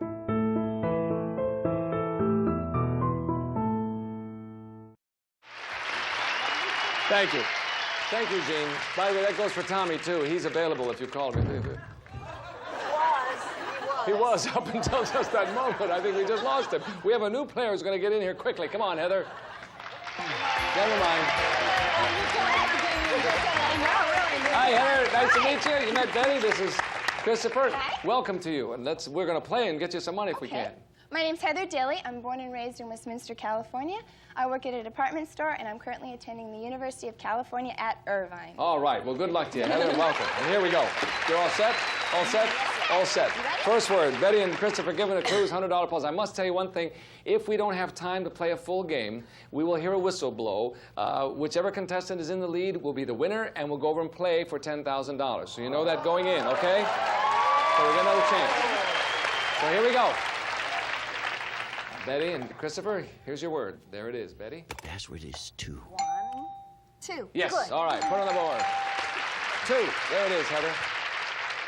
Is it partridges in a pear tree? Is it partridges in a pear tree? Next word, please. 3. The password is all right, tone. Betty. Sound. Noise. Mm-hmm. Christopher? Pitch.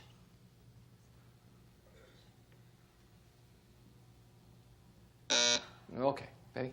Dial. Tone. Yes, excellent. What a clue. 2 tone. Heather?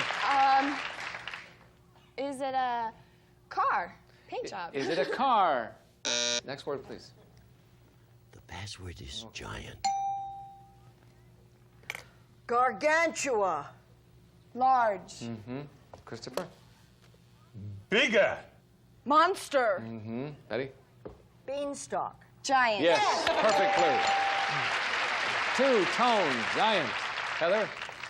Godzilla. Is it Godzilla? Next word, please. The password is China. Betty? Shanghai. China. Yes. Well, you're getting them all. 2 tone, giant. Oh, and China. Is it a panda? Is it a panda? Yeah. Didn't need bear. Boy, you got them all.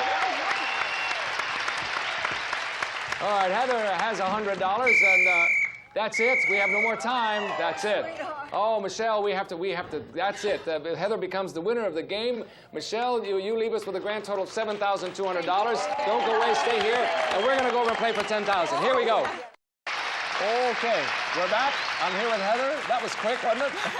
Couldn't have gone much faster than that. All right, Heather, I'm going to give you 10 words beginning with A and going through J. A through J. Every one you get right, I'll give you $100. If you get all 10, I'm going to give you $10,000. Okay? And I'd love to do that. Believe me, I would. 60 seconds, Betty. You bet. Let's take a look at your first word. Don't say anything yet. And you know the letters pop up over there. All right, here we go. Good luck, Heather. Ready, and go. Teenager. Adolescent. B. Fruit. Banana. C. Church. Religion. Catholic. D. Texas. Texas. Draw. City. Dallas. E. 7. 11. 7. 8. F. Ranch. Farm. G. Trash. Garbage. H. Saw. Hammer. I. Moron. Idiot. J. Prison. Jail. Yes! Oh, boy. Oh, that's great. Come on. Oh, that's wonderful. Betty, how fitting that is. Got 20 seconds left. What an end game to finish on. We'll break away. Isn't that great? See you in a minute. Don't go away. 20 seconds left. That was wonderful. I have so many people to thank. I couldn't do all the names. I would like to try, but I can't. People you don't see. You don't see George Schottaker, our director, who is the best. You don't see Dayton Anderson, who's put these things on me for years and is also the best. You don't see, well, you see Tommy enough, that's for sure. But you don't see Ridge Jeffries over here, who's out here exhorting this audience and does a great job. Our producers, Bobby and Diane and Joe, and Gene Wood. What can I say, Gene? He's the best. And I love you, Gene. And you are too. And I would like to save a little time for Betty because this is really her show. Betty? No, it was not my show. It was a fellow started the show that I liked a lot. And I just have to say, Bert, this is the 5th last password that I've done. So the phoenix shall rise again. Just get out of the way. We'll be back in a minute. Thank you for your loyal support. We love you, too.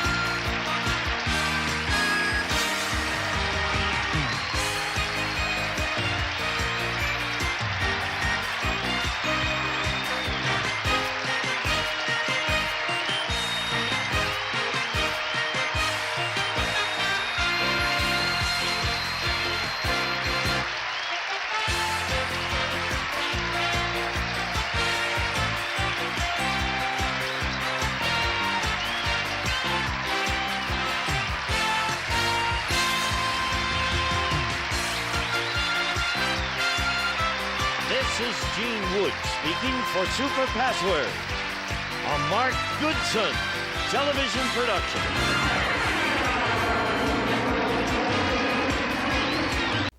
This is the exciting password player and sparkling stage star, lovely Betty White. Thank you, Lee. And this is my partner, Edward Fearon of New York City. This is the brilliant password player and talented writing and broadcasting star, Frank Gifford. Thank you, and this is my partner, Merle Nikaido from Honolulu, Hawaii. And we're all here to play password.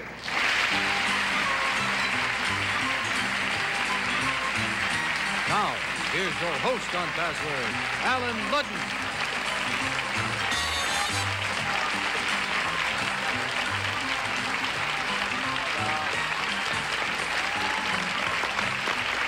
Good afternoon. Thank you. Dave, it's good to have you with us. How are you, Frank? Fine, Alan. Betty, you've played a lot of games, and you love to play games. This I know. Do you have any kind of a philosophy about game playing that you can state simply? Well, squaring up, there are a lot of jokes I could say, but yes, I do. I love games, and I love game shows. I think it's good mental exercise. I think it keeps everybody kind of alert and kind of on his toes, and you can't watch a game show without participating, and I think that's good mental exercise for everybody. I don't care how old or how young you are. Keeps the mind active, which is very important. And you meet a lot of husbands that way. Yeah. All right, you do. Well, I'm glad you did. Hello, Ed. Hi. Ed Fearon, right? What keeps you busy? Well, I'm a freelance writer and a lyricist. And a lyricist? That's right. Well, you used to be a good password player. Hope so. Speaking of writers, here is a writer. Tell us about your new book, Frank. Well, it's a book about the National Football League, Alan. It covers all the teams, how people can watch the game and maybe enjoy it a little more, what they can look for in certain situations. It's called the NFL CBS Guidebook. Well, that means you can do another one, too. You can do the AFL, then, couldn't you? Certainly could. All right. We'll look for your sequel, too. Okay. Merle Nikaido. Right. Right? Are you a working girl, Merle? Well, actually, I'm a grad student at California State College at Long Beach, but I've spent the summer here in New York City as a summer stewardess. Oh, do you like our town? Yes, I love it. Good. Nice to have you here to play Password, which we will do in just a moment, right after this message. Okay, let's begin game number 1555. You ready? Yes, sir. I mean show number, not game number. The password is collect. Betty, 10 points. See if you can get Ed Fearon to say that word. Accrue. Amass. Amass. No. 9 points, Frank. Bills. Interest? Interest? No. 8 points, Betty. Amass. 5 seconds. Gather. No. That's what I should have said. 7 points, Frank. Gather. Collect? Yes. That's what I thought you'd say. By the way, when you hear this sound, as you know, it means your clue has not been accepted by our authority, a fine gentleman, Dr. Reason A. Goodwin, an editor of the Roebuck Encyclopedia Dictionary. And it's been a pleasure working with this good man. 7-0. Ed, there you go. Merle, friends. The password is chill. 10 points, Ed. Cold. Shivery. No. 9 points. Merle. Refrigerate. Freeze. No. 8 points. Ed. Frosty. That's what I thought it was. Frigid. No. 7 points. Merle. Icy. 5 seconds, Frank. Chili. Roughly a form of the word we're seeking. Chill. Yeah.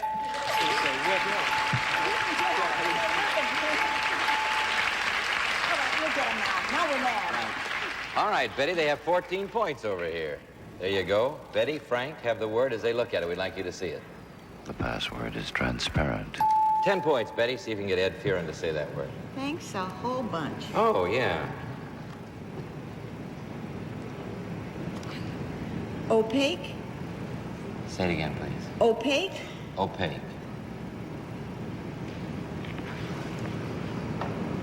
Five seconds.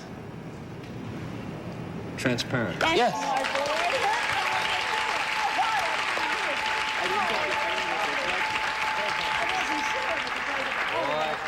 That was a fine response and an excellent clue because that is precisely what opaque means. Oh, I think All right. that's a beautiful response. Okay. All right, Merle, there you go.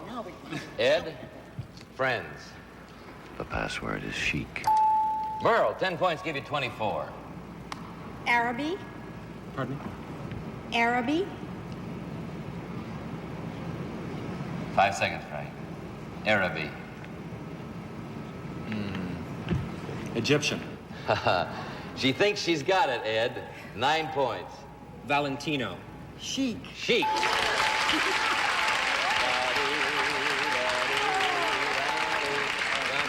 I always... the chic from Araby. We are too young to remember that song, I guess, but I happen to remember it very well. I remember those little side lyrics. 14 to 19. We'll return to password in a moment, right after this message. Before your time, but it's not before her time. No, she got chic of Araby. All right, 14 to 19. That means they can win over here, Frank. Frank and Betty have the word. We'd like you to look at it. The password is longitude. All right, Frank, 10 points to give you 24. Latitude. Longitude. You did it.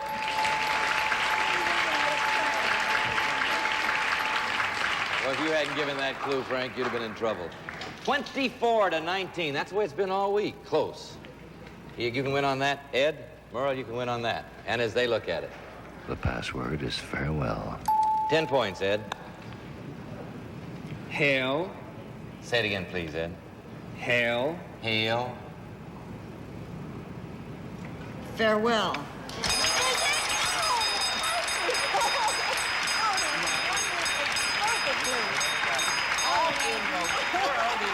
Get farewell from hail. Because I have a great partner, is why.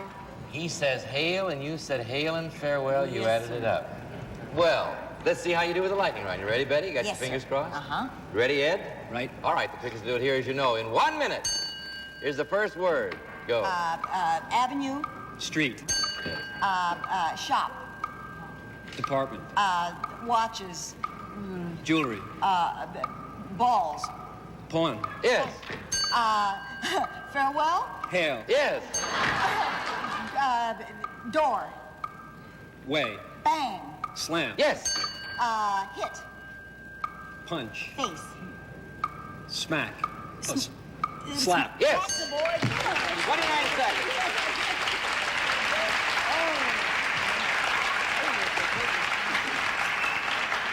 Well, Ed, you should write a song called Hail and Farewell. This afternoon. Maybe somebody already has, but you've done very well. You did that in 29 seconds, and Ed Fearon has just won $350.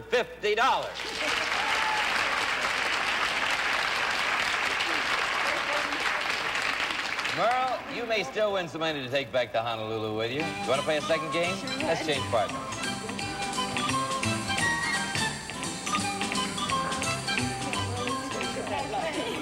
All right, ladies, get acquainted. She's from a town you like a lot, Betty. Oh, Honolulu. Ooh.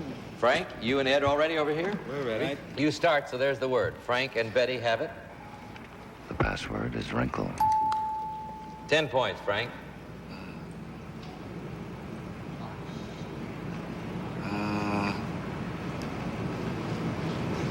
Crease. pleat. Crease pleat. 9 points, Betty. Crow's feet. Crow's. Wrinkle. Yes. There you go. You afraid with 2 words? Crow's feet. No, that buzzer wouldn't have rung on crow's feet. 9 for the ladies. My little man is late on the 1555th show. He gets very tired sometimes. Hello there. Nice to see you today. Okay, Ed, there you go. Merle, friends. The password is lightning. 10 points, Ed. Thunder. Lightning. You did it.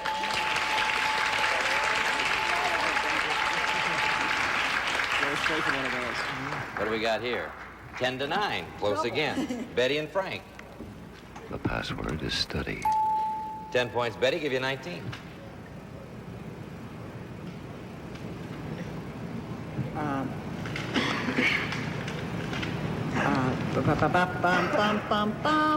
That's very pretty.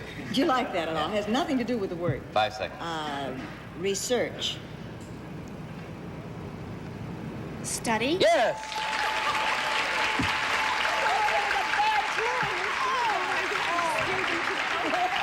Can't fight that. You can't fight that. Research study. And now, back to passwords and Ellen Ludden. Thank you. That's right. Yeah. Thank you very much. Oh, we got another fine studio audience here. We're playing password this week with a young lady that actually I first met on this program. Betty White, ladies and gentlemen. And this gentleman on my left first played password with us one New Year's Eve about 5 years ago. He was number 16 on the Giants, and I was a big fan, and it was a big thrill to meet him. Here he is, Frank Gifford. Yeah, it was a championship team that year. It was a championship team that year. Betty is playing with Merle Nikaido with 19 points, which means, Merle, you can win on that, but Ed, you start. There's the word. Good luck. Friends. The password is weak. 10 points, Ed. Strong. Weak. Yes! Oh, if you'd have thought it was too simple, now you got it all together. Well, that's the way the score usually is with Frank and Betty, 20 to 19. Either team can win. The word goes to Betty and Frank, and as they look at it, we'd like you to look at it. The password is bunk. 10 points, Betty. Give you the game.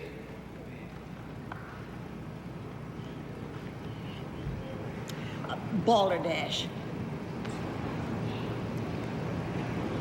5 seconds. Bear? Balderdash bear? No. 9 points. Give you the game, Frank.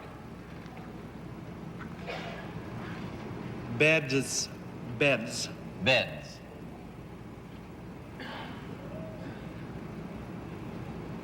5 seconds. Bosh. Bosh. No. 8 points, Betty. I'll give you the game. Upper. Bunk. Yes.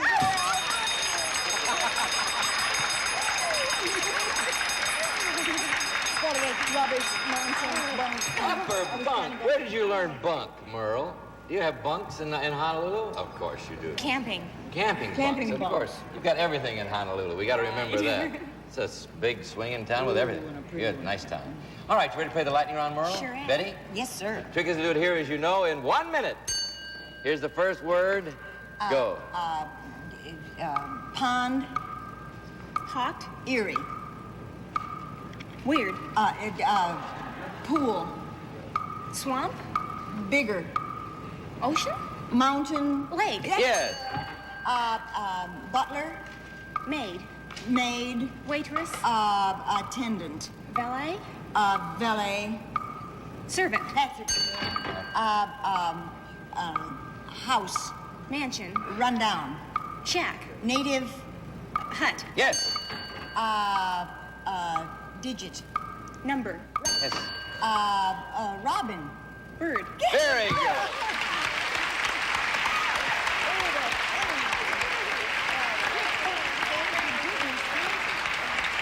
Good clues, good responses. Everybody did well. Merle, you won $350, and Ed, you won $350. Now, Congratulations to you both. Don't go away.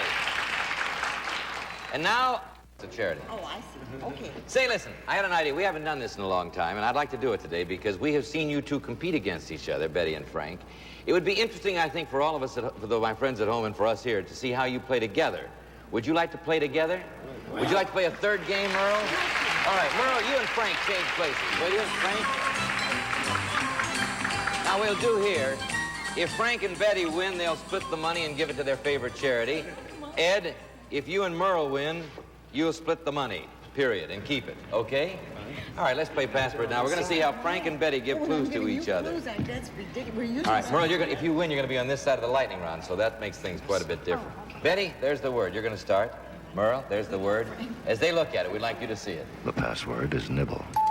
Okay, Betty, 10 points. See if you can get Frank Gifford to say that. I like it over there. Ear. What did you say? I didn't remember inviting you into this whole conversation. Say it again. I don't believe it. Ear. Ear. Well, I like it. 5 seconds. Nose. Ear, nose. All right. 9 points, Merle. Bite. Say it again. Bite. Nip. Nip. Nope. It's not nip. All right. 8 points, Betty. Nip. You ever see a man in a quandary? Nip. Take a picture, give Nip. me. Ear. Nuzzle. Nuzzle? No. 7 points, Merle. Bite. Nibble. That's it.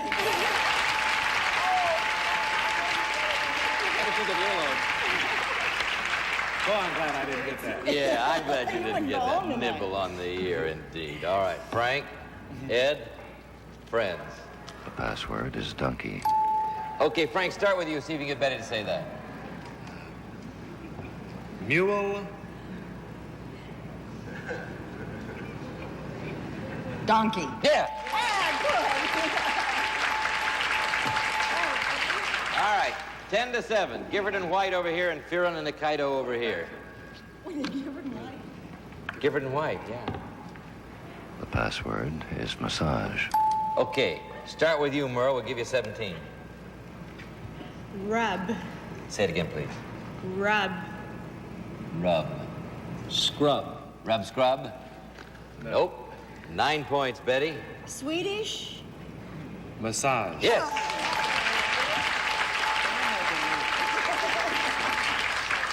All right, those are good clues. All right, now watch out, Merle. Ed, they can win on this. There you go. Good luck, Frank. Friends? The password is mistake. Start with you, Ed. We'll give you 17. Error. Mistake. Yes! There you go. That's the way we like it, 17-19. Either team can win. You ready, Betty? You start. Yes. Okay, here's the word. Here you go, Merle. Good luck to you both as they look at it. The password is dandy. Oh, I hear a clue from the audience. Just a clue. We didn't hear the response. All right. 10 points. Give you the game, Betty.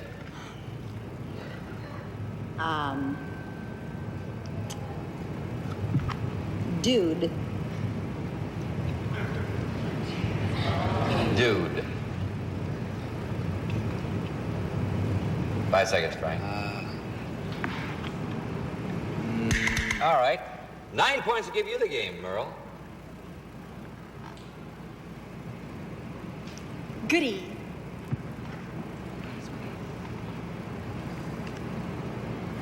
Five seconds, Ed. Hick. Hick. No, 8 points. Give you the game, Betty. Fine. 5 seconds. She said, what did you say? I don't remember. Goody. She said goody. And you did what? Fine.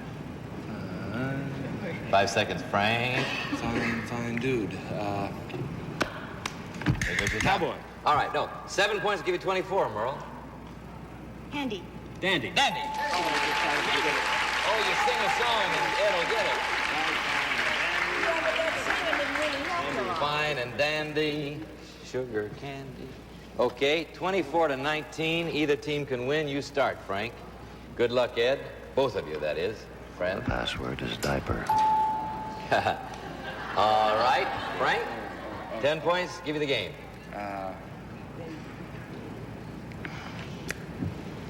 Five seconds. Wow. Absorbent.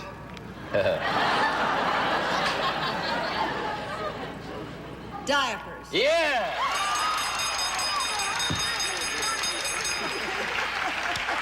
All right, lightning round. 1 minute. Oh, good. First word. Go. Round. Square.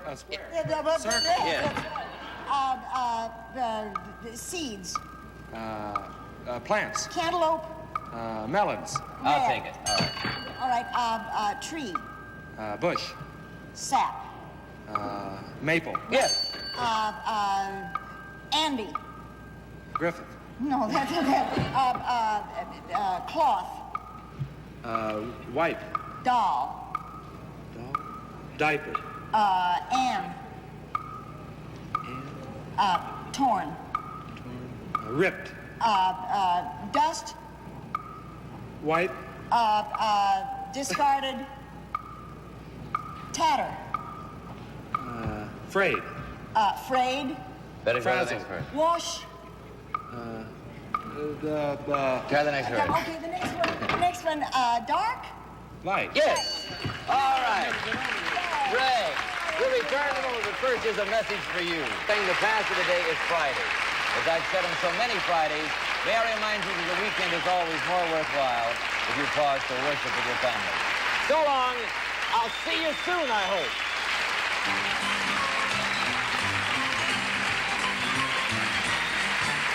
Each of our contestants on today's program will receive a fashionably designed three-piece set of American Tourister luggage, reinforced with fiberglass, has padded handles and stainless steel closure. This has been a Mark Goodson, Bill Todman production. Contestants on this recorded program were selected and interviewed in advance.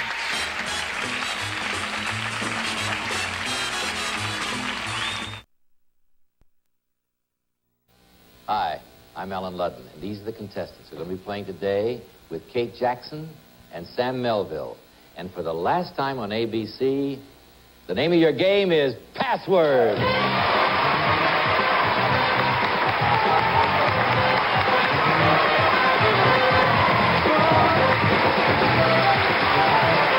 Okay.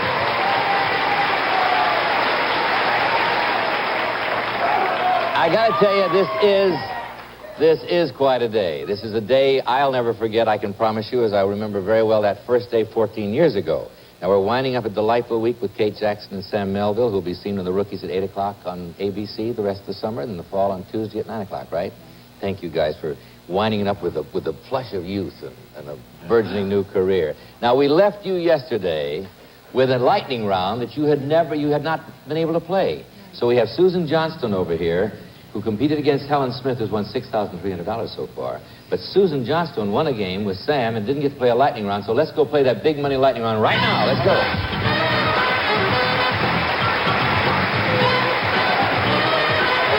No, you all don't have to come up. Just Sam and Susan. Okay. Susan, you know. Thank you, Kate, anyway. Just watch it from there. Hey, listen, Susan, you play three levels, you know. The first level, this is the big money lightning round, and I want to give away a lot of money because this is the last day, and I want to give away a lot of money. So remember that, Sam. Got it? Okay. First level here, 3 words. Each word's worth $25. $5 for every second you save out of the 30 seconds. You ready to go? Here's the board. Here are the words. 30 seconds.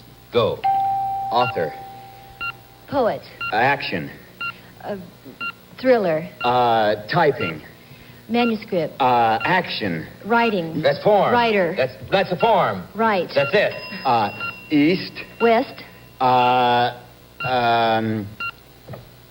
Ocean. Pacific. Land. Go to the Continent. next word. Next word. Id. Eagle. Right. Yes. Land. Peninsula. Coast. Okay, you got 2, though. That's very good. 2 at 25, give you 50. Now, each word's going to be worth $50, and this time we'll give you $10 for every second you save, okay? You can still make it nice. Here's the board. Here's the words. 30 seconds. Go. Okay. Inoculate. Immunize. Substance. Shot. Uh, Penicillin. Substance. All right, try the next word. Next word. John. Henry. No. Arch. Try the next word. Steps. Stairway. Portable. Oh. We're not doing I very tell well. you what, that wasn't the best we've ever done. No. I don't want to wind up that way. Let's play another game. You have $50 and you get to play another qualifying game. Let's go back and play qualifying. Okay. Here we go.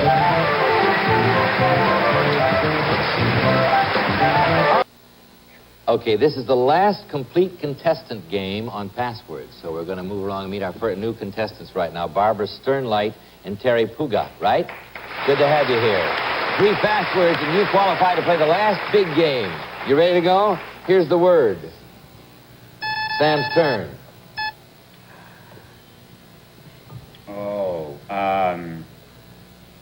Glean. Glean. Kate. Crop. Barbara. Harvest. That's it. You have one. Okay, here's a new word. New word, Sam. Dylan. Barbara. Gangster. Out for the word. Kate. Deputy. Marshal. Terry. Marshal. Marshall. Right. Marshal Dillon? Marshall Dillon. Okay, Barbara and Terry, the new ones, have one each. Here we go. Here's a word. Sam. Dumb. Helen. Smart. Now you have one. Jump in, Susan. New word. New word. Murphy. That's our computer's name. Okay, Kate. Volcanoes. Terry. Eruptor. Out for the word. Sam. Substance. Helen. Lava. That's it. Now you have 2. Chris, your grandma's word again. Here's the word. Kate. Chewing. Terry. What? Gum. That's it. Now you have 2. All right. New word. Sam. Transcendental. Barbara. Meditation. That's it. Now you have 2. All right. Hey, Susan. You better get in there. Here's the word. Kate. No. But Susan. No. No. Wait, Connie, you I'm pressed... sorry, I didn't hear the word. Well, then you shouldn't have pressed I your thought I buzzer. did, but I Yes didn't. is the word. Throw it out. Start again. Don't press your buzzer unless you have a response. Here's a word. Sam. Vodka. Terry. Tonic. Out for the word. Kate. Tonic. Barbara. Gin. That's it. You're gonna play. You get that look in her eye. All right. Helen and Terry need one more. Here's the word. Sam. Toe. Helen. Heel. You did it. Woo! You're going to play our last game. All right. Susan, Terry, we have a fine gift for you. We have $50 for you, Susan. Enjoy it. Well, let's go play the big game. Here we go. This is the last big game of the show.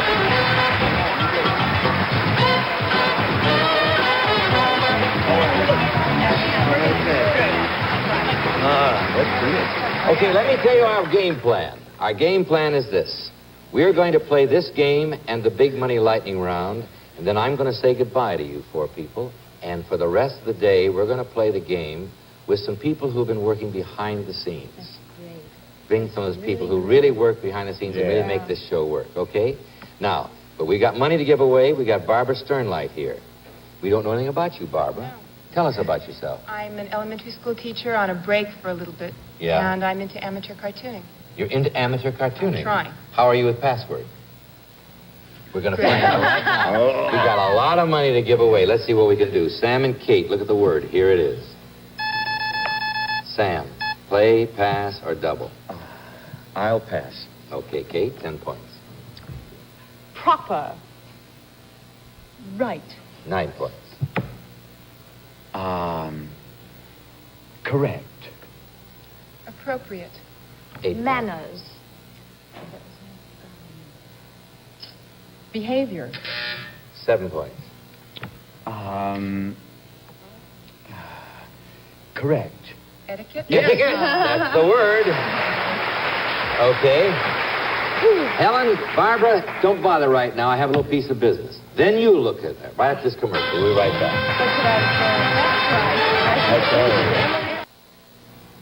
Okay, Doctor, you ready? This is the last time we're going to do our little duet. You ready? If you hear this sound, it means your clue has not been accepted by our authority, who's Dr. Robert Stockwell, whose services are provided by Merriam-Webster, who published Webster's New Collegiate Dictionary, 8th edition. It's where the words live, the judge's decisions are final. And it's been a pleasure working with Merriam-Webster people, too. Now, here's the story. We mustn't overdo this. Hey, listen. Barbara, Helen, look at your word. Here it is. Barbara's option, play, pass, or double. I'll play. No, it's Helen's option.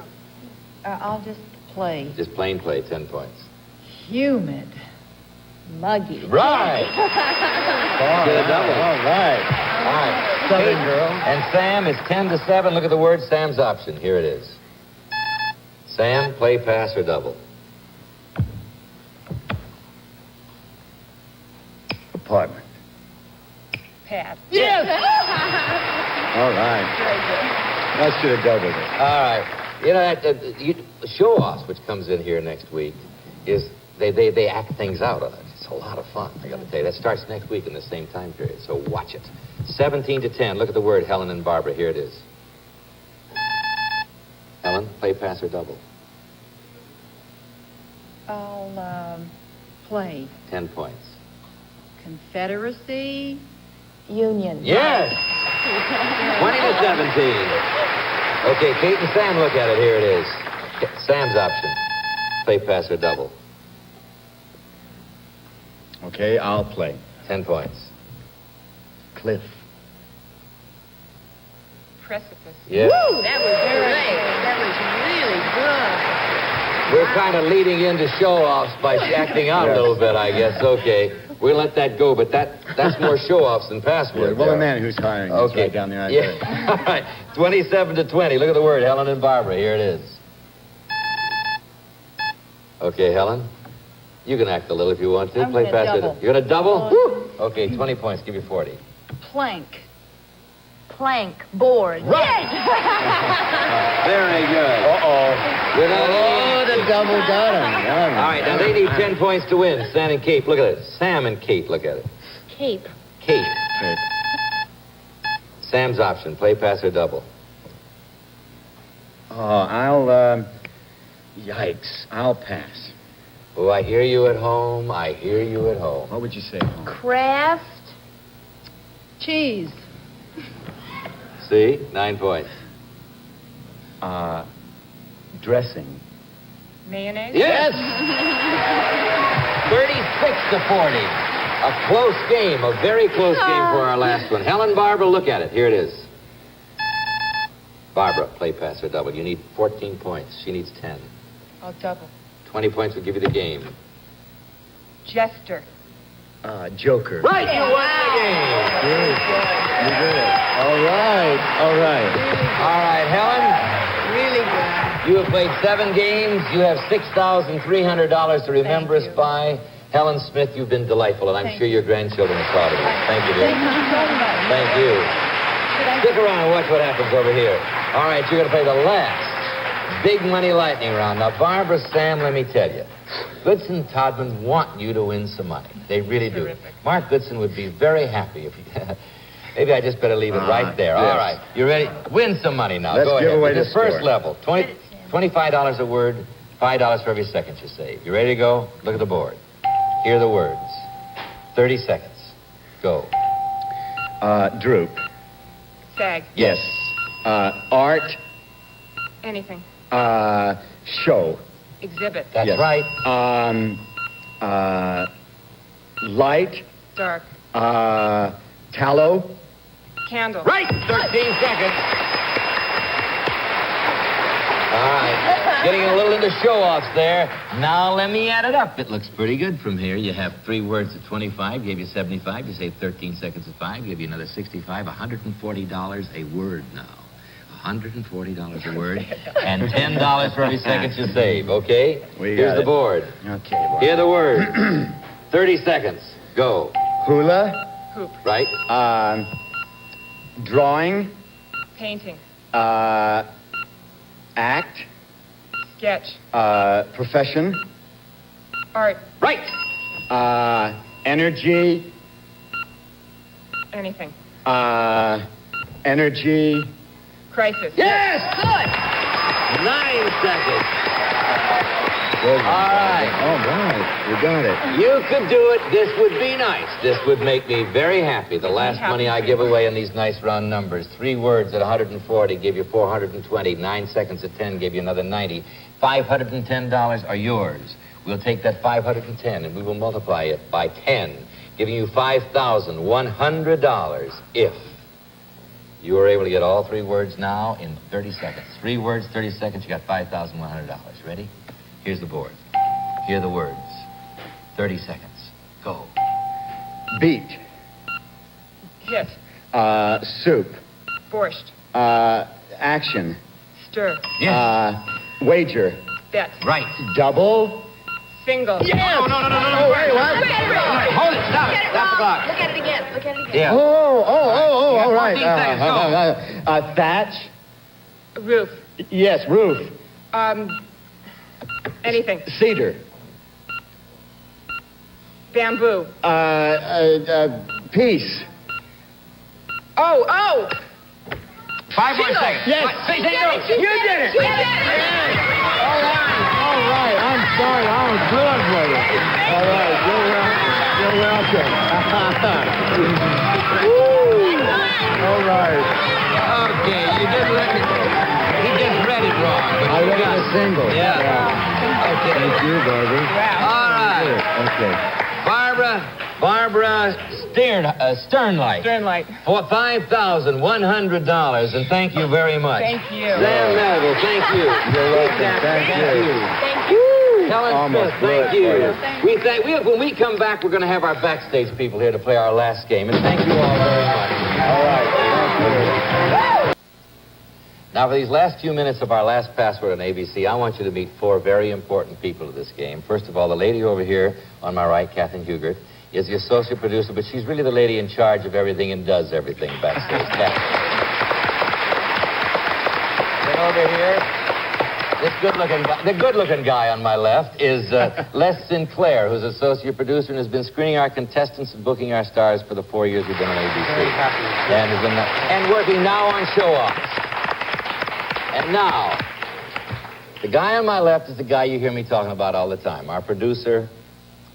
I mean, I get through this. Howard Felcher.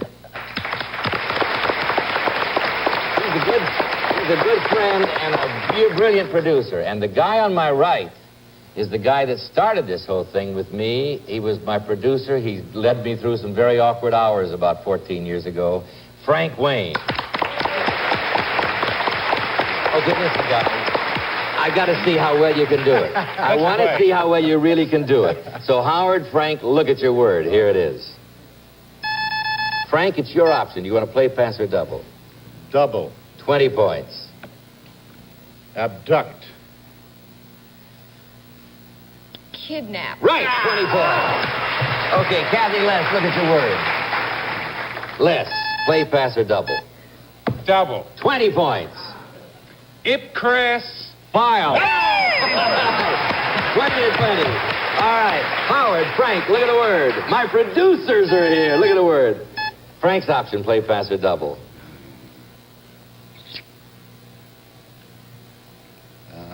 Pass. 10 points, Howard. Come on, Howard. 10 seconds. Fortuner. Would you believe that? He coined a word after all these years, Frank. Less. Traveler.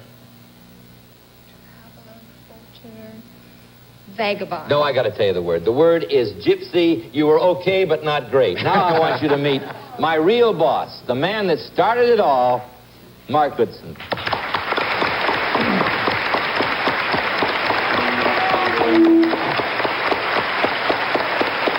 You got your microphone?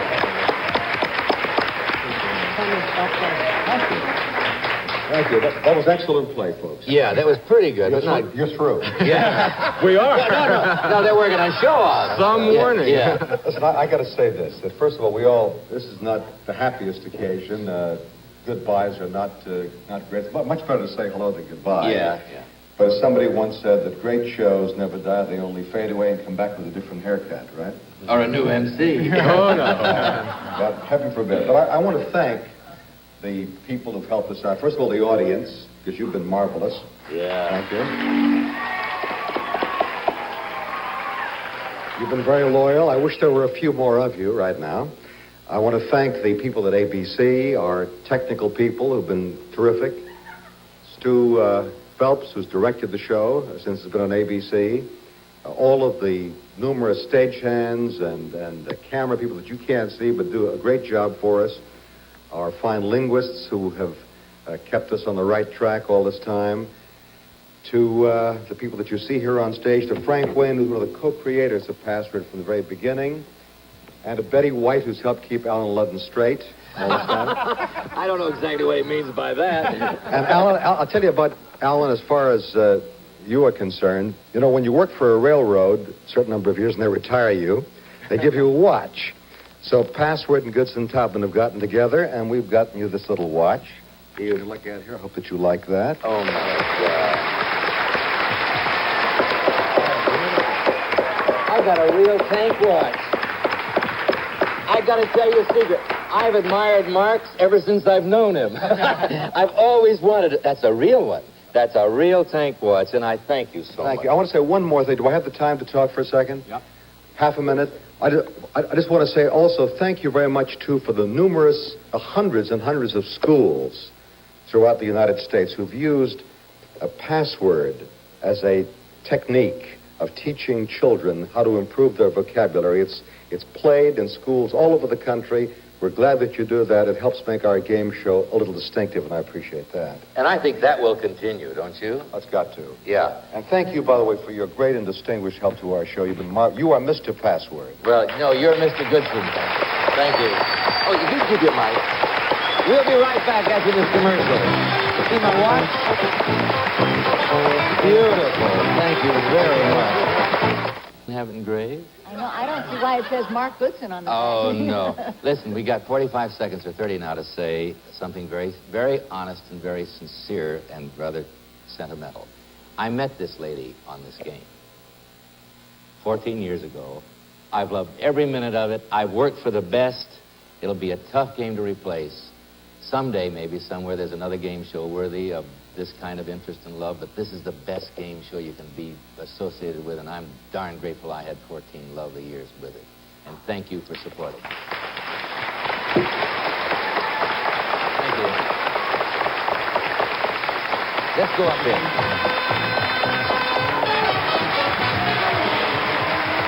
Some of the party contestants will receive the Eureka canister vacuum cleaner with powerful fan jet motor. Convenient 7-piece tool pack. This Eureka cleans everything from rugs to curtains.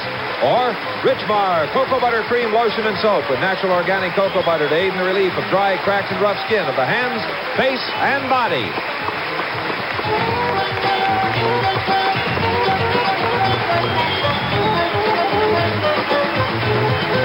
This is John Harlan speaking for the last time for Password, a Mark Goodson, Bill Codman production.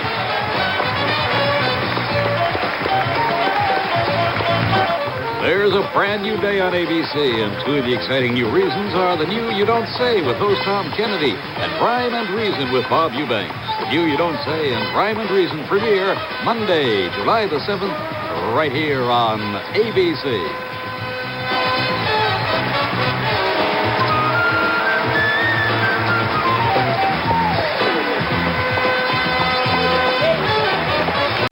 Get ready to match the stars. Jimmy Walker, Brett Summers, Charles Nelson Riley.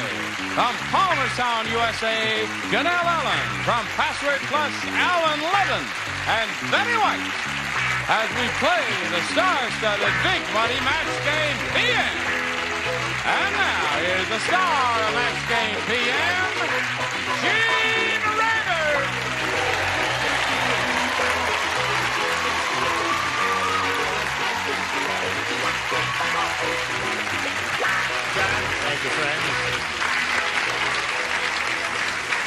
Thank you for your polite applause. Nice to see all of you. You're a beautiful-looking bunch of celebrities. And now would you join me in greeting Dan Zukaitis and Amy Hughes over here. Hello, hello, hello. Welcome to both of you. Let's find out who you are and where you're from. Amy, please. Well, I'm from Torrance, and I'm a theater arts major at Cal State University Long Beach. And I work part-time as a singing soda jerk. Really? A singing soda jerk. A singing soda jerk. You work behind a counter, or? I work behind a counter. I sing Happy Birthday, beat on drums, ring bells, sirens, etc. Oh, that's cute. Is that down there in Torrance someplace? Yeah, in Torrance. Well, if I have a birthday coming up, we could go down there and whoop it up with ice cream and get sick and all that there. Well, good luck, Amy. Anyway, Dan, what about you? Well, I live in a town called Encinitas. It's a little seaside village about a half hour north of San Diego. I manage a real estate office there. I'm married, and I play hockey, I ski, and play racquetball. Good for you. You're a very athletic fella. Oh, he's powerful. He's really muscular. All right, just stay in back of the seat there. Now listen, here on Match Game PM, you'll each have 3 opportunities to match as many of our stars as you possibly can. The one who's done that most often at the end of the 3rd round will be the winner. And that person will go on to play the big money super match, which can pay off over $20,000. So here we go. Amy? A, please. A for Amy. A for Amy. Dean said, something crazy has happened to my television set. I can see Quincy and the Galloping Gourmet at the same time, and it's weird. Quincy is performing an autopsy on a blank. We are amused. All right, here we go. Amy. Dean said, something crazy has happened to my television set. I can see Quincy and the Galloping Gourmet at the same time. It's weird. Quincy is performing an autopsy on a blank. Turkey. Turkey is her answer.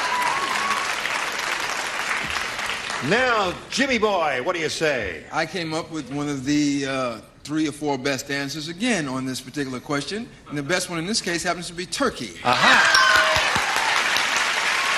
All right.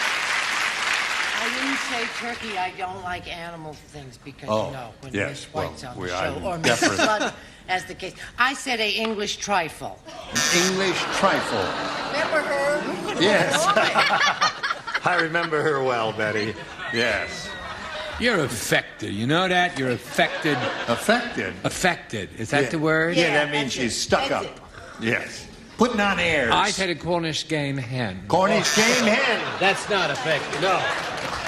They wouldn't deal in turkeys on those shows. They're too cheap to meat. That's right. Galloping Gourmet and Quincy at the same time. Quincy is performing an autopsy on a... Leg of a lamb. Leg of lamb. Yes. Aha. And you, sir? I'm so often wrong, right? Yes. Right. Turkey.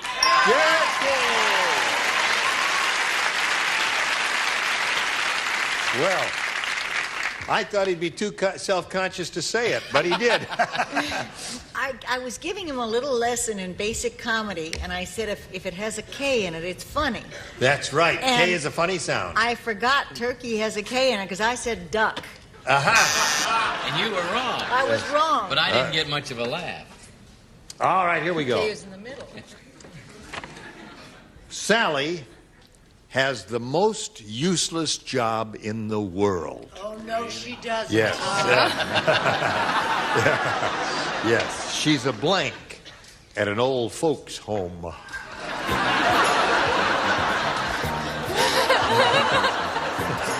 you waiting for me? Yep. Oh. You're Ready. the one. Now, Dan, Sally has the most useless job in the world. She's a blank at an old folks' home. Dance instructor. Dance instructor.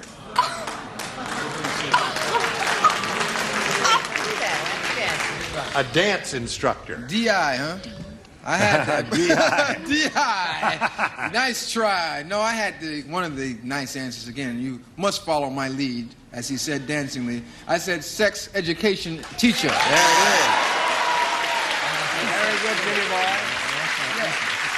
Yeah. answer may need a certain amount of thought, but I'm really crazy about it. We'll think about it. It's really a useless job. She was a car hop. A car hop? Yeah. At an old folks' home? Yeah. All right. I like it. That's useless. Something about it. Charles? We're going to get letters, and I hope we do. From who are we going to get letters from? Because an old person can use a car hop. They can honk a horn, can't they? The nurse can prop them up. They'll honk the horn, and she'll hop out and say, "What is your order?" Honk a horn? I said babysitter. Babysitter.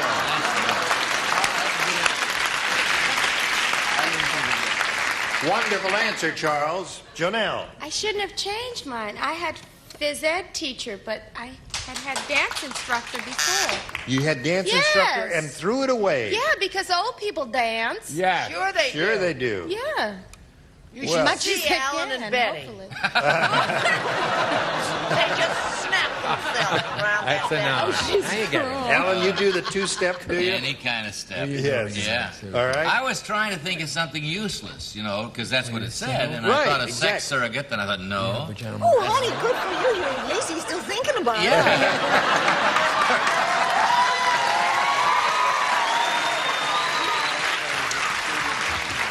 know, I got myself into that. Yes, you did. So I thought of something. What do they not do? Right. They don't play football, so I had a football referee. Football referee would be a useless They've job. got wonderful elderly leagues. turn I've on seen you fast. pictures. Oh, they go for your jugular. Yeah. I thought that was very useless. Yes, quite useless. Not funny. Yeah, no. All right. There's only one really more use, because even a babysitter can double in brass, but an obstetrician really sits around. That'll get you. End of round one, 2-0, her favor. Round two coming up in a moment. Now this for you, if you please. Hello there. Here we go to round two, if you're ready. Amy, you're ahead. You'll go first. A again, please. A for Amy. Weird Willie lost his job as a farmhand after he took a branding iron and branded the farmer's blank.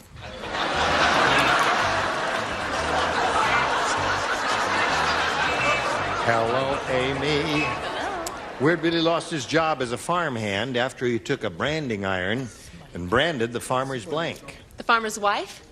Farmer's wife. You get a mixed review from the audience on that. Some say yes and some say no. Brett, what'd you say? I said, what was the question? Anyway, whatever it was, I said daughter. Daughter. Daughter. Two daughters. Well, I guess all those jokes are about the farmer's daughter, aren't they? Aren't they? Aren't they? Yes, they are. Daughter. Oh, there they are. Willie lost his job as a farmhand after he took a branding iron, branded the farmer's... That's about the size of it. Yeah. All right, Dan, let's see how you do with your round two question. They just opened the first McDonald's at the North Pole. Instead of hamburgers, they sell blank burgers.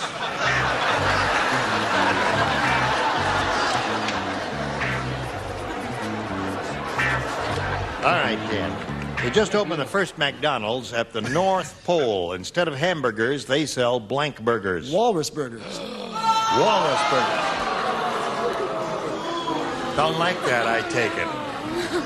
You're very quick to give an opinion, but suppose you were sitting up here, you'd have sweaty palms and flop sweat and all that. You'd say walrus burgers, too. Hello. Back to skiing for Big Dan. He'll be skiing shortly. The definitive and wonderful answer, ice burger. Ice burger. Thank you, crowd. Thank you, crowd. My crowd, my people. I did mine in Italian. She gave it to the Isa office. Burger. Isa Burger. She was related to Senta Burger, the actress. Blubber burger. Blubber Burger. First McDonald's at the North Pole. Instead of hamburgers, they sell blank burgers. Whale blubber burgers. Whale blubber burgers. So far, Dan, we don't have a walrus burger. Give us a walrus burger. I like alliteration. I like things that go buh. Buh, buh. That's why I married Beth. Blubber burger. Blubber burger. I've seen you going, blah, blah. I tune you in once in a while. Blah, Don't say it unless you mean it. Animal lover that I am, walrus burger. All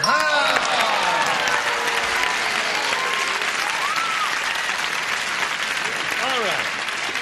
Third and final round. Amy, you're still ahead 2-1. You go first. A again, please. All right, here it is.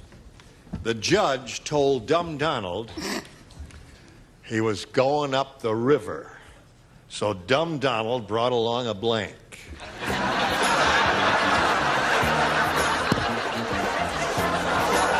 righty.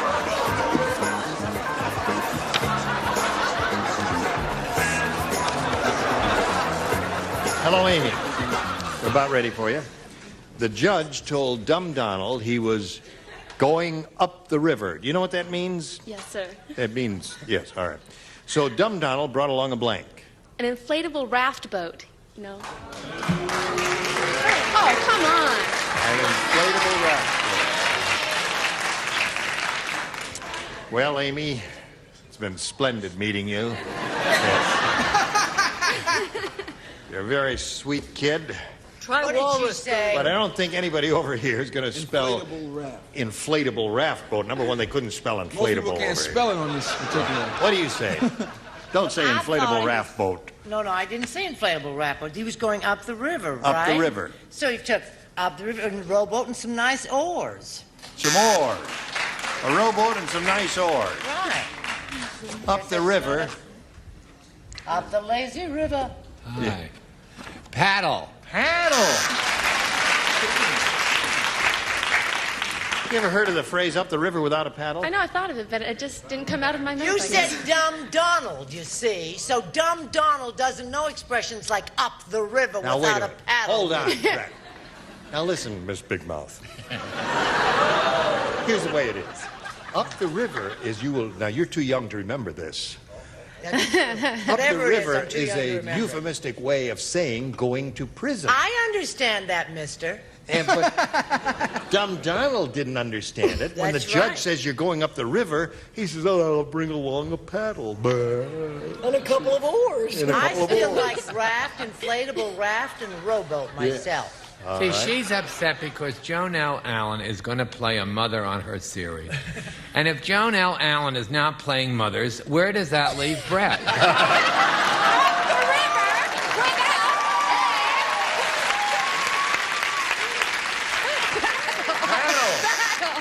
got to hang around for the Ma Whistler store. It's a What'd you very say sad there? thing. Miss Betty. I say I think we better have a meeting. We need a meeting because the first couple of words I put in invisible ink, I said boat. Amen. It's generic. That's why I said it Has was to be just inflated. All right. Watch Now. this, Ira. Well, now, here's that.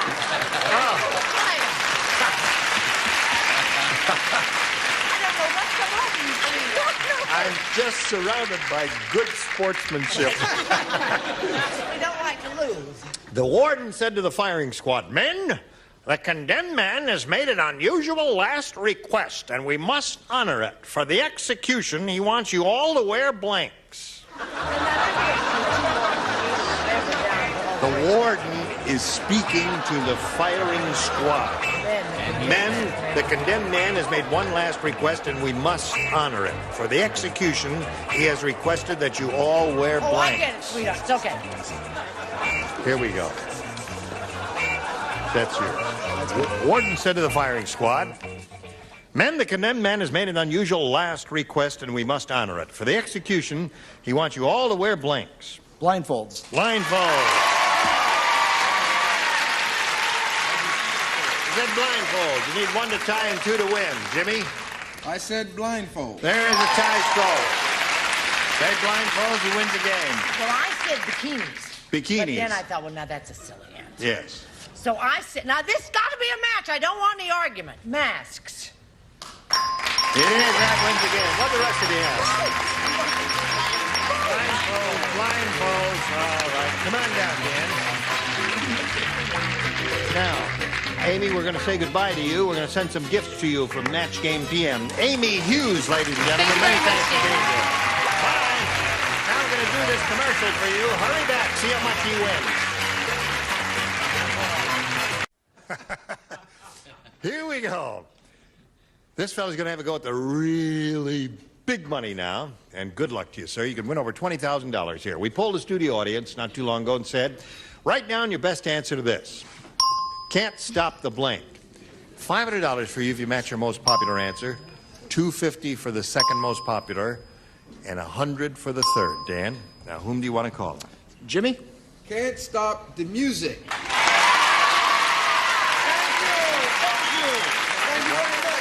Betty? Alan Cole. Is Betty, have you got one? Betty. Oh, Betty. I had Can't Stop the Presses. Can't stop the presses. Okay, Alan? Oh, I've been ready every time but this. Now, wait, think about it. Take your time. Something may come Something may come from heaven. Can't stop the rain. Can't stop the rain. Adorable. All right. Can't stop the rain, can't stop the presses, can't stop the music are the three they've given you. Do you want one of those or one of your own? I've got to go with the music. The music. All right. Let's see what the music is. May we see the $100 response. Can't stop the train. That's nearly, almost like rain. Yes, yeah. Close, right. May we see the next one, please? Can't stop the clock. That's true. Yeah. I don't know what it means, but it's true. Last chance for Can't Stop the Music. Go. Attaboy, Dan. Now, Dan, you've got $500. Means the least you could play for is $5,000. But you've got one more audience match, and let's see how you do with that. Let's see what it is. Lone blank. Good Lord. All right. Well, we've got to go with Jimmy again. Lone shark.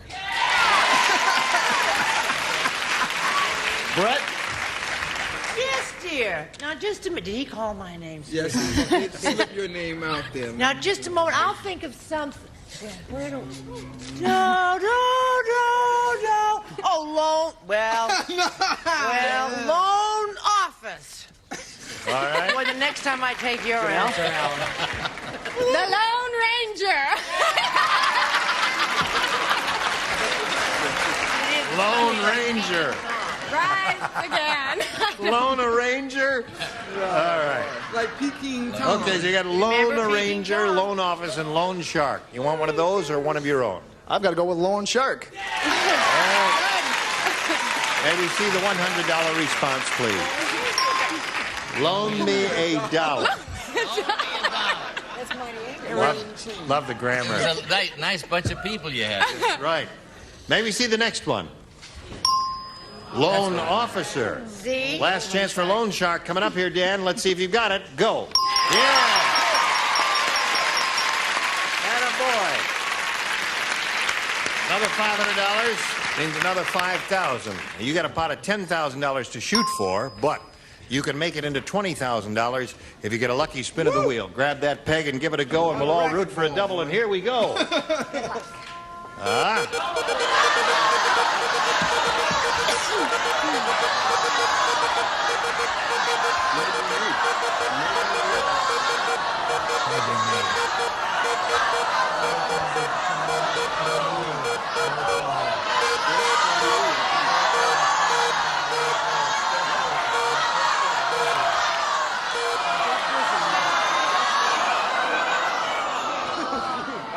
Miss Brett, get ready. Here we go for $10,000. Right, sweetheart. Here it is. Blank sitting. S-I-T-T-I-N-G. Blank sitting. There it is. S-I-T-T-I-N-G? Correct. Gotcha. All right. Now, we want from you, Dan, the same answer that Brett's written on the card. If you give us that, we give you $10,000. I've got to go with baby. Babysitting. All right. Okay, Brett, he says babysitting for $10,000. You know, we just went on a little tour on Love Boat. You know, Yeah. they have the first, second seating, and the second sitting, and the thing, and babysitting. And babysitting.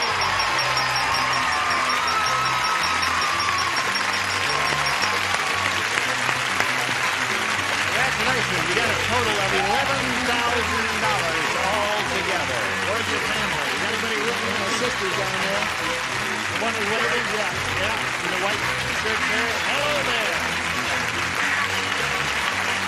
$11,000 for Dan Zukaitis. Congratulations. What are you going to do with it? Spend it. Attaboy. Now we've got this message for you. Dan Zukaitis is a very happy fellow. He has $11,000. I said, what are you going to do? He said, I'm going to spend it. Join us next week for Match Game GM. Gene Rayburn here. Thank you. Goodbye. Some contestants will receive new fast charge cordless polisher from Makita. Great to polish your car, clean tile, carpet spot, sand, wood, and metal from Makita. Sungiant California Colossal Pistachios, the new snacking craze. Incredibly delicious, more affordable than ever. Something good under the sun, Sungiant Pistachios. Tiger's Milk Nutrition Bars. Good taste plus something no other snack has. Tiger's Milk Protein-Rich Blend. Tiger's Milk brings out the tiger in you. Fine Maybelline Cosmetics featuring Fresh Lash Mascara. 24-hour mascara, conditions while it seals in color. All day, all night. Fresh Lash Mascara by Maybelline. Search, the breath mint that gives you confidence of knowing your breath is clean. Search, available in snappy cinnamon flavor. Rulacort cream and lotion with hydrocortisone from Ludden Laboratories for itch and inflammation of poison ivy, insect bites, and other minor skin irritations. And Turtle Extra Car Wax. Extra polymers and silicones make it extra long-lasting, extra brilliant, extra easy. Turtle Extra Car Wax in liquid and soft paste.